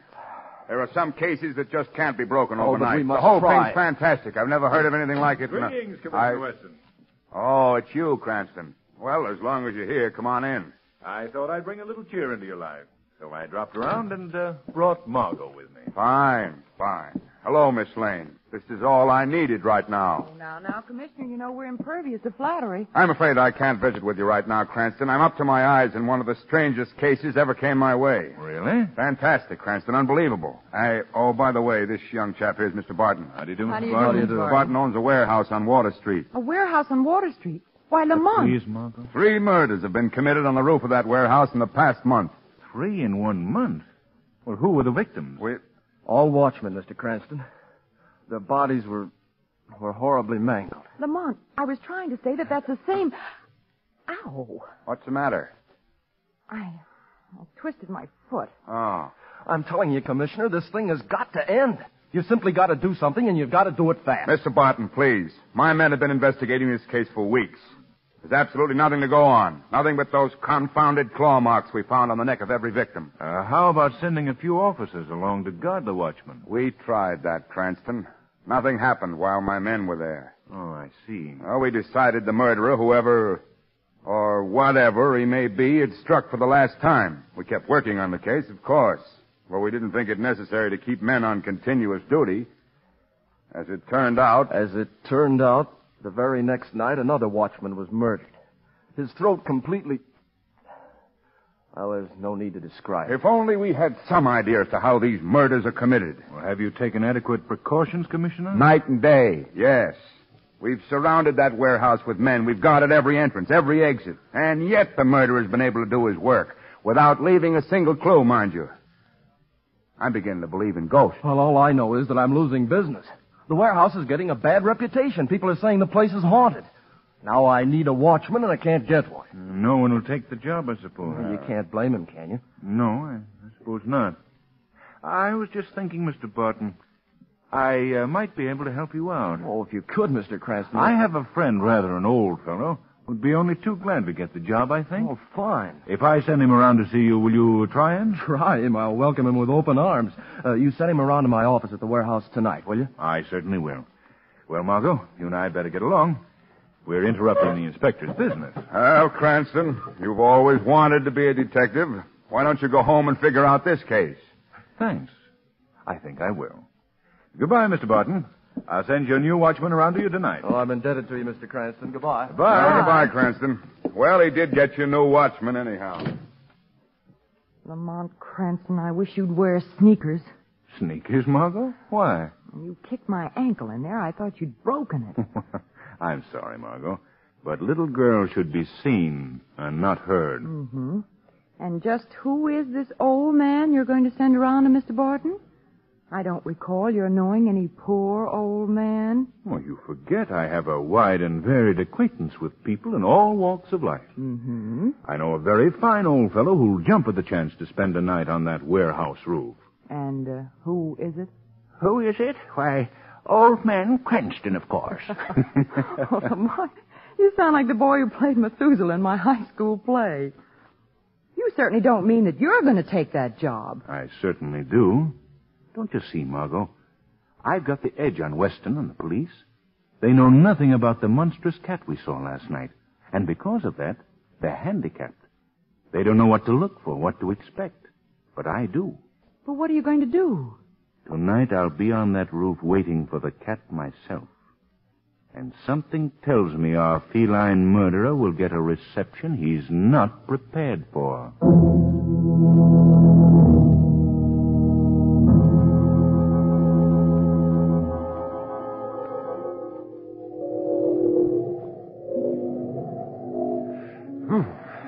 It's chilly up here. Should have worn a coat. Who's there? Oh, the cat again, eh? That's you, Lamont. What? Oh, now how in the... Margot, what are you doing here? And what were you making that psst noise for? Well, I had to attract your attention, didn't I? Well, don't make that particular sound again. Say, I think you're scared. I am for you. For me, eh? Well, this is no place for you, Margot. Oh, it's as good as any other I can think of at the moment. Margot, you've got to get out of here. That cat may show up any minute. I don't want you in the way when he does. Well, have I ever gotten in your way? No, but this time it's different. Whatever happens is going to happen fast. Oh, sorry, Lamont. I'm not leaving. Of all the stubborn... Well, that won't do you any good either. Oh, Lamont, you've got to let me stay. I couldn't bear it any longer, waiting to hear from you and wondering if the same thing had happened to you that happened to those other men. Lamont, don't send me away. If you're in danger, my place is with you. All right, darling. Turn off the charm. You can stay. But keep out of the way, please. Whatever happens, don't interfere. I won't. Lamont, this cat, what do you make of it? I don't know, Margot. But I'm almost sure it's not a cat. Not a... No. If it is a cat, then it's a freak, something out of the ordinary. I'm inclined to think it's some form of a leopard, a black leopard, perhaps. It might even be... Yes? Might even be what? No, a man could never leap 10 stories into that yard below and live to tell about it.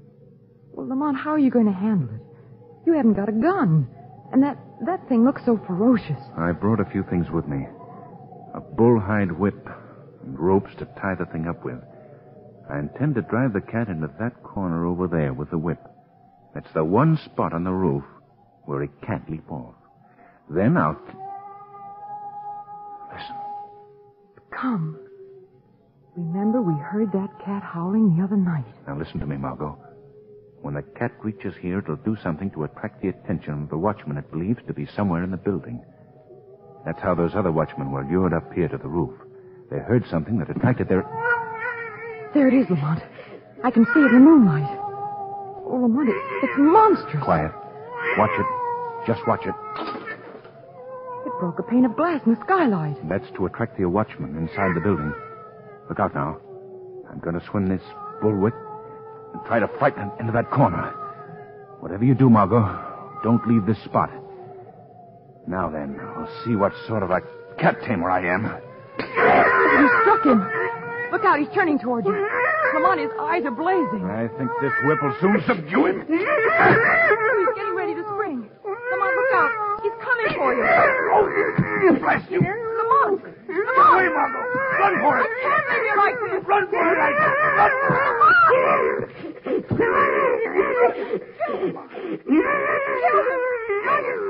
Stay away from me. Stay away. No. Lamont, help me. Help. Let go of me. Lamont. It's going to be all the rope with me. No, Lamont.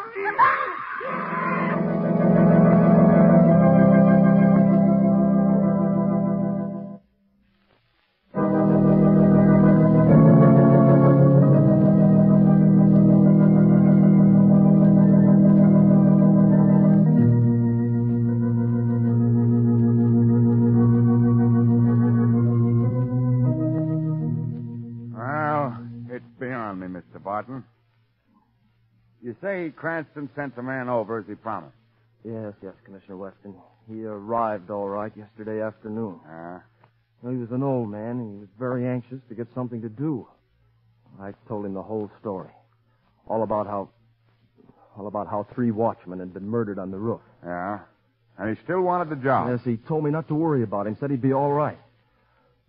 Now he's nowhere to be found. There's not a trace of him anywhere. I tell you, Commissioner, I'm going out of my mind. You and me both. Frankly, Barton, I'm up a tree. Oh, I'm not blaming you, Commissioner. I know you're doing everything you possibly can, but... I'm beginning to wish my father had left this blasted warehouse business to his partner instead of me. What do you mean? Well, my father had a partner, a fellow named Blanchard. Blanchard was a crook, so my father finally bought him out. Well? Well, when Dad died, Blanchard came to me with some crazy story about the warehouse business rightfully belonging to him. Yeah? He said my father had cheated him out of his share. Oh, it was a lot of foolishness, of course. Well, I wish now I'd given him the business lock, stock, and barrel. On the contrary, Mr. Barton, you'll be glad you didn't. What? Who's that speaking, Commissioner? It sounds like the Shadow. You're right, Commissioner. Well, where is he? I don't see him. No one ever sees the Shadow. But I don't know. Now, don't be alarmed, Barton. I'm not going to harm you. In fact, I'm here to help you. It's all right, Barton. This is not the first time I've spoken with the unseen voice. I've heard of the shadow, but I never believed he existed. But I do, Mr. Barton. I've clouded your mind so that you cannot see me. But I'm in this room. It's been a long time between visits, Shadow. What is it this time? Commissioner, I've come to help you break this warehouse case. You mean my warehouse? You know who the murderer is? I don't know who he is, but I think I know how he accomplishes his work. I can show you how to capture him, but you've got to help me. Oh, will I? You just tell me what to do, and I'll do it, all right. Good. The murderer, the thing that's been killing your watchmen, is a cat. At least it looks like a cat. A cat, Shadow? What? Yes, but no ordinary cat. This one's as big as you are, Commissioner, and in some strange way it's able to leap off the roof of that warehouse and escape. Oh, impossible. That warehouse is 10 stories high. I've seen it happen, believe me.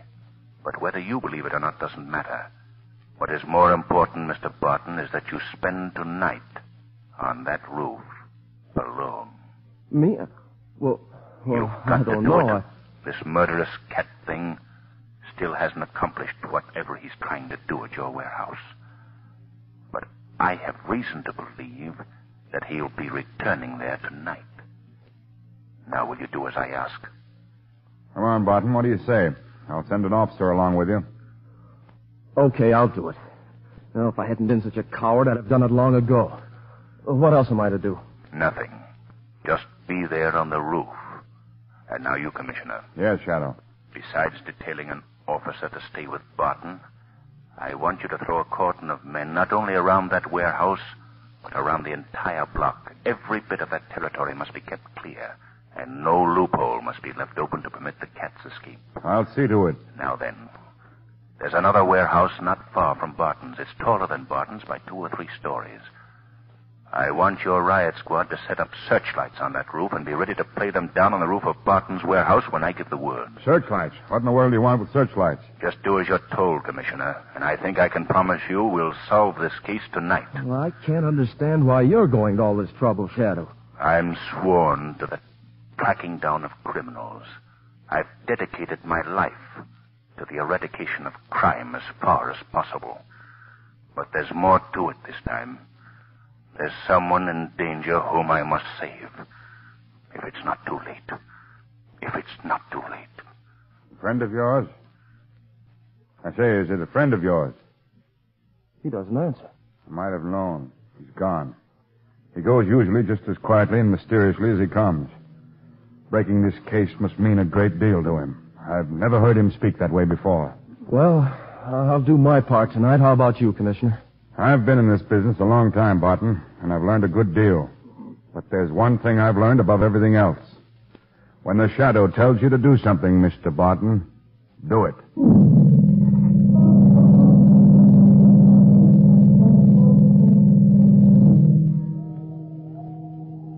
And 'tis me, Seamus Clancy of the Donegal Clancy's, that's telling you, Mr. Barton.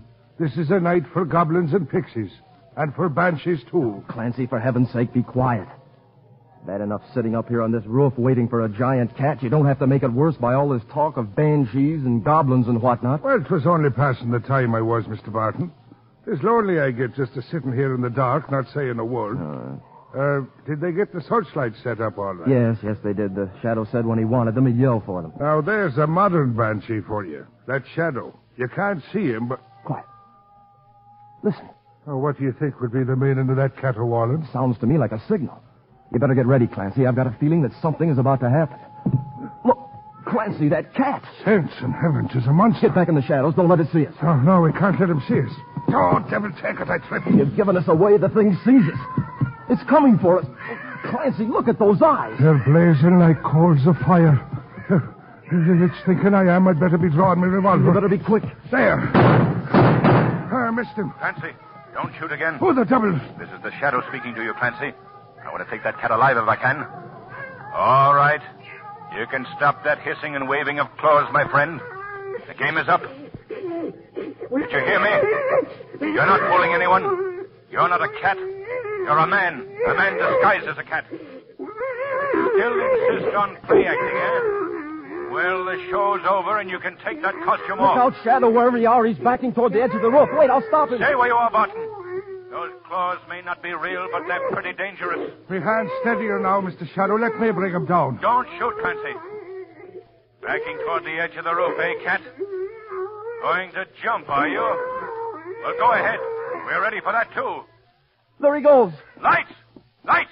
Turn on those searchlights! Oh, they're making everything as plain as day. Look down there. Good heavens, he's swinging in midair. He's swinging back and forth. He's on a trapeze, Barton. Oh, a yeah. trapeze hanging from a wire that's strung between this warehouse and the next. There.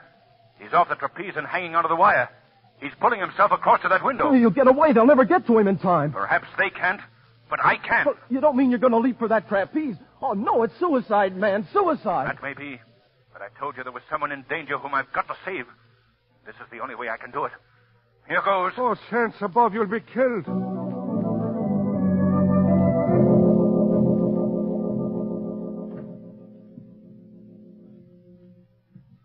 Oh, you're back again. Something went wrong. Bungling fools tried to trap me. As if they could. I was too smart for them. By the time they get here, I'll be gone. What are you going to do with that knife? That, my dear, is for you. You don't think I'm going to leave you here alive so you can give me away to the police, do you? Oh, you're mad. I should have killed you when I brought you here last night. You don't know what you're doing. Keep away from me. Now, don't be afraid. The knife is sharp. Get away. Dear. Stop. It'll all be over in a minute. No. That's right, Mr. Catman. It will be all over in a minute. All over for you. My wrist. What is it? Something's crushing my wrist. Drop that knife. Oh, Lamont. What are you talking about? I can't see anyone. Oh, my wrist. You can't see me, Blanchard, but I think you can feel the grip I have on you. Drop that knife before I break your arm. That's better. Who are you? I am the Shadow. You've heard of me, perhaps? I've heard of you, all right. How did you get here? By using your trapeze. A clever act, Blanchard. Huh? Just as good as it was 20 years ago. What do you know about that? I know all about you, Blanchard. 20 years ago, you were a pretty famous trapeze artist in a circus. You had an act in which you dressed as a cat and did dangerous dives from a trapeze. Later, you became Barton's partner in the warehouse business. The business belonged to me. Barton cheated me. And you took this method of forcing Barton's son to sell out to you cheaply.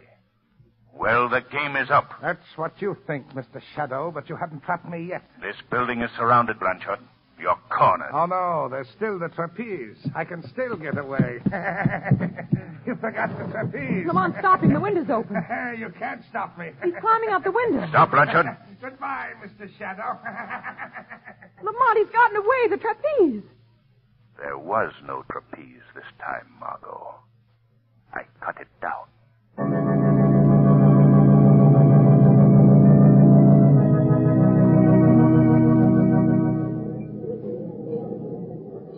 The worst part of the whole thing, Lamont, was that I thought the Catman had killed you that night on the roof. No, I was just stunned, that's all. When I came to, you were both gone. That's when I first suspected that he must have some means of crossing to the other building. Well, you couldn't have found the trapeze. He kept it hidden during the day, and at night he'd attach the wire that ran between the buildings. He was clever, all right. Say, Margot, I wonder who ever won that scavenger hunt. Well, we didn't. What did you ever do with all our trophies? Well, I returned the bicycle pump, sent the toupee out for a shampoo, sold the lawnmower, and lost the mustache cup. What about little Johnny the rabbit? Little Johnny? Yes. You mean little Joni? No, Johnny. Well, his name might be Johnny, but he was the mother of 7 babies this morning. Oh, Lamont.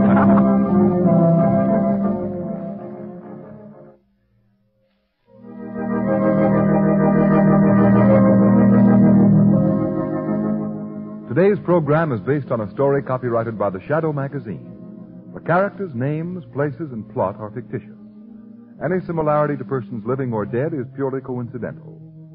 The Shadow magazine is on sale at your local newsstand.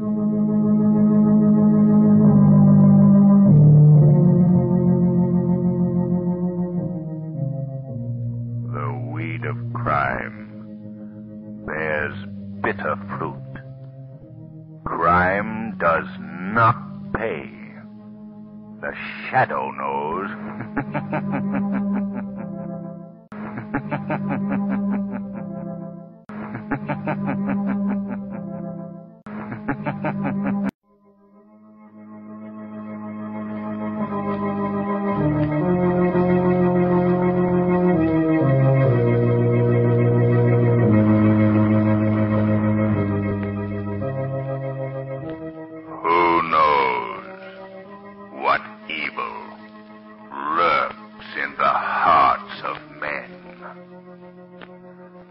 Shadow knows.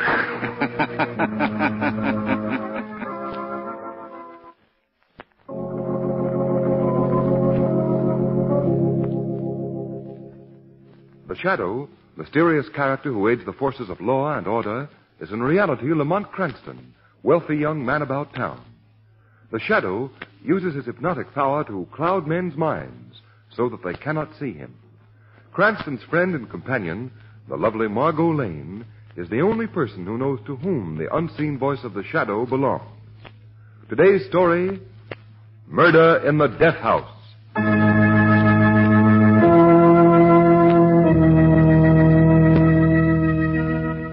It is 7 o'clock in the evening. Margot is in the office of Wilson M. Tuttle, head of the new reform party called the Citizens Committee.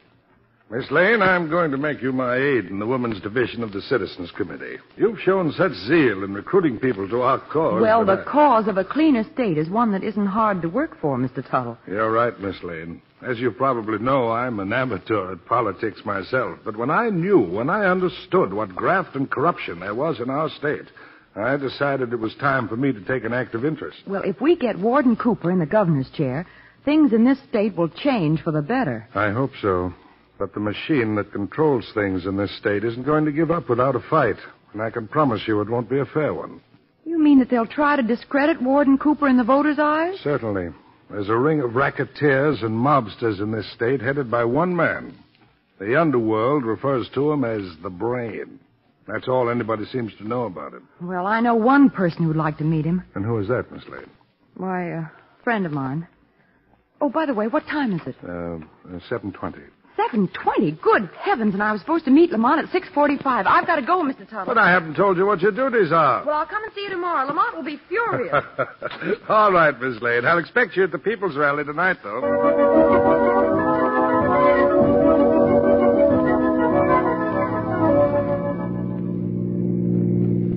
Margot, would you mind telling me where I'm going in such a hurry? To a meeting of the Citizens Committee, Lamont, and we're late now. Oh. Margot, just what is this Citizens Committee? What is it? Why, it's the most potent organization in this town. We're fighting crime and corruption, crooked politics and graft. Oh, easy, Margot, easy. I'll have to get you a derby and a soapbox. But, Lamont, with Warden Cooper as our candidate for governor and Wilson Tuttle behind us, we ought to sweep the state. Whew, you take another corner like that, and the state will be sweeping us out of a ditch. Say, who is this fellow Tuttle? A retired lawyer. He has scads of money. And with his support behind us...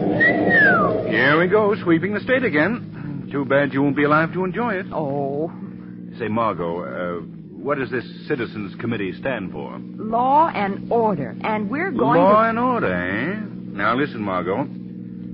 I know Warden Cooper, and if he's elected, the first thing I'm going to have him clean up is reckless driving, and I do mean you. Oh, but, Lamont, I've simply got to hear the speeches. Has it ever occurred to you that you have a radio in this car of yours? A radio? Oh, please, Lamont, Well, yes, of course I have. And the speeches are being broadcast? Oh, dear, so they are. Why didn't I think of that? That, Margot, might come under the heading of womanly intuition. It takes a second to warm up. A cause that every citizen of our great country should be proud to fight for. The cause of law and order. Oh, isn't he wonderful? He's a powerful speaker, but I don't... Shh, Lamont, I want to hear this speech. It's the... We have the governorship of our state. A man who, if elected, would make this state the cleanest in the country. Warden Richard Cooper. Unfortunately, Warden Cooper cannot be with us tonight in person. He has his duties to perform at the state penitentiary, but he will speak to us from there by special wire. Ladies and gentlemen of the Citizens Committee and of our state, I give you Warden Richard Cooper, our next governor. Ladies and gentlemen, Mr. Tuttle spoke of the duties that keep me here at the penitentiary tonight. I believe you all know what those duties are. Tonight, Killer Gorin is to pay his debt to society, and a large debt that is. At this very moment, Gorin sits in the death house of this prison. He boasted that he couldn't be captured and convicted. When he was captured and convicted, he boasted that we couldn't execute him, that the leader of his ring of racketeers and mobsters would rescue him. Well, ladies and gentlemen, tonight is the night when Killer Gorin will pay for his crimes against society. I stand on my record.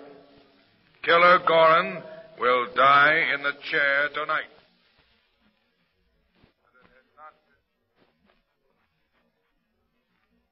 The warden says I'm going to croak in the chair tonight, eh? That's a good laugh. You ain't got very long, Gorin. I ain't got long. I got my whole life in front of me. They're not going to fry me tonight. I got connections. Pipe down, Gorin. I don't have to pipe down for you, screw, or for anybody else. You can tell that to your warden. Gorin, I've never seen a man as hard as you. You asked for a radio to hear the warden's speech when you knew he was going to talk about you going to the chair. I'd just like to hear my name mentioned coast to coast. Gorin, if you weren't going to... Well, you'll get yours. Gee, Gorin, you oughtn't act like that tonight. What about tonight? Well, look, we're all in this place together. You're going tonight. Smokey over there goes next week, and then I follow. So what? Well, I try not to think about it. But you don't give me a chance to forget. Now, look, Shem, I don't have to worry. I'm getting out. But if it'll make you feel any better, I'll quit talking. Hey, Smokey. Yeah, Killer? Give us a song. No, I don't get him to sing it again. It's too sad. You heard me, Smokey. Give us a song. What you all want me to sing, Killer?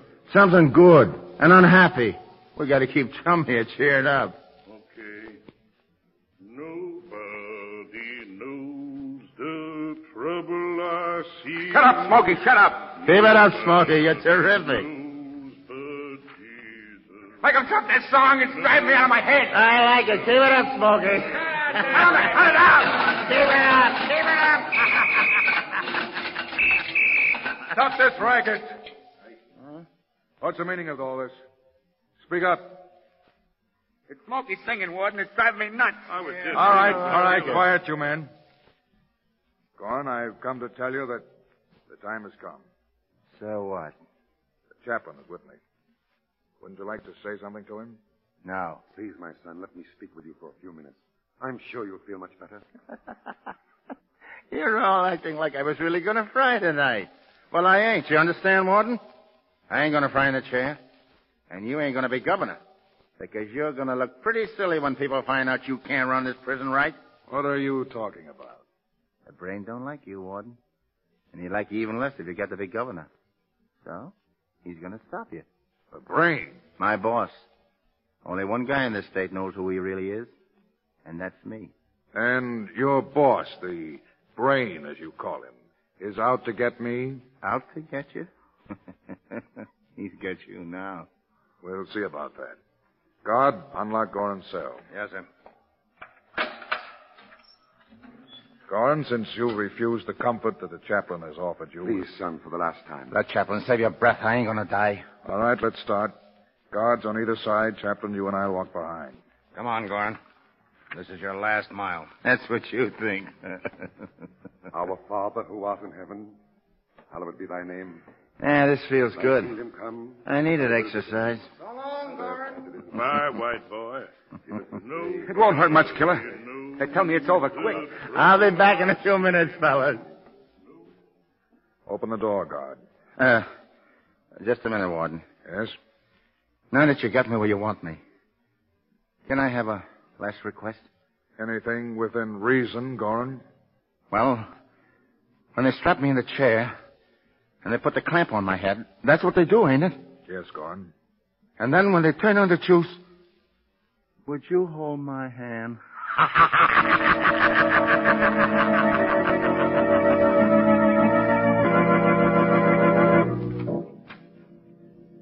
the warden ready, guard? Yeah. He said to wait for his signal to throw the switch. Good.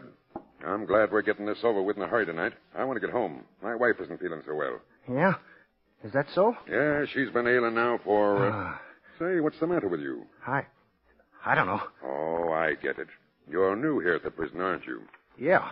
Well, it's sort of tough to watch him get it the first couple of times.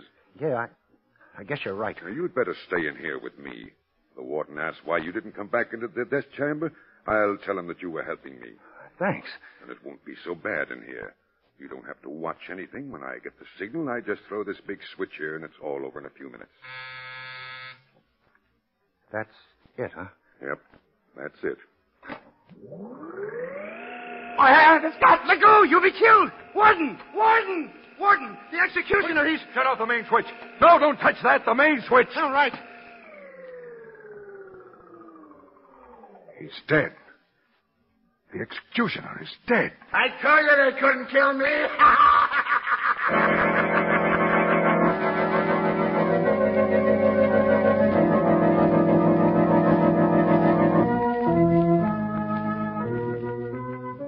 I don't know what to make of it, Commissioner Weston.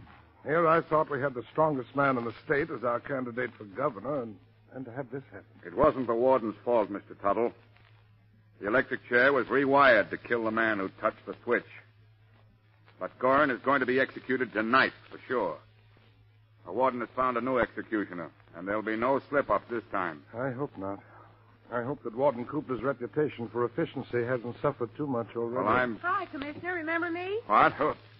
How did you get past the man at the desk? Well, that's a fine way to greet old I'll friends. have that man McGuire fired. I'll have him broken. Oh, hello, what Mr. kind of an Tuttle. I office didn't know is you this? were here. Yes, Miss Lane. I came to speak with Commissioner Weston about the happenings at the prison. You two know each other? Yes, Miss Lane is one of my assistants on the committee. Oh, Mr. Tuttle, this is Mr. Cranston. How do you do, Mr. Tuttle? Cranston, you're an awful nuisance. Why do you bother me all the time? Coming in here like... Commissioner, I'm writing a book. What did I tell you, Mr. Tuttle? This man haunts me, never leaves me alone. What kind of a book, Mr. Cranston? Well, it's not much of a book at present. It's mostly notes. But I'm going to call it Crime and Its Causes. Oh, sounds very interesting. Interesting. What can an amateur Sherlock Holmes know about crime and its causes? You're right, Commissioner. Absolutely right. I'm just an amateur, no experience. That's why you're going to get me into the death house of the state prison tonight as a guard. What? So I can get some local color for my book, some authentic realism. You think I'm crazy? No, but you better watch your blood pressure, Commissioner. Now, look, Weston, tonight Gorin is going to the chair. Don't you see what drama there is there? There may be drama there, but you're not going to be there as a guard or anything else. But my literary future depends on it. No. Please. No. If I promise not to bother you for a month. Absolutely no. I wouldn't. What? 1 whole month, just for one night, as a prison guard. Now you're talking. Cranston, if I get you into the prison tonight, you'll stay away from me for a month. Word of honor. Cranston, you've made a bargain. But to insure me from you for at least a week, you're going to stay in the death house not just one night. You're going to stay there for 7 whole days. I'll show you.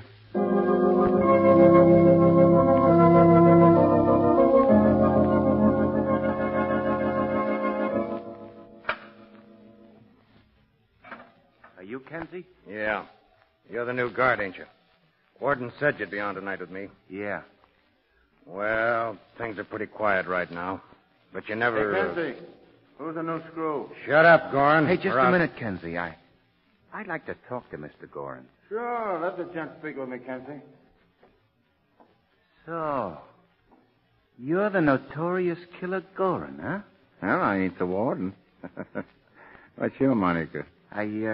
My name's Jones. John Jones. I'm pleased to meet you. Now, look, Screw. Just to get things straight around here, I run this place. What I say goes. Get it?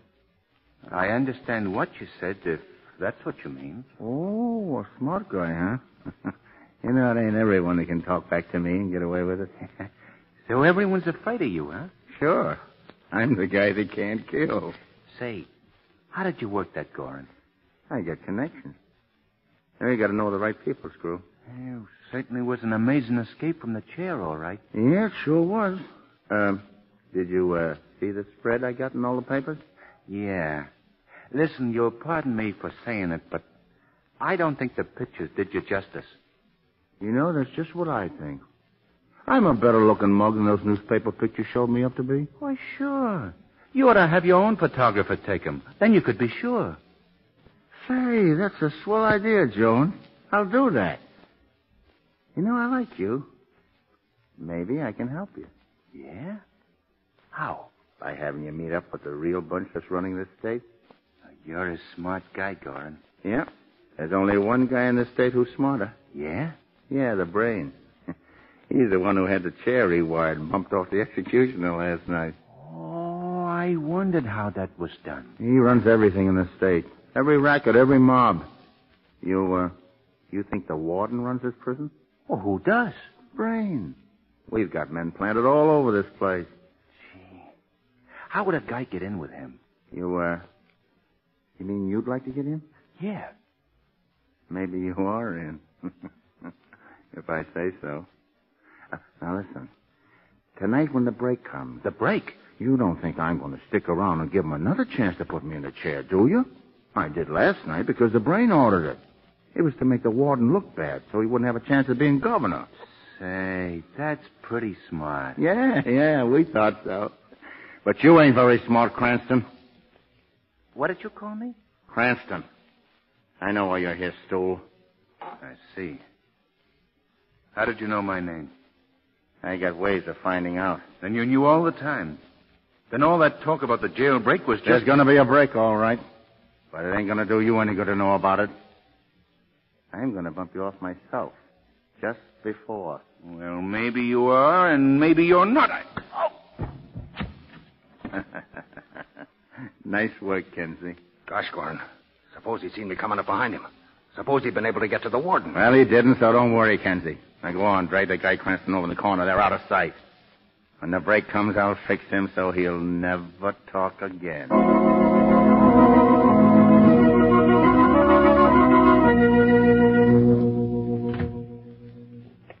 Come in, Mr. Hartnett. Sit down. Hey, thanks, Warden. Now, Mr. Hartnett, as our new executioner, you realize what your job is, don't you? Yes, Warden, I realize. It's not a pleasant task, but it's one that must be done. You must realize that when you throw the switch, that you're not the one who is executing the man. It's the state and the people of the state.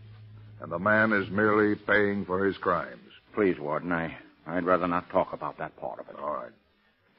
Well, I've had electrical experts in from town. They've been going over everything all day, but just to make sure, you'd better go over the equipment again. Yes, sir. And that's all for now. Can you be ready in about 45 minutes for the execution? Yes, sir. And thank you, Warden. That's all. Poor fella. Scared stiff. Well, can't say I blame him. Huh? Who's there? Who just came in? It must be my imagination. This business has got me pretty jumpy. No, Warden Cooper. It's not your imagination.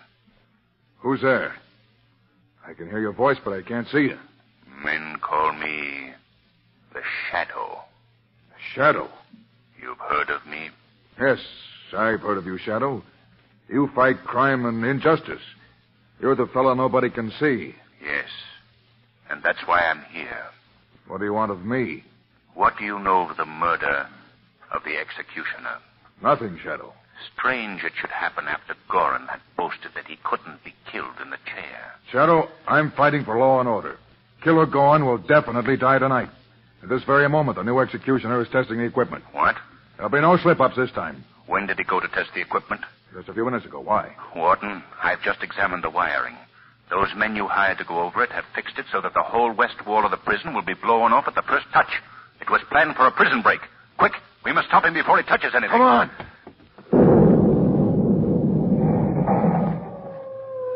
It's too late, Warden.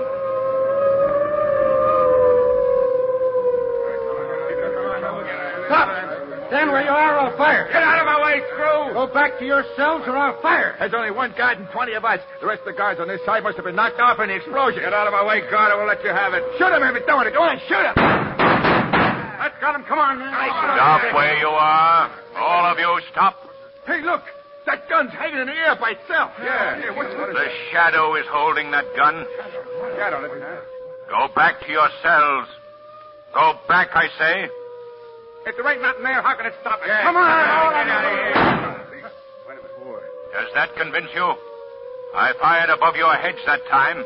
But the next time I'll aim lower. I guess he ain't kidding. Let's go back. Come on. All right, Warden. I can face something. We've got them stopped for a minute. All right. Lock 'em in. Let's go back.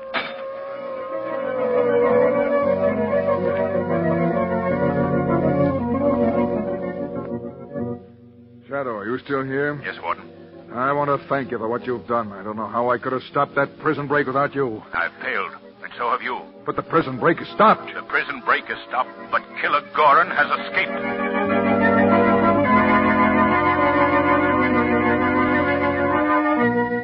But was it necessary for you to bring these reports over to me tonight, Miss Lane? Well, I suppose they could have waited until tomorrow for your signature, Mr. Tuttle, but, well, I had nothing to do, so I thought I'd bring them over tonight. Now you can have more time to look them over. Well, thank you very much. I'll do that. My, you have a lovely home here, Mr. Tuttle. Yes, well, Miss Lane, it won't be necessary for you to remain. I can go over these reports from the Citizens Committee myself. Oh, I don't mind waiting. I've got nothing else to do since Lamont got locked up in prison as a guard. Yes. Well, I'll just sign these papers then, and you can take them back to town with you. What, without reading them first? Oh, no, that's very bad business, Mr. Tuttle. But, my eyes are bad. I think it would be better for... Oh, I'll be glad to read them to you. Please, Miss Lane, I think you'd better go now. But I have no place to go, and I love to read aloud. I think you'd better go, Miss Lane. Oh, there's your doorbell, Mr. Tuttle. You want me to answer it for you? No, I'll get it. Why, it's Killer Gorin. Yes, my little busybody, Killer Gorin. What's the dame doing here, boss? He came to see me about the Citizens Committee report. She wouldn't go. I'll go now, Mr. Tuttle. Oh, no, my dear Miss Lane. Now you're going to stay here. Permanently. What? Mr. Tuttle, you want... Yes, Miss Lane. Wilson Tuttle, known to the world as a prominent citizen on the side of law and order. But my associates know me as the brain. Then you're the one who's been trying to ruin Warden Cooper. Spoil his chances of being governor. Yes, my dear Miss Lane. Now you know, but your knowledge will do neither you nor the police any good. Because, you see, you're going to die here. Oh, no. No, you couldn't. I won't say anything. Too late, Miss Lane. You would insist on staying. Gorin, give me the gun. Sure. Yeah, boss. Turn your head, Miss Lane. I should like very much to get a nice, clean profile shot. Honey, you can't do this thing. You can't. Goodbye, Miss Lane. It was so nice knowing... Oh. Hey, what is this? What's happened to you, boss? The same thing that's going to happen to you, Gorin. Oh, Lamont, you're here. Yes, Margot, and just in time, too. Are they unconscious? For about 5 minutes, I should say. Oh, you know, Shadow, if I could see you, I'd say I was very happy to see you. Stick around, will you? I'll stay until the police come to put these men away. But I've got to get back to the prison. Prison? But your work is done there. The Shadow's work is done, Margot. But Lamont Cranston promised Commissioner Weston that he would stay in prison for a week. I've got to help him keep that promise.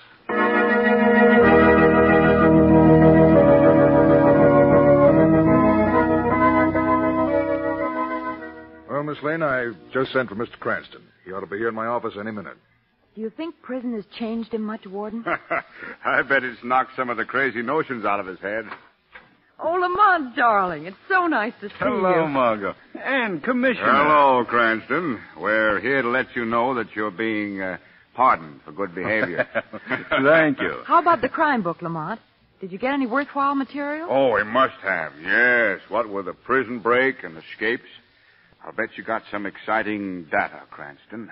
Well, I did write one chapter when I was here. About the perils of a guard in the death house?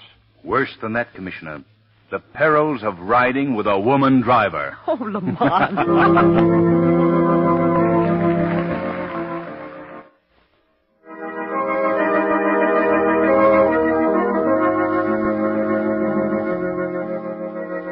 Today's program is based on a story copyrighted by the Shadow magazine. The characters, names, places, and plot are fictitious. Any similarity to persons living or dead is purely coincidental. The Shadow magazine is on sale at your local newsstand.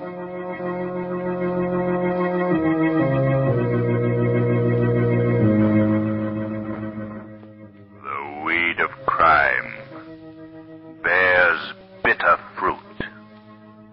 Crime does not pay. The Shadow knows.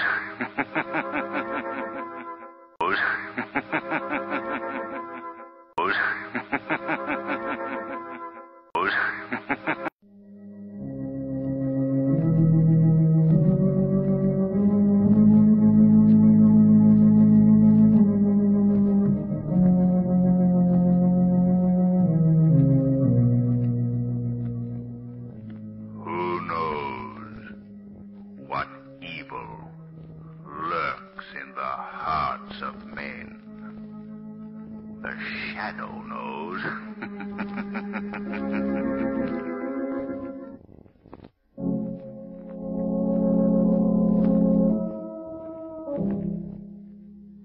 The Shadow, mysterious character who aids the forces of law and order, is in reality Lamont Cranston, wealthy young man about town. The Shadow uses his hypnotic power to cloud men's minds so that they cannot see him. Cranston's friend and companion, the lovely Margot Lane, is the only person who knows to whom the unseen voice of the Shadow belongs. Today's story, The Precipice Called Death.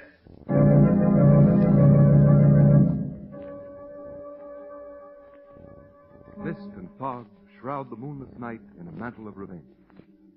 A small, grotesque man, his mind clothed in the dark memory of hate, gazes piercingly into the dull, lifeless eyes of a gigantic hulk of a man who stands beside him. Tense and stupefied, the giant You know what to do. I've trained you well. Your mind is mine to command. Your tremendous strength is mine to command. Now, after all these years, the moment has come to taste the sweet fruits of revenge. Do you understand? Yes. Yes, Master. You are to hear no voice but mine. You are to do nothing but what I command you. You are to kill those I have named. Kill. Yes, Master. You're ready now. Ready to do my bidding. Good. The precipice called death waits with yawning jaws to receive the first victim. Let your mind hear these words. Kill. Kill. Kill. Kill. Kill. Kill. Now go. Kill. Kill. Kill. Kill. My revenge begins.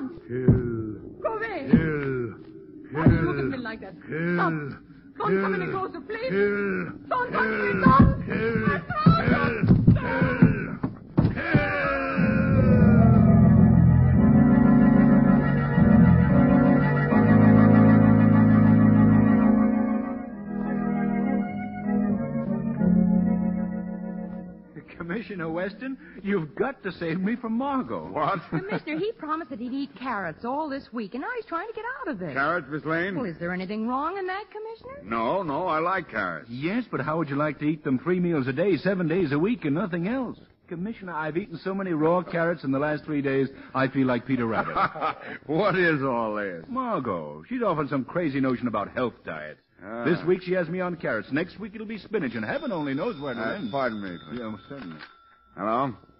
Huh? Okay, Cardona, send him in. I'll see him.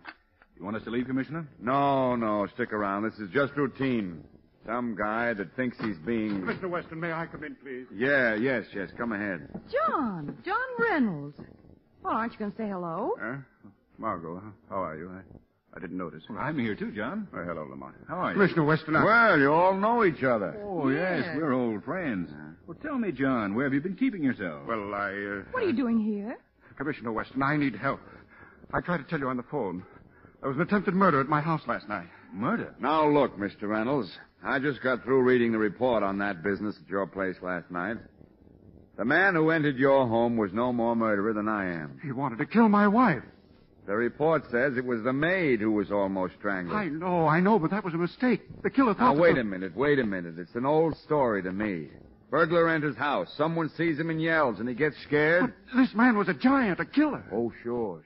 It's always a giant or a killer or a mob when people are scared. I tell you, I saw the man myself as he escaped. Yeah. A mountain of a man. Just as the maid described him when she regained consciousness. Well, then the maid wasn't killed. No, fortunately, she wasn't. I tell you, it was the burglar. He got scared when the maid saw him and tried to stifle her screams. She thought she was being strangled, that's all. Reynolds, why should anyone want to kill your wife? To get back...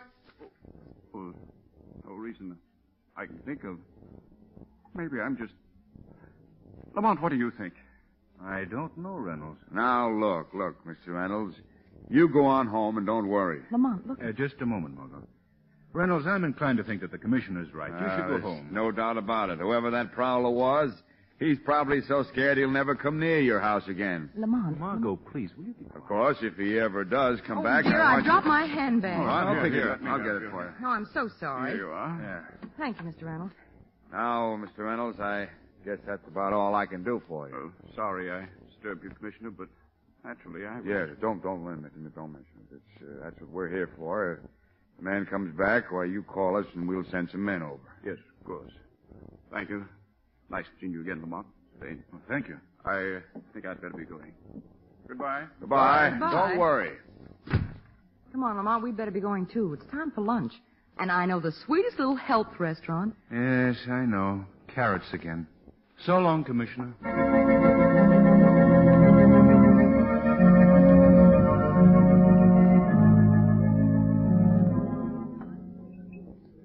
Oh, Lamont, I wish the waiter would hurry. I'm starving. Yeah.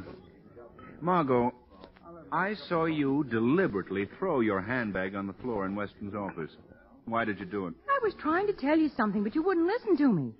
Did you notice anything particularly about Reynolds' behavior?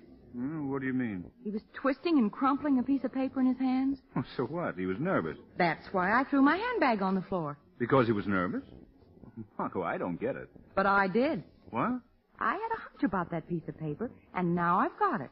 In the confusion of picking up the contents of my handbag, Margot. Mr. Reynolds didn't notice that I took the note away from him. You mean you took... Honestly, Margot, you do the darndest Well, just see what's written on that piece of paper, Lamont. Huh? Okay. Time is a cliff a mile high. Each step brings you closer to the precipice called death. Oh, say. What does it mean? I don't know. The precipice called death. I can't figure that. Lamont, it's Mr. Shrevey. Huh? Oh, Shrevey, the cab driver. Oh, waiter. It's all right. He's a friend of ours. What? Oh, excuse me, sir. Certainly. I told you they're friends, I told you. Hiya, Mr. Cranston. Hiya, Miss Lane. Well, Hello, Shrevey. How did you know we were here? Well, I seen you get into your car in front of the police station, so I followed you in my cab. I followed you. You was driving like crazy you was driving. Not so loud, Shrevey, not so loud. It was Miss Lane driving, Shrevey. What can we do for you? Mr. Cranston, I got a problem I got. Oh, yes? Now, look, you got culture. So I says to myself, if you was Mr. Cranston, what would he do? I mean, what would I do? Well, what would he do, Shrevey? That's just it. I don't know. I asked myself, but I get no answer, I get. Well, what's bothering you, Shrevey? Well, last week I'm driving a drunk all the way down to Jacksonville, Florida. Yeah? When I get there, he ain't got the fare he ate. So I up and slugs him. And now it's on my conscience it's on. Oh, Shrevey. Well, what do you want me to do, Shrevey? Well, I got qualms, I got. And what I want to know is, did I do right to slug him, did I? I really don't know, Shrevey. How do you like that? He don't know and he got culture. Is that what a gent would do, Miss Lane? Shrevey, a gentleman is one who does not unnecessarily hurt another. And if you think what you did was necessary... That's it, it was necessary. You know, Miss Lane, that eases my qualms. Shrevey, how would you like a chance to make up that fare you didn't get? There ain't that much money. Be at my apartment tonight with your cab. Where we going with? I'll tell you when you get there. Be there at, let's say 10:30. Okay, I'll be there with bells on, I'll be. I mean with my cab. So long, Miss Lane. So long, Shrevey. So long, Mr. Cranston. I mean, boss. Goodbye, Shrevey. Where are we going tonight? No, Margot. Where am I going? That's what I said. Where are we going? I'm not taking you along, Margot. This warning note to Reynolds has got me thinking. I'd like to find out what is meant by the precipice called death. You think there's something more than what Reynolds has told? Something he's left unsaid? Yes, Margot. And tonight, the Shadow is going to find out exactly what that is.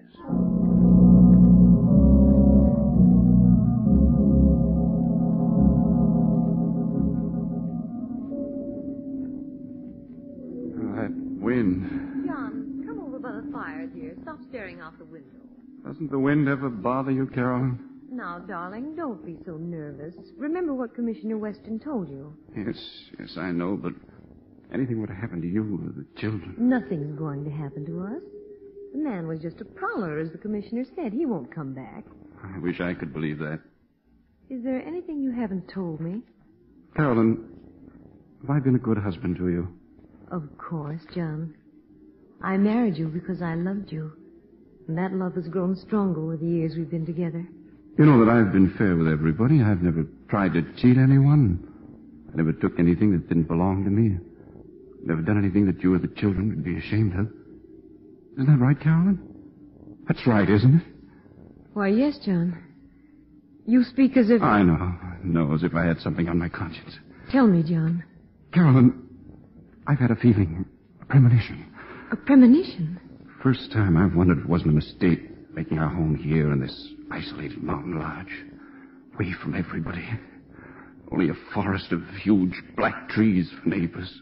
But you always thought it was so beautiful here. Carolyn, we must get away from this place. There's danger here and death. Oh, no, it's only your nerves, darling. That incident last night has upset you. We must get away for your sake and the children's. All right, dear. Anything you say. Now, why don't you go to bed and get some sleep? No, I'll sit here for a while in front of the fire.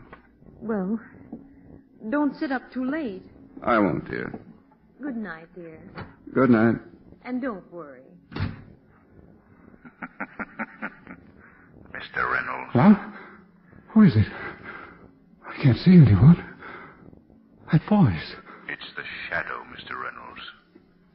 You can't see me because I've cast a mist over your mind. What do you want of me, Shadow? What is the meaning of this threatening note? Note? What is the precipice called death? Please, don't ask me. You must tell me. If you're innocent, Mr. Reynolds, I'll try to help you. If you only could. There's so little time. What is it? Yes, it's driving me mad. I've got to tell somebody. Help me before it's too late. 15 years ago, before I married my wife, I had a partner in my chemical laboratory. My wife! I knew it would come again. Quick, we must go to her. Carolyn!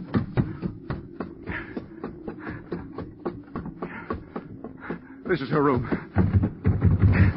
Door's locked on the inside. Break it down. Carolyn! Darling, speak to me. Please. Yes. Reynolds, your wife is dead. No, speak to me, darling. Reynolds, the killer left another note. Companions of the doomed are first to go over the precipice called death.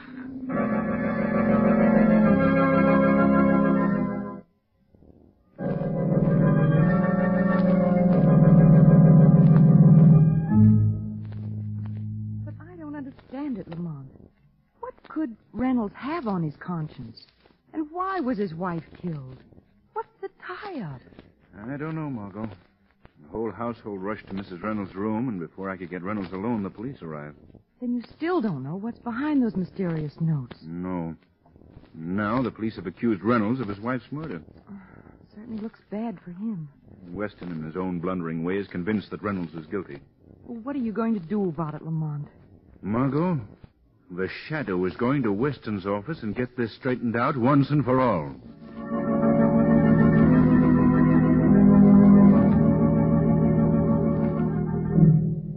Well, Reynolds, where are these notes you talk about? I told you, Commissioner Weston. The Shadow has them. Still sticking to that story, eh? Why don't you stop this lying, Reynolds? I'm innocent, I tell you. That's the truth. You planned the whole thing very carefully. But not enough to fool me. Well, you've got to believe me. I love my wife. You came to me with a cock and bull story about your maid being strangled by a prowler. That prowler was you. If you'll just listen to me. You cooked up the whole business to establish an alibi for yourself. We've got you dead to rights, and you know it. Oh, you've got to listen to me. Do anything you please to me. Now that Carolyn's dead, I don't care about myself, but you've got to let me protect my children. This thing isn't over yet, and my children are in danger. Reynolds, you're not convincing me at all with that sob stuff about your children. Cardona. Yes, Commissioner Weston. Put Reynolds back in his cell. Right, Chief. You've got to protect my children. The killer will get them, too. Come on, come You're on. making a mistake, Weston. I'm innocent, I tell you. I'm innocent. That's what they all say. That's a horrible business. Yes, Commissioner Weston. And it would be even more horrible if you sent an innocent man to his death. What? Who is it, then? It's the Shadow, Commissioner. Surely you remember me. Oh, the Shadow, yes. What are you doing here? I've come to save you from making a terrible mistake. Reynolds is not the murderer. I was with him at the time his wife was strangled to death. Yeah, he said you were with him, but I didn't believe him. Now, what do you want me to do? Send Reynolds home. We'll bait the trap for the murderer. And the Shadow will trail him alone. No go, Shadow. I don't believe it. What about those notes that Reynolds said he gave you? He was telling the truth, Commissioner. Read them for yourself. I put them on your desk. Huh? Oh, yes, here they are. Companions of the Doomed. Precipice called death. By heaven, Shadow, I'll do it.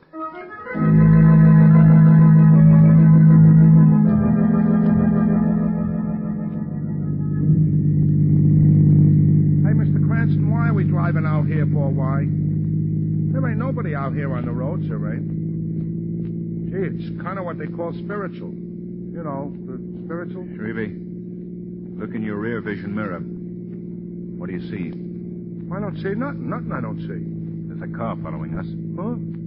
Yeah, there certainly is, certainly. Pull up to the side of the road. Let it pass. Huh? Oh, okay, boss. You know, Mr. Cranston, I don't like the idea of coming out to this Reynolds place. I don't like. This guy Reynolds bumped off his wife he bumped. Reynolds didn't kill his wife, Shrevey. Well, whether he did or ain't, it's none of my business, it ain't. That's for the police to figure out. Or for that guy that calls himself the Shadow he calls himself. Shrevey. Let me... When you took this job, you promised not to ask questions. Yeah, I know, but I just hate to see a gent like you get mixed up with the wrong kind of mugs. I mean, environment. Shrevey. That car's slowing down.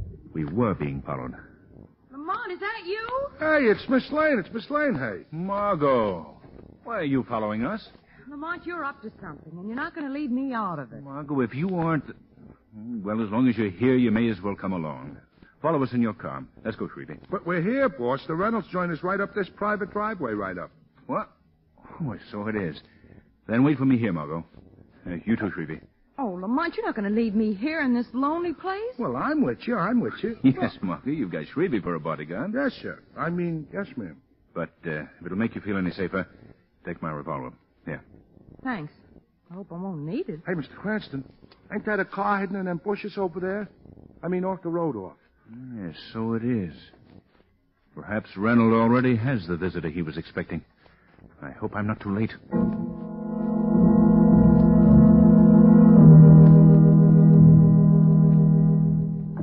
I must get the children out of this house to a place of safety as soon as possible. Who's there? Don't you recognize me after all these years, John Reynolds? Tom Vito. But you... No, my good friend, I'm not dead. Even though you've tried your best to kill me. No, it was an accident. You slipped in that Slipped? Accident? Yes, it was an accident, I swear. And I don't believe you. Well, you're going to pay for that. You've already begun to pay. It really was you, Vito. You killed Carolyn. Companions of the doomed are first to go over the precipice called death. You murderer! What's wrong with me? My heart. I feel paralyzed. Hardly move. A heart attack. How nice. How convenient. I had intended to kill you immediately, but now you'll be able to see and hear everything that happens. Everything that I plan to make your pain more exquisite. Your torture more unendurable. Before I kill you. Why'd you murder Carolyn? You loved her once. Because you loved her. She chose you in preference to me, and now she's dead. You're mad, Vito, mad. Yeah, well, perhaps I am. How interesting. To be mad and know it. I've waited a long time for this moment.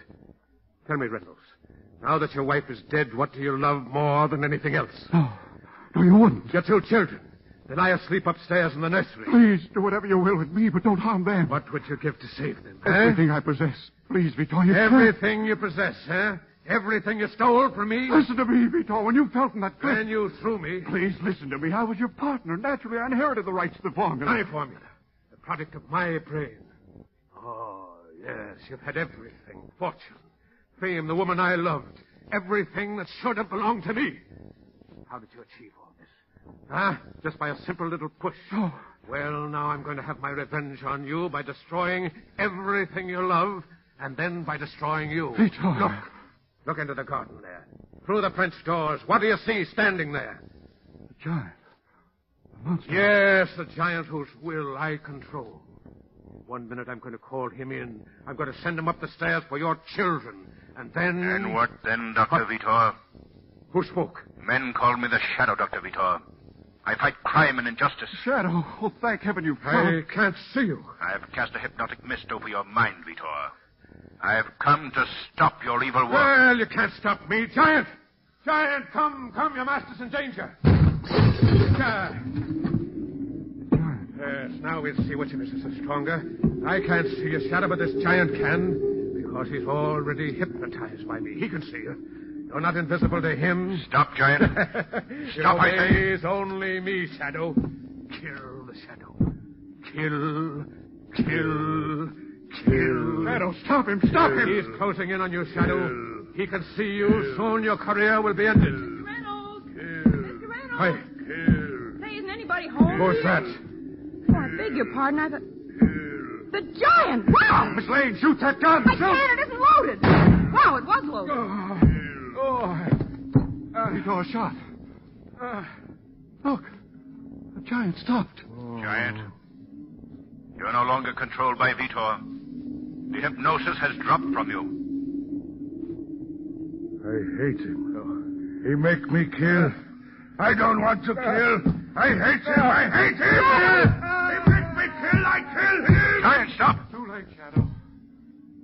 Vitor's dead.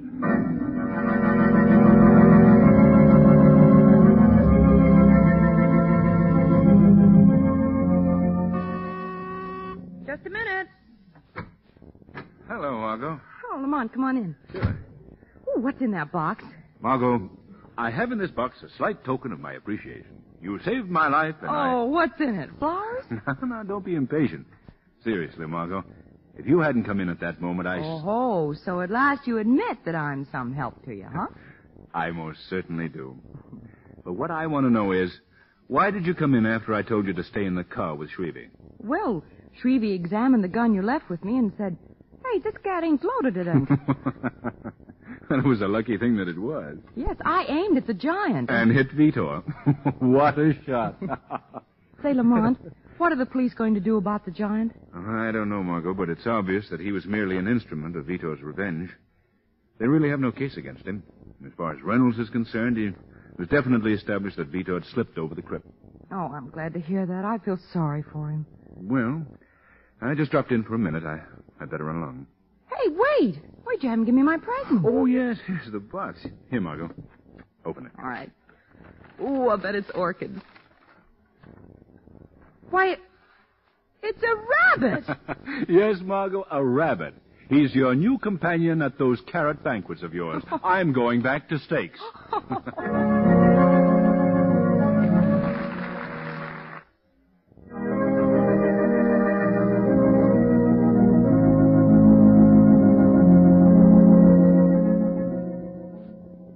This program is based on a story copyrighted by the Shadow magazine. The characters, names, places, and plot are fictitious. Any similarity to persons living or dead is purely coincidental. The Shadow magazine is on sale at your local newsstand.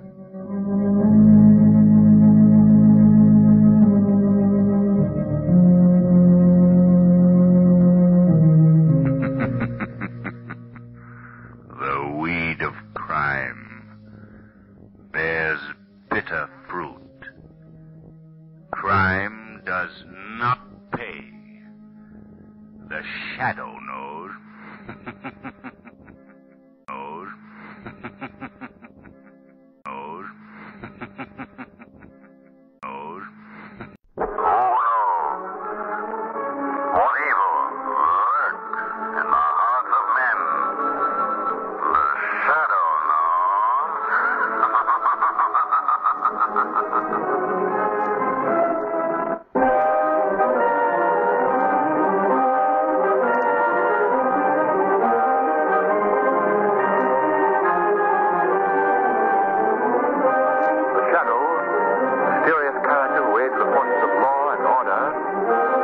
reality, Lamont Cranston, wealthy young man about town.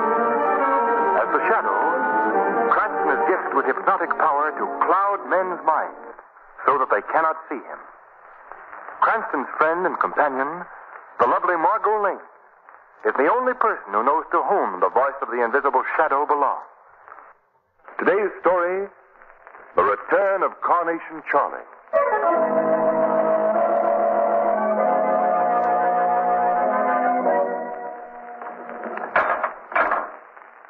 Well, Warden, good to see you. But to what do I owe the honor of this visit? Time to go, Charlie. Ready? For the chair? Sure, I'm ready. I brought the chaplain. I thought you might change your mind about repenting. No, I haven't. But did you bring the carnation? Yes, Charlie. Here it is. Good. Maybe it's not too late for it to work. I'll just fasten it to this here snappy prison outfit. I don't think it'll bring you good luck this time, Charlie. You don't, huh? Well, now, that carnation of mine has never failed, Warden. All my life I wore a carnation, every day.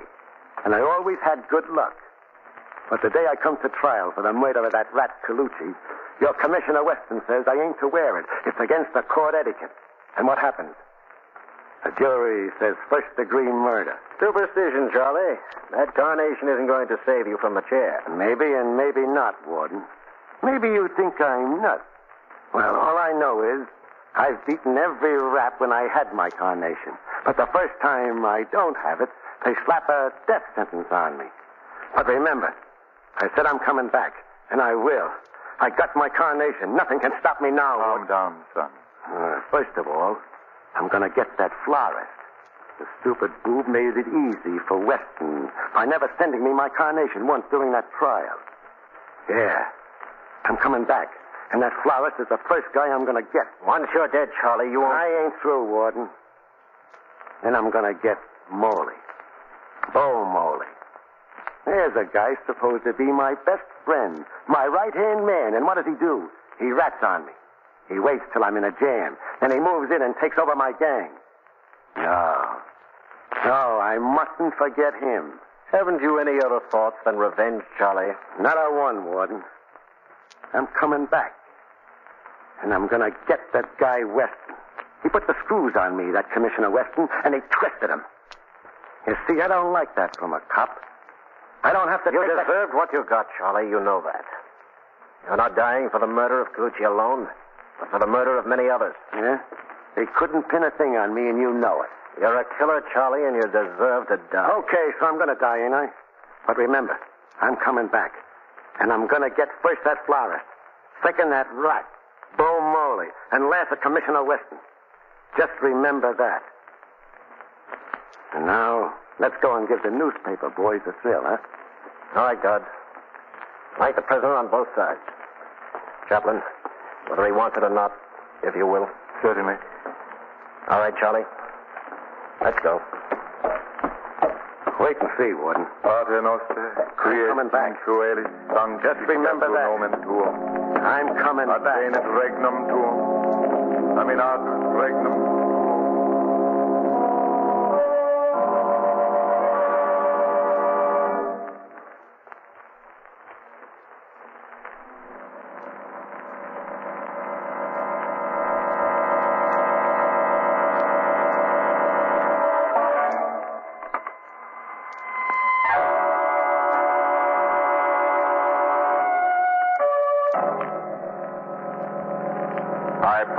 This man, known as Carnation Charlie, dead.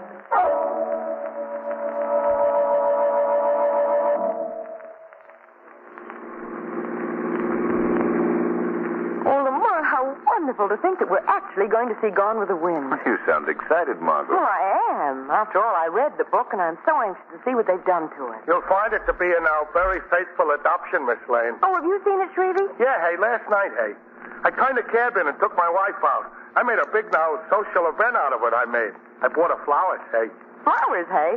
Well, remind me, hey, Lamont. What about it, hey? What? Flowers for me, hey. Oh, I just love some orchids.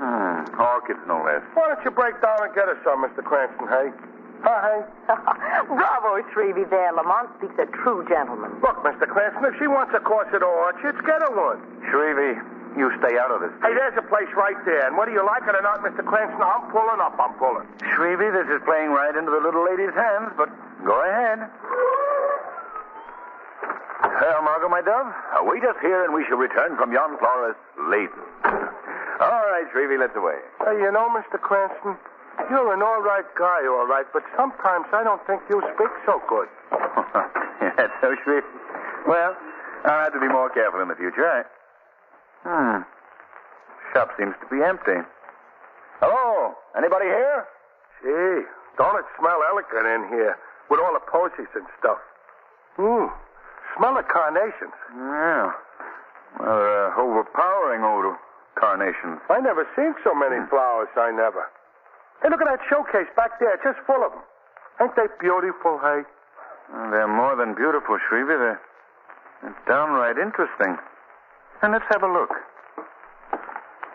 Trumpet, Jiminy, look inside the showcase. It's a corpse.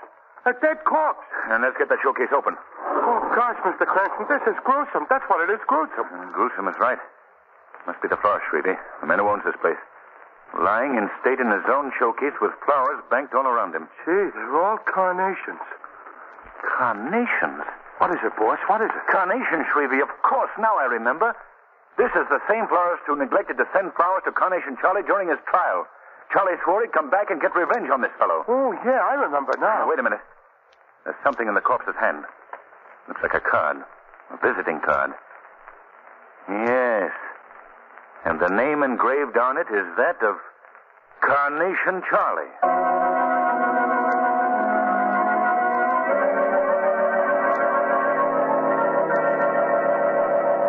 Come on, Commissioner Weston, open up.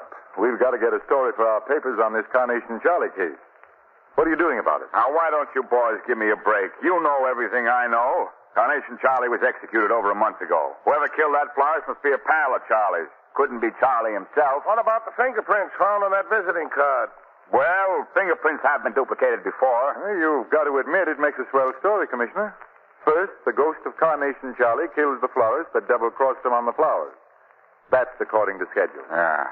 Then the next on Charlie's list will be Bo Moley, his former henchman who took over. And after that, it will be you. He swore to get you, Commissioner, and he will if you don't get him first. Fellas, the whole thing is a... May I come in? Cranston, for the first time in my life, I'm glad to see you. Hello, Miss Lane. It's good to see you, too. Well, Commissioner. Goodness, think we're in the right place, Lamont? All right, boys, all right. On your way. Right. And listen, give me a break in anything you write, will you? Well, say, sure. You know us, Weston. Anything for a pal. Commissioner, you look pretty tired. Carnation Charlie giving you sleepless nights? Cranston, I've seen some screwy ones, but this is the most impossible case I've ever come up against. Which means, Commissioner, that you're in a spot. Well, I'm not worried. No? Well, not terribly worried, anyway. Never have believed in ghosts, and if it's something human I'm dealing with, I can handle it. Yes. But I wonder if it is. What do you mean? I don't know exactly, Commissioner. Just a feeling I've got that... Oh, say, I almost forgot. It's a package for you. Man at the desk asked me to bring it in. Oh, thanks. Excuse me, will you, while I open this? Oh, go right ahead. Wonder what it can be. Take away, Commissioner. It feels like a box of some kind. Might almost be a... Cranston. What is it? A miniature coffin, Margot. Coffin. There seems to be the smell of it. Let me get this lid off. Good heavens. It's filled with carnation. White carnation. There's a card. Visiting card on top. It says, after Moley, you come next.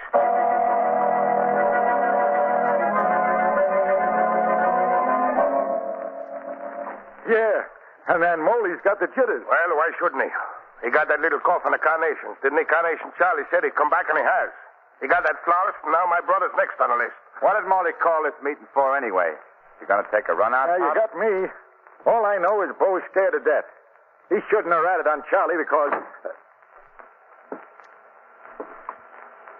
Oh. I shouldn't have ratted on Charlie, eh, Loop? Now, don't get me wrong, boss. Shut up. I call you guys together because we got to choose a new leader. New leader? What do you mean? The Loop was right. I shouldn't have ratted, so I'm leaving town. Anyway, something important to come up out of town, I gotta tend to it as soon as I can. That something wouldn't be a small coffin full of carnations, would it, Bo? What do you mean? What's the matter, Bo? Afraid Carnation Charlie's going to get you? Maybe I am smart guy. Maybe I am afraid that... No, I'm off of my nut. Sure, Charlie, he's dead. He's 6 foot and under, ain't he? He can do me no harm. Think that me, Bo Molly's afraid of a dead guy? Because if you do, you got another thing coming. Hey, boss. Look over there. Why, Charlie. Carnation Charlie. He looks like he was just dug up. Maybe I was just dug up from the grave, but I come back. Hey, Charlie. Now listen, pal, I come back to get you, Bo. But I want to tell you a little story about the death house first. They put me in the chair and strapped me in. Then they put electrodes on my leg and on my head. Yes, I know. And then a priest started to intone so as I could go without anything on my mind. And then they threw a switch. See the picture, pal? Sure, I see it. 2,000 volts go through my body. 2,000 volts. Then the motors die out. And a slow voice. I pronounce Carnation Charlie dead. But they forgot one thing, pal. I had on my carnation. Hey, what do you want, Charlie? You, Molly. I'm going to get you now. No. Now listen, Charlie. I can explain everything, see? You got nothing to explain, pal. I'll do the talking from now on. Well, boys, any of you got reasons why I shouldn't knock off Molly? Hey, please, Charlie.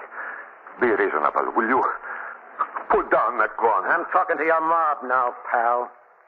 You see, I don't want to kill you if any of them should tell me why I shouldn't do it. How about it, Joe? You can kill him for all of me, Charlie. Joe, you're that. Shut up. How about you, Loop? If you're after him, I guess I can't stop you, can I? Guess you can't, Loop.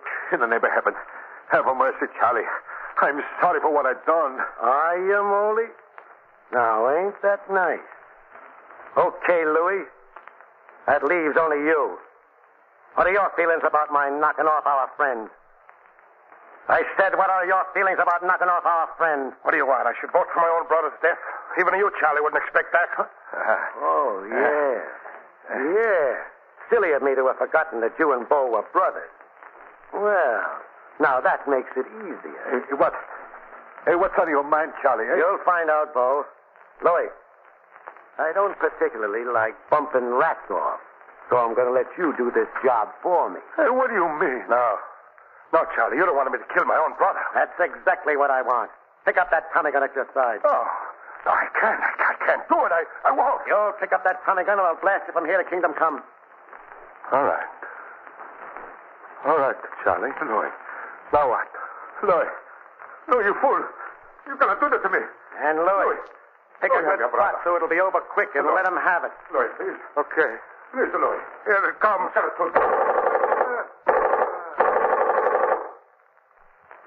Sorry, Bo. I didn't want to do it.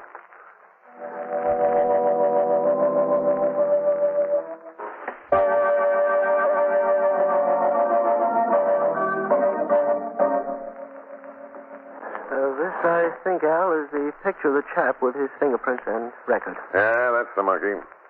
Well, thanks, Hal. Sorry to disturb you at this hour of the night. Oh, nothing at all. I must say, though, when you officers work on a case, you work night and morning. It seems that way. Well, so long, Hal. Go back and get your beauty nap. Beauty nap? Oh, I see what you mean. No, well, I've got about 300 pictures to file away yet. The commissioner had quite a lineup today, you know. Oh, I sure did. Well, so long again, Hal. Goodbye. So long, Hal. My, what a job. I'd give anything to be tucked in my bed right now, but man's work is never done. 3 o'clock. Well, I better start filing those pictures. Huh? Just a minute, Harold. Who said that? Don't be alarmed, Harold. This is the Shadow. The Shadow. Oh, I think I'm going to faint. Not now, Harold. I need you. There's nothing to be afraid of. I've merely cast a hypnotic spell over your mind which prevents you from seeing me. I see. I mean, I don't see. What do you want? I want a picture out of your files. A picture of a small-time gangster named Slim Bannister. Slim Bannister? Yes. Get it for me at once, if you please. Yes, of course. Let's see. Slim Bannister. Oh, no. Slim Bannister. Oh, gosh, I'm trembling all over. B-A-N. Sam Bannister, Saul Bannister, Sarah, Slim Bannister. Oh, good. Here it is. So this is Slim Bannister. Well, Slim, maybe you're the answer to the riddle of a dead man returned to life.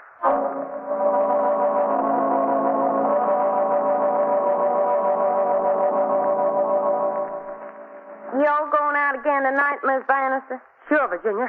Why shouldn't I? Slim never gave me any good times, did he? Always sick like he was. If that man loved you, Miss Bannister, he sure did. Oh, you talk too much. Get my mink wrap. I'm going out. Yes, ma'am, I'll go and... There's another thing, that mink wrap. Where'd you get the money to buy you a mink wrap? You never had no money when Slim was here. Just as soon as that poor man ain't here, you got all kinds of money. Where'd you get that money, Miss Bannister? Where that money comes from is my business, see? On the contrary, Mrs. Bannister, I think it's my business as well. Who said that? Who's in this room? It's the shadow, Mrs. Bannister. Lousy, this is the end. I'm leaving.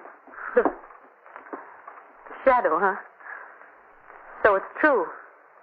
You can be right next to a person, and yet they can't see you. A matter of hypnotic control, Mrs. Bannister. And now I'd like you to tell me where you got that money. What? I don't know what you're talking about. I know that your husband, Slim Bannister, disappeared several months ago and was never heard of again. I know that shortly after that, you came into a large sum of money. I also know that a few weeks before he disappeared, Slim paid a visit to a well-known heart specialist. What was wrong with his heart, Mrs. Bannister? He was a doom man. The doctor gave him a month to live. I see. Then he disappeared, and someone sent you a large sum of money. How much money, Mrs. Bannister? That's none of your... How much? $50,000. I see. Who sent it? I don't know. It came in an envelope. There was a note that said, "This money belongs to you. There are no strings attached to it. Use it any way you like." But it wasn't signed by anyone. You gotta believe me. Thank you, Mrs. Bannister. I'm indebted to you. You've told me what I wanted to know.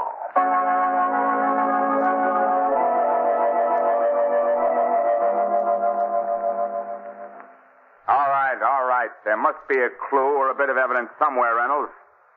I'll look into it and call me back in about 10 minutes. Yeah, I'll be waiting for your call. Goodbye. That phone may ring in 10 minutes, Commissioner. What? But you won't answer it. You'll be dead. Who is... Don't turn around. It's me, Carnation Charlie, Weston. And I'm standing right behind you. And incidentally, that piece of cold steel you feel pressing against the back of your head is a gun. You're not Carnation Charlie. You can't be. You're dead. You were executed. I'm Carnation Charlie, all right. Turn around and take a look. Yes, you're Carnation Charlie or his ghost. No, not his ghost, Commissioner. I'm very much alive. You see, I never was executed. You must have been. The records prove that The records prove that a man who looked like me, a man who answered to my name, went to the chair in my place. That's impossible. Is it? It happened before. His name was Slim Bannister. He was my double. Poor fool served many a sentence for me in the big house. Why not? He was well paid for it. You can't tell me he was willing to die for you. No. He was dying anyway.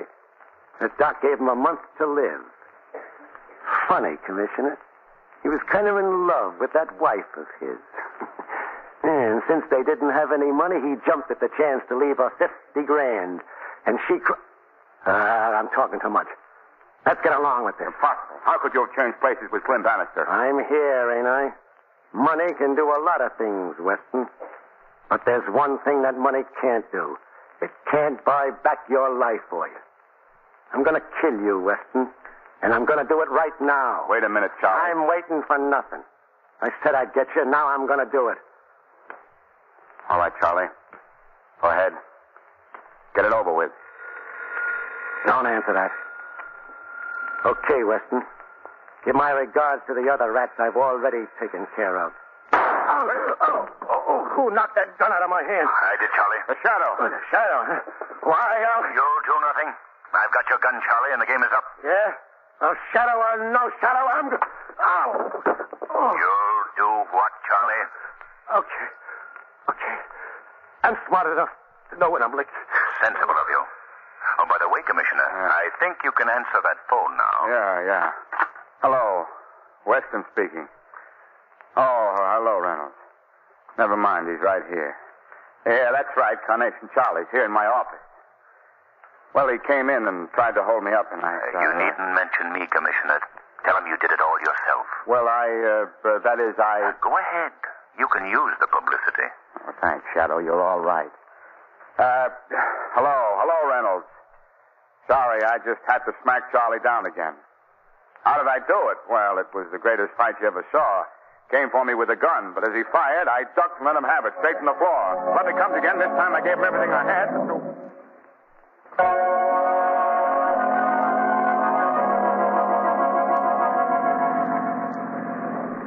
Lamont, how did you find out about Slim Bannister? Well, Margot, I knew that if Carnation Charlie really was at large, that he must have gotten one of his own kind to substitute for him. And that substitute had to be someone who had lost his interest in living. And you looked for that kind of person and turned up with Bannister. Exactly. Step on it, will you, Shrevey? Yes, sure, boss. Full speed ahead. Full speed Okay, boss. May I ask where we're going? To see Gone with the Wind. But our tickets were for the show 3 nights ago. Well, we'll have missed the first 3 nights, Margot, but that's still only the beginning of the picture. Step on it, Shrevey.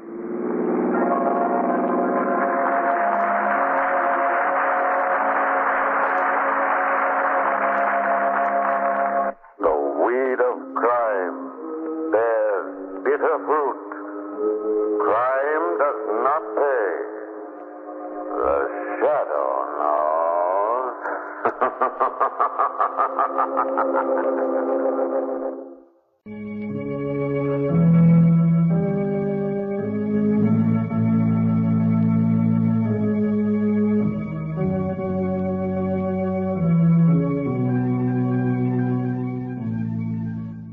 Who knows what evil lurks in the hearts of men?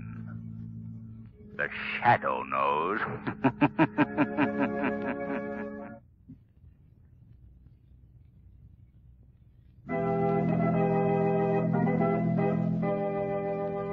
The Shadow, mysterious character who aids the forces of law and order, is in reality Lamont Cranston, wealthy young man about town. The Shadow uses his hypnotic power to cloud men's minds so that they cannot see him. Cranston's friend and companion, the lovely Margot Lane, is the only person who knows to whom the voice of the Shadow belongs. Today's story, Death is an Art.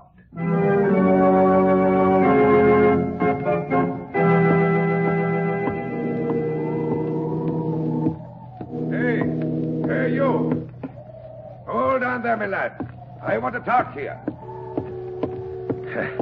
Now, I suppose you're going to be telling me it's out for Australia. And I'll be remarking that this is the Devil's Own night and the Devil's Own time to be taking a walk. And what will you be saying to that? Good evening, officer. Sure, it is pleasant enough you are with your greeting. But I want to know what takes you down here to the docks at this hour of the night. I'm to meet somebody here. Oh, that I wouldn't be doubting. But who and for what reason? I don't know, officer. I don't know who I'm to meet, nor for what reason. Now, hear me, man. I don't get anything out of that at all. Well, let me explain. Look, I got this note a couple of days ago. Read it. A man who prefers death to failure deserves success. That is a gift which is mine to bestow. If you wish further details, meet me in the vicinity of Pier 12, Wednesday, around midnight. And he didn't sign his name. No. So you understand now what I mean when I say I don't know who I'm to meet. Oh, a poor complexion this puts on things, so it does. Now, what's your name? Harper, Graham Harper. Harper. Now, that's name. Oh, sure, I know you. You were in the papers a while back. Be the living... Say, you're the sculptor that tried to do away with yourself. Well, that's about the size of things. But I couldn't even make a success of suicide. You're not down here to pitch yourself overboard, are you? It's too cold a night for me to be diving in after you. No, officer. Once was enough. I don't think I'll have the courage to try it again. Besides, you see, this note offers me some hope. Well, all right. I'm a fool to do it, but I'll take your word for it. I hope this fella has a job for you, too. If you have any trouble with him, just shout and I'll be somewhere about. Oh, thank you, officer. Oh, don't thank me.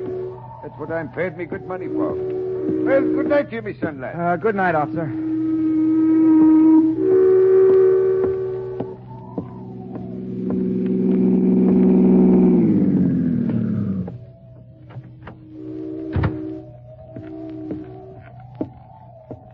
I beg your pardon. Are you Graham Harper? I am? Who are you? May I first confirm your identity? You have a note directing you to meet someone here. I have a note, yes. Is it from you? May I see that? Sure, here it is. Yes, so it is. Now we can talk without restraint. May I introduce myself? I am Professor Skurta Tasso. Professor Skurta, the famous scientist? Yes. Well, this is an honor, Professor. But what could you want with me? I read all about you in the newspapers. Your attempted suicide. Oh. I want to assure you I'm deeply sympathetic. Because you see, I too am a failure. What? You a failure? Oh. I have been blessed with a goodly share of success in science. But like yourself, I too have ambition to become a great sculptor. Had? Still have. But I know it is too late now to realize my ambition. I am so firmly established in science that my efforts in an artistic endeavor might be regarded as simply the hobby of a successful man. Oh, I see. Your note says you have the power to bestow the gift of success. I have. How? I have made a great scientific discovery. It is not of a character I can release to the world. But what has a scientific discovery to do with the art of sculpture? More than you can realize now. I have looked for someone who would value success in art above life itself. I believe you are the one through whom I can express the desire to create. I don't know what you mean. You are ready to throw your life away because you are a failure in your chosen field. What would you do for success? Anything. Anything in this world. Graham Harper, I can make you the greatest sculptor of all time. If you're joking with me, No, I am not joking. I am ready to prove it to you. What are your conditions? You must place yourself under my complete and absolute domination. If what you say is true, you could be the very devil himself, and I'd gladly embrace you.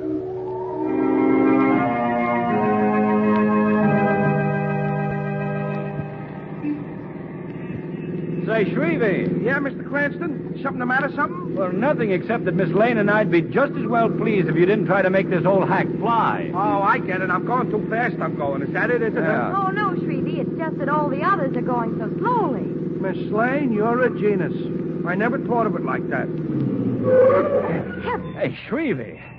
Just because I criticize you for going so fast, there's no reason why you should stop on a dime. No, Mr. Cranston, that ain't why I stopped. I just seen a pal I see. Well, I hope you don't see any relatives. There he is, right over there. I want you should meet him. Oh, well, that's fine. We're always glad to meet a pal of yours, Shrevey, but do you think we're presentable? Ah, don't worry about that, Miss Lane. My pal's broad-minded. Hey, John! John! Hey, John! He's a little hard of hearing, he's a little. Yes, a little. And maybe he's just indifferent. No, he's a fire-eating Democrat. Hey, John! Let me help you, Shrevey. Hey, John! Gosh, Miss Lane, that did it. Here he comes. Margot, I'm going to enter you in a hog-calling contest. Oh, fine, Lamont. Might open up an entirely new world for me. Hiya, John, old pal, hiya. Oh, it's you, Shrevey. Well. I want you should meet a couple of friends of mine I want. This here's Miss Lane. And this here's Mr. Cranston. Well, any friend of Shrevey can be a friend of mine. You hear that, folks? That's how I stand with my pals, that's how. Well, but Shrevey, you haven't told us the gentleman's name. How do you like that? Ooh, I'm such a dope. This here is Pencil John. Pencil John? Yeah, he's been selling pencils on this here corner for... How long is it, John, huh? 32 years. Yes, I've seen the city grow since I first came out here with my first pencil. 32 years? My, that's a long time. And a lot of pencils, a lot. Yes, indeed it is. But I won't be here much longer. What do you mean? You're going to retire? You're going to? Oh, no. I am embarking on a new career. Yes? Well, what's the new career, John? Well, it's not exactly set yet, but the man promised me the job this morning. A job? Oh, Pencil, you ain't going to work after all these years. Yes, Shrevey, I am. What kind of a job you got? Well, I'm going to be a model. A model? You mean you're going to pose for them color ads? Oh, no. I'm going to model characters in stone. That's what the man said. And my statue is going to be exhibited in the famous Gaylord Galleries. Well, that's fine, John. The Gaylord Galleries are the best in the country. So I hear. Ain't that something? Hey, Mr. Cranston, you think a mug like me could get in to see John's statue, you think? Well, I think it can be arranged, Shrevey. Perhaps we'll all go. Oh, well, that would be fine, Mr. Cranston. I'd consider it a great honor. Not at all. And, now, Shrevey, I'm afraid we'll have to be moving along. Oh, okay, boss, okay. Well, this has been a pleasure, Miss Lane and Mr. Cranston. It's always nice to meet friends of Shrevey's. You hear that? Don't he talk nice, boss? Pencil John's got culture, he's got. Well, so long, John. See you in the art gallery. Goodbye, Shrevey. Hey, how do they pay off on that modeling racket? Oh, I'm getting $5 an hour. Well, that's $5 an hour. Goodbye, John. Goodbye, John. Goodbye. Goodbye. Thank you. How do you like that? 5 pieces of folded money every hour. Wow.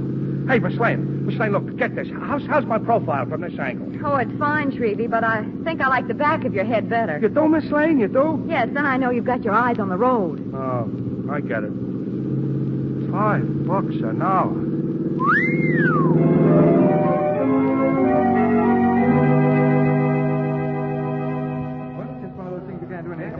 They're without doubt the most magnificent studies in stone I've ever seen. Skin texture, line, general composition. Splendid. I just contemplated on Graham Harper turning out such great work. It's positively astounding. What happened to Shrevey, Margot? Oh, he's somewhere around looking for the statue of Pencil John, I suppose. Oh. Say, Margot, have you ever seen such lifelike statues? No, never, Lamont. And the expressions on the faces. I half expect to see them get down from the pedestals and walk away. But they all look as though they were about to be frightened to death. That's the modern touch, Margot. Hey, Mr. Cranston, Miss Lane, get a load of this. Oh, let him in. Come on, Margot. Our friend Shrevey's getting hysterical. Hey, look, here he is, boss. Here's John's statue. Don't he look swell, Tony? Yes, Shrevey, but not so loud, please. Pencil John. All he needs is a street corner. He'd be perfect. Perfect, he'd be. Mr. Cranston. So glad you've come to our exhibit. How do you do, Mr. Pondice? Miss Lane, may I present the director of the Gaylord Galleries, Mr. Pondice. How do you do, Mr. Pondice? A pleasure, Miss Lane. I'm Shrevey. Oh, yes, this is Shrevey, Mr. Pondice. How do you do? Yes, of course. And now, may I present the gentleman who has the art world at his feet. Miss Lane, Mr. Cranston, Graham Harper, creator of these magnificent statues. How do you do? Oh, how do you do, Mr. Harper? We've been admiring your work. Thank you, Miss Lane. Your model for this statue here, Mr. Harper, is, a friend of a friend of ours. He's a friend of mine. Yes, that's right, a friend of Shrevey's. You mean Pencil John? Yes, we haven't seen him at his accustomed haunts lately. Has he forsaken business entirely for the more aesthetic field of art? Oh, I don't know. I've lost track of him. You see, I only used the model once. Oh? Oh, I see. Hey, Mr. Cranston, this is some hunk of stone. Hey, Shrevey, put that statue down. I just want to see if I can lift it. Shrevey, Look please. out! I guess you thought I was going to drop it, maybe. You fool! Now, your statue is not harmed, Mr. Harper. Oh, no thanks to that idiot that it isn't. Wait a minute. All right, Shrevey, all right. Come on now. We're getting out of here. I'm sorry, Mr. Harper. I don't blame you, Mr. Cranston. Margot, I think we'd better be going. Yes, I think so, too. Shrevey, come on. Okay. But as for you, Mr. Harper, if I wasn't a gentleman and in the presence of a lady, I'd clip you right in the kisser. Cheerio.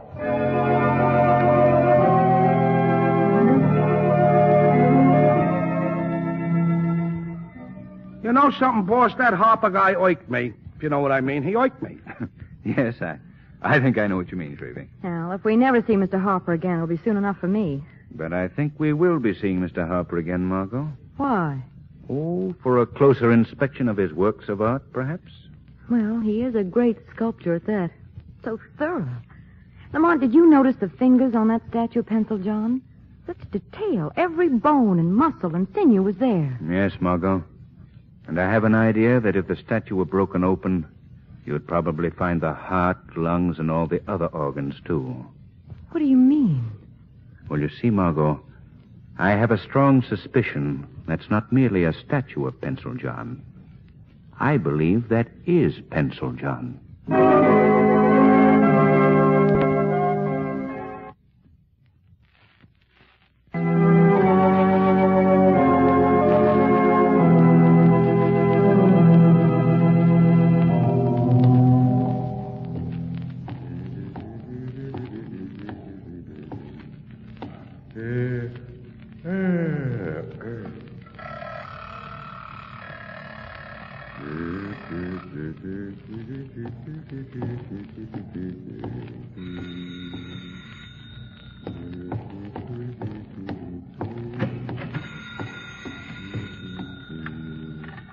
Hello? Gaylord Galleries. Yeah, this is Horton, the watchman. I've got the okay to release the statue as soon as you come for it. All right. Good night. Huh? Just a moment, Horton. Who's that? I'm the Shadow. Well, I don't see you where. I've clouded your mind so you can't see me. But don't be afraid. I'll not harm you or anything in your charge. Well, what do you want? For the present, just a little information. Who is that called on the phone? An expressman. There's a statue going out of the galleries tonight. Which one? Pencil John. I see. Well, I want to get a good look at that statue before it goes. You just stay here in this little office until the expressmen come for that statue. Oh, don't worry. I won't move. I want you to act as if nothing's happened. I understand. Very well. I'll leave you now. But don't forget, stay where you are. I'll do everything just like you told me.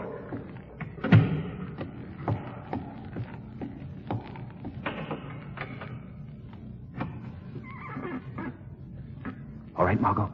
Come in. That was fast work, Lamont. Watchman's in that little office back there, scared speechless. Then he won't disturb us. Not a chance. Come on. We'll have to work fast. They're going to take Pencil John out tonight. Did you find out why? No. But my guess is that Harper's afraid to have it around since it was recognized today. Well, what'll they do with him, Lamont? Destroy him, I suppose. Oh, how horrible. Horrible's hardly the word. Whew.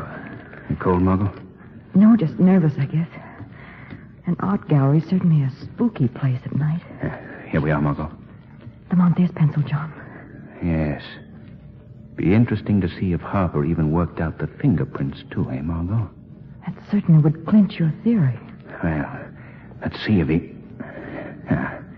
Here you are, Margot. Look, the fingerprints are perfect. Have you got that since Pencil John's fingerprints? Yes, right here, Lamont. Good. Now we'll make a little comparison. Yeah. Take a look, Margot. The fingerprints match up perfectly. Perfectly. There's no question about it. This is Pencil John. And all these other statues, they're real people, too. Exactly. But how could they do this, Lamont? That I don't know yet, Margot. But I hope to soon. Lamont, do you notice one feature that's characteristic of all these statues? I noticed it when I first saw them. Yes. The look of horror on their faces. That what you mean? Yes. Ghastly. Hey, listen, Margot. Somebody's coming. Most likely the expressman to take Pencil John away. Come on. Let's hide behind these tapestries over here. Oh, I don't like it. I don't care whether you do or not. Did you notice the manner of that watchman? Yes, he seemed frightened. Yes. You suppose anything's gone wrong? Don't be such a coward, Harper. You're always afraid something is going to go wrong. Well, look what happened to Pencil John. He was recognized today. It may start a search for the man. All right. We'll get him out of here and nobody will know the difference. Come on. Give me a hand here. Stop worrying. Margot. Yes. Look who's dressed as an expressman. Who is it, Lamont? Professor Scurtatasso. What? Why, it is Lamont. What interest has he in Harper's affairs? Why the disguise? Those are questions I'm going to find out tonight.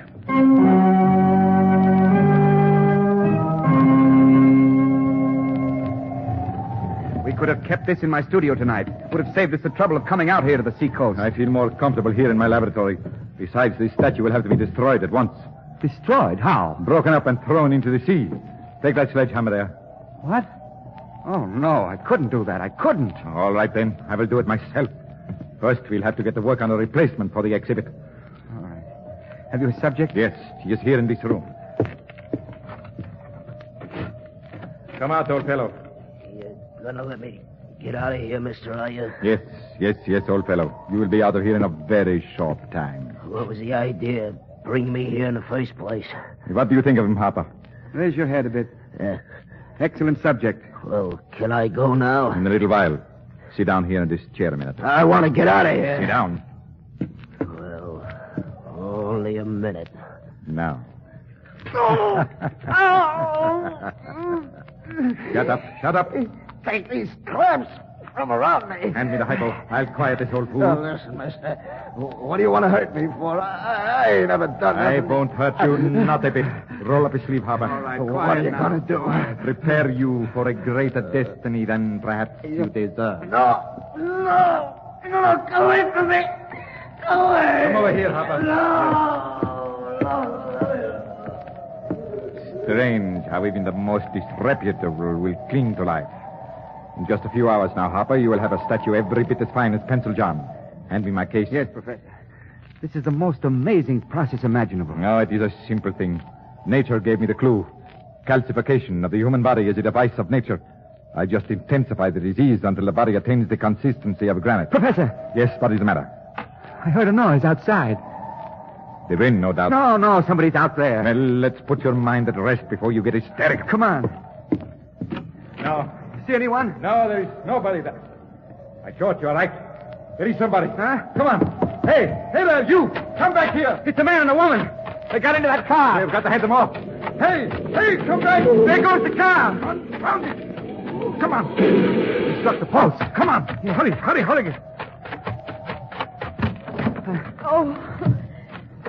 Oh, it's Miss Lane and Mr. Cranston. Lane, Cranston. Yes, those are the people who recognize that statue. What? Help me get Mr. Cranston out of here. He's hurt. He's unconscious. We will fix Mr. Cranston, all right. Grab a Harper. Yeah, come on, you. Let go. Get out of there. Can't you see I've got to get Mr. Cranston to a doctor? Don't worry, my dear. I will take good care of your friend. I've got just the right prescription for snoopers.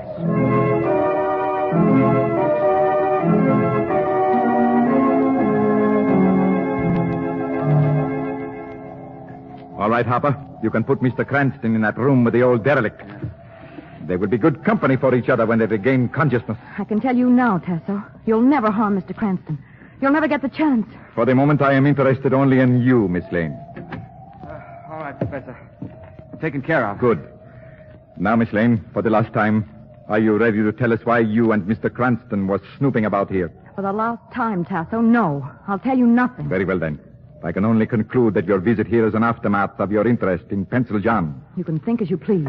Since you won't talk to me, then I shall see to it that you will not talk to anyone else. What do you mean? You will make a very lovely statue, Miss Lane. Oh, no, you... Oh, there is no use. No use trying to get out of the chair, Miss Lane. Those steel clamps have held stronger people than you. You ready, Harper? Yes, Professor. Hand me the kit. You'll never get by with this, Tasso. My features will be recognized. Oh, we can make slight adjustments. Not enough to mar your essential beauty, of course. Come now, Miss Lane. I have wasted enough time on you. The arm, Harper. Oh, go away. Let me out of here. What was that? Not so fast, Professor Tasso. Not so fast. Tasso, what is it? Who are you? Where are you? I am beyond the reach of your calcification formulas, Tasso. I am the Shadow. A shadow? Did you hear that, Tasso, the shadow? Put away your drugs, Tasso. You'll no longer make an art of death. Tasso, let's get out of here. Harper, you miserable coward, afraid of a voice. Here, hold the girl's arm. We'll finish our job. I'm the one that's finishing a job here now, Tasso. Let go of her arm. Don't listen to him, Harper. Proceed with the treatment. You're hurting me. Let go of her. Tasso, what happened to you? It hit me. It is not just a voice. Come on, Harper. Run for it. To the car, quick. Oh, Lamont. I thought you were badly hurt. Not even scratch, Margot. Let me get you out of the chair. We've got to get those two men.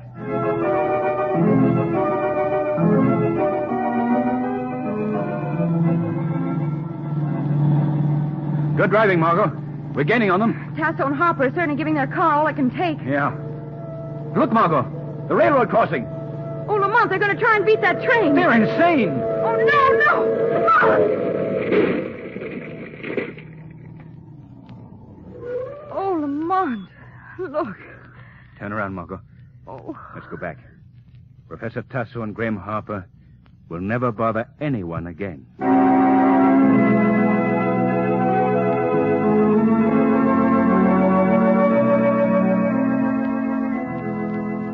Lamont, why do you suppose that Tasso and eminent and respected scientist, committed such a mad crime?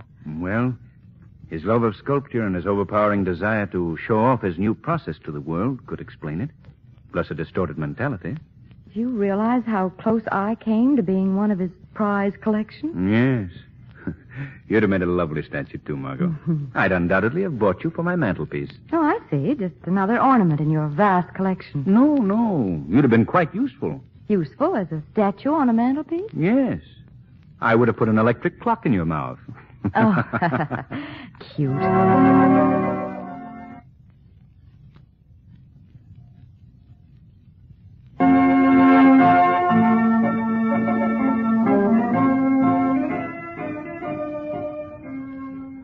Today's program is based on a story copyrighted by the Shadow magazine. The characters, names, places, and plot are fictitious. Any similarity to persons living or dead is purely coincidental. The Shadow magazine is on sale at your local newsstand.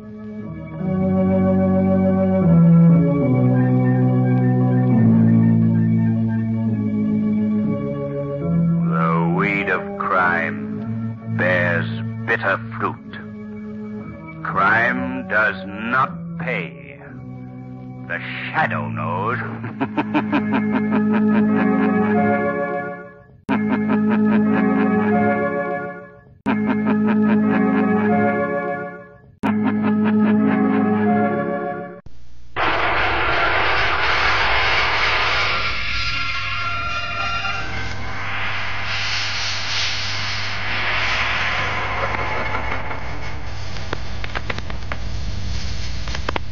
No. Shadow.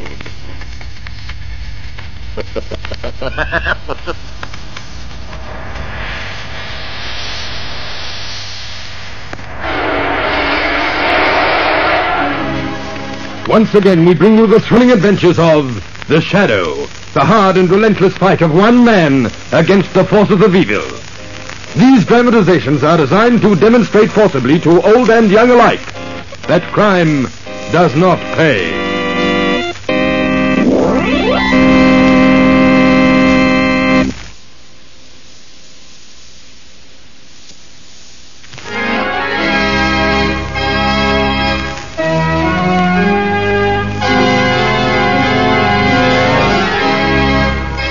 The Shadow, who aids the forces of law and order, is in reality Lamont Cranston, wealthy young man about town. Years ago in the Orient, Cranston learnt a strange and mysterious secret. The hypnotic power to cloud men's minds so they cannot see him. Cranston's friend and companion, the lovely Margot Lane, is the only person who knows to whom the voice of the invisible Shadow belongs. Today's drama, The Bridge of Tragedy.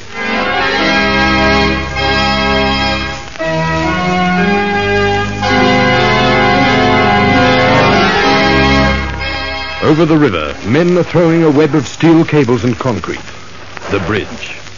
Calculating to the thousandth of an inch, figuring stress and strain of steel supports, computing everything to its minutest fraction. The bridge must be safe and strong and last forever, perhaps. But there is one thing that is not calculated, not figured, not computed. And that, perhaps, is the most important element, the most vital part of the bridge. The workers. The bridge workers.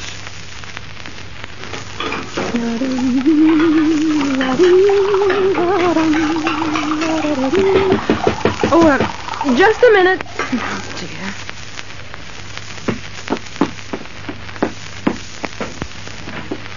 Why, Bill, what's the matter, dear? You're home early. Oh, nothing's the matter, sweetheart. Everything's perfect. I've got a job. Oh, Bill, that is wonderful. But what kind of a job is it? Well, you're not going to be too keen on it. But it's my type of work. Not the bridge, Bill. Oh, you promised. Myra, listen to me, please. I tried to get other kinds of work, but there just isn't any other work for me. I'm a bridge worker.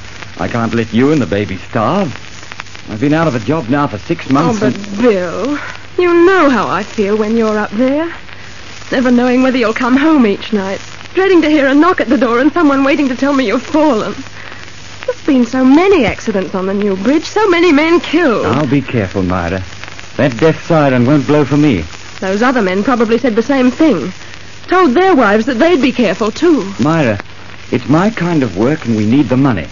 I start tomorrow.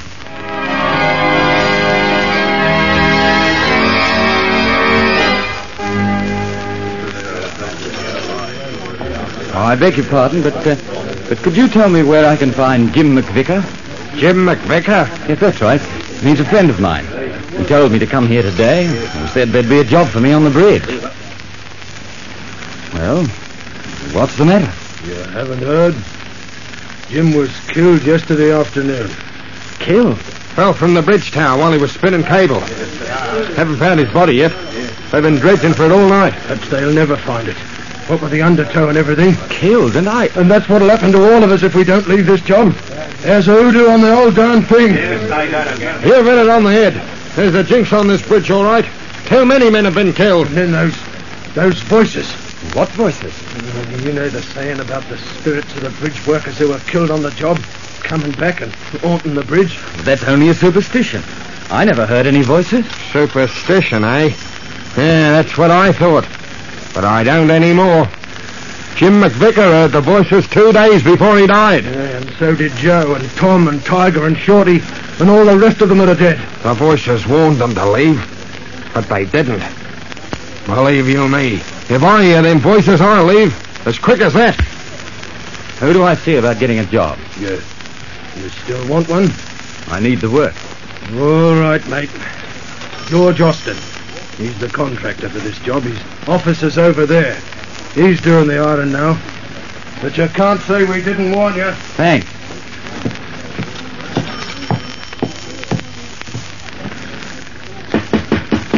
Come in.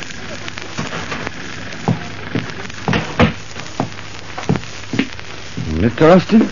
Yes? What can I do for you? My name is Bill Wilson. I'm a bridge worker. I want a job. What was the last bridge you worked on? The Great Western. That was about 2 years ago. Yes, I know. Now, I took on different kinds of jobs after it was built. You see, I got married, and my wife worried when I understand. And now? I need the job. Seems like I'm not fitted for other kinds of work. I see. Well, before you start, you know it's dangerous work, don't you? We've had quite a few casualties. I know that. You know? Yes, some of the men told me. And I know about the voices, too. Are you sure you still want the job? A man has to work. I see. All right. You're hired. Oh, thank you, Mr. Austin. Just a minute. I'll call Calvin. He's the foreman. He'll tell you what you have to do. Cal? What is it, boss? I want to see you for a minute. Coming right over, Mr. Austin. What is it? Come in. Calvin, I've just hired this man. I want you to show him round, get his name on the payroll. Right. How are you, Mr. Wilson, Bill Wilson. Pleased to know you, Bill. Think you can find something for Wilson to do right away? We're behind schedule, you know. Well, he can work with me on the tower. Oh, fine, Cal. Yes, you are short-handed there. Yes, since yesterday. Bill here, well, he can take old Jim McVicker's place.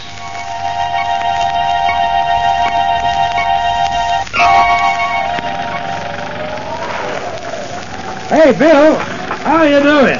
I'm all right, Cal. I'm coming over. I say, you're not looking so good. What's the matter? I don't know. I suppose it's because I'm not used to being up so high anymore. Been away from bridge work for 2 years now. That sort of makes me busy. Well, you'll be all right after lunch. And speaking of lunch, it's just about time. Well, I'd better tie things down back there. With this wind blowing, it'll be going right over no time. Yes, it is blowing pretty hard. Bill Wilson, you're the next to go. What? Did you say something, Cal? You call me, Bill? I thought you said something to me. No, I haven't said anything, fella. It must be the wind. It's not the wind, Bill Wilson. Leave while there's still time. Leave this bridge. There is Death here. The voices. The voices. Cal, I heard the voices. I'm leaving. I'm going down. Oh, hey, wait a minute, Bill. What's the matter? I heard the voices. The voices that the others heard. Well, I didn't hear anything. Well, I'm going down, Cal. Now, look here. Perhaps you just imagined you heard those voices. No, I heard them, I tell you. They warned me. Oh, well, all right. I suppose you'd... Well, you better knock off for the rest of the day. Yes, I'd better. Bill! What's just that? Bill! Let me help you. I'm going to... Oh!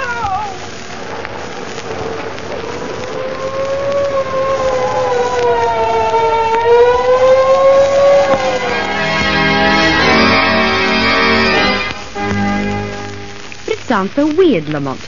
Each time the voices have been heard, a man has fallen to his death. Yes, I was reading in the paper this morning, Margot, that the contractor, George Austin, is having trouble with the men. They're afraid to go to work. He's had to give them extra bonus to keep them on the job. Why, perhaps that's the answer. What? Perhaps some enemies of Austin's, is doing this to frighten the men. Slow Austin up on his job and ruin him. Well, it seems a pretty horrible thing to do just to cause a man's financial ruin. Yes, I suppose you're right. Oh, it can't be that. But I'm going to find out if... Oh, I wonder who it is. Red. Hello, Miss Lane. Hello. Well, what brings you here? Well, I was cruising around in my cab. I was cruising around and I got to thinking to myself. So I thought, now isn't this a beautiful sort of day, I thought? So then I thought, Miss Lane ought to be out riding. She's all alone, so she's all alone, is she? And what am I doing here? Oh, I didn't know you were here, Mr. Cranston. I didn't say... Oh, gosh. I reckon that was a fox pass all right, that was. No, it wasn't, Red. It was very thoughtful. Come on in. Well, I only thought Miss Lane might want to go shopping or for a drive or something. I thought... You just wanted a customer, Red. Isn't that it? Yeah, that's it. A customer. Oh. Well, Red, you've got a customer. Me. Well, where are you going, Lamont? Well, first we're going to Red's house. Yeah, first we're going to my house. What? Red, do you have an old suit that I could wear? Old suit? I'm wearing my old suit now. You can have my new suit if you want to, Mr. Cranston. No. Now, wait a minute. Let me see.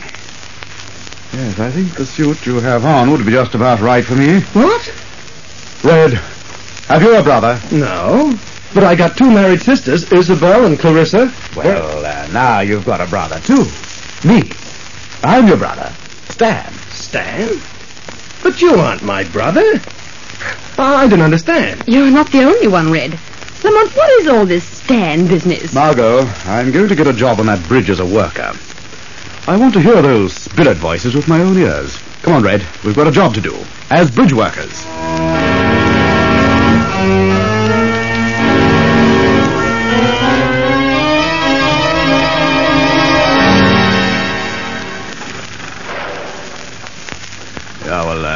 I heard there was a job here on your bridge, Mr. Austin. I need a job, so here I am. Of course, you know about the trouble we've been having here. The men killed. Yeah, I read about it. The men think they've been hearing ghost voices. Well, the way I look at it... You still want the job? Eggleston. Stan Eggleston. Of course I want the job. I'm not afraid. My brother Red always says that if you... Oh, just a minute. Come in. Hello, George. Well, what do you want, Bascom? Hell, now. That's not a fine way for a man to talk to his creditor. I warned you that I didn't want you spying around here. Now get out. I just wanted to check up on how the work was progressing. I've good reason for wanting to know. 150,000 good reasons. You'll get your money. Don't worry. Oh, I'm not worrying. But perhaps you are. I read about the trouble you've been having down here, and I just wanted... Just a minute, Bascom. Stan, would you go into the other room and wait? I'll be with you in a minute. What? Oh, yes, certainly, Mr. Austin. Yeah. This one? Yes. All right. What are you trying to do, Bascom? Frighten my men off? You know I've been having trouble. Yes, that's right. Losing quite a few men, aren't you? Behind schedule, too. That's none of your business. Perhaps not, Austin. But it will be my business if you fall down on your commitments. If I do, you'll win. You'll get everything I have. But I haven't failed yet. No, you haven't failed. Yet. But you've only got 30 days more. Get out. Get out and stay out, or I'll have you put out bodily. The siren! That means another man has fallen.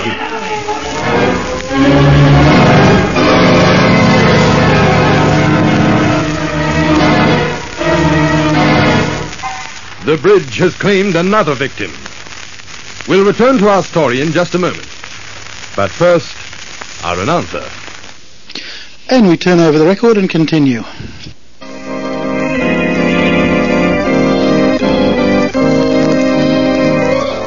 And now, back to the shadow.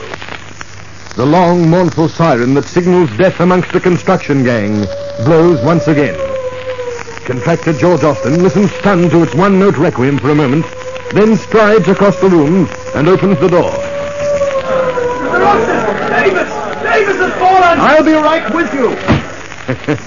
It won't be long now. No, Mr. Baxter. Huh? Perhaps not. If you're allowed to continue your work. What? Who said that?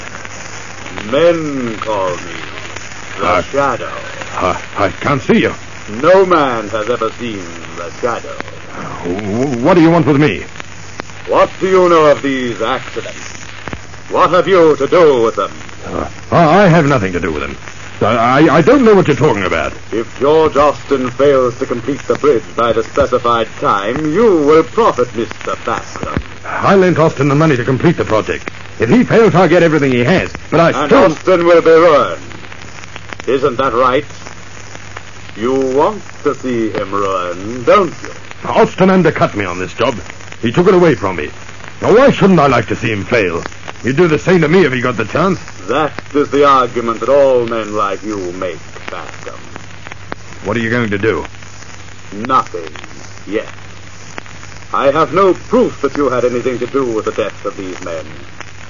But remember, Bascom, you will be watched.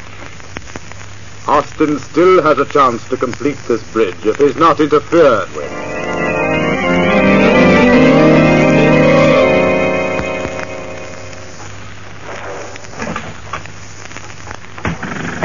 You're the man that wants the job here? My name is Calvin. Mr. Austin asked me to take care of you.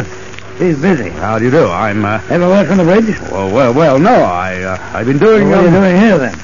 Well, I understood there was a job here. And how do we know that you haven't something to do with these accidents? Well, now, look here. I never been near this place before. What makes you think you can do this kind of work? Well, if you'll just give me the chance, I'll tell you. Go ahead. You see, I've been doing construction work almost all my life. I see. What kind? I'm a riveter. Think you could learn to spin cable? I have a crack at it. All right. You're hired. Report for work tomorrow morning. Right.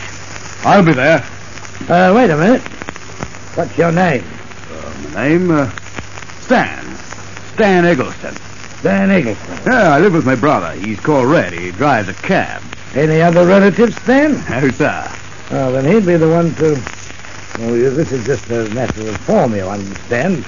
But in case anything should happen to you, he'd be the one to inform. Is that right?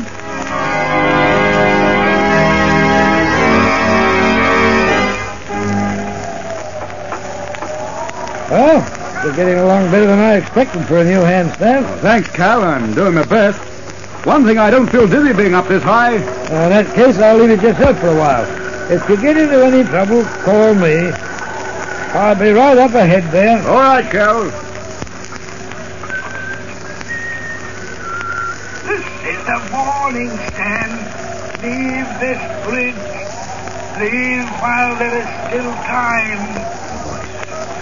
Leave this bridge. There is death for you if you stay.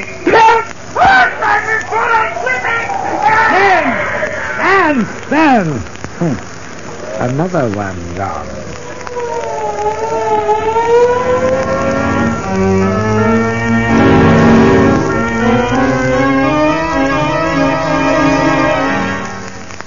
I was talking to him not 2 minutes before he fell, Mr. Austin. I told him he was getting along fine for a new hand, and then I went to the other end to do my own job, and it happened. Well, the only thing we can do is inform his family. When is this thing going to stop? When is it going to stop?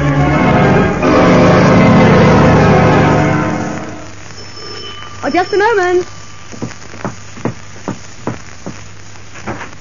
Oh, hello, Red. Hello, Miss Lane. Red, something's worrying you. What is it? I've got something on my mind, Miss Lane. Can I come in, Miss Lane? Please, can I? Why, of course, Red. Come in. Thanks. Aren't you feeling well? No, Miss Lane. No, I'm not. Well, I'll call a doctor. No, Miss Lane, no, it's not that kind of sickness. What is it? Bad news? Yeah, I'm afraid that's it. Bad news. Very bad. Tell me. Perhaps I can help you. It's the report. The report from Mr. Austin. It said... Austin? Red, are you trying to tell me? Please, Miss Lane, I was only trying to break it gently. Please. Please don't cry. You gotta be brave. Red, tell me what happened. Well, Mr. Cranston got the job at the bridge like he said he was going to. And, well, like the others, he fell, too. No, please, Miss Lane, you must try and pull yourself together. Oh, I had a feeling that Lamont shouldn't have done it. Poor Mr. Cranston. He was such a great fella.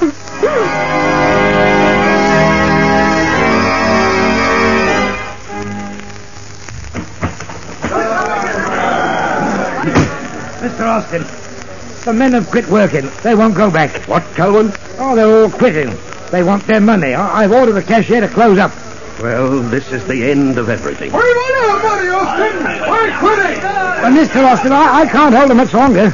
I'll talk to them. Hey, we want our money. Men, please, listen to me. Go ahead and talk, Austin, but we're quitting just the same. That's right. We want our money. Tell the paymaster to pay us off. Yeah. You'll all get your money now if you want to quit. But any of you who want to continue... Don't you understand, Austin? We're leaving for good. That's right. What good is money to us if we're not alive to enjoy it? It's all right for you to tell us to go up on the train and risk our necks while you sit nice and comfortable in your office. Men, would it make you feel any better if I went up? I've always said that I'd never ask the men working for me to do anything that I wouldn't do myself. And I'll stick to that promise. I'm going up now and prove it. Is there anyone here who isn't afraid to go up with me? I'm going with you, boss. If you're not afraid, I'm not. Thank you, Calvin. Come on, let's go.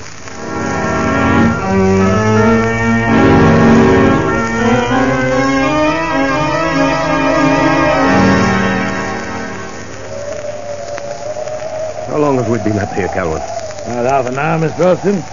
Well, I should imagine that will show the men that the bridge is safe to work on. We'll go down in a few minutes.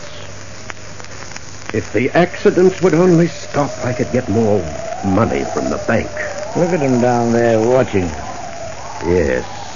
They expect us to fall. Yes. They're so sure we're going to, it almost seems a shame to disappoint them.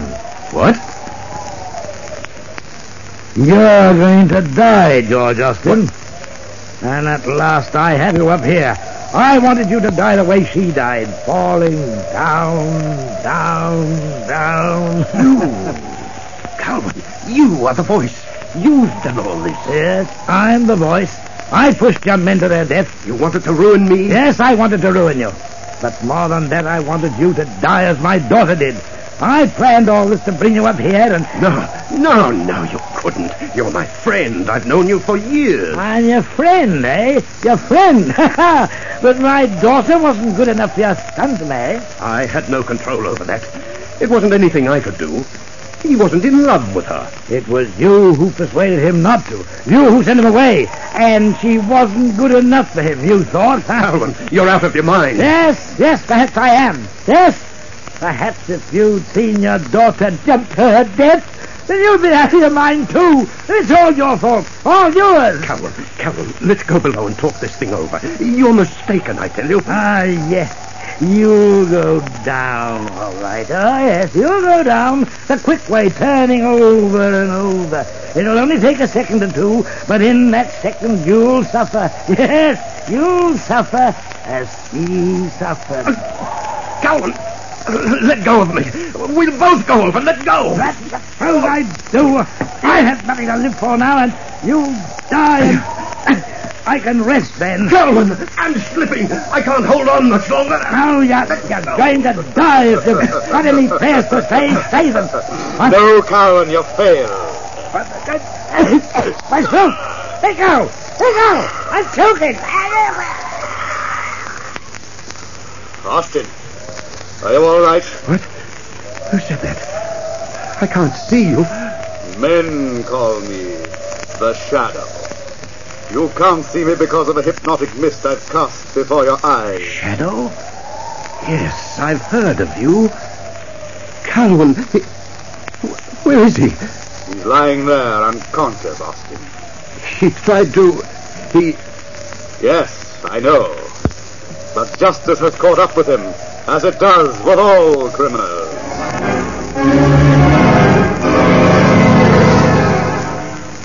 In all the papers that was, Miss Lane, how this fella Calvin hated Austin because Austin's son jilted his daughter.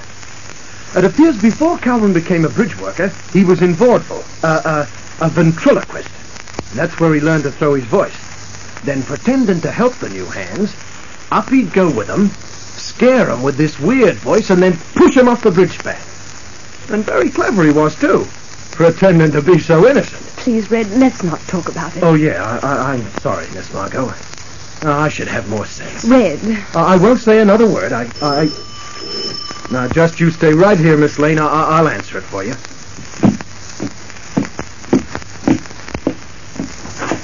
Hello, Red. Oh, hello, Mr. Cranston. What? But you should... Lamont, you're safe. Why, of course, Margot. You didn't think... Oh, Margot. Why didn't you let me know? What a thing to do to me. Margot, I didn't realize. I didn't mean to frighten you. Oh, Lamont, you're safe. That's all that matters. You'll never know how I felt. How did you do it? Well, when Calvin stopped that ventriloquist act of his, I hypnotized him, yelled out, and pretended to fall. Oh, I see. And Calvin thought that you had really fallen without his help. Oh, Lamont. Oh, Lamont. Red. He knows. What? Oh, that I'm the chef? Oh. No, I don't think so. I don't think Red knows I'm the Shadow, Margot. What do you mean, Lamont? The excitement was too much for him. He's fainted. Fainted?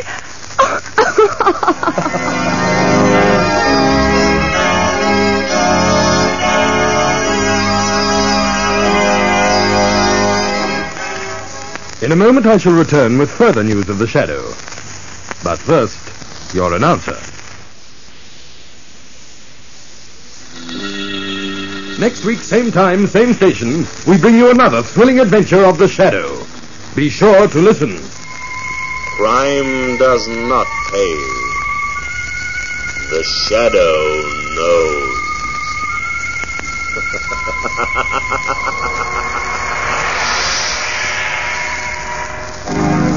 This feature is produced by Rex Johnston of Grace Gibson Radio Productions, a masterpiece of suspense.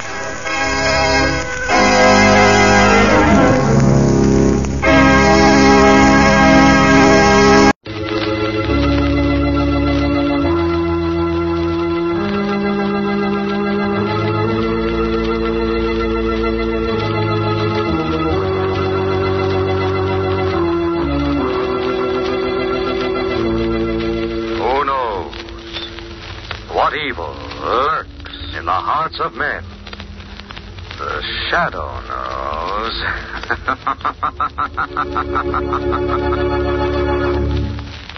Once again, your neighborhood blue coal dealer brings you the thrilling adventures of the Shadow, the hard and relentless fight of one man against the forces of evil. These dramatizations are designed to demonstrate forcefully to old and young alike that crime does not pay.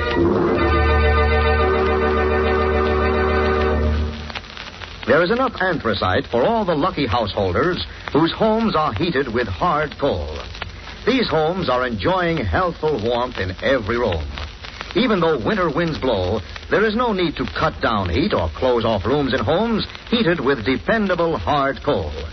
Yes, sir. When you have a supply of hard coal in your basement, you're the boss of heating your house. you are absolutely independent of any outside service.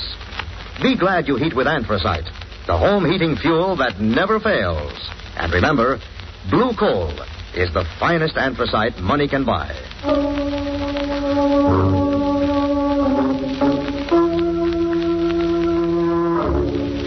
The Shadow, mysterious character who aids the forces of law and order, is in reality Lamont Cranston, wealthy young man about town. The Shadow uses his hypnotic power to cloud men's minds so that they cannot see him. Cranston's friend and companion, the lovely Margot Lane, is the only person who knows to whom the voice of the Shadow belongs. Today's story, The Laughing Corpse.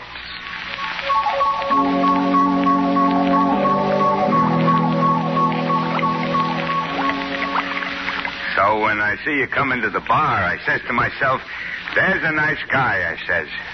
I'm a very keen judge of character. Yes, sir. So when you offer to buy me a drink, I accept. Say, by the way, mister, you ain't told me your name. What kind of a place is this you took me to? Looks like a lab or something. You know what I enjoyed? When we got into the taxi cab. Yeah, I sure enjoyed that. Driver, take us to 31 Blackwell Place. 31 Blackwell Place. Gee, it's been a long time since I had a taxi ride. 31 Blackwell Place, just like that. Sure was nice of you to bring me here. I've been sleeping in the park for, gosh. Say, what did you mean when you said we was going to conduct a little experiment? What did you mean, huh? Why ain't you talking to me? You ain't sore, are you? Well, don't talk if you don't want to. I don't care. What are you making in those test tubes? What kind of stuff are you making? Say, why are you looking at me like that? What have I done? Don't look at me like that. Hey, don't come any closer. I'm getting out of here. I'm getting out of here. It's locked. Please, let me out of here. Let me out. What are you going to do with me? Go away. Go away, will you? Hey, let go of my arm.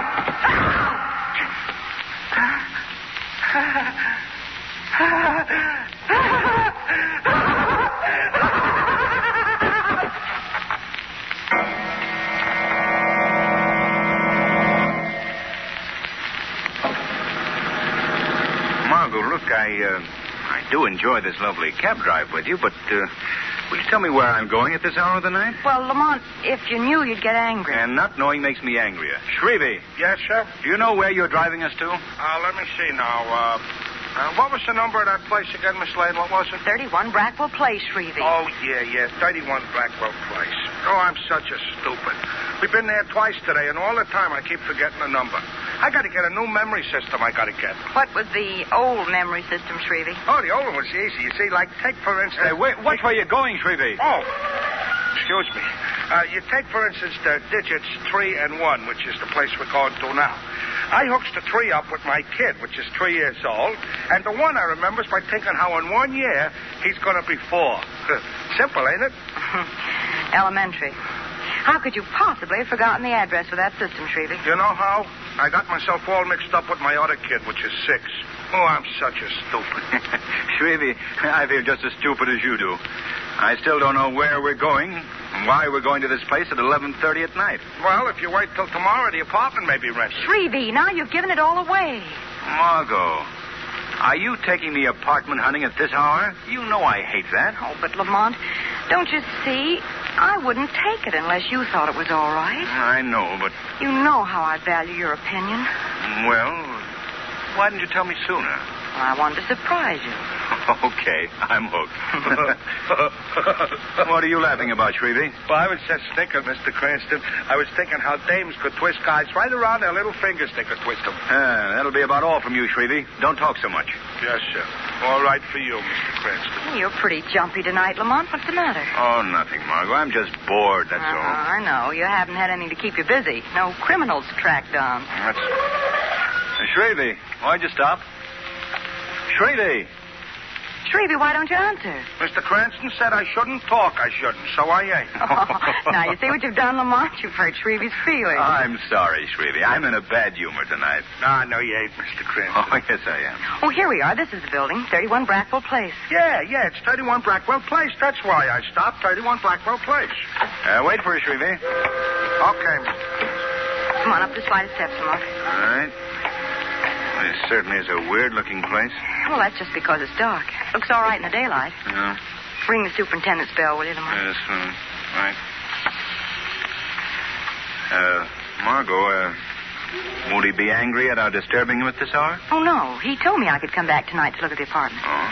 Well, what's so exceptional about this apartment, Margot? Oh, Lamont, it has these high, old-fashioned ceilings and the most glorious view of the river. Well, what do you want? Oh, you remember me. I'm Margot Lane. I put a deposit down on one of the apartments here. So what? No, he won't be angry. Well, you said I could come back tonight to look at it. I said you could come back this evening. It's 11:30 now, young lady. You got me out of bed. Well, what did I tell you, Margot? Oh, please, Mr. My name is Lascom. Please, Mr. Lascom, I know it's very inconsiderate to bother you at this hour, but couldn't we please see the apartment? Oh, well, come in. Thank you. It's down the end of this hall. Aren't there any lights? The bulb just burned out this evening. Oh, I see. Here we are. Just a minute now till I find the light switch. Nice bright place. There. How do you like it, Lamont? Like it? I think it looks terrible. Well, of course, the place needs redecorating. Yes, and badly. Well, look at the holes in the wall. What caused that? And the previous tenant was Dr. Destrup. He's a chemist. He used this apartment as a kind of a laboratory. The holes are from some of his apparatus. Oh, I see. Well, what do you think, Lamont? Well, if you wanted quiet, you certainly got it here. Yes, and it's always like this. Always nice and quiet. What's that? I don't know. Someone thinks something is funny, all right.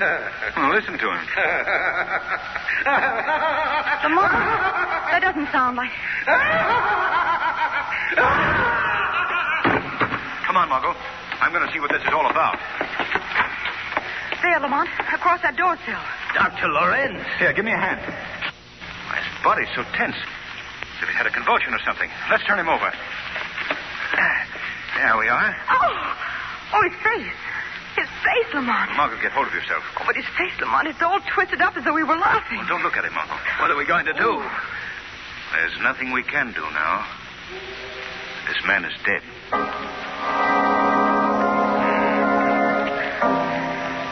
What makes you think Dr. Lorenz was murdered, Cranston? I don't know, Commissioner Weston. Just a hunch. Well, there's not a mark of violence on the body. Well, if you'd heard that terrible laugh, Commissioner, you'd think something was wrong, too. Miss Lane, I'm sorry. I didn't hear the laugh. But even if I had, there's still not a bit of evidence here. Not a single clue to indicate murder. Well, Commissioner... All right. Now, you, Lascom is my name. Lascom. Now, what do you know about this? I told you nothing.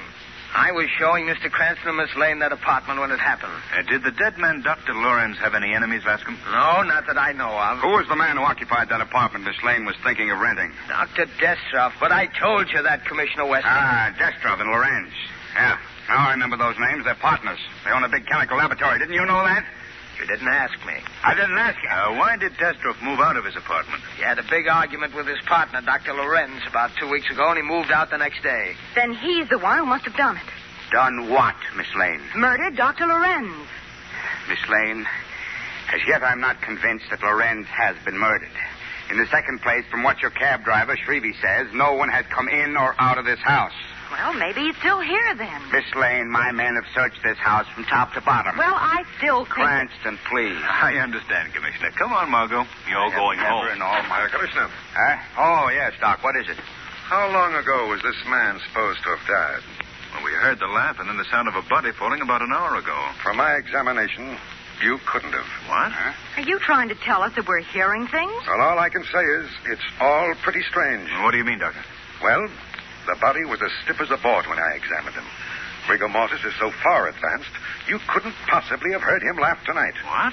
According to my examination, Dr. Lorenz has been dead for 24 hours.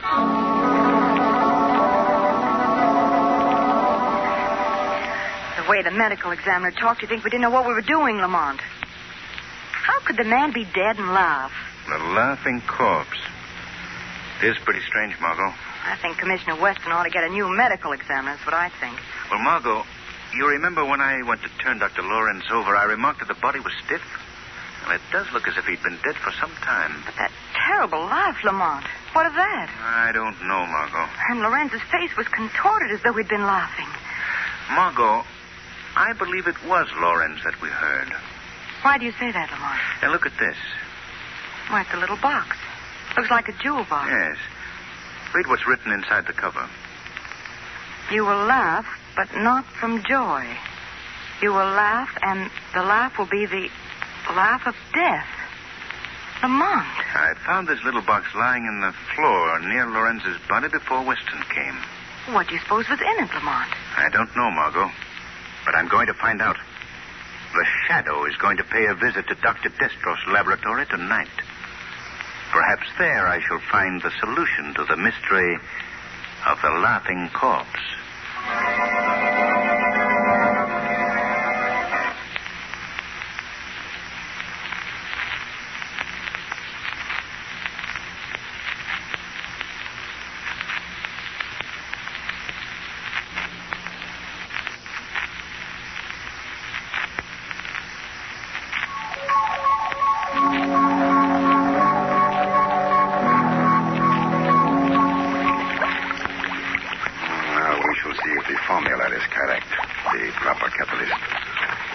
Who is there?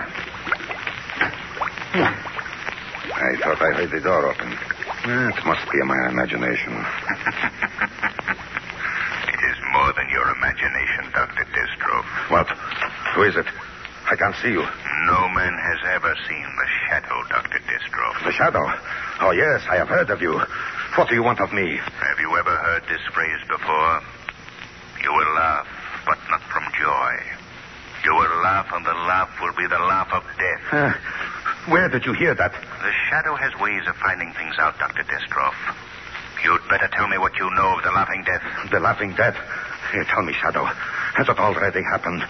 Is Lorenz dead? It won't do you any good to pretend innocence. Lorenz was murdered earlier this evening. How did he die? Tell me, I must know. You know how he died. Yes, I know. I know how he died, just as the notes warned us. The notes? Then you, too, have received a note? Not since last year. So he has made good his threat, then. Who, Destroff? I'd better tell you everything, Shadow. 7 years ago, there was another partner in this laboratory besides myself and Destroff. A man named Vitor. He was incompetent, a drunkard. When Lorenz and I perfected a new formula, we refused to give him a share in the profits. Go on. After heated words, we dissolved the partnership with Vitor. Then Lorenz and I opened a new laboratory by ourselves. You threw him out? Call it that if you will. He only hindered us. He was ruined. No money, no credit. And he was really a brilliant chemist, but undependable. It was impossible for him to get work. What happened to him? That we do not know. He came to us and begged to be taken back, but we refused. Lorenz laughed at him, and I suppose I did too. He was so ridiculous. Vitor threatened you? Yes, with the Laughing Death. Each year a note has come with the same words. He will laugh, but not from joy. He will laugh, and the laugh will be the laugh of death. I see. Why did you and Lorenz quarrel? Why did you move from your apartment? Oh, you know that too. Yes, Destroff, I know. Well, you see, Lorenz took the threat seriously, and I did at first. But after nothing happened for so many years, I thought it was just, a means of annoyance. And this year, no note came. And Lorenz was very much upset and worried. He believed it meant that Vitor would strike. And you? Well, I laughed at the whole idea. I told Lorenz that if he wanted to go the rest of his life fearing a foolish threat, he could. But I refused to bother about it anymore. And this led to words, and I left in anger. I see. Where does this other partner live? Why, I think that he... Oh, what is this? Oh, I did not notice it before. A small package addressed to me. My assistant must have put it on my desk earlier, and I had not noticed it. Don't touch that box. Why, it looks like a little jewel box. A tiny box similar to that one was found next to Lorenz's body. Oh, yes? What was in it, Shadow? Nothing, Destroph, except that threat written on the inside cover. Oh, now, surely the words cannot hurt me. There may have been something in the box when Lorenz opened it. Oh, now, Shadow, my scientific curiosity will not permit me to allow this box to go unopened. I have rubber gloves on, and if it contains some strange type of poison, it cannot possibly hurt me. Destroph, I'm warning you. Oh, now, Shadow, I must open it. There seems to be a little push button here. There. It's empty. Oh, wait. Here's a message written on the inside. You will laugh, but not from joy. You will laugh, and the laugh will be the laugh of death. The same note that Lorenz received. Yes. Destroph, your life is in danger. You must tell me where Vito lives. Yes. Before he can complete his revenge. I think that he lives... I think...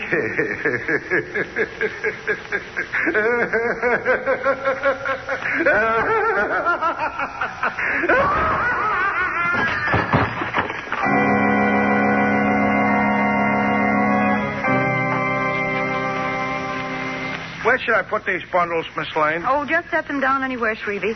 I'll put them away when the rest of the furniture comes. Okay, Miss Lane. Well, don't drop them right in the middle of the room, Shrevey. Well, you said just to put them down anywhere, you said. Well, I meant out of the way, over there in the corner someplace. Okay. Hey, what do you got in these packages? Handbills? Just odds and ends, Shrevey. There, how's that? That's fine. Now, is there anything else in your cab? Yeah, Miss Lane, a few more odds and evens. Mr. Cranston's bringing them up. Hey, open this door a little wider, someone. I can't get through. All right. How's that? What have you got in these bundles, Margot? They ain't anvils, they ain't. What? Put them down, Lamont, before you drop them. Yeah, not in the center of the room, Mr. Cranston. Out of the way, in the corner there. Shrevey, will you stop giving orders and do some work around here? Certainly. What could I do? What could I? Well, there isn't anything else to do until the rest of the stuff gets here. I should have been here an hour ago. Hey, you want I should go back to the old apartment and get them moving faster, you want? That might be a very good idea, Shrevey. Okay, I'll do it. I'll tell them a thing or two. I'll teach them a lesson they'll soon forget. Well, don't get too rough with us moving men, Shrevey. Remember the iron hand and the velvet glove. Well, I'll look... What? Oh, never mind, Shrevey. Hurry them up. The iron hand and a velvet glove. I guess that's a puzzle. Well, Margot, you thought of everything except one thing. What? What are you going to sit on while you wait for the movers to get here? Oh, I'll be too busy to sit down, Lamont. But you know, now that I'm here in this apartment, I'm not very keen on it. You're not? No. Well, isn't that just like a woman? What about the high ceilings and the glorious view of the river? Oh, that's all right, Lamont, but, well, this place gives me the creeps. I can still hear the sound of that horrible laugh. First you tell me you don't like the apartment, and then you persuade me to move here. Well, Margot, the reason I wanted you to rent this apartment is I believe that the solution to the laughing corpse may still be here. Well, that isn't going to make me feel any better about living here. Have the police found anything new, Lamont? No. The report from the medical examiner on Destroff's death was the same as for Lorenz. Death from causes unknown. And there was nothing in the little box when Destroff opened it? Not a thing, except that note. Here, look for yourself. Oh, yes. It's exactly like the little box you found in Lorenz's apartment. How do you open it, Lamont? Here, give it to me. See, you press this little button here in the center. Oh! What's the matter, Lamont? I pricked my finger on something sharp when I pushed the button. That's it, Margot. What? That must be the way the poison was administered. After Destroff pressed the button to open the box, he started to laugh. Oh, Lamont, then you... Yes, that drug. Now I've got it, too. Oh, no, Lamont. Well, nothing's happened to me yet. Why did you break the box open, Lamont? See here, Margot. A tiny hypodermic needle, concealed in the cover. When the button is pressed, the person pushing the button is given a dose of poison in the fingertip. Oh, Lamont, come on. I must get you to a doctor. Wait a minute, Margot. That won't be necessary. I'm going to be all right. But you... The needle must have been empty, Margot. Destroff got it all. Oh, thank heavens. You're all right. Margot, where's your phone? I've got to call Commissioner Weston immediately. The phone? Well, it hasn't been installed yet, Lamont. Oh, well, I'll go to the corner to phone. Come in. I just came up to tell you, Miss Lane, that the decorators are coming in tomorrow. I'll see you later, Margot. All right, Lamont. The decorators want to know if 8 o'clock will be all right with you. Oh, yes, that'll be fine, Mr. Laskin, thank you. Oh, there was something else I wanted to ask you about. The plumbing in the kitchen doesn't work very well, and do you think that... Mr. Laskin, what's the matter? Where did you get this little box? Well, I don't see that that's any business of yours. Perhaps it is. More than you know. Tell me. Let go of my arm. What do you know? I'll scream for help. Go ahead. Scream. No one will hear you. We're quite alone here. You're the killer. You killed Lorenz and Destro. Well, suppose I did.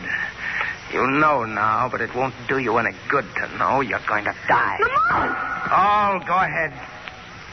You're frightened, aren't you? In a moment, you'll think it's very funny, yes. Very humorous. Please. You'll laugh, yes.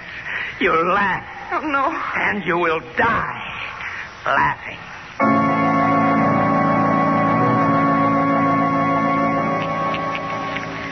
Oh, please, Mr. Lascombe. I've never done anything to you. No, you and your friend, Mr. Cranston, know too much, Miss Lane. You wanted to catch me, make me pay for my crime. I would never have suspected you if you hadn't given yourself away. That's most unfortunate for you, Miss Lane. What do you mean? You see, I brought you down here to my laboratory in the basement to kill you. Oh, no. Don't be unhappy. You laugh as you never laughed before. Oh, you can't. I'm preparing my secret formula.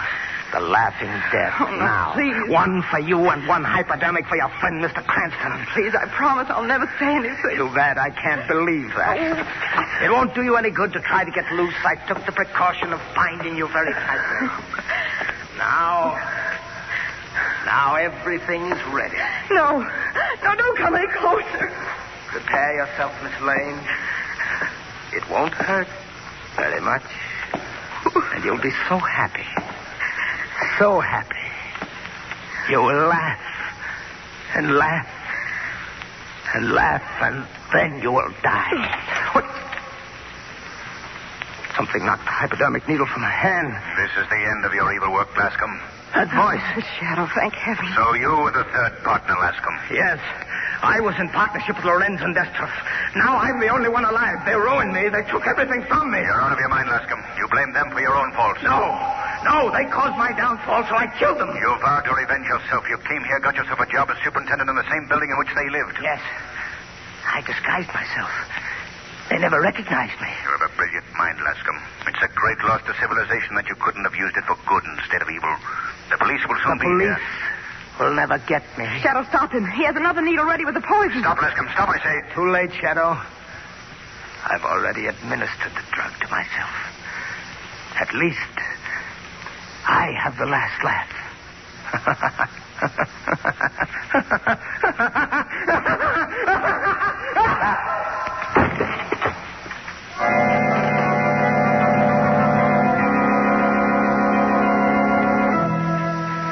So you see, Margot, the plan was devilishly well executed. Well, how did you know where I was, Lamont? When I came back to the apartment after calling Weston, you were gone.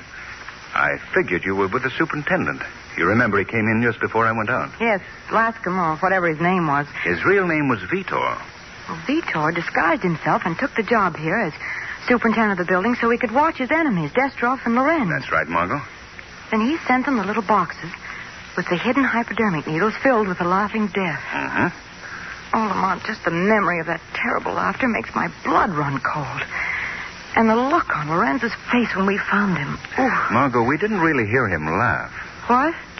Well, if that wasn't a laugh, what was it? Well, you see, the poison in the hypodermic needle was very potent and worked very rapidly. It caused a sort of convulsion that sounded like laughter.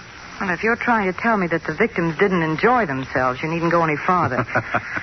Is that why the medical examiner thought that Lorenz had been dead for some time when he examined him? Yes, the poison caused a sudden contraction of the muscles, a sort of pseudo-rigor mortis. What? Pseudo-rigor mortis. Oh. If you think I understand what you're talking about, you're crazy. I'll answer it, Margot. Hello, Mr. Cranston. Hello. Hello, Shrevey. Oh, Shrevey, is everything all set? In the bed. Yeah, yes, Miss Lane, all set. Oh, come on, Lamont, let's go. Go where? We're going to look at a new apartment for me. New apartment? Well, you don't suppose I'm going to live in this place after what's happened here? Yeah, we're moving. What, again? That's the same thing I said, Mr. Cranston. Ain't women... Shrevey? Oh, Miss Lane, I was only about to comment, ain't women wonderful? I got out of that one all right.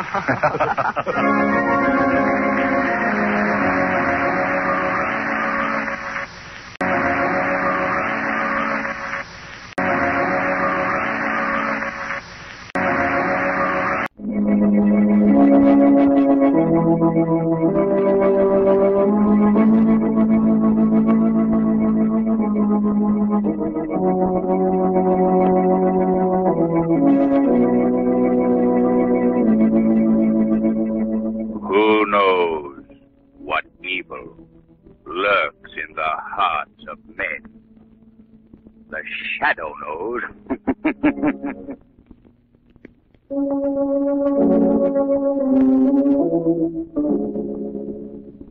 The Shadow, mysterious character who aids the forces of law and order, is in reality Lamont Cranston, wealthy young man about town.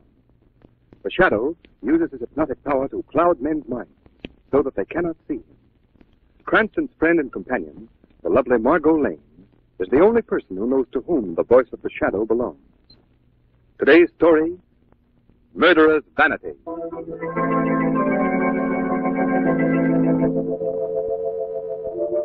And we may say of this woman that she is not dead. Her memory lives in the minds of those who loved her. It is given to all of us. I can't stand this, Mary. On this earth. I can't stand it, I tell you. Oh, but Peter, you have no proof. You can't. No proof. He killed Mother. He only married her for money, and then he murdered her. Please, Peter. If you think anything of Mother's memory, don't make a scene. People are looking at us now. Looking at us, are they? Let them look at him. Dr. Walter Martin. Dr. Martin. Murder, that's what. Peter, please, it's not true. Please, Peter. Oh, look at him. Look at that false face of sorrow. Watch him grieve, that hypocrite. Oh, how happy he must be to get his hands on the Elston money at last. Peter, please, this is Mother's funeral. How can he sit there like that? Mary, I can't stand it any longer. Stop! Stop it, I say! There he is, there! Stand up and show that Judas face of yours! There, he's turning away. Stand up and show yourself! There's the murderer of my mother, Dr. Walter Martin. He killed her to get his hands on the Elston money.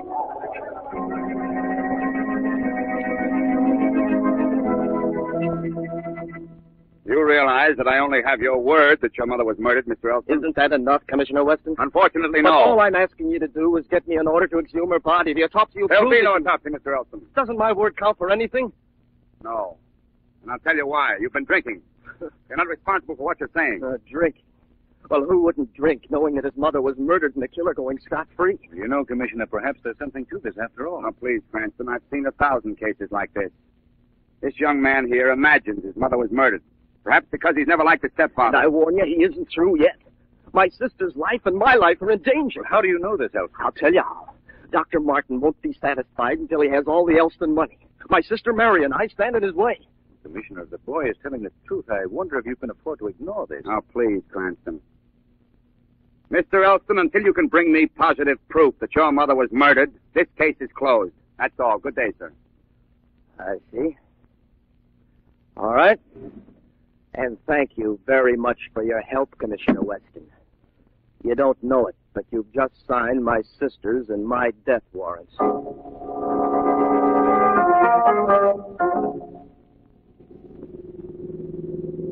But you see, Margot, young Peter Elston seems so sincere, so terribly upset. I almost believe... Well, I'll tell you how I figure it, I'll tell you. Oh, so you have a theory too, eh, Shrevey? Well, it ain't exactly my own idea, Mr. Cranston. It's more the thoughts of my bosom friend and companion, Big Charlie. Well, who's Big Charlie? He's a guy on my hack line. Oh. You see, Big Charlie figures that this year now, Peter Elston bumped off his dear little mother and is trying to put the frame on that there now doctor. And how does Big Here Now Charlie figure that? He dreamed it. You mean he based the whole deduction on a dream? Certainly. He's one of them now, psychics. I beg your pardon? He's a psychic. Margot, I believe he means psychic. Oh. Yeah, you should hear the things he sometimes picks to come true, you should hear. But just the other Now, day... wait a minute, Shrevey. Big Charlie may have something at that. Oh, Lamont. I'm not what you'd call sold on the mystical powers of Large Charles, but I do think that his deduction bears investigation. Oh, boy, wait till I tell Big Charlie. Lamont! Peter Elston couldn't have killed his own mother. Stranger things than that have happened, Margot. You're not serious, Lamont. Margot, I'm so serious about it that the Shadow is going to persuade Commissioner Weston to go to the cemetery tonight. Mrs. Elston Martin's body is going to be exhumed. Order or no order.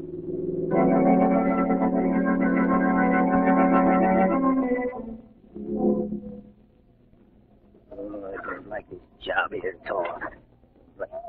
What's that? Just an hour or something? Well, I don't like it.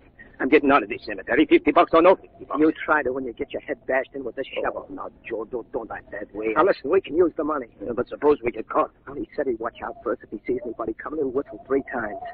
Come on now, dig. What do you suppose he wants the body for? I don't like the idea of robbing a grave. What do we care, as long as we get our money? Just a few more shovels full and we'll be able to get the top of the coffin out of here. That's the signal. Someone is coming. Come on, quick. Let's get out of here. Stop or I'll fire. I'll get him, Commissioner. Stop you. Stop. Get him, Cardona. I fired above their heads with one pip. I've got him. Now bring him here. Well, he seems to be hurt. I'll be right with you, Commissioner. Shadow was right. He said he had an idea that someone would try to rob Mrs. Martin's grave tonight. Yes, Commissioner. We've arrived just in time. Shadow. A few minutes later, and the body would have been stolen and all evidence of murder with it. So you're here, too? Yes, Commissioner. Well, what do you want me to do now? We must exhume the body of Mrs. Elston Martin. But the exhumation order has to be signed by a member of the family. Commissioner, there isn't time for that. You must do as I say. Okay, Shadow, but I'll probably lose my job on account of this. Man, dig up Mrs. Martin's body. Here he is, Commissioner. I just winged this one. Yeah? I didn't want nothing to do with it. My buddy and me was going to be paid $50 to get this body. Who is going to pay you to rob this grave? Who said that? The Shadow. I can't see anything. No man has ever seen the Shadow. The Shadow? Who paid you to steal this body? I don't know. Don't lie. I ain't lying. The man wore a mask all the time he talked to my friend and me. Wore a mask, huh? That's a fine story. All right, Cardona, take him back to the car. I'll grill him down at police headquarters. Right, Commissioner. Come on, you. You're going for a little ride. Shadow, are you still here? Yes, Commissioner. Well, what do I do now? After we get the body, Commissioner, we'll have an autopsy. Yes. Commissioner. And then... Now, wait a minute. Commissioner. Yes? Well, what is it? The coffin. It's empty.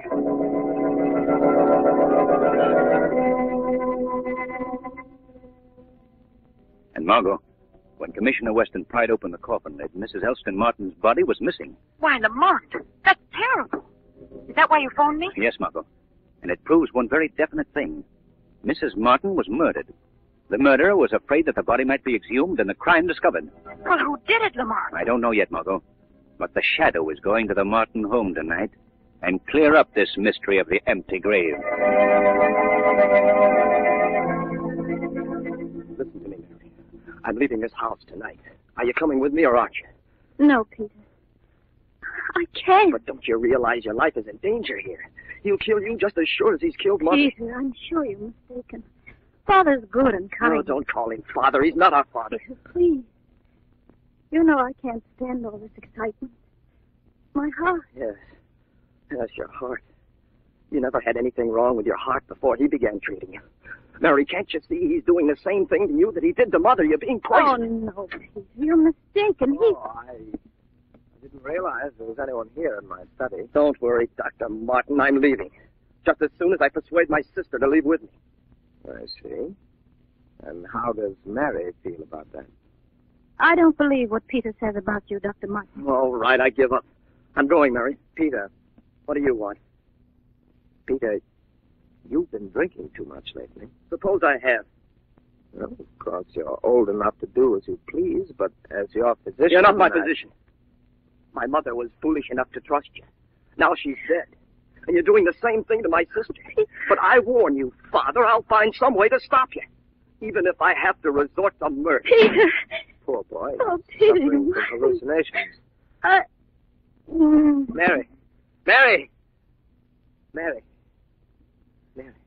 What? Oh, I must have... Now, just be quiet for a second, Mary. You fainted.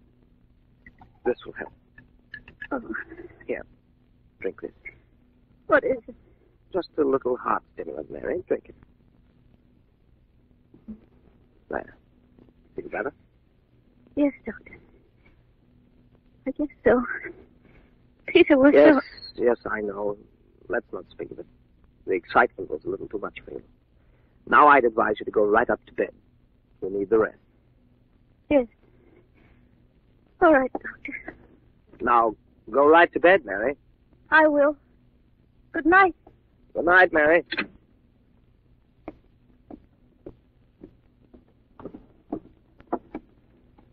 Yes. Now all this needs is my signature. Now to put this document where it'll be safe. Now, let me see the combination. 18 to the left.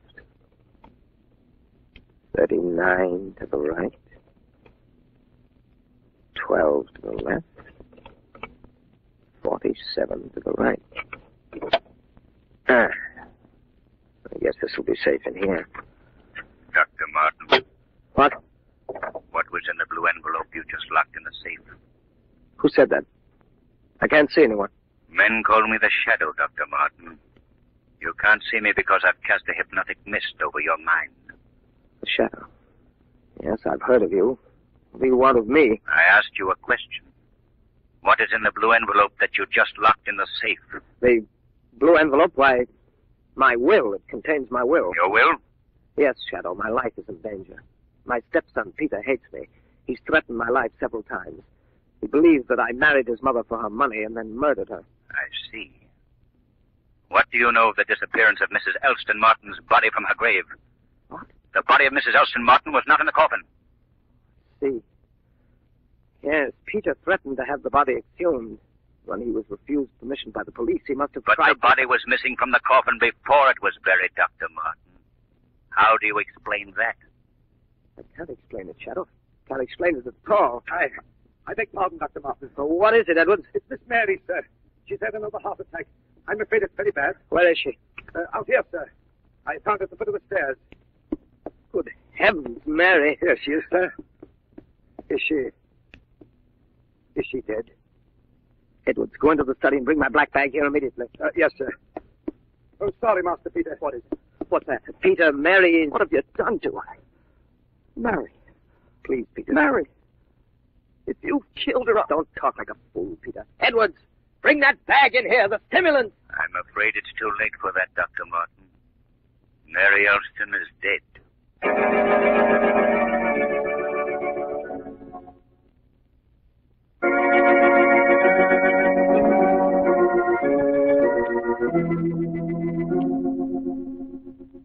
Dr. Martin did it, Lamont, I'm sure. He murdered Mary Elston and her mother, too. Well, I'm not so sure, Margot. Peter Elston may be very clever. Oh, Lamont, I'll never believe that of him. Why, he's such a nice boy. He couldn't. Suppose I were to tell you that I've discovered several things about this nice Peter Elston that aren't too nice. What? Our young friend was expelled from medical school 2 years ago because of a scandal he got into. Something to do with gambling. Peter Elston? Yes, Peter Elston. Perhaps he needs money now to pay a gambling debt. And you think that he'd... Oh, no. Mind you, Margot, I'm not accusing him yet. If he is the murderer, he's covered his tracks pretty well. Even throwing suspicion on his stepfather, Dr. Martin. Well, I'll never believe that of Peter Elston until there's conclusive proof. Good heavens, Margot, I just remembered. What? I've got to get back to the Martin home immediately. But you just came from there. Margot, in the Martin home is the evidence that will convict the murderer. And the murderer will attempt to conceal or destroy that evidence. I told you Commissioner Weston is too busy to come to the phone. This is Cardona. Is there anything I can do for you? I must speak with Commissioner Weston. Tell him that Peter Elston's calling, and it's very important. Oh, okay. Just a moment, Mr. Elston. Hello, Elston. What is it? Commissioner, my sister's dead. What? I warned you this had happened. Dead. When did she die? About an hour ago. I told you my stepfather wouldn't stop with one murder. Just a minute, Elston, just a minute. Why didn't you call me sooner? He wanted to have her sent to the undertaker's immediately. I fought to prevent it. I didn't have a chance to call you. I see. It's wise of you to prevent the removal of the body. I'll be over immediately. Oh, and Elston. Yes, Commissioner Weston? No matter what happens, stay with your sister's body till I get there.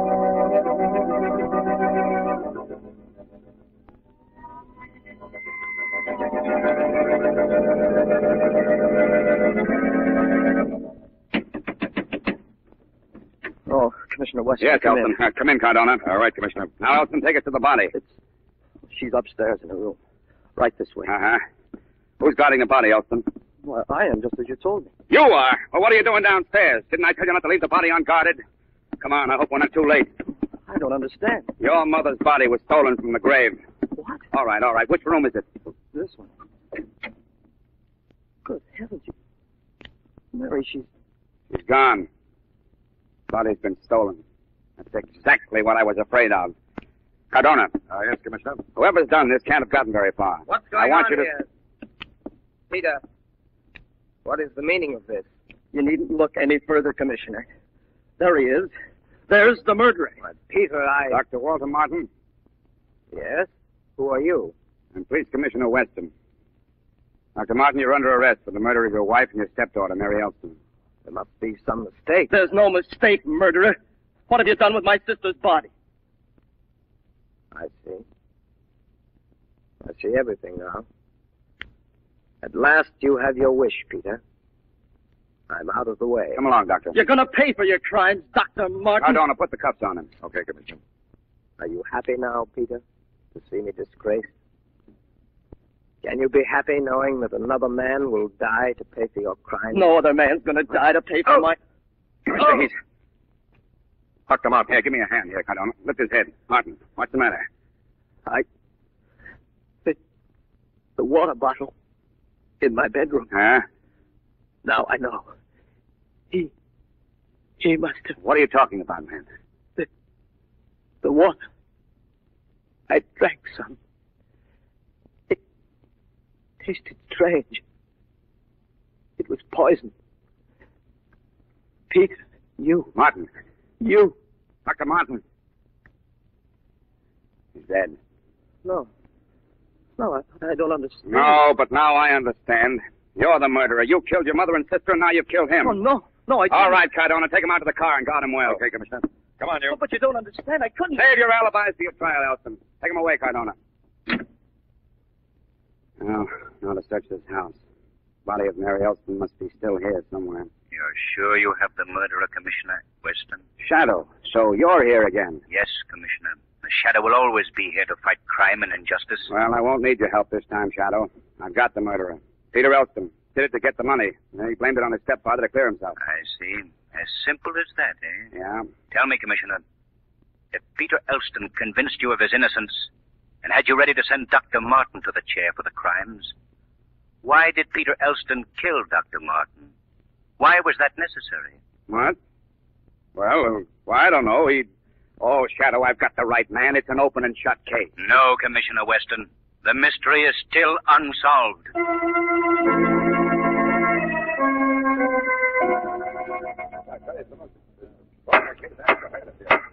Peter Elston, you have been tried and convicted of murder in the first degree. Have you anything to say before sentence is passed upon you? No, Your Honor. Except that I'm innocent. I see. It is my duty to sentence you to die in the electric chair. You will be taken to the penitentiary, and on a particular day in the week...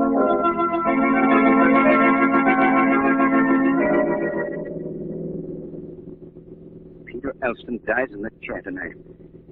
Margot, I have a feeling that the boy is innocent, and I'm powerless to help him. Then the governor refused to grant him the reprieve? Yes. The evidence against the boy is too damning. Dr. Martin was poisoned. Peter Elston admitted that he hired the two men to exhume his mother's body. I failed, Margot. For the first time, I failed. Oh, Lamont, you mustn't think about it. It isn't your fault. 2 hours, Peter Elston goes to the chair, and there's nothing I can do to stop it. Oh, Mr. Cranston. Yes, Shrevey. Big Charlie's been dreaming again. Who's Big Charlie? You remember my bosom friend and companion who's a psychic? Oh, yes. Well, anyway, Margot... He's been dreaming about the trial. Well, who has? Big Dreamy, the Charlie. Big Charlie, the Dreamer. Oh, please, Shrevey, I'm not in the mood to listen to any of Big Charlie's nocturnal notions. Okay, Mr. Cranston, then I won't tell you nothing about what Big Charlie said about the will or nothing. I won't. Will? What will? I don't know. All Charlie says is, why don't they see who's going to get all the Elston money when Peter Elston croaks? Maybe it's one of the servants or something. Look in the will, he says. The will? That's what I've been trying to remember, the blue envelope. What blue envelope? I can't tell you now, Margot.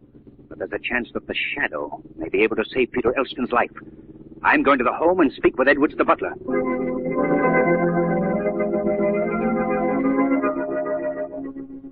I don't know who you are, sir. You call yourself the Shadow. I can't even see you. Never mind about seeing me, Edwards. Hold the flashlight up so I can see the dial on the safe. Now, if you're a burglar... I'm not a burglar, Edwards. I'm responsible for this house since Master Peter Elston is... Edwards, I'm here to save Peter Elston from the electric chair. There's a document in this wall safe that may save his life. But, Mr. Shadow, I don't see how a document in this safe can... The combination.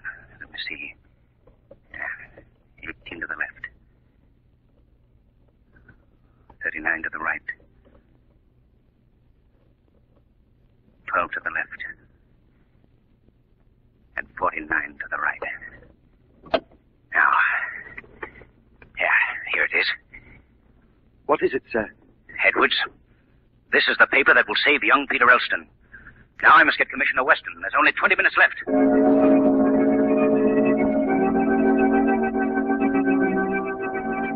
Commissioner Weston, wake up. Wake up. Huh? What? Who is it? Commissioner, it's the Shadow. Shadow. What do you want? Peter Elston is innocent. Now listen, Shadow. That business is out of my hands. He's been tried and convicted. Here, Commissioner, read this. What is it? It's a full confession to the murders. Read it. This is the most... Read it, Commissioner. All right.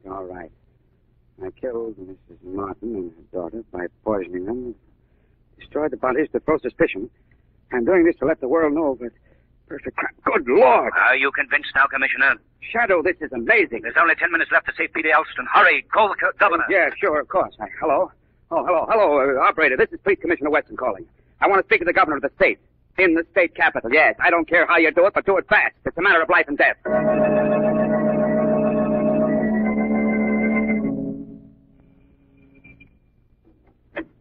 Oh, Lamont, come in. I hope I haven't disturbed you, Margot. I thought you might still be up. Oh, I couldn't sleep tonight. Tell me, Lamont. Is he... Yes, Margot. Peter Elston is saved. Weston was just able to reach the governor in time to have the execution stopped. 2 minutes later and... Oh, thank heavens for that. But what was in that blue envelope, Lamont? I'm dying to know. It was Dr. Martin's full confession to the crimes. Dr. Martin? But he... He's dead. Yes, I know. He killed himself, Margot. You see, he had originally intended to murder Mrs. Martin and her daughter for the money. But when he found out that he was going to die himself of a heart disease, he decided to commit the perfect crime by committing suicide. Oh, Lamont, that's awful. He made it look as if Peter did it. Yes. He hated Peter because Peter of the whole family suspected his motives and hated him. He even suspected the boy of knowing he was a charlatan and had been denied a license to practice. I see. But the confession, why that? It was vanity, Margot. Murderous vanity. Martin committed what he believed to be the perfect crime, and he wanted to feel that the world would someday know how it was done. Too late, of course, to save Peter's life. Fortunately, I remembered his putting the blue document in the safe. Then Dr. Martin stole the bodies of Mrs. Martin and her daughter? Yes, to conceal the fact that they'd been poisoned. When Peter couldn't get the exhumation order from the police, he hired the two men to help him get the body of his mother. He wanted to prove that she'd been murdered. Come in. Mr. Cranston, would you mind if I didn't wait for you no longer? Why, Shrevey? Well, you know Big Charlie. Your friend and companion who is a sickie? Yeah, the same. Well, he had another dream, so I got to run along. What's the trouble, Susan? Well, Big Charlie had a dream about taking a few drinks and getting into an argument with a cop and winding up on the clink and calling me up for bail. Well, what does that got to do with you, Shrevey? This time it wasn't no dream.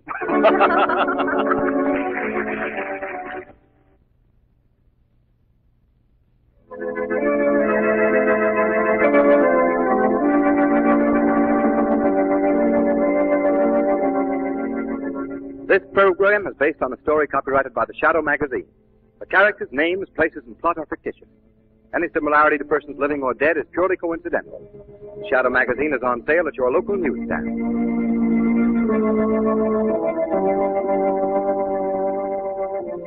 The weed of crime bears bitter fruit. Crime does not pay. The Shadow knows. Shadow knows.